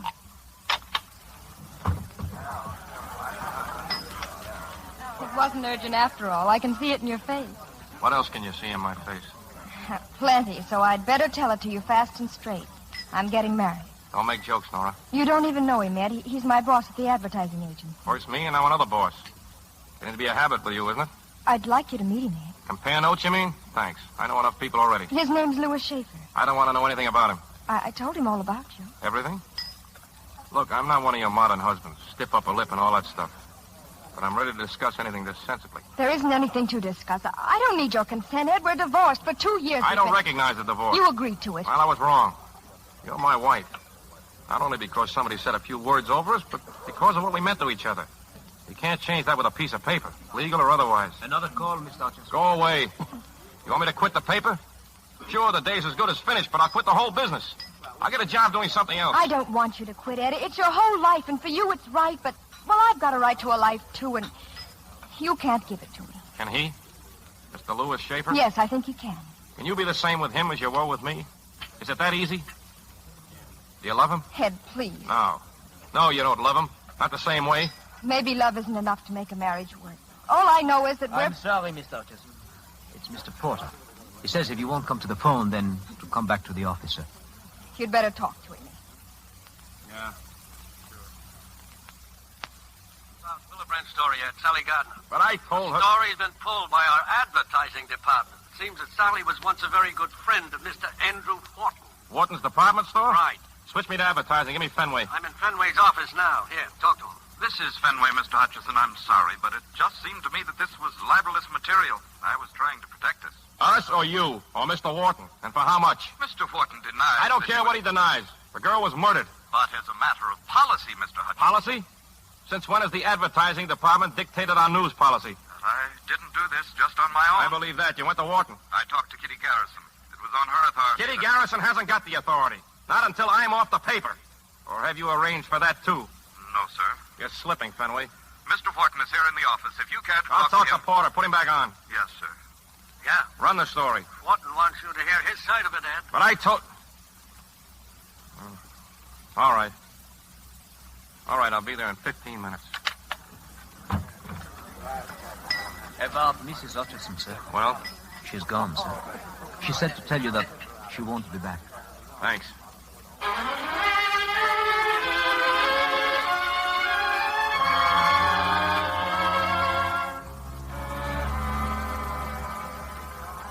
Okay, Mr. Wharton, now what's your side of all this? I'm asking you, please, not to publish that story. Why? Isn't it true? It can't do you much good. It'll ruin me. I've been doing business with this newspaper for years. And we need your business, Mr. Wharton, but not on these terms. All right, I made a mistake with Sally, and I've paid for it in blackmail ever since. That's a matter for the police. You're interested in facts, aren't you? Well, one day Sally phoned me. She was letting me off the hook. Said there was another man. There always is. In this case, the other man was Thomas Rienzi. Rienzi? Sally said she loved him. She'd never bother me again. She said she was set for life. What did she mean? I don't know. She didn't say. Surely you don't think I killed Sally. I haven't even seen her in 2 years. Mr. Hutchison, I'm about to be married. My fiancée here's Okay, we'll hold the story. Thank you. But if your yarn about Rienzi doesn't gel... It will. It better, for both our sakes. Good night, Mr. Hutchison. Thank you again. Well? What have we got on Sally Gardner? We'll need proof that Rienzi... Since when are we going in for gossip? Since now. Okay. Tell Bondollar to go through the files. I want anything she can find. Anything at all. Send Thompson in from the sports desk. I want to see him.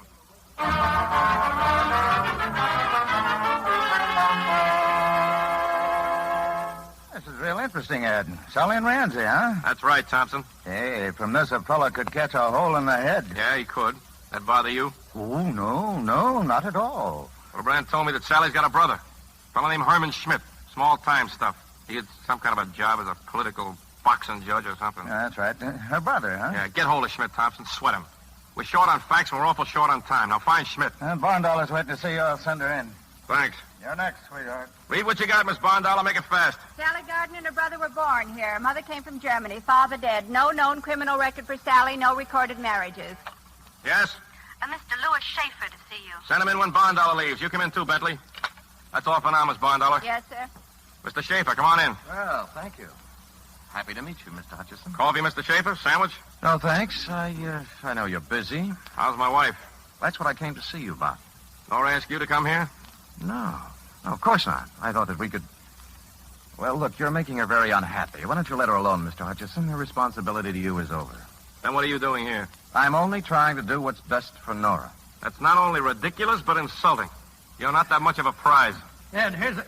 Oh, excuse me. Well, what is it? Sally bought some government bonds 5 months ago. Sally or Rienzi? They're in her name. $40,000 worth. It took some doing, but we've got a checkup working in every bank. Clary dug up some pictures of it, too. Bring them in, Clary. Well, maybe we're getting somewhere. Here, take a look, Ed. Sally is a high school girl. Sally is a model. Sally is a showgirl. Sally when she worked at Wharton. Sally in the city morgue. Thanks, Cleary. Now, if we can plug up this hole between Wharton's department store and the river... And fill it full of Rienzi. Goodbye, Mr. Schaefer. I can't wish you luck, but you know how it is. There's something that you ought to know. Webster's calling you on 32, Mr. Hutchison. Put him on.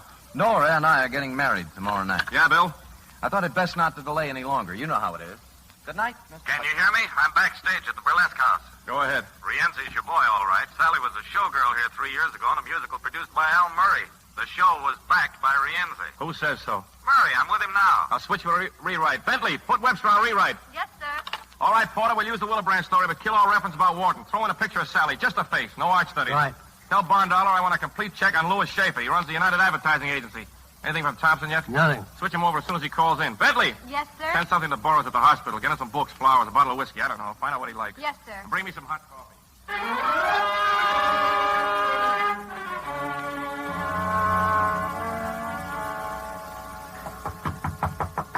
Mr. Smith? I know you're in there, Mr. Smith. I just saw the light go out from under the door, so you might as well open... Don't move, mister. Sit down at the table. Put your hands on the table. Hey, what's with the gun, Herman? I'm only here to help you. My name's Thompson, sports reporter for the day. Sports, huh? What'd you write today? Well, a constant reader. That's fine. I got the paper right here, so what'd you write? The question of televising next season's baseball games was discussed at a heated session of the Hot Stove League yesterday afternoon. Okay. What do you want? Do you mind putting that thing away? How'd you find me? I know a lot of people in the fight game. They owe me favors. I collected a few. All right. Get to it. Why did Rienzi kill your sister? Did he? And who are you afraid of, Herman? Why this hideout? One room in a crummy tenement. Get out. Well, first, I'd better mention that I've phoned your address to the paper. They know where I am. By next edition, Rienzi will know where you are, too. Maybe so, maybe not. We're your only chance, Herman. Let me take you back to the office. You'll be safe there. If you don't, Rienzi's going to find you. You'll wind up in the morgue next to Sally. You think you know something, huh? I know that as long as Rienzi is free, you're a dead pigeon. But take your time. He won't get his copy of the day with your address until morning. I'll wait while you think it over.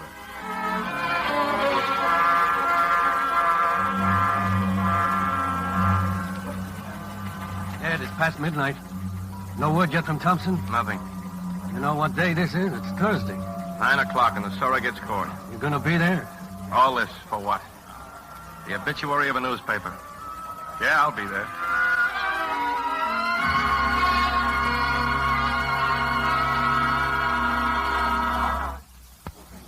This court has been petitioned to approve the sale of the publication enterprises known as The Day.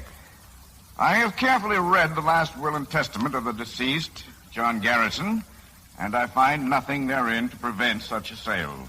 Your Honor. Yes, Mrs. Garrison? Your Honor, I object to the sale of this newspaper to Mr. White. Sir, this request for sale was signed by you, Mrs. Garrison. I've changed my mind. Your Honor, we are completely unprepared for this most embarrassing change of heart. I assure you I had no idea. What about Mrs. Garrison's two daughters? They want to sell, Your Honor, and they constitute a majority. My husband would not have wished this paper to be sold to Mr. White. But you knew all along that Mr. White was the purchaser. I did not know that the Day was going to be rubbed out of existence, which it will be if this contract is approved. I have priority of purchase, Mr. Crane. I'll buy the Day myself. I'll raise Mr. White's offer. But you don't seem to realize... I don't see why you should object to my daughters receiving more money, Mr. Crane. That's what they're selling for, isn't it? You can't do this, Mother. I can, I want to, and I'm going to. What good will it do? You're making us sound like fools. You'll be happy to know that stupidity is not hereditary. You acquired it all by yourselves. What changed your mind about selling? Have you seen today's paper? And yesterday's? Loyalty. Loyalty's changed my mind. You haven't got the money to buy the paper. I'll get it. You're crazy. No. Just ashamed. Ashamed of you and ashamed of myself. Now, if you'll keep quiet, I think the judge wants to say something. I shall require time to consider Mrs. Garrison's request. You'll all be notified when this court will reconvene. It now stands adjourned.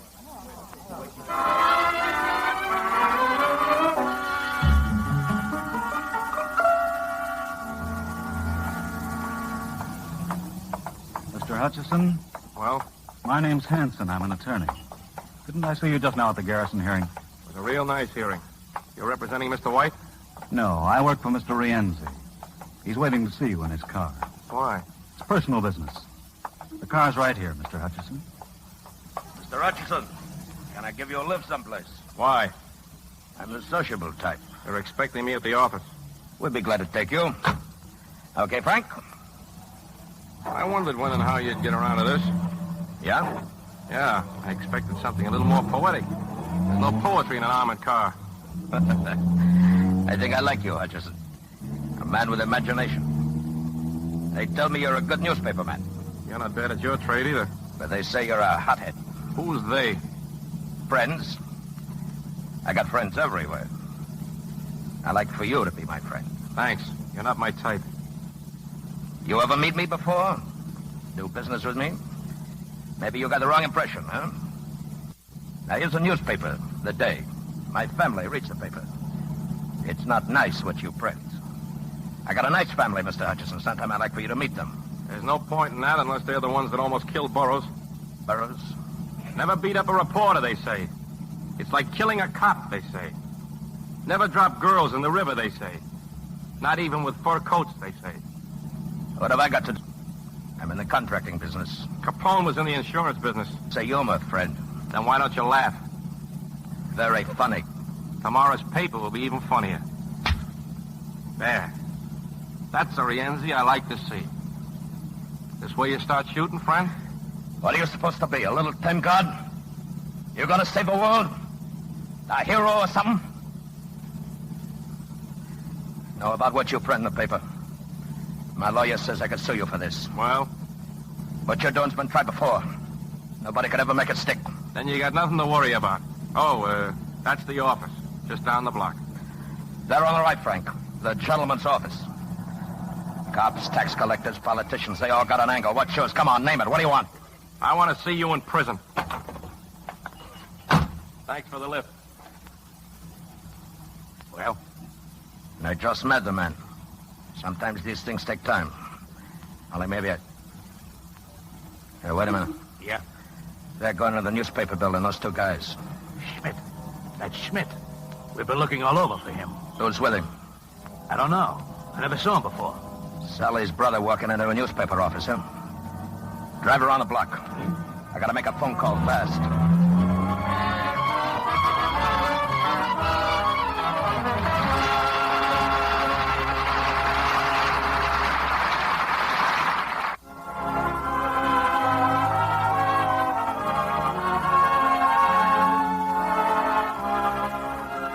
We pause now for station identification.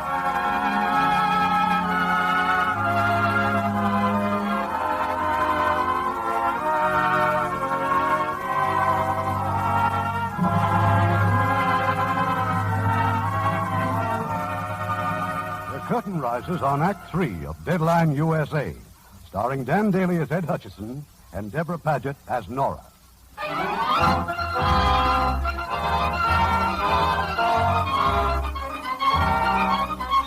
The door of Ed Hutchison's office is closed.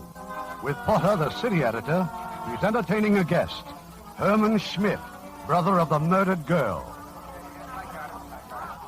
All right, Schmidt, from the beginning. How much? I told you before. $1,000 after you testify against Rienzi. Yes or no? Where do you want me to start? Sally and Rienzi. Well, they liked each other. A few weeks ago, Sally bought $40,000 worth of government bonds. Rienzi pay for them? Yeah, I guess so. You're a liar. Sally used part of the $200,000 that Rienzi gave her to hold for him. What $200,000? Why would a guy part with that kind of The scratch? city bank says your sister rented a safety deposit box. She gave it up a month ago, on the same day that she moved out of her apartment. Why? Okay, it's true. He gave her the money to hold for him. When he wanted it back, she got scared he'd make a break. She said as long as she kept the cash, he'd stick. It didn't work out that way. Hey, Ed, Mrs. Garrison wants to see you. She's waiting upstairs. Dollar! When did you find out Sally was dead? Oh, I read about it in the paper. She was dead 3 days before the paper got it. Your mother says you left the house last Saturday and didn't come back. My mother? We've got some good reporters, Smith. They get around. Sally was killed that same Saturday night. Well, so what? I leave the house lots of times. Well, for weeks sometimes. To hide out? You were afraid of Rienzi. Why? Maybe you knew he was going there, huh? To Sally's place? I didn't even know where she lived. The Leroy Hotel. She registered under the name of Bessie Schmidt and never left the room. She had only 2 visitors, Herman. Your mother and you. You were there Saturday night. Well, I don't remember. Well, maybe I was. Yeah, she phoned me. The desk clerk says you phoned her from the lobby at 1:20 a.m. Now, either tell the truth or we turn you loose. No money, no protection. Rienzi will kill you. Okay, Rienzi wanted his money. They couldn't find out where Sally was living. So you showed them? Why? What did Rienzi promise Well, you? he got me my job. I owed him money. I couldn't pay. He said the favor would square us. All you had to do was put the finger on your own sister. Well, I didn't know what they were going to do. I swear I didn't know. Who's they? Rienzi and who else? No, not Rienzi. He sent men, 3 men. I got scared. I ran out. That's all I know, honest. The next day, I hear Rienzi's looking for me.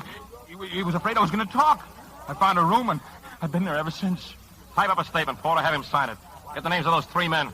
I'll go upstairs and see Mrs. Garrison. About Louis Schaefer, that information you requested. Walk with me to the elevator. Yes, sir. Louis Schaefer, age 42, only child of John and Harriet Schaefer of the Chemical Fortune. Ever married? No, sir. Any arrests? None on the record, sir. Alcoholic, swindler? Maybe he's a fiend. You know, he looked like one. You check his Army record, maybe he's a spy. He got the Silver Star and the Purple Heart. Oh, that's a rotten report, Miss Bondollar. Thanks anyway.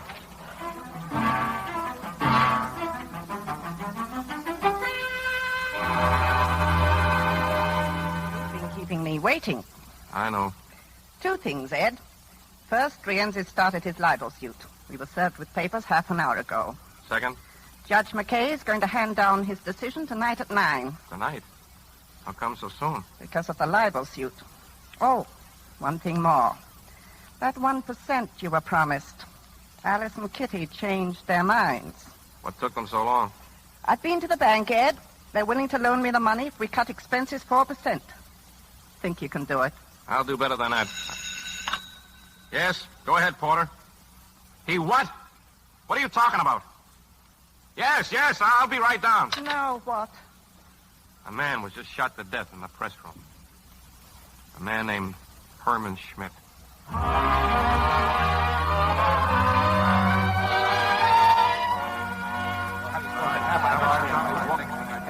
We were working on his written statement when they walked in. 3 men in police uniforms. They said they had a warrant for Schmidt. And you let them take him? They looked and acted like policemen. I tried to stop them. Go ahead. What happened? Schmidt made a break. He ran down to the press room. He almost got away, but then they started shooting. The plates are there now. You better get down there. What about Schmidt's confession? Do we run it anyway? Without a signed statement, we're dead, Porter.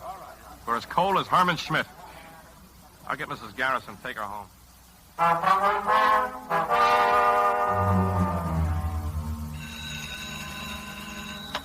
Hello? Yeah. For you, Mr. Rienzi. It's Whitey. Now, give it in. Yeah.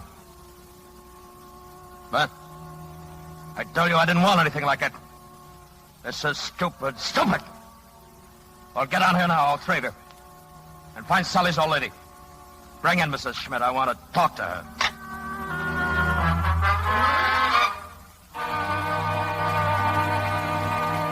Sit down, Ed. I'll get you a drink. You know, Mrs. Garrison, no paper ever did a better, faster, more thorough job. All we needed was that one bit of evidence, and we had it. We had it as long as Schmidt was alive.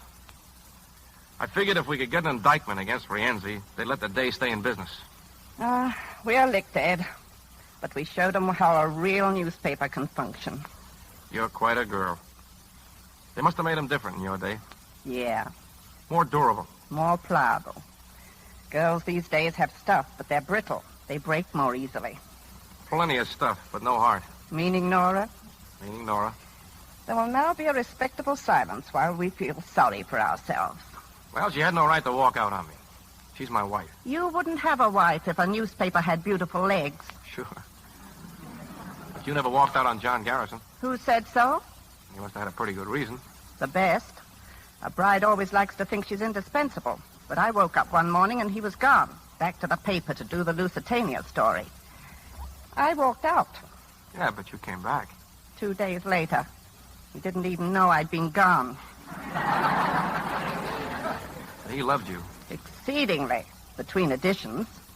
Oh, but don't blame Nora. Unless she wants to come back, it won't work. If she stays away... I can look for a newspaper with nice legs. Well, court convenes in exactly 1/2 hour. You going to be there? Maybe. Will you marry me, Mrs. Garrison? Go away, Ed. You're much too old.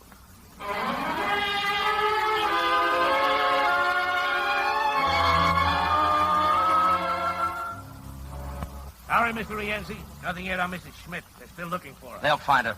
An old lady like that. Where can she go? She's got to be silenced, you understand? Buy her off. Send her back to Europe. Now, you're getting panicky, Hanson. She's my business. I'll handle Mrs. Schmidt. There'll be another investigation. I hope you realize that. Maybe a trial even, sure. But I'm not worried, see? We've been through this sort of thing before. We're still in business. The story's printed in the newspaper, so what? Tomorrow it's old news. They take the paper and wrap garbage in it. In a week, the people forget. But if they keep on printing They stories, won't. if they keep us in the news until a trial, if they heat up the public... You take care of your end. I'll handle the papers. Hutchison won't handle easily. He's got nothing. What's he got with Schmidt out of the way? That won't stop him. And he won't stop us. Tomorrow he won't even have a paper. The court will take it away from him. And if they don't, we'll take him away from the paper. Maybe they all need an example. You're crazy. Am I? Now, we'll wait and see.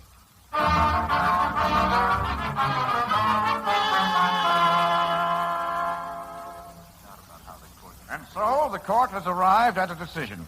I can see no reason why the day should not be sold to Mr. White. I will, however, listen to any further evidence or argument.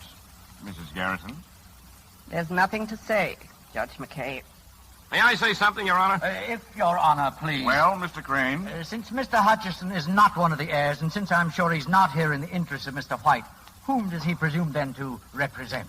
I represent the paper. Which is not yours in the first place. That's true.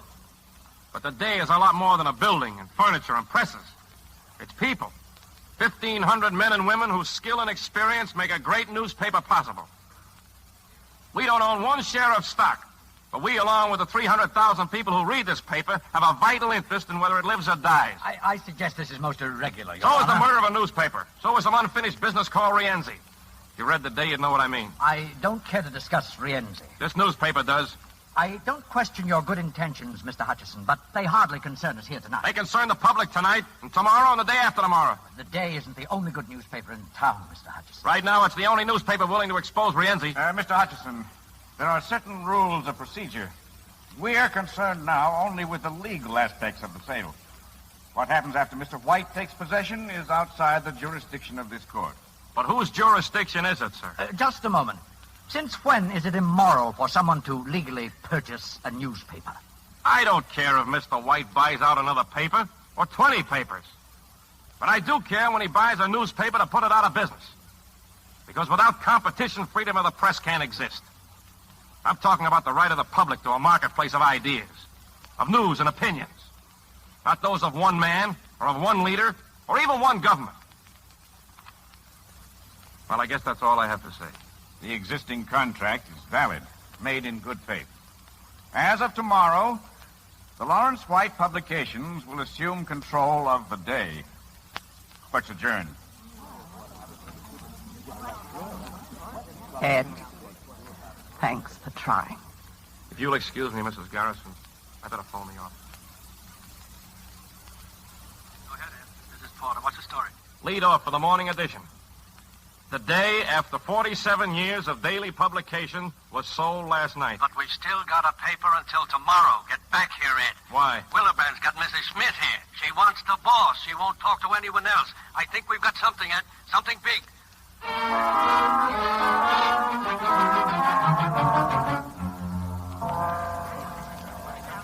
Ed, this is Mrs. Schmidt.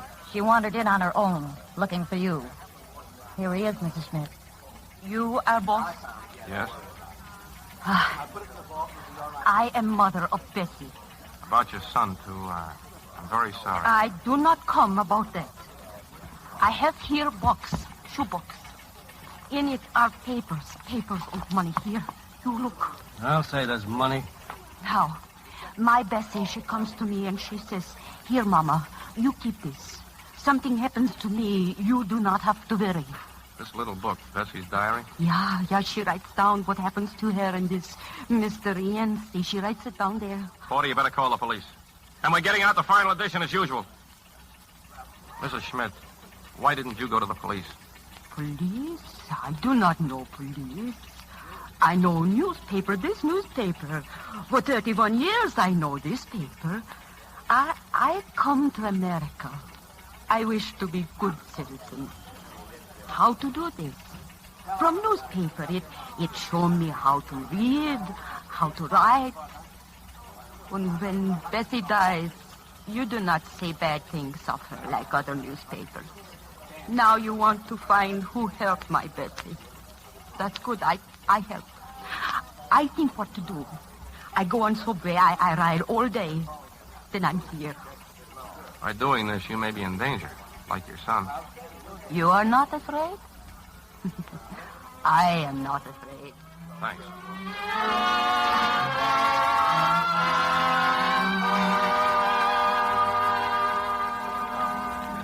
Hello, Porter. Why, Mrs. Hutchison. Or is it Mrs. Schaefer? No, of course not. Where's Ed? In the press room. Has he lost the paper? Yes. What's he going to do? Get out the last edition. And it ought to be quite a paper. We've got proof on Rienzi. Sally's mother. She came to Ed with everything. And then what? He'll look for another job, I guess, like the rest of us. Is it all right if I go down to the press room? I guess you still know where it is. Sure, go ahead.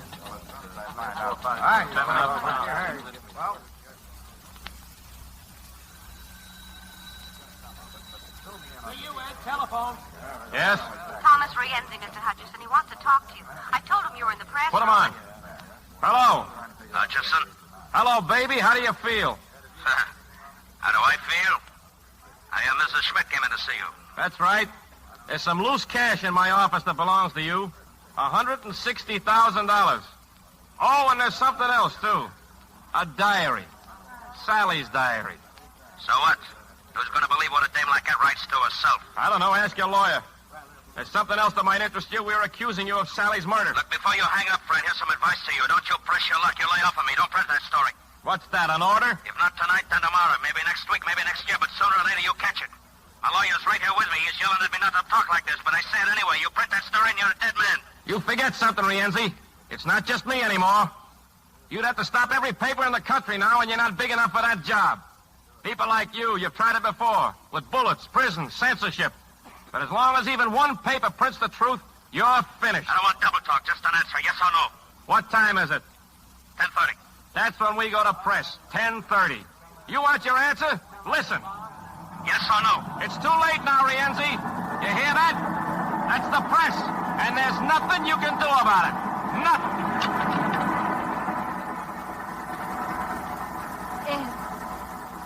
You walked out on me at Alberto's. I'd like to go back for dessert. You got time? All the time in the world. Let's go.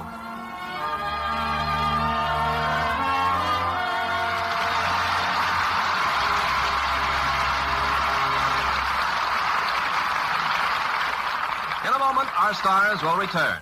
Now, here's Mr. Cummings with our stars. And here they are for a well-deserved curtain call. Dan Daly and Deborah Paget.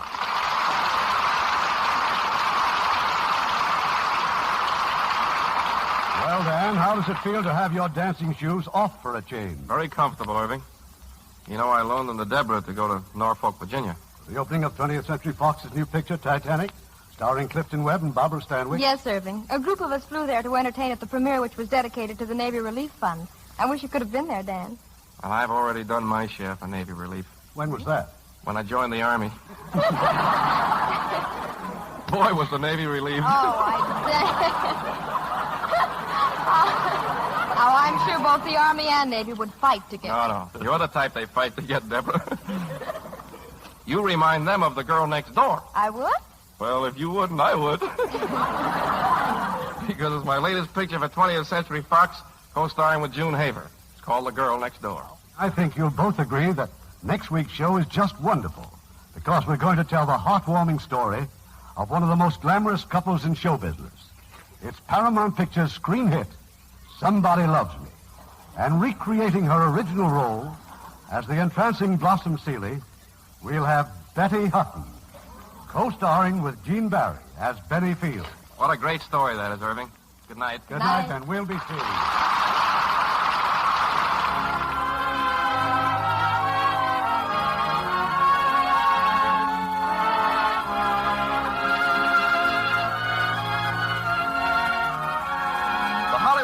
Theater is produced by Mr. Irving Cummings. Our orchestra is under the direction of Rudy Schrager.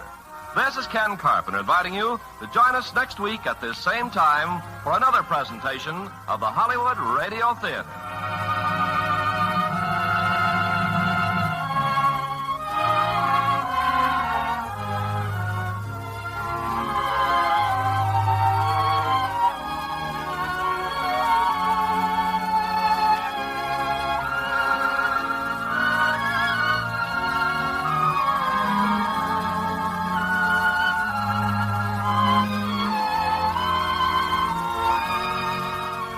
Hollywood Radio Theater is a presentation of the United States Armed Forces Radio Service.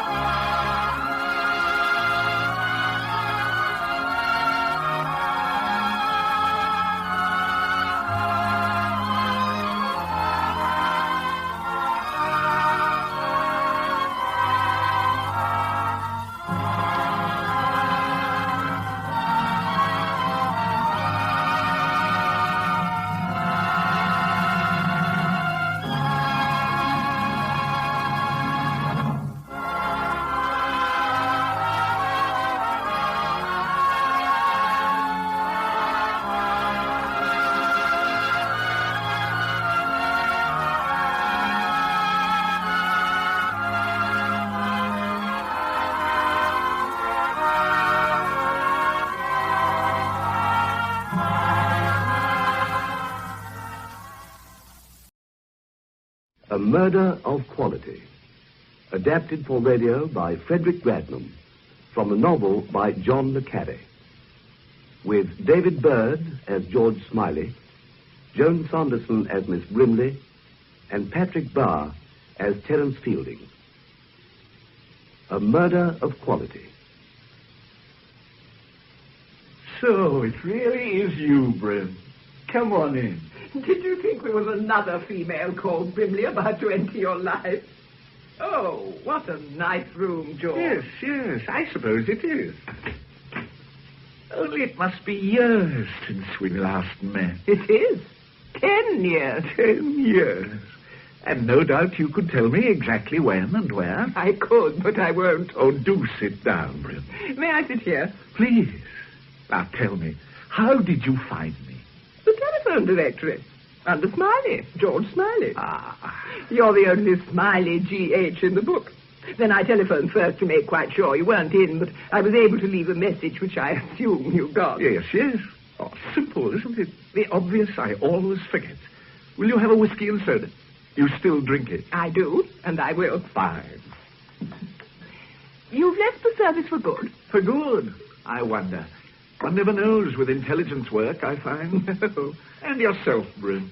I edit a weekly paper. Ah, and trust, no doubt, that you have left the service for good. Exactly. Yes, I had another spell some time back. Oh, I didn't know that. Intelligence is all very different now. Ideas are different. People are different. The Steeds, Jeopardies, Fieldings aren't about anymore. All gone. Is that the right amount of soda? Thanks, that's just right. Your health, Brim. And yours, George. Fielding. Adrian Fielding had a brother. He teaches at Cairns. Yes, that's right. Terence Fielding, a housemaster. That is, if he hasn't retired. No, he retires this half, whatever that means. It was in the Times some weeks ago. You seem well informed. Not well enough. Tell me about Cairns School, George. Did you go there? Heavens, no. But you know about it. Yes, I know about it. Is it as bad as it sounds? Absolutely. Not that it always was. It didn't become really fashionable until about 100 years ago, and it was founded by Edward VI in 1550, I think. I've never really understood why some schools become fashionable with the rich, grow like Cairn into bastions of snobbery and privilege. It's generally a headmaster. I mean, there's one head who lifts the school up out of the rut, and the right people get to know about him, send in their boys, and the tradition begins. Well, there was a man in the 1850s, the master. Cairn calls the head the master. They don't have teachers. They have housemasters, house dons, and ushers. And half? A half is a term. They have only 2. What else? Cairn itself. I know it's a town in Dorset, but what's it beside? Well, I suppose the school is the town. The playing fields and the staff houses encircle it. It's miles from anywhere, you know, Brim. Beautiful countryside, but quite isolated. Has little to do with the world most people live in. One would have to fit in. Or get out, I imagine. Yes. But that wouldn't be easy for the wife of a house don, would it? What's the problem, Brim? Well, I had a letter sent to my paper the other day from the wife of a man who's teaching at Cairn. They haven't been there long. They're called Road, without the H. I see. Oh, what sort of letter? Oh, I'm a ridiculous spinster, I know, but it's worried me, and I knew you were the best person to come and see about it. Well, you'd better read the letter to me, Brim. All right. It's addressed from North Fields, Cairn School, Dorset, and dated the 7th of February. Dear Miss Fellowship, I don't know if you are a real person, but it doesn't matter. You always give such good, kind answers. There's something very wrong here. I don't know if he's really plotting to... I can't write the word, but I feel as if I'm dead already. Do you understand? It's this place. It's done something to him so that he hates me. No, it's not just my imagination, and I really am perfectly sane and normal. But I'm frightened of everything, of what he's thinking and what he might do. And now the long nights are coming. Please write and tell me what I should do. I hope you don't get many letters like this. Yours faithfully, Stella Road, Mrs. nee, Glaston. He is the husband, we must assume. Yes? It can't really be anybody else. And you're Miss Fellowship. Yes. Tell me, my dear Brim, what exactly is your paper, and how did you get onto it?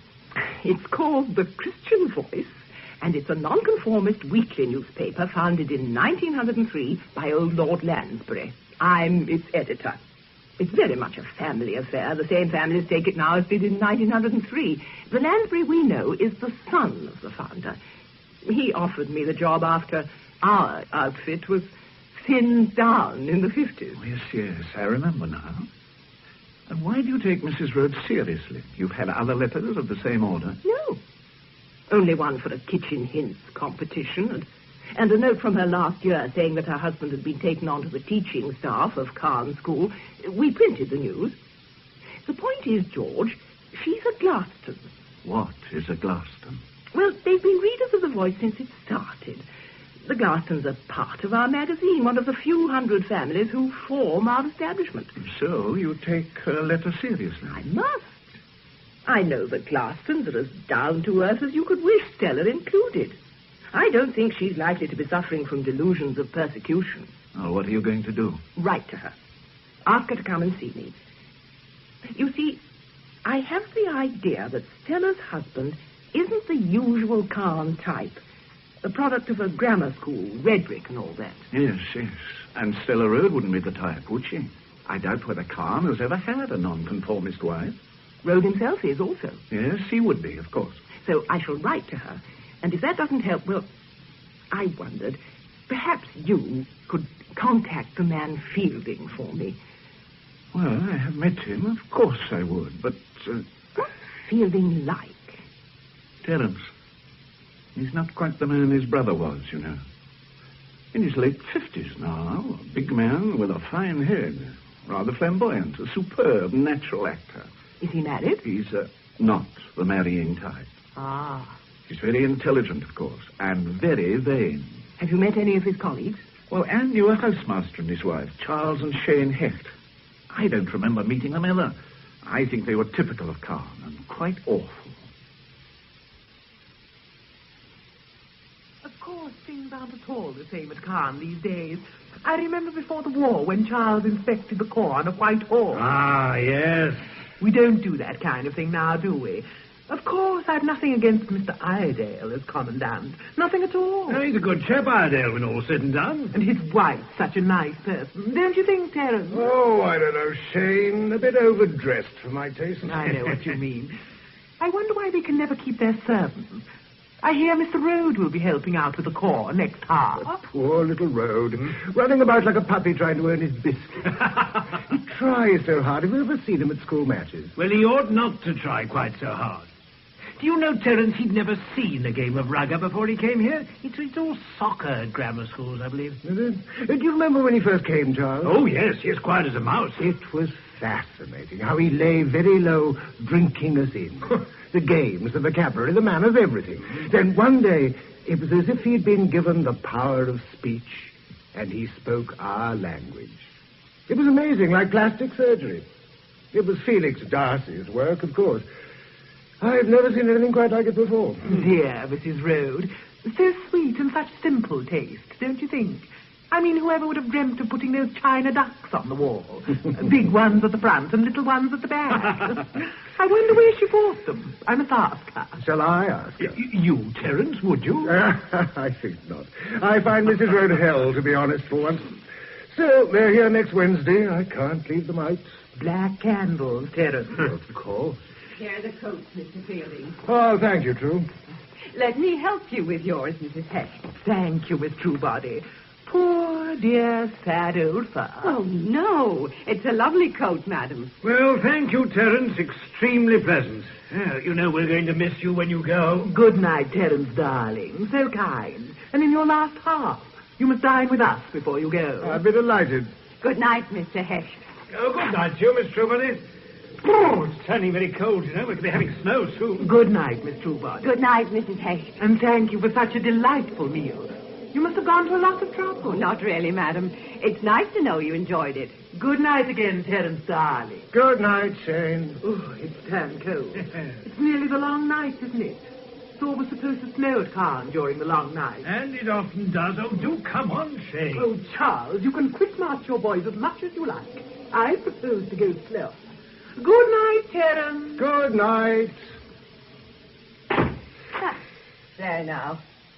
It was a success, wasn't it, Mr. Fielding? Yes, I suppose it was true. There, that's done. Oh, you look tired, sir. I am a little, True. Indeed, I am. Is there anything else, sir? No, nothing else. Sleep well, True. And you too, sir. Good night. Good night.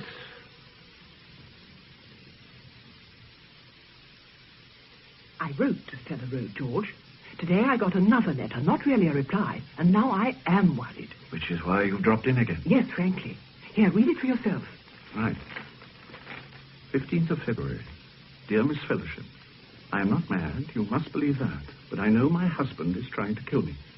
I will come and see you as soon as I can. You do understand that I am normal. I'm so afraid of the long nights. There's something not quite right about him. At night sometimes, when he thinks I'm asleep, he just lies watching the darkness. I know he is trying to kill me, but what can I do? It's not nice, is it? You know, I suppose I should go to the police, but I thought first, would you perhaps see Terence Fielding? Yes. I'll ring him now. I could go down to Caen tomorrow. Oh, thank you, George.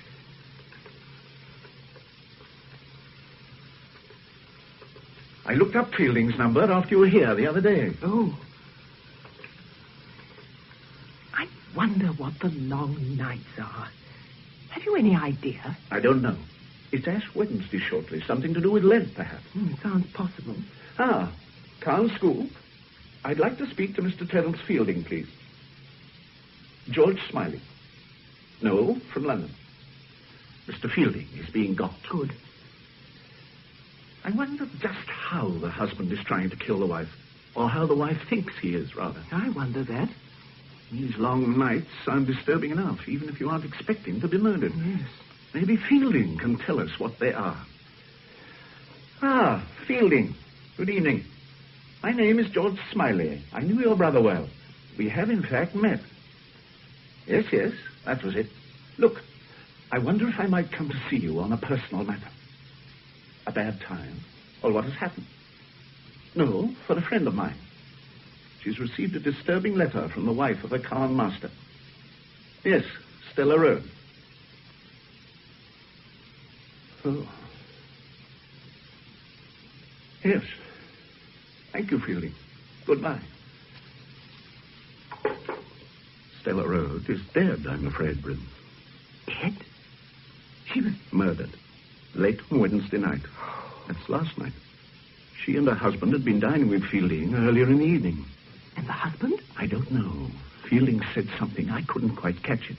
George, they'll have to know about the letter. The police, you mean? Yes. Yes, I think they will. You couldn't go down there, could you? To Caen? Well, I suppose I could. But would it really help? I've a feeling it would. All right, then. If you say so, Bryn. Oh, good. I'd better find out who's in charge of the case there. Special branch might help. I'll give them a ring, and no doubt be on my way in the morning. Oh, sorry, sir. I say, I nearly knocked you down. I say, you nearly did. What's the rush about? Sext, sir. Sext? Midday prayers, sir. We say them in the Abbey during Lent. I see. Is that the east gate across there? Yes, sir. I'll show you, sir. I had no need, really, to rush, but we always do. Are you visiting the school, sir? Yes, I suppose I am. I hope to see Mr. Fielding if I have the time. Oh, he's my housemaster, sir. My name's Perkins. I'm Mr. Fielding's head boy, sir. Oh, that's what's called a coincidence, isn't it? Yes, it is, sir. You had a lot of snow here. When did it start? Yesterday, sir. It's a few days early. We usually get it on the long night. This is the gate, sir. Do you? On the long nights, eh? Oh, thank you, Perkins. That's the police station just across the road, isn't it? The police station? Yes, sir. Oh, thank you again, Perkins.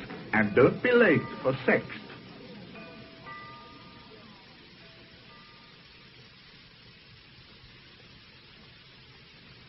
Oh, come in, Mr. Smiley. I was expecting you. Yes, I'd hoped. I'm Inspector Rigby. Ben Sparrow rang this morning, sir. Ah, that was good of him. Oh, come in, sir. Thank you. The two of you work together on the war, I believe. Yes. Well, sir, I'll be happy to give you all the help I can. Oh, I could do with some myself, the way things are. Anyway, I'm very pleased you've come. Thank you. I believe you've got a couple of letters for me. Yes. I don't know if Ben explained, but here they are. Ah, thank you, sir. He told me all about Miss Brimley. Oh. Not nice letters, are they?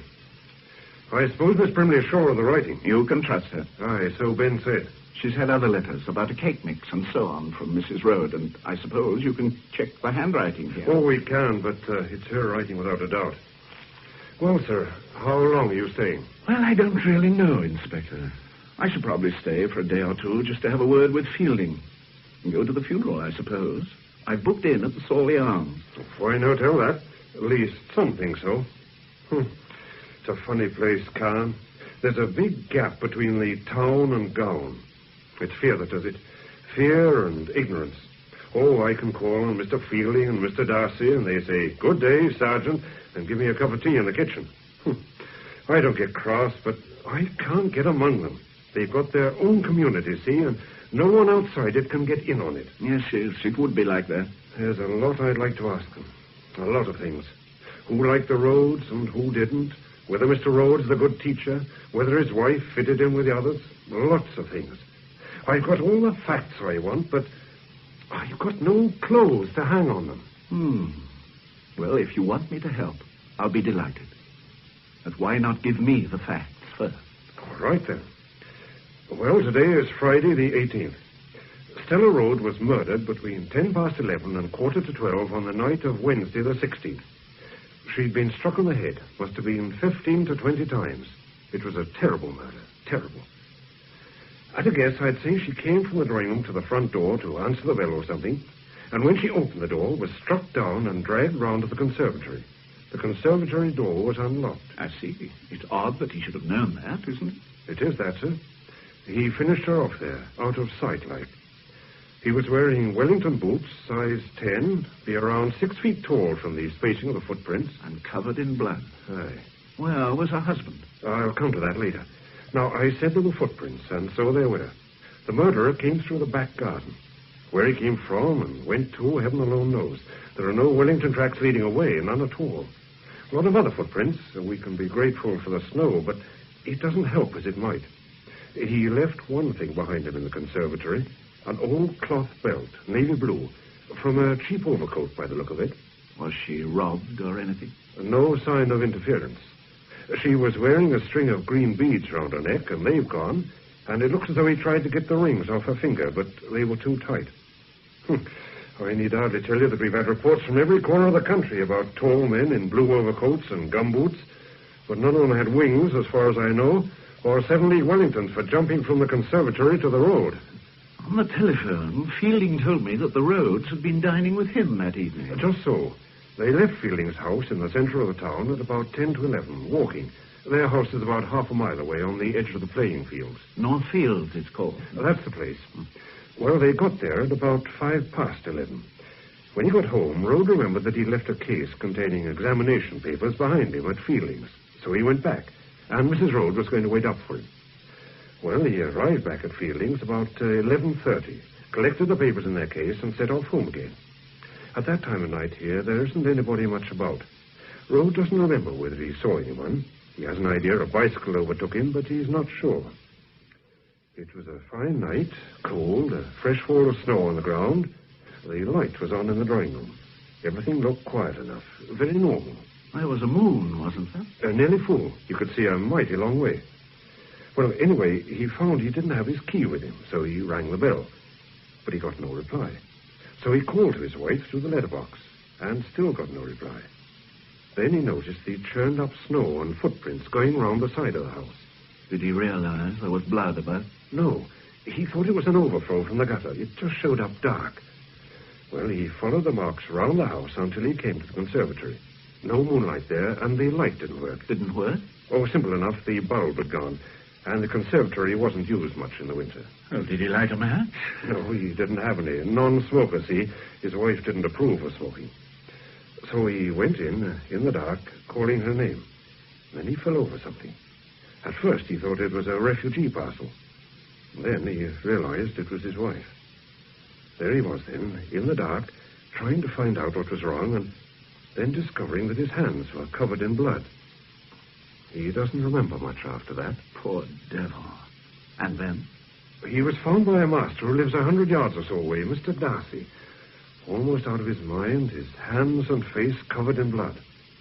I arrived there about 1. We got him into Dorchester Central Hospital. He's still there, but I gather the shock's wearing off. What is the refugee parcel Rhodes mentioned? Mrs. Rhodes was the organizer for Khan of parcel collections for a refugee organization, the Public Schools Committee for Refugee Relief, clothes and such like. Very energetic at it, she was. I see. What fingerprints did you pick up at the house? Oh, Mr. Rhodes were everywhere. The others were made by gloved hands, made before Rhodes. These examination papers he went back to Fielding's for, were they as important as all that? Yes, up to a point, anyway. The marks had to be handed in by midday Friday. Today, that is. Why take them to Fielding's in the first place? Earlier on, Rhodes had been on chapel duty, so he didn't have time to return home before dinner. He changed at the school, and that's where he left his latchkey, in his other suit. I see. Then how do you explain Stella Rhodes' letters? Oh, it is none of the letters we've got to explain. Oh, what else? Well, as you know, Mrs. Rhodes was chapel, the only member of the school that was.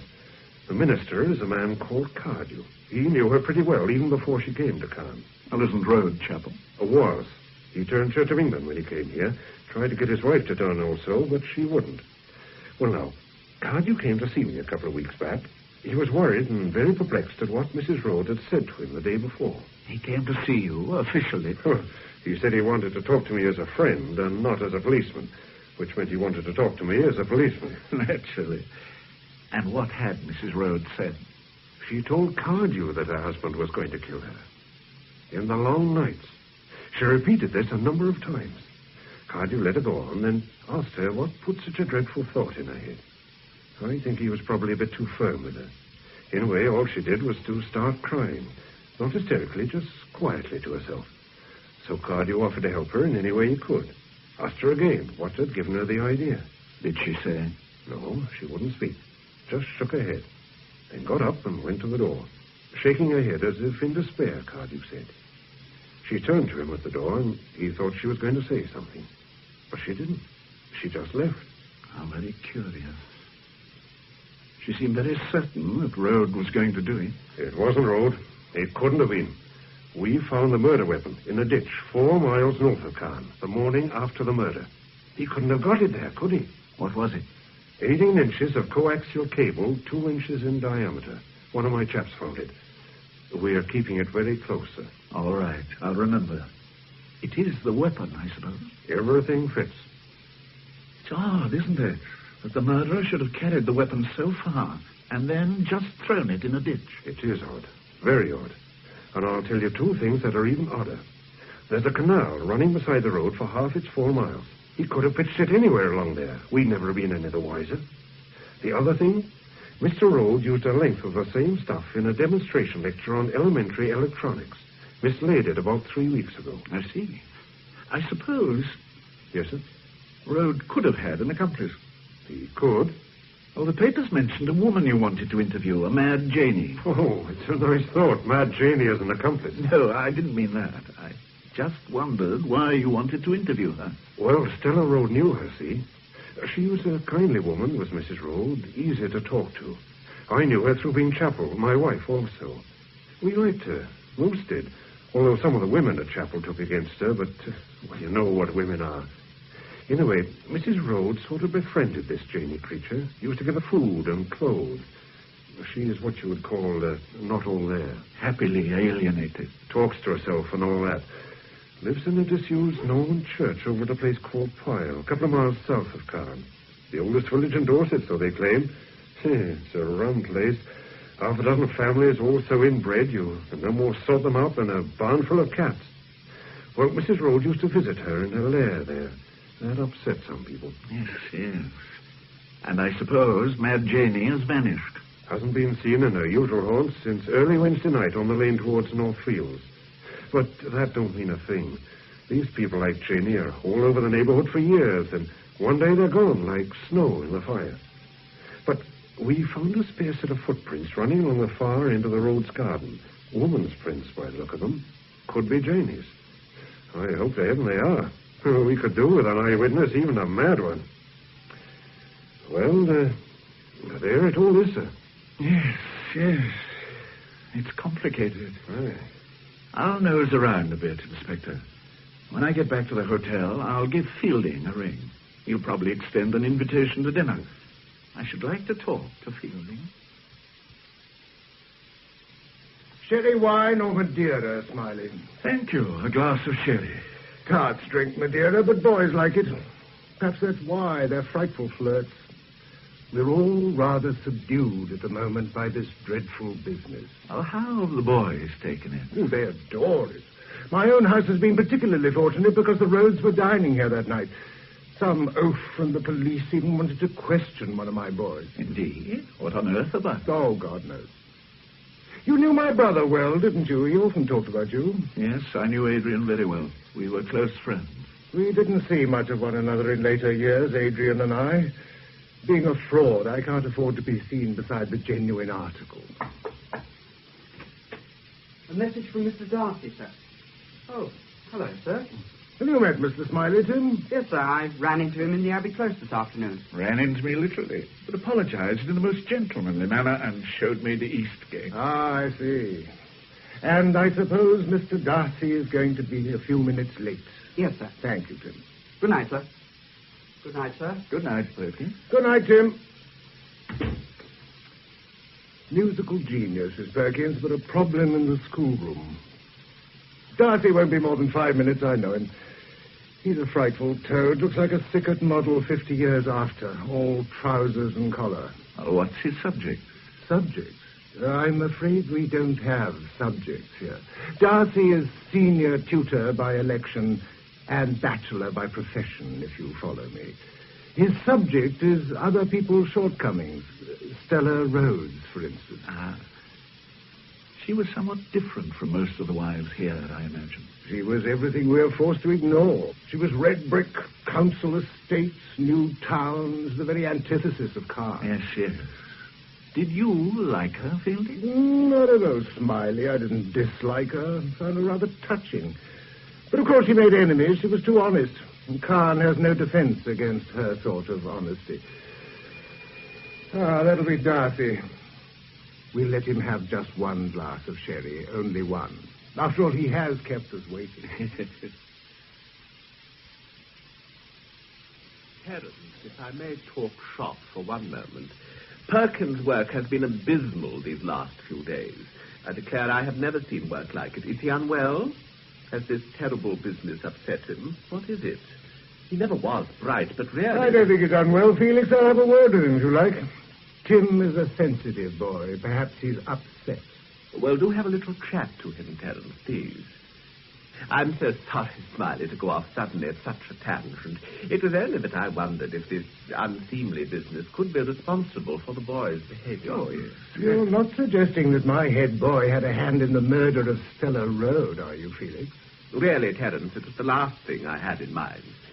Frankly and in confidence, I have reason to believe it was her past that brought about her death. Why do you say that? It appears she was expecting to be attacked. Well, go on, Felix. It was her dog. You remember that mongrel they arrived with? Yes. A couple of weeks back, Harriman, the vet, a superior type of person, came to see one of my sister's dogs. He told us that Mrs. Rhodes had had the dog destroyed the previous day. She said it had bitten the postman. Oh, some long and confused story. The post office was due, the police had been round, and I don't know what... Where is all this getting us, my dear Felix? I'm coming to the point. She said to Harriman that the dog couldn't really protect. It could only warn. It wouldn't do any good. Wasn't she upset about losing the dog? Oh, indeed, yes. Tears and all. Harriman was rather perplexed, I gather. Mrs. Rhodes' behavior didn't seem to him at all normal. Another curious fact was the condition of the dog. Hmm?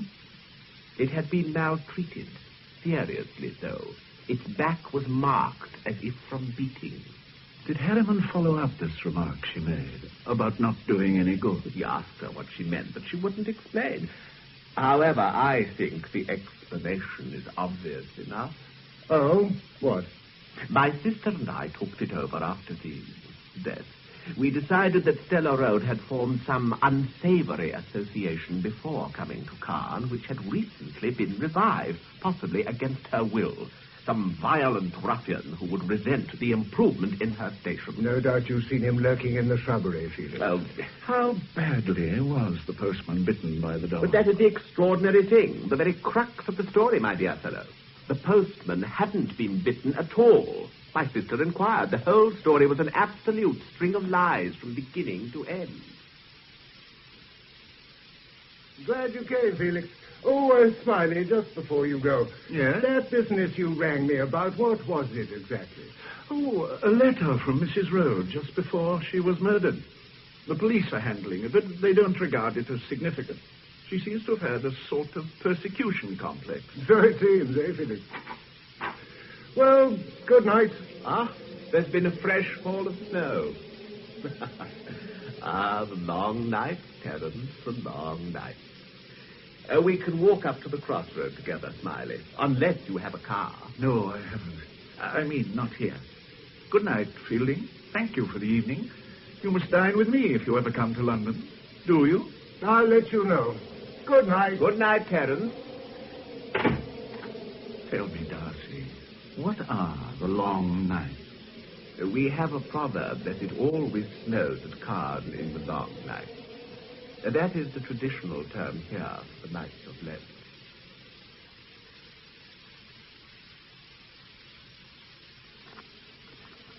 It's a beautiful night.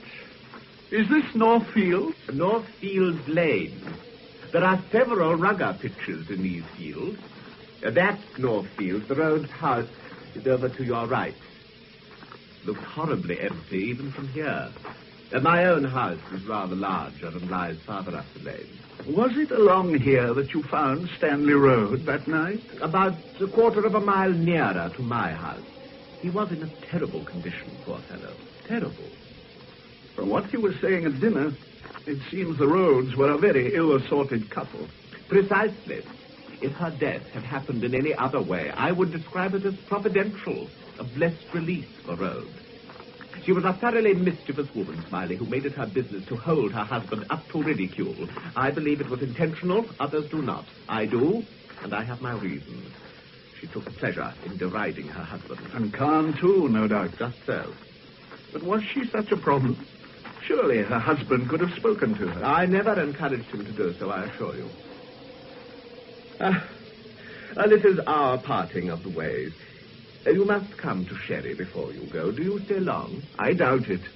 But I'm sure you have enough worries at the moment.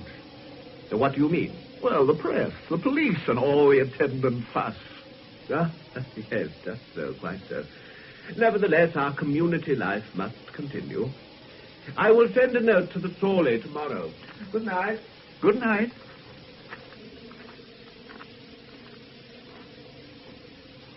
Shall I? Always visit the ground, the scene of the crime. One never knows. Here goes.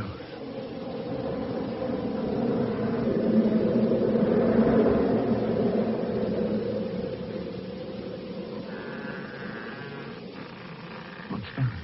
The conservatory door swinging. Good God, there's somebody. Or is it a shadow? No. Hello? Who are you? I thought you was the devil, mister. But you got no wings. But you can't do nothing, mister, 'cause I got this holly for to hold you. Yes, Jane. That's a very pretty coat you're wearing, Jane. A pretty blue coat, mister, for to keep me warm. From my darling. Who is your darling, Jane? She not be here no more. But she didn't go with the devil, mister. Lay still she did with not a word. You saw the devil, Jane? There's not many seen the devil fly, mister. But Janie seed him. Janie seed him. Silver wings like fishes he done had. Janie saw. Where did you find that coat, Jane? Him a bad one. Oh, him a bad one, mister. But I see him flying, riding on the wind. And the moon behind him lighting up the way. Them close the sisters, moon and devil. Flying, was he, Jane? Like this, mister. Like this, riding on the wind. Silver wind. Silver. Oh, damn. Now she won't come back. But she saw something. She saw the devil fly, riding on the wind.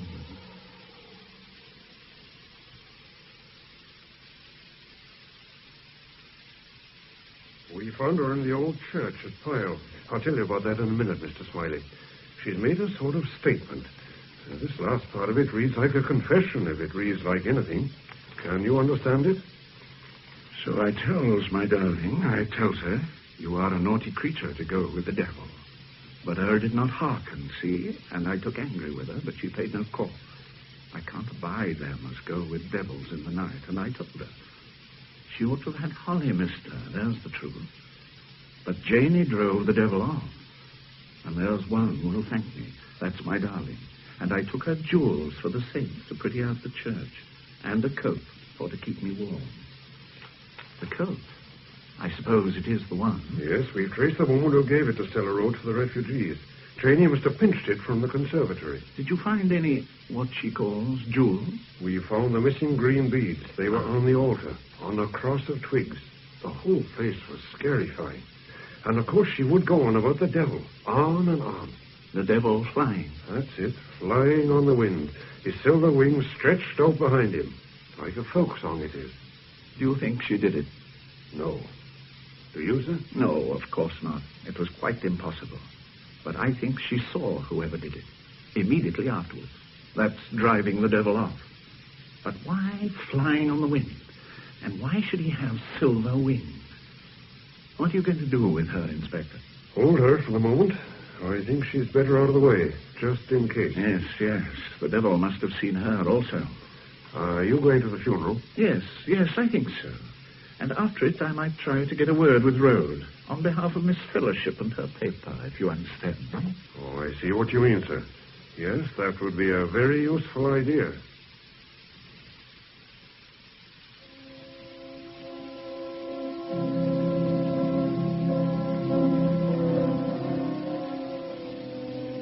So, my dear Brim, although they didn't use the Abbey, poor Stella Road was given a high Anglican service with a congregation of town and gown. I must say, I prefer the town to the gown from what I've seen of things. But I thought to write you this note just to say that Stella's father was there, a fine, upstanding old man.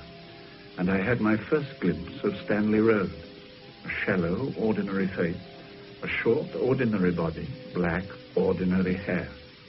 The odd thing about him was his impassive, almost too easy manner. Another piece of odd behavior. Fielding at the grave, moving away with an expression of strong distaste as Rhodes came near him, and Rhodes not noticing. I think, for once, T. Fielding was behaving in a genuine manner, but I can't think why he should give himself away, sir. Afterwards, I spoke to Rhodes on your behalf, quite without emotion, the man was. Anyway, I'm seeing him tomorrow. He's back at Northfield to get some details for a small obituary on his wife for your paper. I hope you approve, my dear Brim.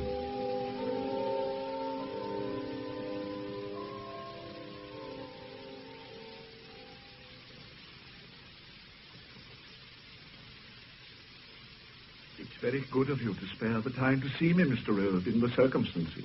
Not at all. You were married at Branksome, I believe, Mr. Rhodes. The Branksome Hill Tabernacle. A fine church. When was that? 12 years ago, last September. Did Mrs. Rhodes engage in charitable work in Branksome? I know she was very active here. No, not at Branksome. But a lot here. She had to look after her father at Branksome, you see. Did she take a large part in the social activities at Carn? She did a bit, yes. But being chapel, she kept mainly with the chapel people from the town. You should ask Mr. Cardew about that. He's the minister. But may I say, Mr. Rose, that she took an active part in school affairs as well? Yes, of course. Thank you. Now, is there any little fact that you would especially like us to include?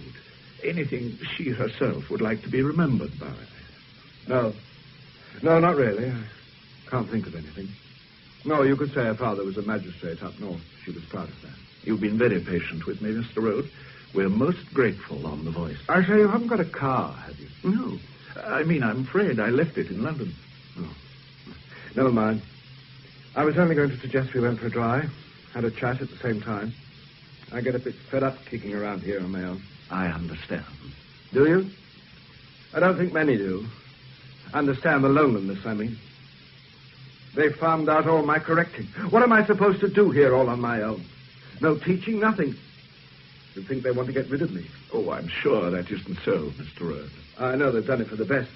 But it worries me nothing to do. And my correction, well, not being handled as I would. Simon Snow gave one boy of mine in elementary science 61%. The boy's an absolute fool. Perkins is his name. Nice enough boy. Head of Fielding's house. He'd have been lucky to get 30%. Snow gave him 61. It's impossible. Quite impossible. Yes. It does seem unlikely. I suppose really I should have moved out of here. The place is getting on my nerves a bit. This house, you mean? Yes. Miss Darcy asked me over to their place to stay, but I didn't feel like it somehow. Not yet. No, of course. Very good people, the Darcys. Very good indeed. They have a sherry party on tonight. I'd quite like to have gone in a way. Who haven't you met, Smiley? Well, the young people in the... Oh, no, they've moved. Oh, there they are, Darcy. Are they the Snows? Ah, yes, just so. Simon and Anne Snow. Let me introduce you. Thank you. I say, Dorothy, is that Smiley your brother's introducing to the Snows? Yes, that's him. Strange little blinder. He married Lord Sawley's cousin. Did you know that? Oh? Yes. Lady Anne Thircombe. She left him soon afterwards, of course. What do you mean, of course? You don't know Anne Thircombe. And now I've seen George Smiley, I wonder if it ever happened. Poor Simon's been having an awful time, Mr. Smiley. Felix Darcy unloaded all Rhodes' exam corrections onto him. You mean you have 2 lots of corrections? Afraid so. It's been a bad week. Rather humiliating in a way. Several of the boys who were up to me for science last half are now in Rhodes' form. 1 or 2 I'd regarded as practically unteachable. Rhodes seems to have brought them on marvelously. Yes. He was talking to me about one boy, Perkins. He should be pleased with Perkins. The boy only got 15% last half. This time it's 61. Quite remarkable. Whatever else they say about Rhodes, he's a good teacher. Teacher, darling, don't let them hear you use that expression. Oh, yeah. You know, Mr. Smiley, Simon's leaving at the end of this half. Oh, yes, thank heavens. Back to Oxford, a DPhil, and then a university job. You don't like cars? Oh, can you blame me? I like it less than the poor Stella Road did, and that's saying something. Shane Heck's advancing. You must be dreadfully important, Mr. Smiley, for Darcy to have served decent sherry. What are you? President of the Royal Academy? Oh, I'm afraid not. Darcy and I were both dining at Terence Fielding's on Saturday night, and Darcy asked me for a sherry. I don't think Terence can be coming. He seemed frightfully upset at the funeral yesterday. Well, it was rather upsetting, don't you think? Oh, dreadful. Stella Road was such a nice person, I thought, and so unusual. She did such clever things with the same dress. But she had such curious friends. Mrs. Snow, I've been meaning to talk to you. I want you to take over Stella Road's job on the refugees. The master's very keen on refugees. No good, Miss Darcy. We're leaving at the end of this half. I thought everyone knew that. Felix never tells me a thing, old Jack. And don't you ask me, Dorothy, darling. You know I'm up to my eyes in all sorts of charity. Refugees? Oh, it all started with the Hungarians, collecting for them. Stella Rhodes was one of the few wives who did anything. She worked very well, right until her death. I went over to North Fields on Friday with that parson man from the Tin Tabernacle and Cardew. Well, to see if there was any refugee stuff to tidy up, and there wasn't a thing out of place. Everything was all packed up and addressed. We just had to send it off. Oh, that was very efficient. Well, it was. Now, who the hell can I find to replace her? Darling Dorothy. Never happy unless she's organizing somebody. Mostly poor Felix. I suppose I could help. After all, Stella Road was very kind to us, you know, Mr. Smiley. Yes. The only Smiley I ever heard of married Lady Anne Thurcombe, a very curious match. I understand he was quite unsuitable. I never did hear what became of Anne. She went to Africa. Or was it India? No, it was America. So tragic. I must go. Charles is looking awfully lonely. If anybody deserved to be murdered, that's... Instead, it was Stella. How unjust things are. You said she was kind to you. Oh, very. Yes. Just one thing. When we moved into a little house in Bread Street, the rain was simply teeming down. We used a firm called Mulligan's. They were absolutely foul. Wanted paying straight away. And I didn't have the checkbook, and Simon was examining for the scholarship. So they even threatened to take the stuff away again. Yes, fantastic. Then Stella turned up. I can't think how she even knew we were moving. When she saw what was going on, she just went to the phone and rang Mr. Mulligan himself. I don't know what she said to him, but she made the foreman talk to him afterwards, and there was no more trouble after that. She was terribly happy to help. Extraordinary story, isn't it? But completely true. Yes. A sort of magic spell. I hope you didn't mind my turning up like this out of the blue, George, but the chance came, and I thought I'd like to see calm. I can't think how the Christian voice will manage without you for a day, Brim. Don't be sarcastic. And anyway, I found a perfectly good young lady to hold the fort, if you can describe the voice as a fort. Well, it's a description that would fit the Sawley Arms. Take where we are now. They call this the residence lounge. Yes, it's a rather extraordinary echo of the past, isn't it? Inefficient, antiquated, and smart. There's a framed tapestry in my room of a Buckinghamshire garden. Even I had forgotten such things once existed. And still do, it seems. The one in my room is of the wild garden of Sandringham. Good Lord. I didn't believe it at first, but it's true. I'm glad you came today. Thank you, George. It wasn't road, was it? No, it was impossible. Rigby is keeping one piece of information very close. I can't tell you what, but it lets road out. Not that he was ever in, not really. Have you any idea why Stella Road accused him as she did? Well, I wrote to you about the minister of the chapel, Cardew, didn't I? Yes, you wrote out everything very clearly. And as you said, cause and effect just don't go together. No reasonable sequence of events. No.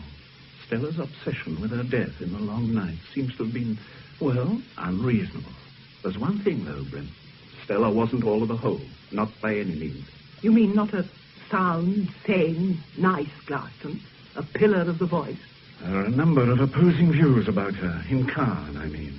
Darcy dislikes her and seems to have very good reasons for doing so, which he keeps to himself. And there was the dog that didn't bite the... Who was it? Postman. Yes. Well, perhaps she was afraid of someone. But not her husband. Not Rhodes, no. Then at the party this evening, a very nice young couple, the Snows, told me how helpful she was when they moved in the town. Came and saved them when the removal men were being difficult. Rang up the owner of the firm, a Mr. Mulligan. Mulligan spoke to the foreman, and all was sweetness and light. What did she say to Mulligan? Well, that the Snows don't know. But Stella Road was of no importance in Caen. If she'd been the master's wife, then it would be understandable that Mulligan would kowtow to her. So she must have had something on the man. Yes. Doesn't signify. It only places Stella Road in another light. Now, what was it Felix Darcy said to me? She was a thoroughly mischievous woman. And then he went on to say how she took pleasure in deriding Rhodes, holding him up to ridicule. Rhodes isn't weeping any tears, is he? No, he's indifferent. And it's an indifference which can only come from a clear conscience. About Rhodes' briefcase, George, did he really have to go back to Fielding's for it at that time of night? Was he going to sit up marking the papers until the early hours? I don't know. Presumably he was, but I don't know. I know one thing, Brim. Not that it has anything to do with the murder. What's that? Fielding's head boy, Timothy Perkins, has been cheating in elementary science. Oh, it's obvious. His exam marks were unbelievably high. And the science papers were the ones in Rhodes' case. You mean the boy may have had a chance to look at them whilst the Rhodes were at Fielding's? More than likely. You know, George, if Rhodes hadn't gone back for the briefcase, Stella Rhodes would still be alive. And whoever murdered her must have known she was alone. Yes. The Janey woman? Oh, I'm sure not. But of course, Janey saw somebody or something about the time of the murder. And she stole the beads from the body, like she stole a coat from a refugee parcel. Only that doesn't make sense anymore. Why not? Well, at the sherry party this evening, Dorothy Darcy told me that when she went to the Rhodes house on Friday with Cardew to see if there was any refugee stuff to tidy up, everything was packed up, labelled, ready to be sent off. So Mad Janey couldn't have stolen it, or Janey's coat couldn't have been the one in the parcel. But it was. Rigby traced it to the woman who gave it to Stella for the refugees. And the police found the matching belt in the conservatory by the body. Now, what did Janey say? I took her jewels for the scents, I did, and a coat for to keep me warm. But it all contradicts, doesn't it? Well, unless somebody packed the clothes up after Stella died and before Miss Darcy and Cardew went to the house on Friday. Now, why the devil anyone should do that, I don't know. Good Lord. What? Of course. Whoever killed her must have been covered in blood. He would have needed protective clothing. And to get rid of it... Good heavens. Yes. You must do something for me tomorrow, Bryn, in London. Would you? Of course. I was planning to return tomorrow. Where do you want me to go? The Public Schools Committee for Refugee Relief. I'm sorry to be a nuisance, but a friend of mine asked me to make some inquiries about a parcel. My name's Brimley, Miss Brimley. The parcel was from Calm School. It was sent last Friday. Last Friday? Then it would have arrived yesterday, and with luck, I ought to have entered it. It wouldn't have been sent away already, Miss... Just call me Jill. No, we're miles behind. Calm School. That's posh. Let's see. Oh, we're in a frightful muddle. But then if we weren't, we wouldn't be the Public Schools Committee for Refugee Relief, would we? Oh, here it is. Calm, parcel post, £27. Oh, good. Is your friend at Calm? Yes. And I bet she's given something to the collection she didn't mean to give. Oh, how clever of you. Yes, at least she thinks she has. An old dress with a quite expensive brooch on it. It's the brooch, of course. The Calm parcel should be over here. Sorry, it's a terrible mess, isn't it? Like a mad post office. Parcels from every corner of the country. Every corner that has a public school, that is. Can we have a quick look inside? I mean, you don't have to get permission or anything. Oh, don't worry about that. Now, it ought to be here in this pile. Calm's label has C4 on it. My cousin went to Calm. Oh, he's an utter wet. You know what he told me? During Ascot week, they all... Oh, just a minute. Hello. Here we are. Oh, that is clever of you. Let me take it. Oh, thanks. There we are. I say, Calm was where they had that dreadful murder, wasn't it? They're holding that mad woman, aren't they? Now, let's open it. Funny. What is, my dear? Well, normally the Calm parcels are beautifully packed. This is quite different. I'll take the things out one by one. Awful muddle. What colour dress? Grey. Grey with a few pink flowers. Socks. An old duffel. 2 black pullovers. Well, honestly, they must be having a brainstorm. Look at these. A pair of filthy old gloves. Leather, I suppose.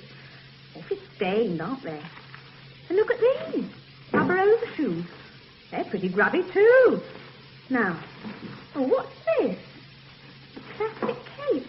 Bicycling cape. Ugh. Oh, it's damp and slimy. Oh. Are you all right, Miss Brimley? Yes. Don't worry about me. You look so pale. But there's no grey dress. No, my dear. There wouldn't be. These are enough. I don't understand. This is all mad. Something very dreadful has happened. I must phone. The police will want to know. Leave the parcel exactly as it is, please. Is it blood on those things? Yes. I'm afraid afraid it is.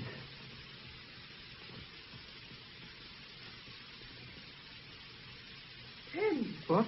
Oh, you did give me a start. And you haven't even put the light on. I was just going out. Standing there like a figure in Madame Tussauds. I'm just on my way to Mrs. Harlow, my music lesson. I know that, Tim Perkins. I know which evening it is. Yes, Miss Truebody. Well, Tim, what is the matter? I don't think there's anything the matter, Miss Truebody. Of course there is. Ever since poor Mrs. Rhodes died, you've been going about looking as if you'd seen a ghost. It's not like you. Did it upset you so much? Mrs. Rhodes? No, it hasn't, really. I was awfully sorry, but, well, I'd only been to tea with her once. Yes, Tim. I know what you mean. So it's not poor Mrs. Rhodes. What is it? Nothing. Well, it's only the exams. They've worried me. I'm not sure if I've done it all well or if Mr. Rhodes will see my results. I mean, you see... I don't see, Tim. Let me tell you after my music lesson. All right. I'll be in my room. Thank you, True. Thanks ever so much. Mind how you go on that bicycle. And do be careful at the bottom of Longmead Hill. It's awfully slushy down there. Oh, I'll go as slow as a snail. Give my regards to Mrs. Harlow. I will. Oh, Mr. Smiley, you got my message then? Message? No, Inspector. I was on my way over already. Oh, I thought you were quick in arriving. You've heard the news then? What news? About the boy in Fielding's house, missing all night. No, I've heard nothing. Well, 8:30 last night, Fielding rang us here. Perkins, his head boy, hadn't arrived at a music lesson with a Mrs. Harlow who lives over at Longmead. Neither had he come back. We found him an hour or so later at the bottom of Longmead Hill, half in the ditch, his bicycle beside him. Dead. Oh, my dear God. We've closed the road and we've been trying to reconstruct the accident. Looks as though he must have fallen from his bike near the bottom of the hill and hit his head on a stone, his right temple. How did Fielding take it? He was very shaken. Just seemed to give up. And then he broke down and asked to be left alone. How do you mean, broke down? He cried. Wept like a child. I would never have thought it. I suppose it was an accident. I suppose so. Perhaps, Inspector, before we go any further, I'd better give you my news. That's why I came to see you. I just heard from Miss Brimley. She's been looking at the contents of a parcel. Yes, there's the refugee relief place at York Square. No, I'm not sure. I'm only hopeful. Yeah. Yes, fingerprints on all surfaces. Yes. I'll come up with the 4:25 this afternoon. At 8:05. Oh, one last thing. I'll be bringing some samples of a schoolboy's handwriting and an examination paper. Yes. I'd like the opinion of a handwriting expert. Thanks. See you later. It's a funny sort of jump in the dark, that one of yours, about Perkins. Well, I've no idea yet what it might prove. But that bicycling cape in the parcel looks like the answer to Janie's silver wings in the moonlight. Someone riding a bike with a plastic cape flying out behind him. Yes, a devil riding on the wind. I shall have to let Janie go, I suppose. I wouldn't, Rigby. Keep her with you, so long as you can possibly manage. No more accidents, for heaven's sake. We've had enough. Then you don't believe Perkins' death was an accident? Good Lord, no. And nor do you, do you? I put a detective onto it. This is a clever chap we're up against. Everything devised to the last detail, even the weapon you found where you did. Stella Rhodes' murder was a murder with clues cast to mislead. A murder planned to look unplanned. And somehow poor young Perkins got in the way. Or more likely knew something, without knowing it, if you see what I mean. God knows what, except it was important to the murderer. All right. I'll keep Janie in.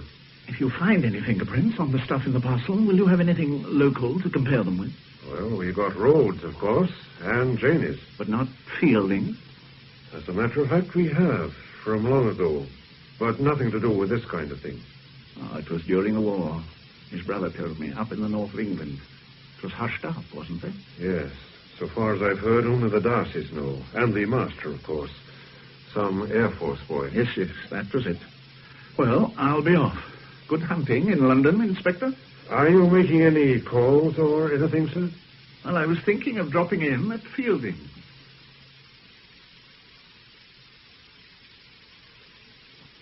Mr. Fielding's very upset, sir. He told me he didn't want to see anyone, but I've said you're here, sir, and he'll be in shortly. Would you like me to take your coat? Yes. Thank you. All right, True. Yes, sir. Smiley, what do you want? I just wanted to say goodbye, Fielding, and to offer you my condolences. Well, goodbye. Thank you for calling. You needn't have bothered, really. You could have sent me a card, couldn't you? Well, I could have done, yes. But it just seems so very tragic when he was so near success. What do you mean? What the devil do you mean? Well, I mean in his work, the improvement. Simon Snow was telling me about it. Amazing, really, the way Rhodes brought him on. Goodbye, Smiley. Thanks for coming. Well, not at all. I suppose poor Rhodes must have been bucked with those exam results, too. I mean, it was more or less a matter of life and death for Perkins, passing that exam, wasn't it? He wouldn't have got his remove next half if he'd failed that science paper. You must have helped him wonderfully, both of you and Rhodes. Oh, you've heard the latest, I suppose, about that wretched gypsy woman who killed Stella Rhodes. They've decided she's fit to plead. Or just between ourselves, Fielding, I don't believe she did it. Do you? I don't. No. Khan killed them. It could only happen here. It's the game we play, the exclusion game. Divide and rule. Now, for God's sake, go. You've got what you wanted. Go. Oh, come on, Fielding. There's a fire here. Now, sit down. Good. Now, listen. If what I think is true, there isn't much time. I want you to tell me about Tim Perkins, about the exam paper. He would have failed, wouldn't he? Yes. I've had to leave. The day the Rhodes came to dinner, that day Rhodes left his case in the hall. It was unlocked. But you know that, don't you? Perkins took his chance, and later, when you asked him how he'd done in the exam... He wept. He wept as only a child can. And he told you he'd cheated. That he had looked up the answers and copied them onto his paper. And after the murder of Stella Rhodes, he remembered what else he'd seen in the briefcase. Is that right? No, don't you see? Tim wouldn't have cheated to save his life. He never cheated at all. I cheated for him. You? But you couldn't copy his handwriting. It was only formulae and diagrams written with a ballpoint pen, the kind we all use. Don't you see, Smiley, it was easy. His paper was hopeless. He'd only done 2 out of the 7 questions. So I cribbed 5 answers from the science book. He was in the case, too, and wrote them in. Then it was you who opened the case. You who saw... Yes, it was me, I tell you, not Tim. He knew nothing. And when Stella was murdered, you knew who had done it? Yes, I knew Rhodes had killed her. Yes. And what exactly was in the case, beside the papers? A sheet of transparent plastic. It may have been one of those pack-away cape things. An old pair of gloves and a pair of homemade galoshes. Homemade? The hack from a pair of Wellington boots, I should think. Was that all? No. There was a length of heavy cable, I presume for demonstrating something in his science lesson. It seemed natural enough in winter to carry waterproofs about. Then, after the murder, I realized how he'd done it. Did you know why he'd done it? Rhodes was drunk with the pride of Khan. It had gone to his head. It must have hurt him terribly that Stella wouldn't take any part in the power and glory, wouldn't share any of it. The night they came to dinner, the night she died, she upset Rhodes. I never told anyone this, but she did. Rhodes was full of a sermon the master had just given. Hold fast to that which is good. Oh, Rhodes went on and on about it. He couldn't take too much drink, you know. He wasn't used to it. She kept quiet till he'd finished, then laughed and said, poor old Stan. You'll always be Stan to me. I've never seen anyone so angry as he was then. He went quite pale. I've watched her, too, at meals, at dinner parties, elsewhere as well as here.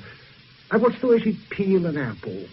Oh, you know what I mean. Well, she must have seen how people do things here, but it never occurred to her she ought to copy them. I admire that. So do you, I expect, but Khan doesn't. And Rhodes didn't. And I think he grew to hate her for not conforming. He came to see her as the one factor which would deprive him of a great career. If he couldn't divorce her, that would do him more harm than being married to her in the eyes of Khan. Rhodes knew that. So he killed her. He plotted a squalid murder. With his little scientist's mind, he fabricated clues. But something went wrong. Tim Perkins got 61%. An impossible mark. He must have cheated. And to cheat, he must have opened the briefcase, and then he must have seen the cape, the boots, the gloves, the cable. So Rhodes killed him, too. Yes. Thank you, Fielding. I'll have to let Rigby know. Yes, let the sergeant know. I'll have to face the music about the cheating. I feel much better now, anyway. Much. I sent a chap round to collect Road. He should be here any moment. And no arrests, just a chat. Why the hell didn't Fielding tell us about this before? Oh, that's what I'm wondering. It could be that he didn't understand the significance of what he saw until... Until what, sir? Perkins's death, I suppose, Rigby. And that doesn't add up. The handwriting blokes at the yard are convinced that the whole exam paper's in the same hand. Is Fielding a liar, then? Yes. The most accomplished liar I've come across for a long time. Rhodes could have done everything. He could have dressed himself up in a plastic outfit, killed his wife, then put the cape and things in the refugee parcel. Having done that, he plays the part of the distressed husband. The only trouble with that pretty picture is how he made the weapon fly through the air into a ditch 4 miles away. It just doesn't work. And would he have had the courage to go back in there, playing the distressed husband, knowing that Mad Janie was about? If he did know. Were there any fingerprints? Not a one. The blood on the gloves and on the length of the cable are of the same blood group, which was Stella Rhodes. Nobody knows that you found the weapon, or when you found it. Nobody outside my squad, and yourself. I think I'd better send someone round to Fielding and get a full statement, lies or not. May I suggest something, Rigby? By all means, sir. Speak to Rhodes first. Ask him about the briefcase. As an opening, I mean. And you'll stay, Mr. Smiley? By all means. What motive would Fielding have had? To lie or to kill? Both. I wish I really knew. Well, come in. Mr. Rhodes, sir. Well, come and sit down, Mr. Rhodes. Thank you. I'm sorry to drag you along like this, but there are just one or two things I'm not clear on. Oh, by the way, you know Mr. Smiley, don't you? Yes, from the Voice. We met the other day. Mr. Smiley is helping us. I didn't feel he was really from the Voice. You didn't quite smack of the tabernacle, Mr. Smiley. Well, Inspector, how can I help you? This business of the briefcase with the exam papers in it. The case I went back for. Aye. Oh, so awful about that boy. A nice boy, but he was very stupid. I suppose he found the case in Fielding's Hall and opened it and copied the answers. He could have only got that mark by cheating. I should have locked it, of course. What else was in the case, Mr. Rhodes? What else? Well, only the papers and the book with the questions and answers. Henderson's Elementary Science, it's called. Well, you've seen the case, surely. It's only a little one, about 18 by 12 inches, 6 or 7 inches across. Well, why did you leave it behind? Was it absent-mindedness? No, not really. I could have sworn Stella was carrying it as we stood in the hall saying goodbye. It wasn't until we got home that she asked me what I'd done with it. She asked you what you'd done with it? Yes. And then she threw a temper and said I expected her to remember everything. I didn't particularly want to go back. I could have rung Fielding and arranged to collect it first thing next morning.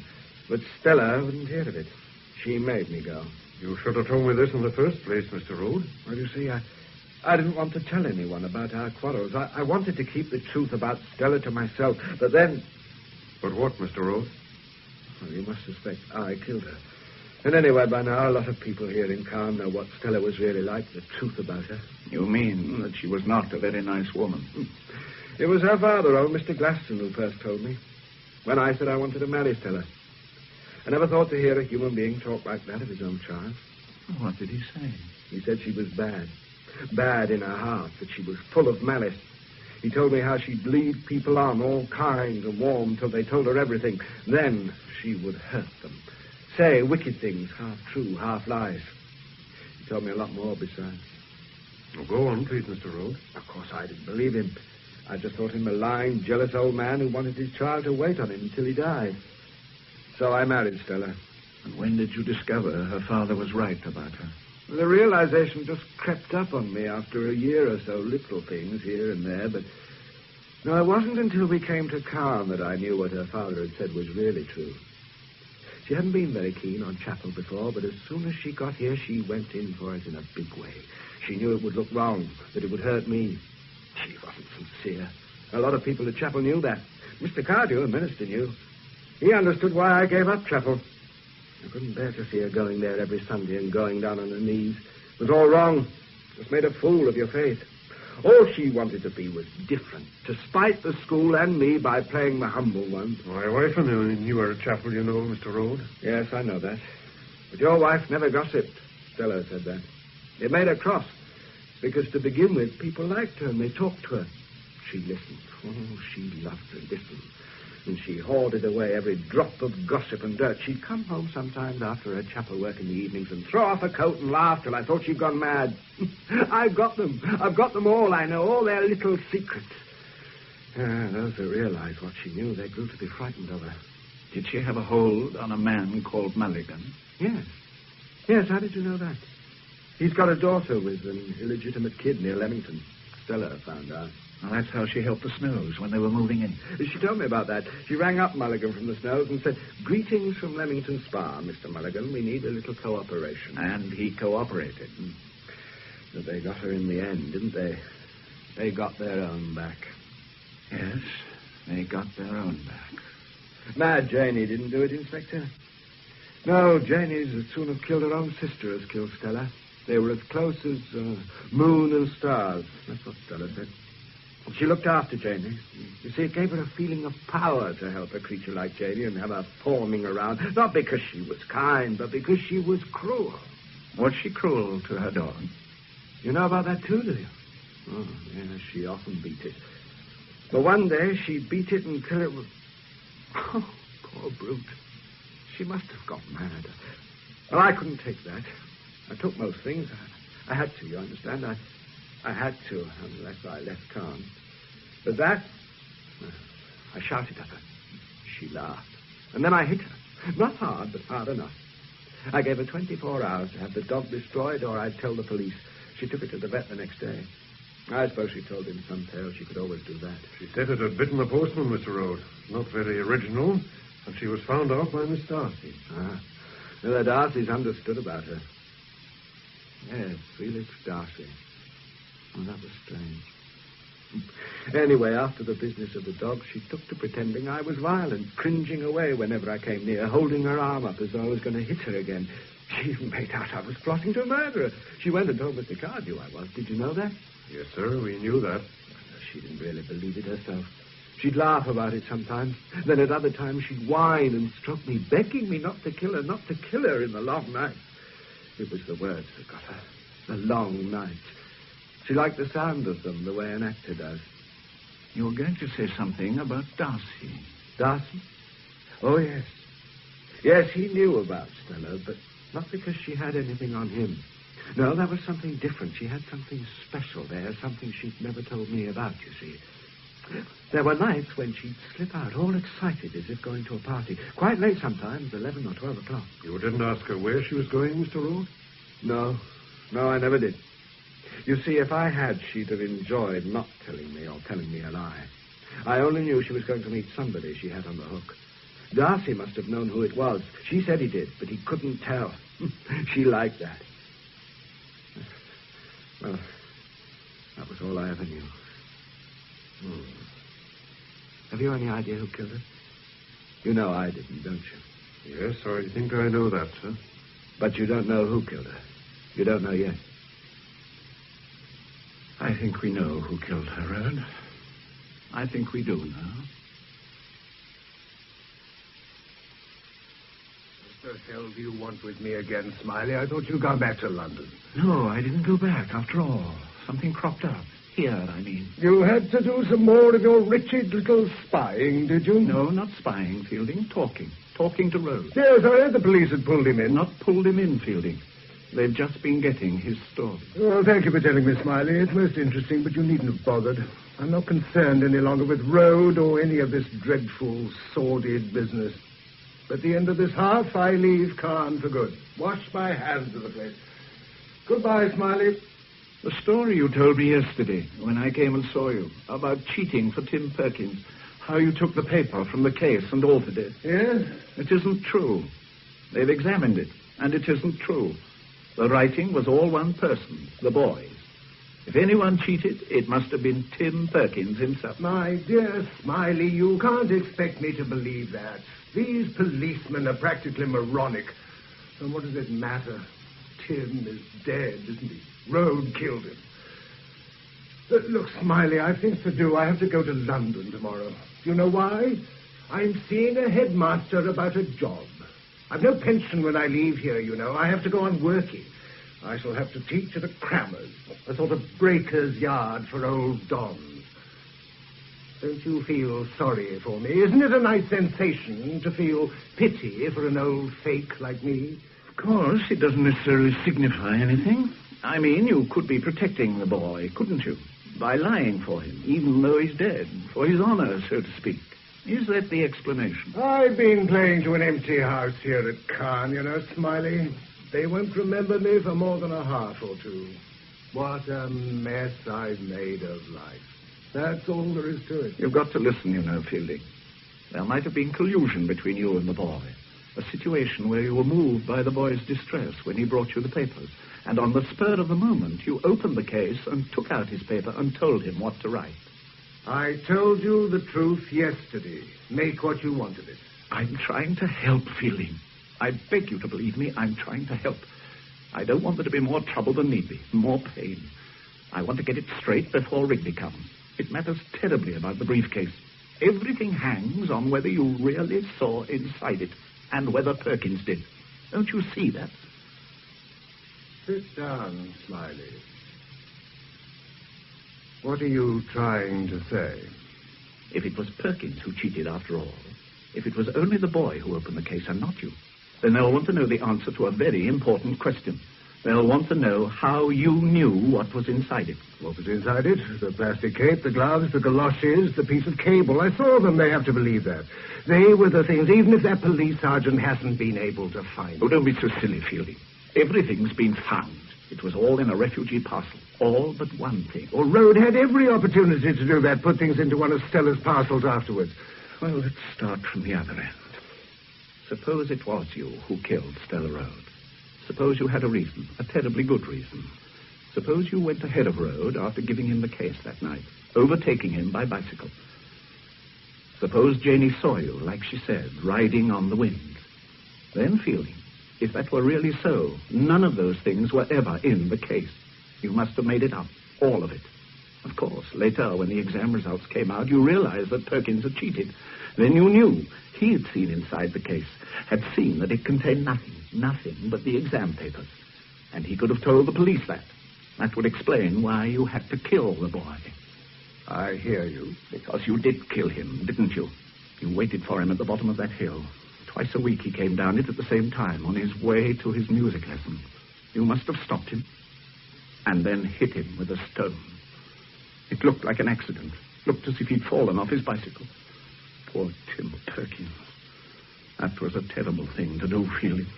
And it nearly broke you, didn't it? Shut up, for God's sake! Shut up! And why should I have killed Stella Rode? What was the reason you spoke of? Oh, I think it was like this, but one thing for certain first. When you were convicted, the RAF boy, in the north of England, the magistrate who convicted you was a Mr. Glaston, Stella's father. So she knew about that. It was the sort of information she would hoard and use. Rode has told us the truth about her. She was dreadful, wasn't she? Evil, Rode called her. Really evil. Go on, Smiley. She came and told you what she knew. That was all.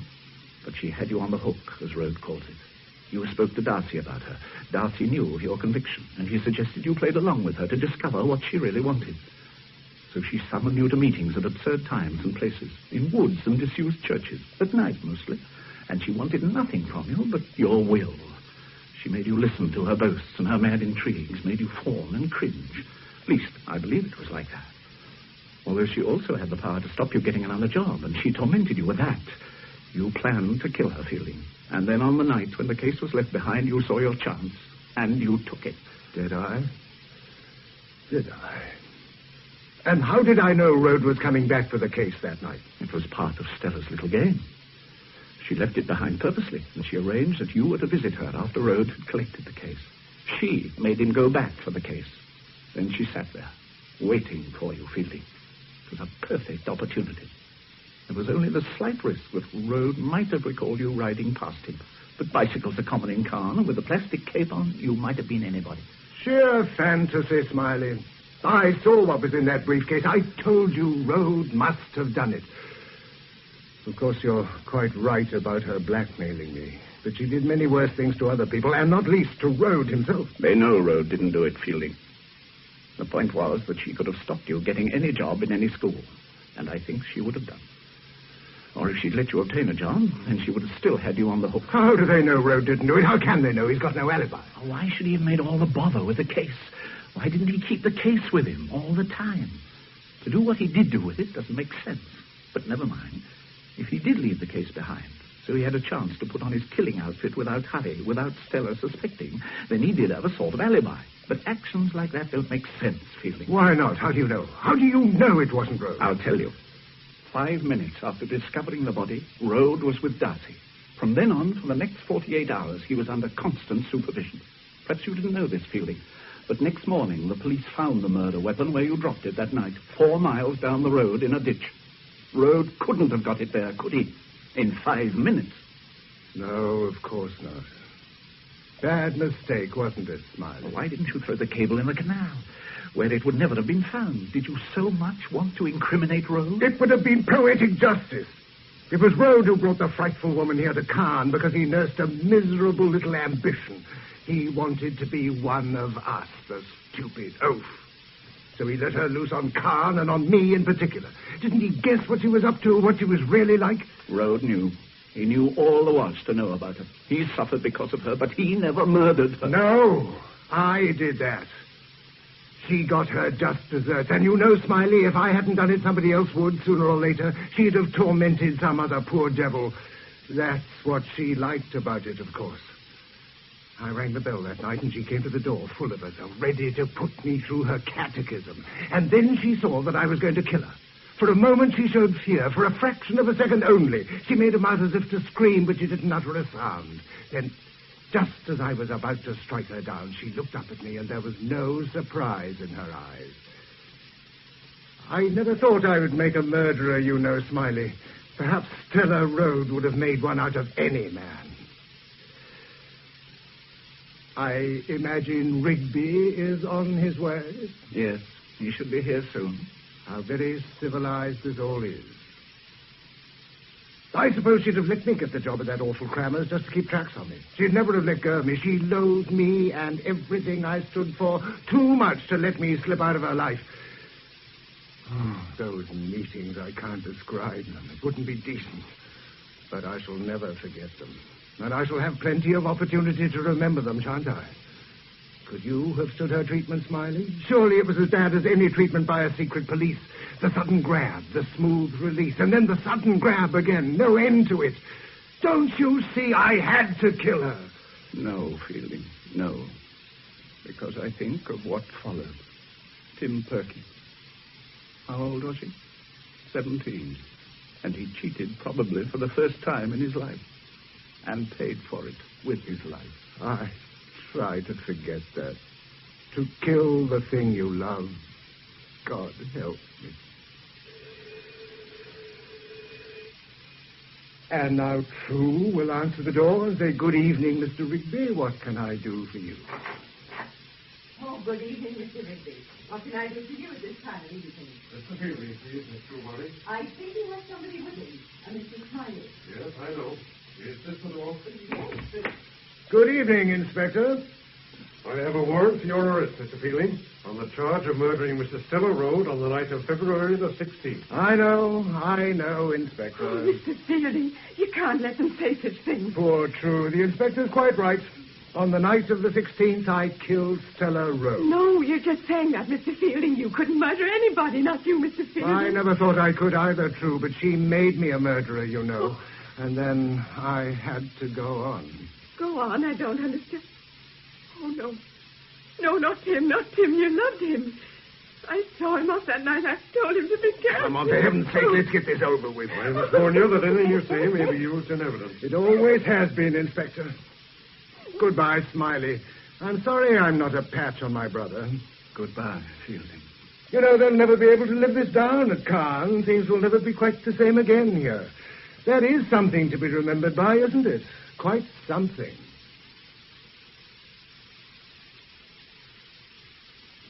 Patrick Barr played Fielding, and David Bird, George Smiley, in Frederick Radnam's adaptation of A Murder of Quality, the novel by John le Carre.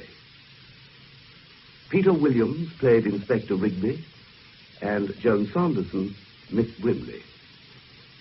Michael Spice was Rose, Pauline Letts, Miss Truebody, Brian Hewlett, Perkins, Dennis Hawthorne, Darcy, Delia Payton, Dorothy Darcy, Maureen Beck, Mad Jady, Elizabeth Cassie, Jill, Claire Davenport and Edward Dewsbury, Shane and Charles Hecht, and Jill Carey and John Pullen, Anne and Simon Snow. A Murder of Quality was produced by David Geary. The Sunday play at 2:30 on Radio 4 tomorrow is John Drinkwater's classic Abraham Lincoln, starring Michael Hordern and Mary O'Farrell. 2:30 tomorrow afternoon, Abraham Lincoln.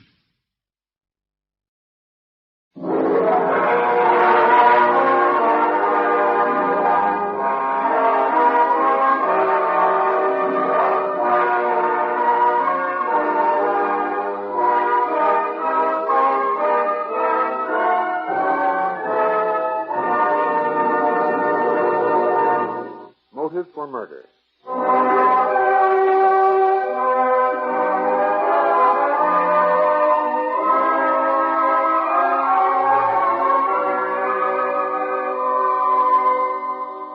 I've always had a pretty low opinion of guys that commit murder. That's because I'm a cop myself. David J. Murphy, detective, second grade, age 34. I've always said, anybody who murders is cheap and dirty and yellow. So where does that leave me? When my wife puts a 12-inch bread knife through a vacuum cleaner salesman.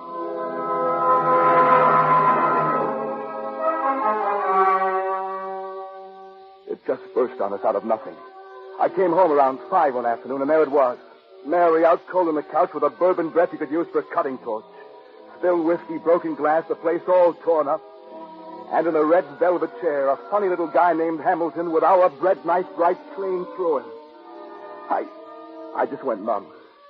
I couldn't believe it. I watched the boys do all the routine things. Pictures, fingerprints, measurements. All the things I've done in 3rd Avenue flytrap. They took Mary down to the police emergency ward. And after she'd come to and been sick and then gone back to sleep for a couple of hours, I managed to get a little time alone with her. She sat on the edge of the bed, shaking and still half sick. We tried to put the story together from the beginning. Oh, Dave, I just don't remember. Honey, this thing's real bad, don't you see? The newspapers, they'll tear you apart. Cop's wife, ex-Stanton Knife's vacuum cleaner salesman. You've got to remember, baby. You've got to. Well, this is Monday. It was Saturday, Friday. It was Thursday. Yeah. Thursday afternoon. Yeah. He rang the bell and asked if I wanted to buy a vacuum cleaner. I asked him in. Go on. He put on a demonstration in the living room, and I said I'd take it. Then what? I gave him a $5 deposit. Cash? Yes, a $5 bill. He said he'd deliver the machine today. Did you get a receipt? Yes, it must be around the house somewhere. Well, if it is, we'll find it. Then what? He left. And came back today with a new machine? Yes. Did you pour him a drink? Dave, it was so hot. He looked so tired, lugging that thing around. I asked him if he'd like a highball, and he said yes. I asked him to sit down while he drank it. I was only being decent, Dave. He looked so tired, and it was boiling hot. Did you have one with him? No. But, honey, you reeked of bourbon. You were plastered. But, didn't drink with him, Dave. You've got to believe me. Then what happened?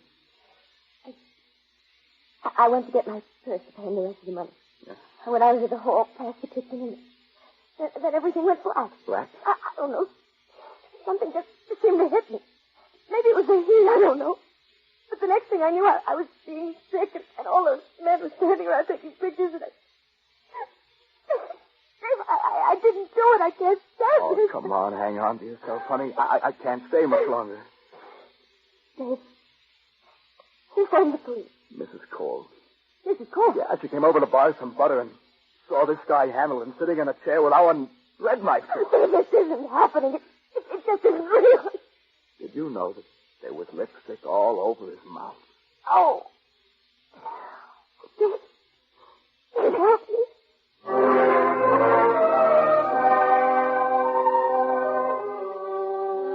They wanted me to believe that Mary got plastered with a little guy who sold vacuum cleaners. A drunken, lecherous Mary kissing this guy, leaving lipstick on him. Kisses 1 minute and a blind, stabbing rage the next. The papers call her a bleached blonde ex-dancer. Everything I'd ever said about dames who knocked off their boyfriends turned up and smacked me right in the face. The department had decided she was guilty. Even Jock Doosan, my boss and my friend, even Jock had decided. He said so. Right in his office, he said so. It looks real bad, Dave. Real bad. Jock, you know Mary. You know she couldn't. It's impossible. She couldn't do a thing like this. Dave. You can't beat the system. Everyone's leaned backwards all down the line trying to help you out, but they all come out with the same answer. Did you check the towel after she was fixed? No narcotics, but plenty of whiskey. She was plastered. And then somebody poured it down her throat. Look, she doesn't drink. Hardly even a highball, and then only when she's with me. What do you want me to say, Dave? I'm just telling you the facts. What about the bruise on her head? You still think she was slugged? I only know she did not pass out from drinking bourbon. Well, then the medical boys are wrong. They got a specialist from Mercy Hospital to examine her head. He found a bruise the intern missed. Skin isn't broken. There's practically no swelling. Doc thought it was something she'd done herself on a door or on the arm of a chair. Then she blacked out. Plenty of people have. I did in the Pacific. I hit the beach. The next thing I knew, I was in a field hospital. Maybe. In a battle. I'm sorry, David. It looks real bad. You better get a smart lawyer. Oh, Jock, it's wrong. Don't you know? It's wrong, I tell you. Everything points to the fact that Hamilton was paying a social call. Now, if he was delivering a vacuum cleaner, where is it? The killer took it. Why? Why kill for a $39.95 vacuum cleaner? I don't know, but there's an answer somewhere. And this $5 deposit. Now, we've been all over the house looking for that receipt. People lose receipts? Yeah, they do, all right. She didn't kill Hamilton. I know what's going on here. The department's embarrassed. Embarrassed because the wife of the department man is in a tough spot. They're afraid of the papers. Hush it up, get it over with, and let's forget about the whole thing. Look, I quit. Take your badge and go to the devil. Dave, take it easy. I don't want your badge, but you just can't work on this case officially. Why? Afraid I might destroy evidence? Look, Dave, we're friends. Now, as far as I'm concerned, you're working on that guy who knocked over those service stations. But remember, if you get into trouble on this, I'll nail you. I'll have to. If the newspapers ever found out you were working on your wife's murder rap, they'd have my shirt. So take it easy. Thanks, Chuck. I've arranged for bail. She'll be out in the morning. Can I go see her now? Sure, Dave, sure. But remember, keep out of trouble.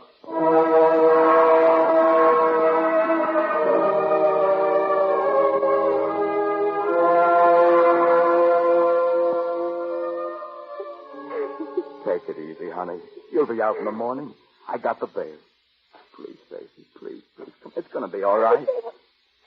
What if they find them guilty? They won't.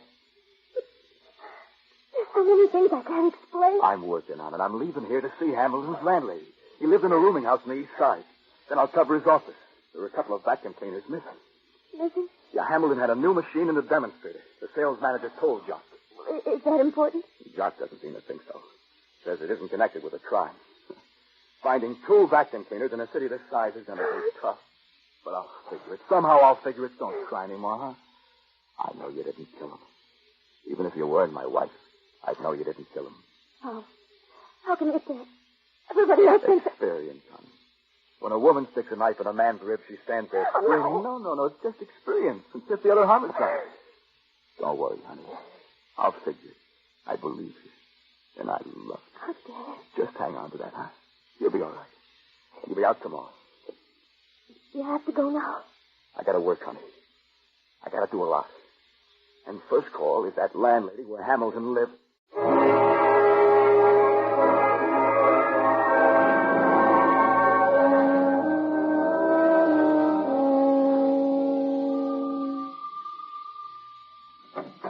Yeah, what do you want? I'm from the police department, lady. Police. They've been here a dozen times about poor Mr. Hamilton. Well, they're here again. I told them everything I know. Because you guys are too dumb to figure something out.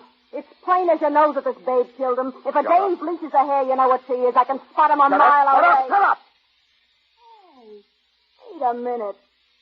No mercy, you're a husband. Well, aren't we being high and mighty? Look, I just want to ask you a few questions. Now, give me a break, will you? Mr. Hamilton stayed in night. He didn't drink. He never took anybody up to his room. He paid his rent prompt, and that's all I know. There are 2 cleaners missing. One a demonstrator, the other one was new. Cleaners? What are you talking about? Hamilton had 2 airbrush cleaners. One was a demonstrator, an old one in a case. The other was a new machine. His office doesn't know where they are either. I thought maybe you might have some idea. Well, how should I know? I didn't follow him around. They searched the place till I'm nearly crazy. You want to look at his room, too? Yeah, why not? They've been over it 10 times. So I'll look again. Come on. Take me up. She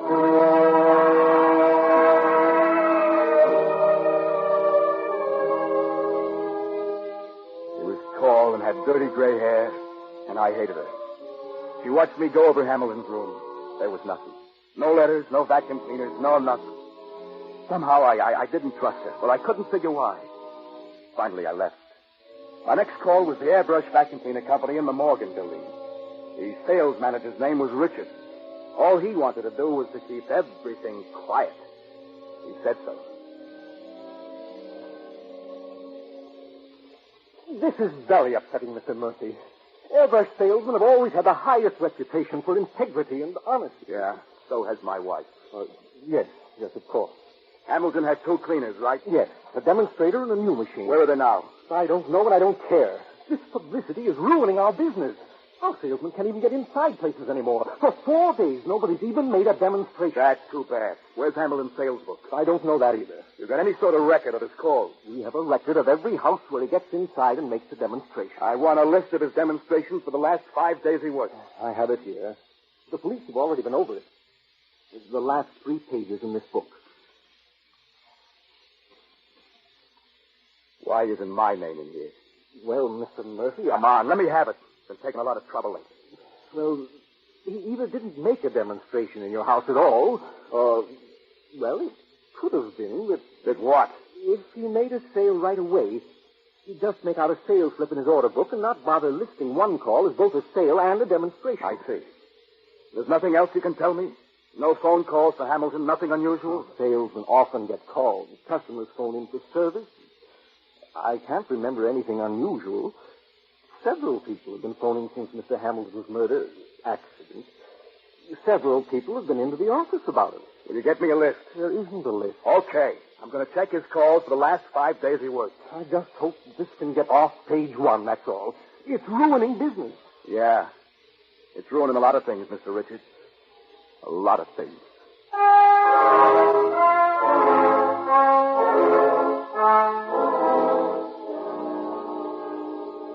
I started in making his calls. The last 5 days he spent on Van Buren Street. And believe me, that's a long street. Can I interest you in a vacuum cleaner, lady? The old college try. Doorbell after doorbell after doorbell. I'm from the police. We're checking on a man who called here to sell you a vacuum cleaner.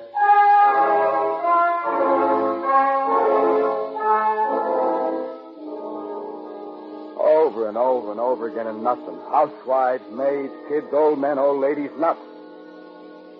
Then I came to the 47th house on Hamilton's list. A big place that had seen better days. I leaned on the doorbell and finally the door opened. The guy was nervous. A tall, pretty boy in a $200 suit. I couldn't figure why he was nervous. We just stood there on the doorstep, looking at each other. I don't understand what it is you want. Look, mister, we're checking a little guy who sold vacuum cleaners. He rang your doorbell along with a lot of others. He got himself killed. You see, we look into things like that. He was killed? A knife in his ribs. I remember him. He woke up my aunt ringing the doorbell. I told him off and sent him away. He didn't get inside? Oh, no, he didn't. That's funny. Funny? Yeah. Yeah, he made a list of every house where he gave a demonstration. Your house is on the list. Well, there must be some mistake. He didn't make mistakes about his other demonstrations. What do you mean? Is your throat dry, Bub? Say, what is this? What are you trying to do? Nothing, but 1,000 years ago they hanged guys who couldn't spit. I think you're lying. But I can check it with the neighbors. People see things. I'll find somebody who saw him go into your house. Well, yes. Yes, he was inside. Then why the runaround? Well, my aunt's very sick and very old. I thought you might want to question her, and I didn't want you to disturb her. I thought you might just go away. I think I'll talk to your aunt. Oh, please. She's not well at all. She's senile. You'll upset her if you try to cross-examine her. Look, mister, I may look tough, but I can be very gentle with sick old ladies.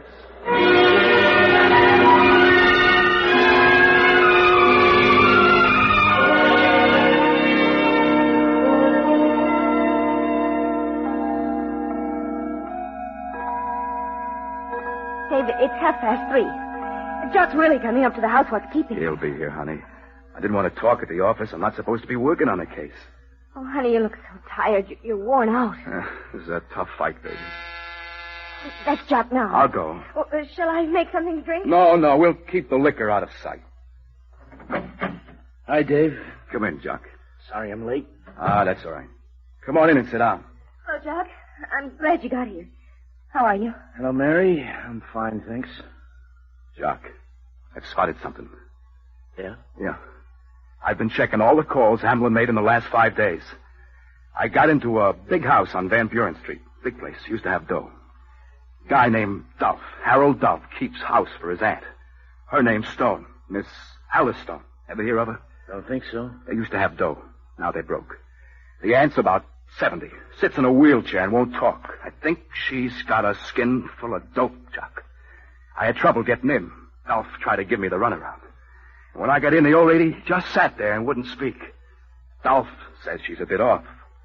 But I think she was afraid to talk in front of him. So? So I want to get into the house when Dolph isn't there and have a talk with the old lady. Why? I can smell something. Dolph's wearing $200 suits and the grass on the lawn hasn't been cut all summer. He's greedy and he's hard up. I think he's trying to kill his aunt. A guy that'll torture old ladies will kill. But, Dave, you've got nothing to go on, nothing. I know, but it's a hunch, and there's some connection. I'm sure of it. I don't see it. Maybe the old lady's in pain. Maybe she has to take dope. There's any one of 100 reasons why. Look, will you put somebody to watch the house? If Tall and Pretty goes out, I want him tailed, and I want to be phoned. Why? I want to talk to the old lady alone. You mean break in? If necessary. No soap. Jock, why can't you give us a break? Because I have a wife and 3 kids, and I need my job, Mary. I know what you're thinking, Jock. Yes, I was a dancer. I danced in nightclubs. Ask Dave how long it took him to get a date with me. Mary, I know, but but I do bleach my hair. I bleach it a little because it's so fair anyway. Does that make me a tramp? Now, look, Mary. Nearly every man in the department has been in this house. They know me. They're supposed to be our friends. Mary, please, I know how you feel. No use, honey. It's the system. Oh. The system has got us licked. Our fair-time friends don't believe her. Dave. Well, it's true, isn't it? Okay, I'll put a man on the house. But if you get caught, I'll nail you. That old lady makes a scene. If anything happens, I'll swear you had no orders from me. That you were acting on your own. I'll take that risk.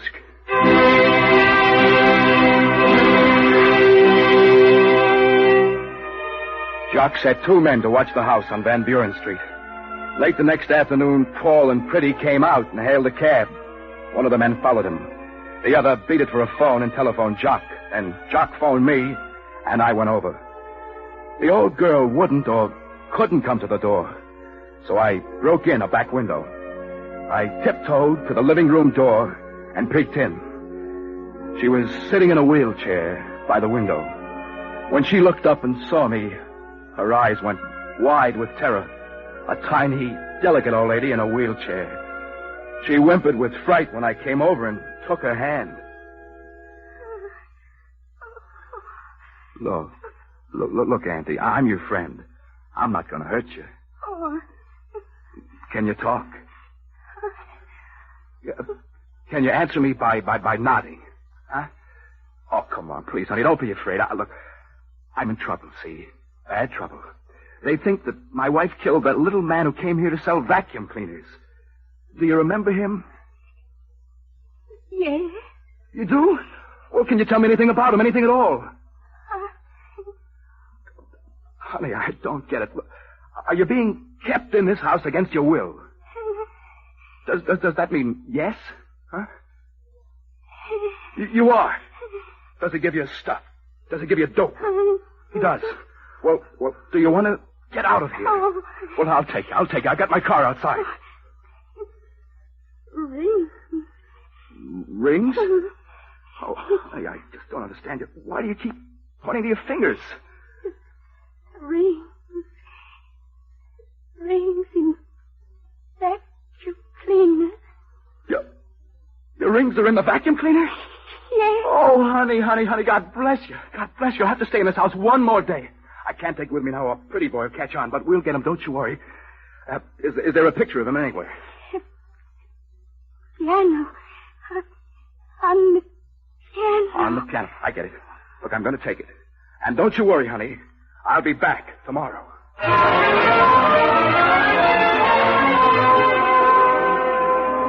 I was so excited, I was shaking.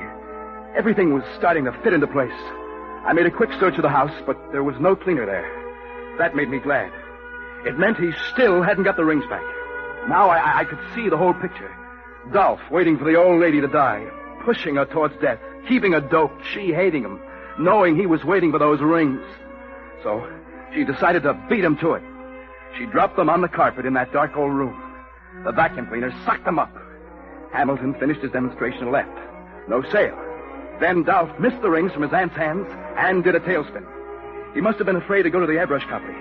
Afraid to talk too much. For fear his aunt would have to identify the rings and people would find out he was persecuting an old lady. So he started tailing Hamilton. And he tailed him right up to our house. Right to Mary. I was so excited I went through 3 red lights on the way home. Oh, Mary. Mary. Dave, if it's only true. If it's only true. Look, I've got a picture of Dolph. If Richards can identify him as one of the people who inquired about Hamilton within the last week, we're hot. Really hot. You've got to be right. You've got to. We'll nail him right to the wall. Dave, it isn't going to work. It is going to work out, isn't it? You bet it is. Dolph is afraid to come right out and say the rings are missing. Afraid? Sure. Afraid they'd find out he was slowly killing his aunt with dope. So he followed Hamilton, getting more frightened all the time. Mary, it clicks all the way down the line. See, that's the way it works, honey. One piece at a time. Suddenly the puzzle isn't a puzzle anymore. Dolph was afraid the cleaner would be emptied. He got hysterical thinking about those rings dumped in somebody's garbage. Oh, honey, I'm so excited I can't sit still. I knew you'd do it. I knew it. Oh, can't you see what happened then? Mary, it's like a mirror. He followed Hamilton. Go on, Dave. He followed Hamilton here. He sneaked in the back way, through the kitchen. He can hear what's going on, see? This is a sale. This is goodbye cleaner, goodbye rings, goodbye everything. So he gets panicky. He's got to get that cleaner back. He picks up a bread knife. You go for your purse.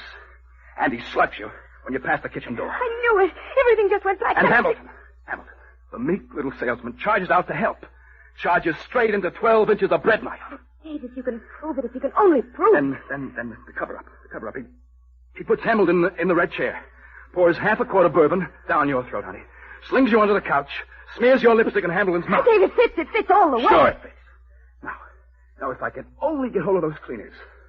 Somewhere there are 2 vacuum cleaners covered with Dolph's fingerprints. If I can get... Hey. What? He got the wrong cleaner. What do you mean? There were 2 cleaners, 2. I don't understand. 2 cleaners. A new one and a demonstrator. The rings are in the demonstrator. Hamilton brought you a new cleaner. Oh, Dave. Oh, baby, I'm getting hot on this. Listen. The rings would be in the demonstrator. Don't you see? Pretty boy swiped the wrong cleaner. That means he still hasn't got the rings back. There's no vacuum cleaner in his house. I looked. Oh, honey, I'm hot on this. I gotta go now, quick. Have luck, Dave.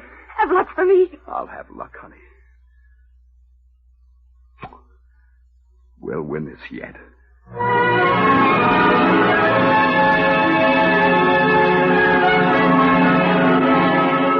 My head was going like a hammer. I phoned Jock. He told me that while I'd been talking to the old lady, his man had tailed Pretty Boy to the airbrush vacuum cleaner company. There he asked for Hamilton's address. I went up to the airbrush place myself and checked that. Richards identified Dolph by the picture I'd swiped. Dolph had just left after getting Hamilton's address. He still didn't have the rings. He still didn't have the cleaner. Then the last thing fell into place.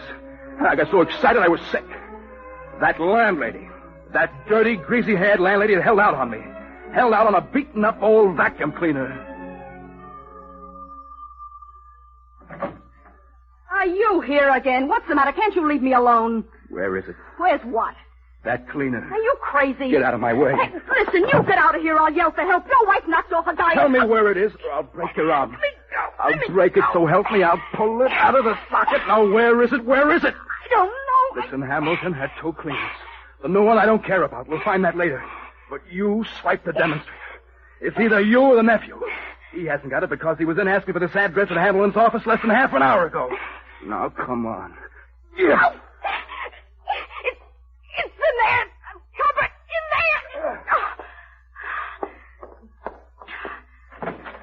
in there. Yeah, this is it. Mary, baby, this is it. Empty it. Empty the bag. Look, you don't have to pull a gun on me. The gun isn't for you. Come on. There's some newspaper. Spread it out. Yeah. Hurry. I am. Now empty the bag. Come on, step on it. Shake it harder. Don't get sore. I'm doing the best I can. Shake it harder.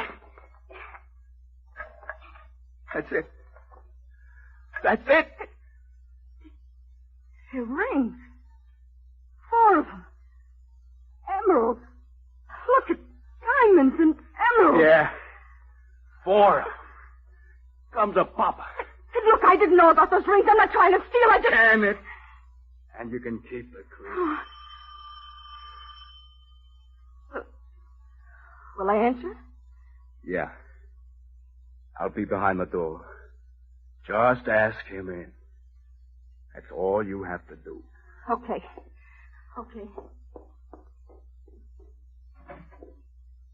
I'm from the airbrush company. Mr. Hamilton has a cleaner here. They sent me to pick it up. Well, come in. It's here. Thank you. Now you opened it. What's going on here?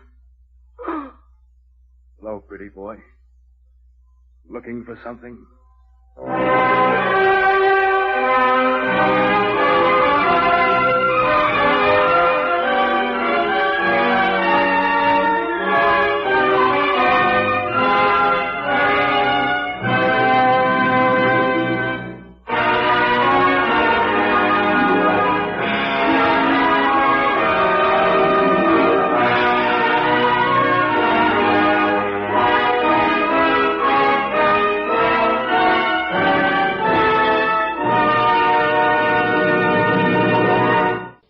Fred Collins speaking. This is NBC, the national broadcasting company.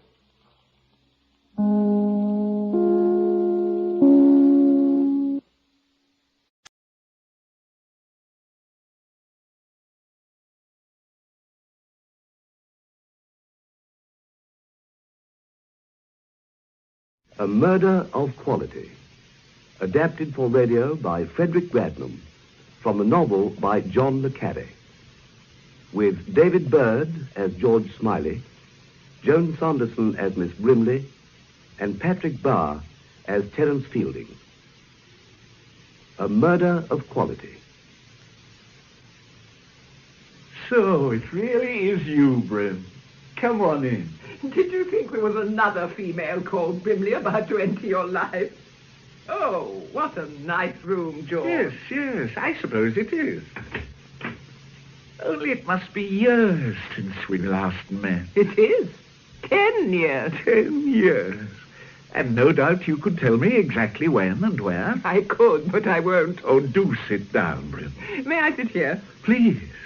Now tell me, how did you find me? The telephone directory. Under Smiley. George Smiley. Ah. You're the only Smiley G.H. in the book.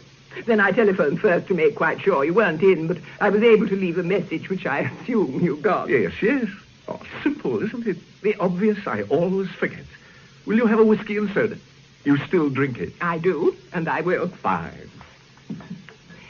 You've left the service for good? For good, I wonder. One never knows with intelligence work, I find. No. And yourself, Brim. I edit a weekly paper. Ah, and trust, no doubt, that you have left the service for good. Exactly. Yes, I had another spell some time back. Oh, I didn't know that. Intelligence is all very different now. Ideas are different. People are different. The Steeds, Jeopardies, Fieldings aren't about anymore. All gone. Is that the right amount of soda? Thanks, that's just right. Your health, Brim. And yours, George. Fielding. Adrian Fielding had a brother. He teaches at Cairns. Yes, that's right. Terence Fielding, a housemaster. That is, if he hasn't retired. No, he retires this half, whatever that means. It was in the Times some weeks ago. You seem well informed. Not well enough. Tell me about Cairns School, George. Did you go there? Heavens, no. But you know about it. Yes, I know about it. Is it as bad as it sounds? Absolutely. Not that it always was. It didn't become really fashionable until about 100 years ago, and it was founded by Edward VI in 1550, I think. I've never really understood why some schools become fashionable with the rich, grow like Cairn into bastions of snobbery and privilege. It's generally a headmaster. I mean, there's one head who lifts the school up out of the rut, and the right people get to know about him, send him their boys, and the tradition begins. Well, there was a man in the 1850s, the master. Cairn calls the head the master. They don't have teachers. They have housemasters, house dons, and ushers. And half?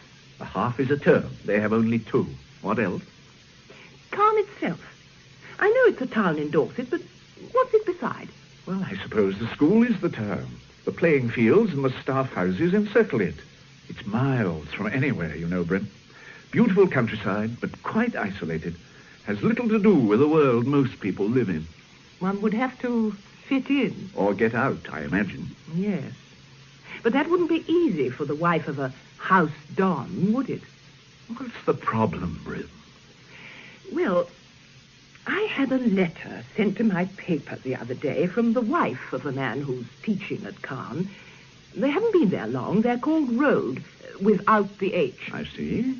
Oh, what sort of letter? Oh, I'm a ridiculous spinster, I know, but it's worried me, and I knew you were the best person to come and see about it. Well, you'd better read the letter to me, Brim. All right. It's addressed from North Fields, Cairn School, Dorset, and dated the 7th of February. Dear Miss Fellowship, I don't know if you are a real person, but it doesn't matter. You always give such good, kind answers. There's something very wrong here. I don't know if he's really plotting to... I can't write the word, but I feel as if I'm dead already. Do you understand? It's this place. It's done something to him so that he hates me. No, it's not just my imagination, and I really am perfectly sane and normal. But I'm frightened of everything, of what he's thinking and what he might do. And now the long nights are coming. Please write and tell me what I should do. I hope you don't get many letters like this. Yours faithfully, Stella Road, Mrs. Nay Glaston. He is the husband, we must assume. Yes. It can't really be anybody else. And you're Miss Fellowship. Yes. Tell me, my dear Brim, what exactly is your paper, and how did you get onto it? It's called The Christian Voice, and it's a nonconformist weekly newspaper founded in 1903 by old Lord Lansbury. I'm its editor. It's very much a family affair. The same families take it now as did in 1903. The Lansbury we know is the son of the founder. He offered me the job after our outfit was thinned down in the 50s. Oh, yes, I remember now. And why do you take Mrs. Rhodes seriously? You've had other letters of the same order? No. Only one for a kitchen hints competition, and a note from her last year saying that her husband had been taken onto the teaching staff of Cairn School. We printed the news. The point is, George, she's a Glaston. What is a Glaston? Well, they've been readers of The Voice since it started. The Glastons are part of our magazine, one of the few hundred families who form our establishment. So you take her letter seriously? I must. I know the Clarstons are as down-to-earth as you could wish, Stella included. I don't think she's likely to be suffering from delusions of persecution. Well, what are you going to do? Write to her. Ask her to come and see me. You see, I have the idea that Stella's husband isn't the usual Khan type. A product of a grammar school, rhetoric and all that. Yes. And Stella Road wouldn't be the type, would she? I doubt whether Khan has ever had a nonconformist wife. Road himself is also. Yes, he would be, of course. So I shall write to her. And if that doesn't help, well, I wondered, perhaps you could contact the man Fielding for me. Well, I have met him. Of course I would, but... What's Fielding like? Terence. He's not quite the man his brother was, you know. In his late 50s now, a big man with a fine head, rather flamboyant, a superb natural actor. Is he married? He's not the marrying type. Ah. He's very intelligent, of course, and very vain. Have you met any of his colleagues? Well, Anne knew a housemaster and his wife, Charles and Shane Hecht. I don't remember meeting them ever. I think they were typical of Khan and quite awful. Of course, things aren't at all the same at Caen these days. I remember before the war when Charles inspected the corn of Whitehall. Ah, yes. We don't do that kind of thing now, do we? Of course, I've nothing against Mr. Iredale as commandant. Nothing at all. Oh, he's a good chap, Iredale, when all's said and done. And his wife's such a nice person. Don't you think, Terence? Oh, I don't know, Shane. A bit overdressed for my taste. I know what you mean. I wonder why they can never keep their servants. I hear Mr. Road will be helping out with the corps next half. Poor little Road, running about like a puppy trying to earn his biscuit. He tries so hard. Have you ever seen him at school matches? Well, he ought not to try quite so hard. Do you know, Terence, he'd never seen a game of rugger before he came here? It's all soccer at grammar schools, I believe. Is it? Do you remember when he first came, Charles? Oh, yes, quiet as a mouse. It was fascinating how he lay very low, drinking us in. The games, the vocabulary, the manners, everything. Then one day, it was as if he'd been given the power of speech, and he spoke our language. It was amazing, like plastic surgery. It was Felix Darcy's work, of course. I've never seen anything quite like it before. Dear Mrs. Road. So sweet and such simple taste, don't you think? I mean, whoever would have dreamt of putting those china ducks on the wall? Big ones at the front and little ones at the back. I wonder where she bought them. I must ask her. Shall I ask her? You, Terence, would you? I think not. I find Mrs. Road hell, to be honest, for once. So, they're here next Wednesday. I can't leave them out. Black candles, Terence. Of course. Here are the coats, Mr. Fielding. Oh, thank you, True. Let me help you with yours, Mrs. Hecht. Thank you, Miss Truebody.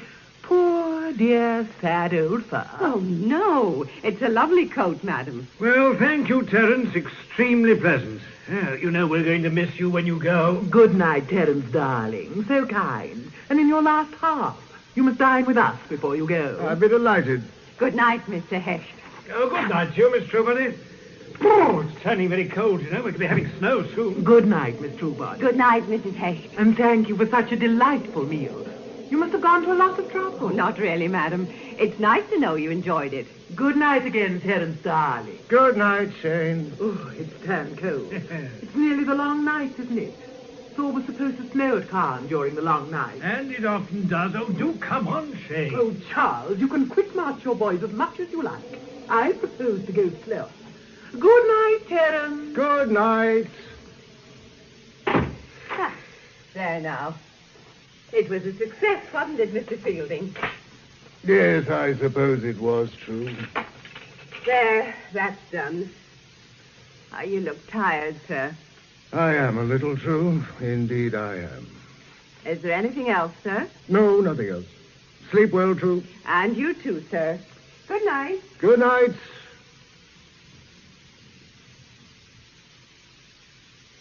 I wrote to Stella Road, George.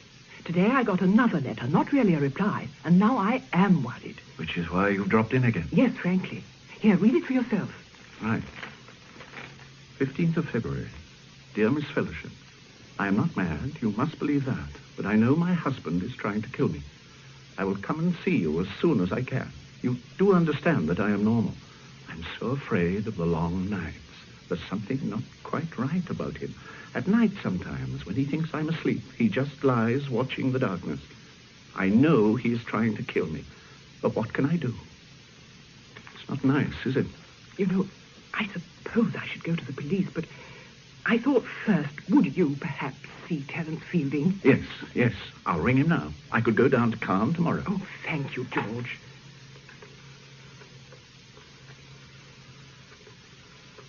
I looked up Fielding's number after you were here the other day. Oh. I wonder what the long nights are.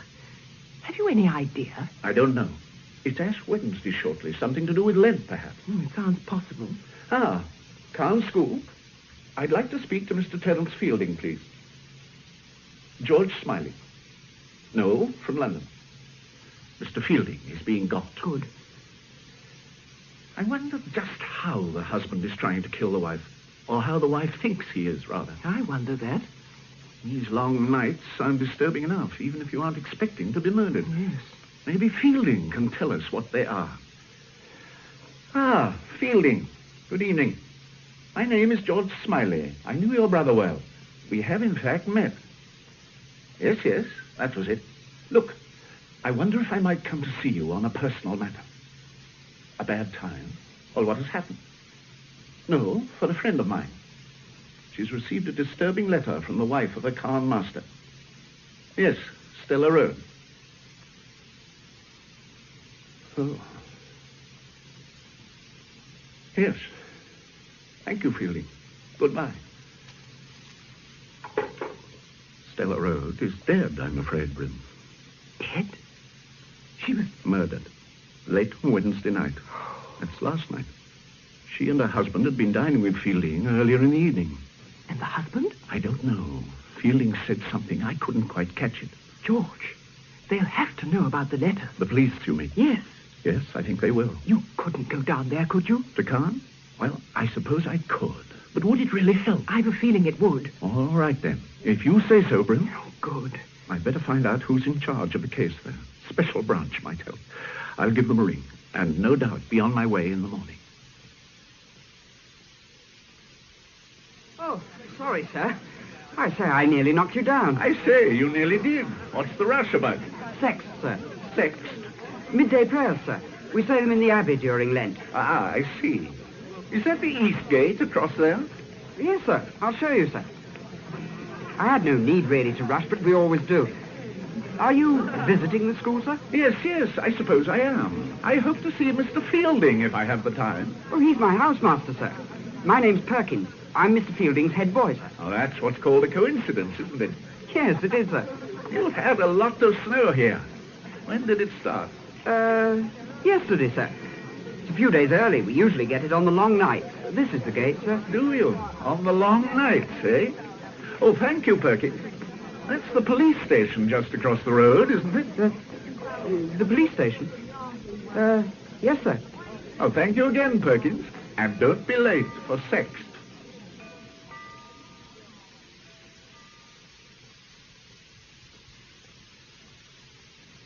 Oh, come in, Mr. Smiley. I was expecting you. Yes, I'd hoped. I'm Inspector Rigby. Ben Sparrow rang this morning, sir. Ah, that was good of him. Oh, come in, sir. Thank you. The two of you work together on the war, I believe. Yes. Well, sir, I'll be happy to give you all the help I can. Oh, I could do with some myself, the way things are. Anyway, I'm very pleased you've come. Thank you. I believe you've got a couple of letters for me. Yes. I don't know if Ben explained that. Here they are. Ah, thank you, sir. He told me all about Miss Brimley. Oh.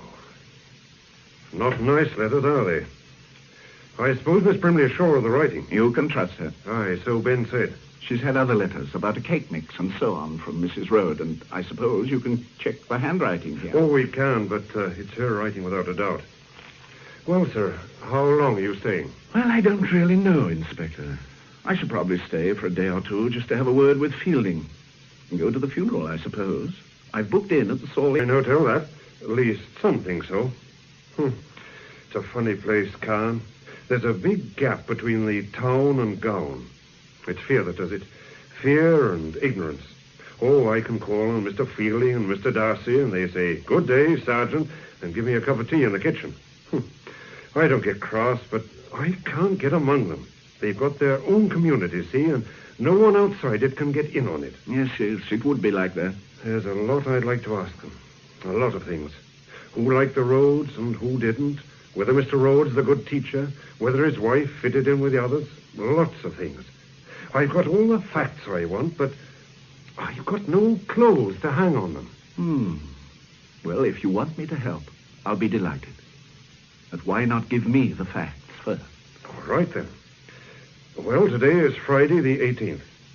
Stella Rhodes was murdered between 11:10 and 11:45 on the night of Wednesday the 16th. She'd been struck on the head, must have been 15 to 20 times. It was a terrible murder, terrible. At a guess, I'd say she came from the drawing room to the front door to answer the bell or something, and when she opened the door, was struck down and dragged round to the conservatory. The conservatory door was unlocked. I see. It's odd that he should have known that, isn't it? It is that, sir. He finished her off there, out of sight, like. He was wearing Wellington boots, size 10, be around 6 feet tall from the spacing of the footprints. And covered in blood. Aye. Where was her husband? I'll come to that later. Now, I said there were footprints, and so there were. The murderer came through the back garden. Where he came from and went to, heaven alone knows. There are no Wellington tracks leading away, none at all. A lot of other footprints. We can be grateful for the snow, but it doesn't help as it might. He left one thing behind him in the conservatory, an old cloth belt, navy blue, from a cheap overcoat by the look of it. Was she robbed or anything? No sign of interference. She was wearing a string of green beads round her neck, and they've gone, and it looks as though he tried to get the rings off her finger, but they were too tight. I need hardly tell you that we've had reports from every corner of the country about tall men in blue overcoats and gumboots, but none of them had wings, as far as I know, or 7-league Wellingtons for jumping from the conservatory to the road. On the telephone, Fielding told me that the Rhodes had been dining with him that evening. Just so. They left Fielding's house in the center of the town at about 10 to 11, walking.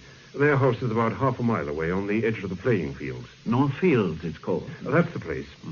Well, they got there at about 11:05. When he got home, Rhodes remembered that he'd left a case containing examination papers behind him at Fielding's. So he went back, and Mrs. Rhodes was going to wait up for him. Well, he arrived back at Fielding's about 11:30, collected the papers in their case, and set off home again. At that time of night here, there isn't anybody much about. Rhodes doesn't remember whether he saw anyone. He has an idea a bicycle overtook him, but he's not sure.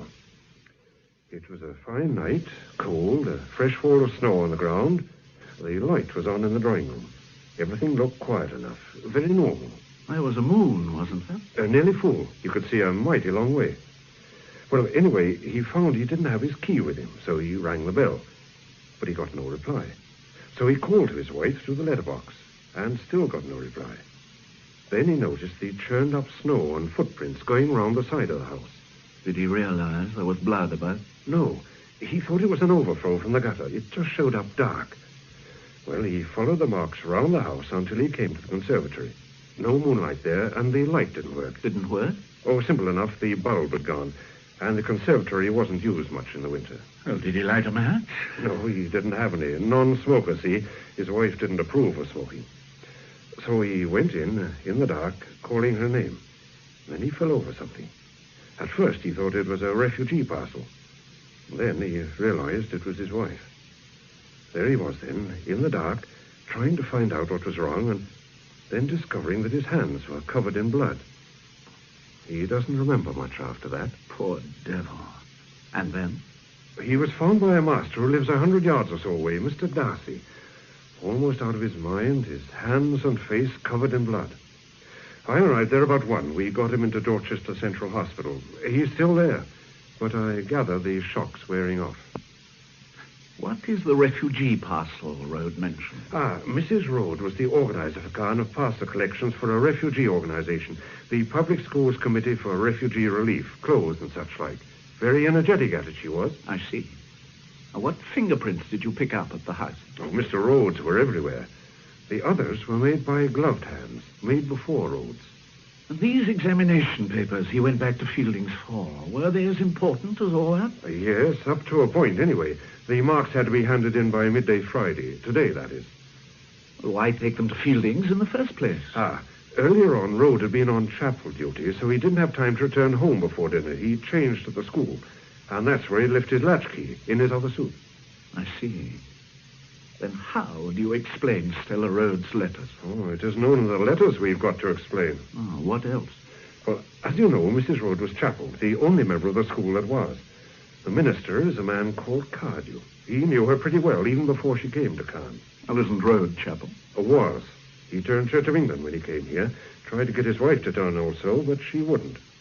Well, now, Cardew came to see me a couple of weeks back. He was worried and very perplexed at what Mrs. Rhodes had said to him the day before. He came to see you, officially? He said he wanted to talk to me as a friend and not as a policeman, which meant he wanted to talk to me as a policeman. Naturally. And what had Mrs. Rhodes said? She told Cardew that her husband was going to kill her. In the long nights. She repeated this a number of times. Cardew let her go on, then asked her what put such a dreadful thought in her head. I think he was probably a bit too firm with her. Anyway, all she did was to start crying. Not hysterically, just quietly to herself. So Cardew offered to help her in any way he could. Asked her again what had given her the idea. Did she say? No, she wouldn't speak. Just shook her head. Then got up and went to the door. Shaking her head as if in despair, Cardew said. She turned to him at the door, and he thought she was going to say something. But she didn't. She just left. How very curious. She seemed very certain that Rhodes was going to do it. It wasn't Rhodes. It couldn't have been. We found the murder weapon in a ditch 4 miles north of Caen, the morning after the murder. He couldn't have got it there, could he? What was it? 18 inches of coaxial cable, 2 inches in diameter. One of my chaps found it. We're keeping it very close, sir. All right, I'll remember. It is the weapon, I suppose. Everything fits. It's odd, isn't it, that the murderer should have carried the weapon so far and then just thrown it in a ditch. It is odd. Very odd. And I'll tell you 2 things that are even odder. There's a canal running beside the road for half its 4 miles. He could have pitched it anywhere along there. We'd never have been any the wiser. The other thing, Mr. Rhodes used a length of the same stuff in a demonstration lecture on elementary electronics. Mislaid it about 3 weeks ago. I see. I suppose... Yes, sir? Rhodes could have had an accomplice. He could. Well, the papers mentioned a woman you wanted to interview, a Mad Janie. Oh, it's a nice thought. Mad Janie as an accomplice. No, I didn't mean that. I just wondered why you wanted to interview her. Well, Stella Rhodes knew her, see? She was a kindly woman, was Mrs. Rhodes, easy to talk to. I knew her through being chapel, my wife also. We liked her. Most did. Although some of the women at chapel took against her, but, well, you know what women are. Anyway, Mrs. Rhodes sort of befriended this Janie creature. Used to give her food and clothes. She is what you would call not all there. Happily alienated. Talks to herself and all that. Lives in a disused Norman church over at a place called Pyle, a couple of miles south of Caen. The oldest village in Dorset, so they claim. It's a rum place. Half a dozen families, all so inbred, you can no more sort them out than a barn full of cats. Well, Mrs. Rhodes used to visit her in her lair there.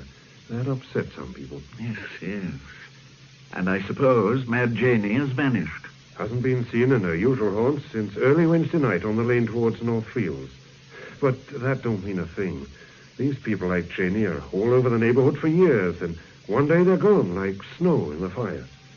But we found a spare set of footprints running along the far end of the Rhodes garden. Woman's prints, by the look of them. Could be Janie's. I hope to heaven they are. We could do with an eyewitness, even a mad one. Well, there it all is, sir. Yes, yes. It's complicated. Aye. I'll nose around a bit, Inspector. When I get back to the hotel, I'll give Fielding a ring. He'll probably extend an invitation to dinner. I should like to talk to Fielding. Sherry wine or Madeira, Smiley? Thank you. A glass of sherry. Tarts drink Madeira, but boys like it. Perhaps that's why they're frightful flirts. We're all rather subdued at the moment by this dreadful business. Oh, how have the boys taken it? Oh, they adore it. My own house has been particularly fortunate because the Rhodes were dining here that night. Some oaf from the police even wanted to question one of my boys. Indeed? What on earth about? Oh, God knows. You knew my brother well, didn't you? He often talked about you. Yes, I knew Adrian very well. We were close friends.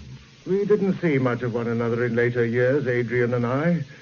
Being a fraud, I can't afford to be seen beside the genuine article. A message from Mr. Darcy, sir. Oh, hello, sir.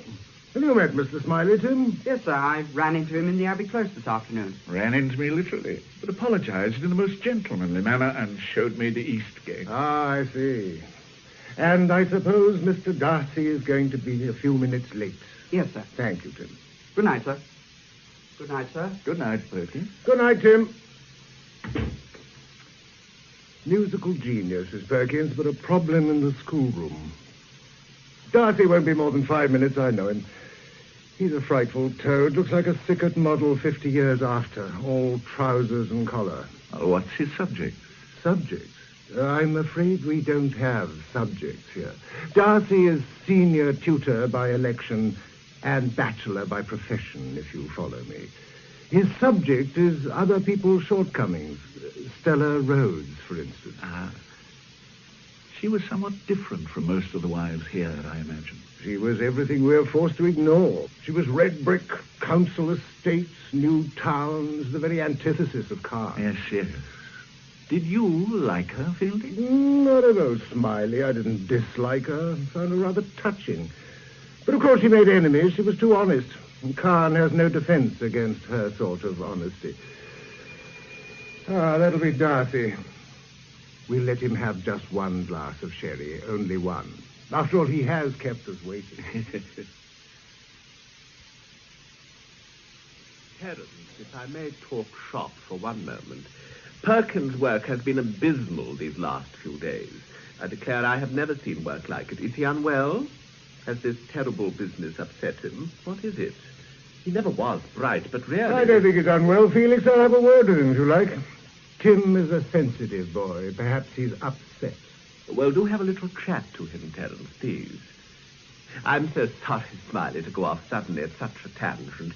It was only that I wondered if this unseemly business could be responsible for the boy's behavior. Oh, yes. You're not suggesting that my head boy had a hand in the murder of Stella Rhodes, are you, Felix? Really, Terence, it was the last thing I had in mind. Frankly and in confidence, I have reason to believe it was her past that brought about her death. Why do you say that? It appears she was expecting to be attacked. Well, go on, Felix. It was her dog. You remember that mongrel they arrived with? Yes. A couple of weeks back, Harriman, the vet, a superior type of person, came to see one of my sister's dogs. He told us that Mrs. Rhodes had had the dog destroyed the previous day. She said it had bitten the postman. Oh, some long and confused story. The post office was due, the police had been round, and I don't know what else. Where is all this getting us, my dear Felix? I'm coming to the point. She said to Harriman that the dog couldn't really protect. It could only warn. It wouldn't do any good. Wasn't she upset about losing the dog? Oh, indeed, yes. Tears and all. Harriman was rather perplexed, I gather. Mrs. Rhodes' behavior didn't seem to him at all normal. Another curious fact was the condition of the dog. Mm-hmm. It had been maltreated, seriously so. Its back was marked as if from beating. Did Harriman follow up this remark she made about not doing any good? He asked her what she meant, but she wouldn't explain. However, I think the explanation is obvious enough. Oh? What? My sister and I talked it over after the death. We decided that Stella Rhodes had formed some unsavory association before coming to Caen, which had recently been revived, possibly against her will. Some violent ruffian who would resent the improvement in her station. No doubt you've seen him lurking in the shrubbery, Felix. Well, how badly was the postman bitten by the dog? But that is the extraordinary thing, the very crux of the story, my dear fellow. The postman hadn't been bitten at all. My sister inquired. The whole story was an absolute string of lies from beginning to end. Glad you came, Felix. Oh, Smiley, just before you go. Yes? That business you rang me about, what was it exactly? Oh, a letter from Mrs. Rhodes just before she was murdered. The police are handling it, but they don't regard it as significant. She seems to have had a sort of persecution complex. So it seems, Felix? Well, good night. Ah, there's been a fresh fall of snow. The long night, Terence, the long night. We can walk up to the crossroad together, Smiley, unless you have a car. No, I haven't. I mean, not here. Good night, Fielding. Thank you for the evening. You must dine with me if you ever come to London. Do you? I'll let you know. Good night. Good night, Terence. Tell me, Darcy, what are the long nights? We have a proverb that it always snows at Caen in the long night. That is the traditional term here for the nights of Lent.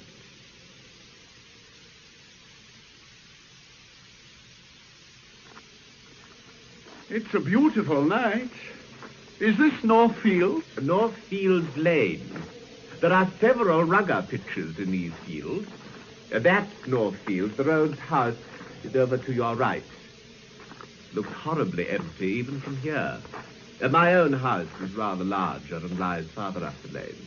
Was it along here that you found Stanley Road that night? About a quarter of a mile nearer to my house. He was in a terrible condition, poor fellow. Terrible. From what you were saying at dinner, it seems the Rhodes were a very ill-assorted couple. Precisely. If her death had happened in any other way, I would describe it as providential, a blessed release for Rhodes. She was a thoroughly mischievous woman, Smiley, who made it her business to hold her husband up to ridicule. I believe it was intentional, others do not. I do, and I have my reasons. She took a pleasure in deriding her husband. And Khan, too, no doubt. Just so. But was she such a problem? Surely her husband could have spoken to her. I never encouraged him to do so, I assure you. This is our parting of the ways. You must come to Sherry before you go. Do you stay long? I doubt it. But I'm sure you have enough worries at the moment. So what do you mean? Well, the press, the police, and all the attendant fuss. Yes, just so, quite so. Nevertheless, our community life must continue. I will send a note to the trolley tomorrow. Good night. Good night. Shall I? Always visit the ground, the scene of the crime. One never knows. Here goes.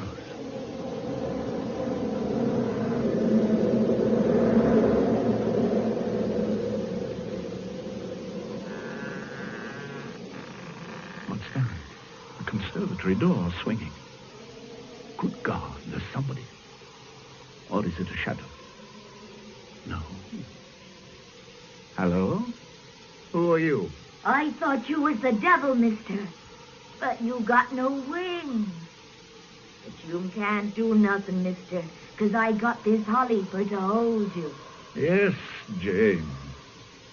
That's a very pretty coat you're wearing, Jane. A pretty blue coat, mister, for to keep me warm. From my darling. Who is your darling, Jane? She not be here no more. But she didn't go with the devil, mister. Lay still she did, with not a word. You saw the devil, Jane? There's not many seen the devil fly, mister. But Janey seed him. Janey seed him. Silver wings like fishes he done had. Janey saw.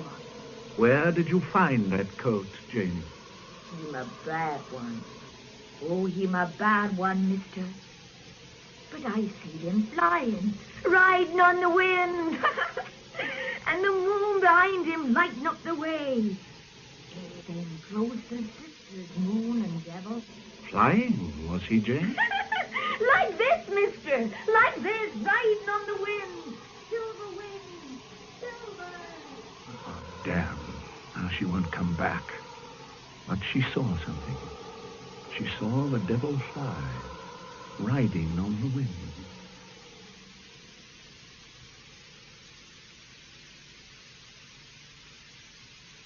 We found her in the old church at Pyle. I'll tell you about that in a minute, Mr. Smiley. She's made a sort of statement. This last part of it reads like a confession, if it reads like anything. Can you understand it? So I tells my darling, I tells her, you are a naughty creature to go with the devil. But her did not hearken, see, and I took angry with her, but she paid no call. I can't abide there must go with devils in the night, and I told her. She ought to have had Holly, mister, there's the truth. But Janie drove the devil off. And there's one will thank me. That's my darling. And I took her jewels for the saints to pretty out the church. And a coat for to keep me warm. The coat? I suppose it is the one. Yes, we've traced the woman who gave it to Stella Road for the refugees. Janie must have pinched it from the conservatory. Did you find any, what she calls, jewels? We found the missing green beads. They were on the altar, on a cross of twigs. The whole place was scarifying. And, of course, she would go on about the devil. On and on. The devil flying. That's it. Flying on the wind. His silver wings stretched out behind him. Like a folk song it is. Do you think she did it? No. Do you, sir? No, of course not. It was quite impossible. But I think she saw whoever did it. Immediately afterwards. That's driving the devil off. But why flying on the wind? And why should he have silver wings? What are you going to do with her, Inspector? Hold her for the moment. I think she's better out of the way, just in case. Yes, yes.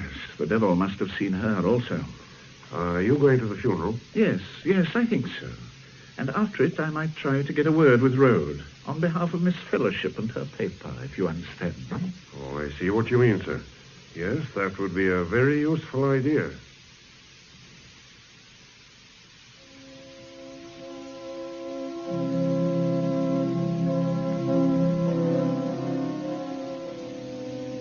So, my dear Brim, although they didn't use the Abbey, poor Stella Road was given a high Anglican service with a congregation of town. I prefer the town to the gown from what I've seen of things. But I thought to write you this note just to say that Stella's father was there, a fine, upstanding old man. And I had my first glimpse of Stanley Road, a shallow, ordinary face, a short, ordinary body, black, ordinary hair. The odd thing about him was his impassive, almost too easy manner. Another piece of odd behavior. Fielding at the grave, moving away with an expression of strong distaste as Rhodes came near him, and Rhodes not noticing. I think, for once, T. Fielding was behaving in a genuine manner, but I can't think why he should give himself away so. Afterwards, I spoke to Rhodes on your behalf, quite without emotion, the man was. Anyway, I'm seeing him tomorrow. He's back at Northfield to get some details for a small obituary on his wife for your paper. I hope you approve, my dear Brim.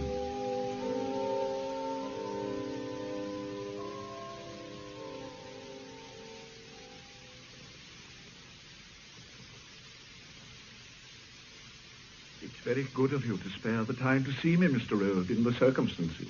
Not at all. You were married at Branksome, I believe, Mr. Rhodes. The Branksome Hill Tabernacle. A fine church. When was that? 12 years ago, last September. Did Mrs. Rhodes engage in charitable work in Branksome? I know she was very active here. No, not at Branksome. But a lot here. She had to look after her father at Branksome, you see. Did she take a large part in the social activities at Carn? She did a bit, yes. But being chapel, she kept mainly with the chapel people from the town. You should ask Mr. Cardew about that. He's the minister. But may I say, Mr. Rhodes, that she took an active part in school affairs as well? Yes, of course. Thank you. Now, is there any little fact that you would especially like us to include? Anything she herself would like to be remembered by? No, not really. I can't think of anything. No, you could say her father was a magistrate up north. She was proud of that. You've been very patient with me, Mr. Rhodes. We're most grateful on the Voice. I say, you haven't got a car, have you? No. I'm afraid I left it in London. Oh. Never mind. I was only going to suggest we went for a drive, had a chat at the same time. I get a bit fed up kicking around here on my own. I understand. Do you? I don't think many do. Understand the loneliness, I mean. They farmed out all my correcting. What am I supposed to do here all on my own? No teaching, nothing. You think they want to get rid of me? Oh, I'm sure that isn't so, Mr. Rhodes. I know they've done it for the best. But it worries me nothing to do. And my correction, well, not being handled as I would. Simon Snow gave one boy of mine in elementary science 61%. The boy's an absolute fool. Perkins is his name, nice enough boy, head of Fielding's house. He'd have been lucky to get 30%. Snow gave him 61. It's impossible, quite impossible. Yes, it does seem unlikely. I suppose really I should have moved out of here. The place is getting on my nerves a bit. This house, you mean? Yes. Miss Darcy asked me over to their place to stay, you know, but I didn't feel like it somehow. Not yet. No, of course. Very good people, the Darcy. They have a sherry party on tonight. I'd quite like to have gone in a way.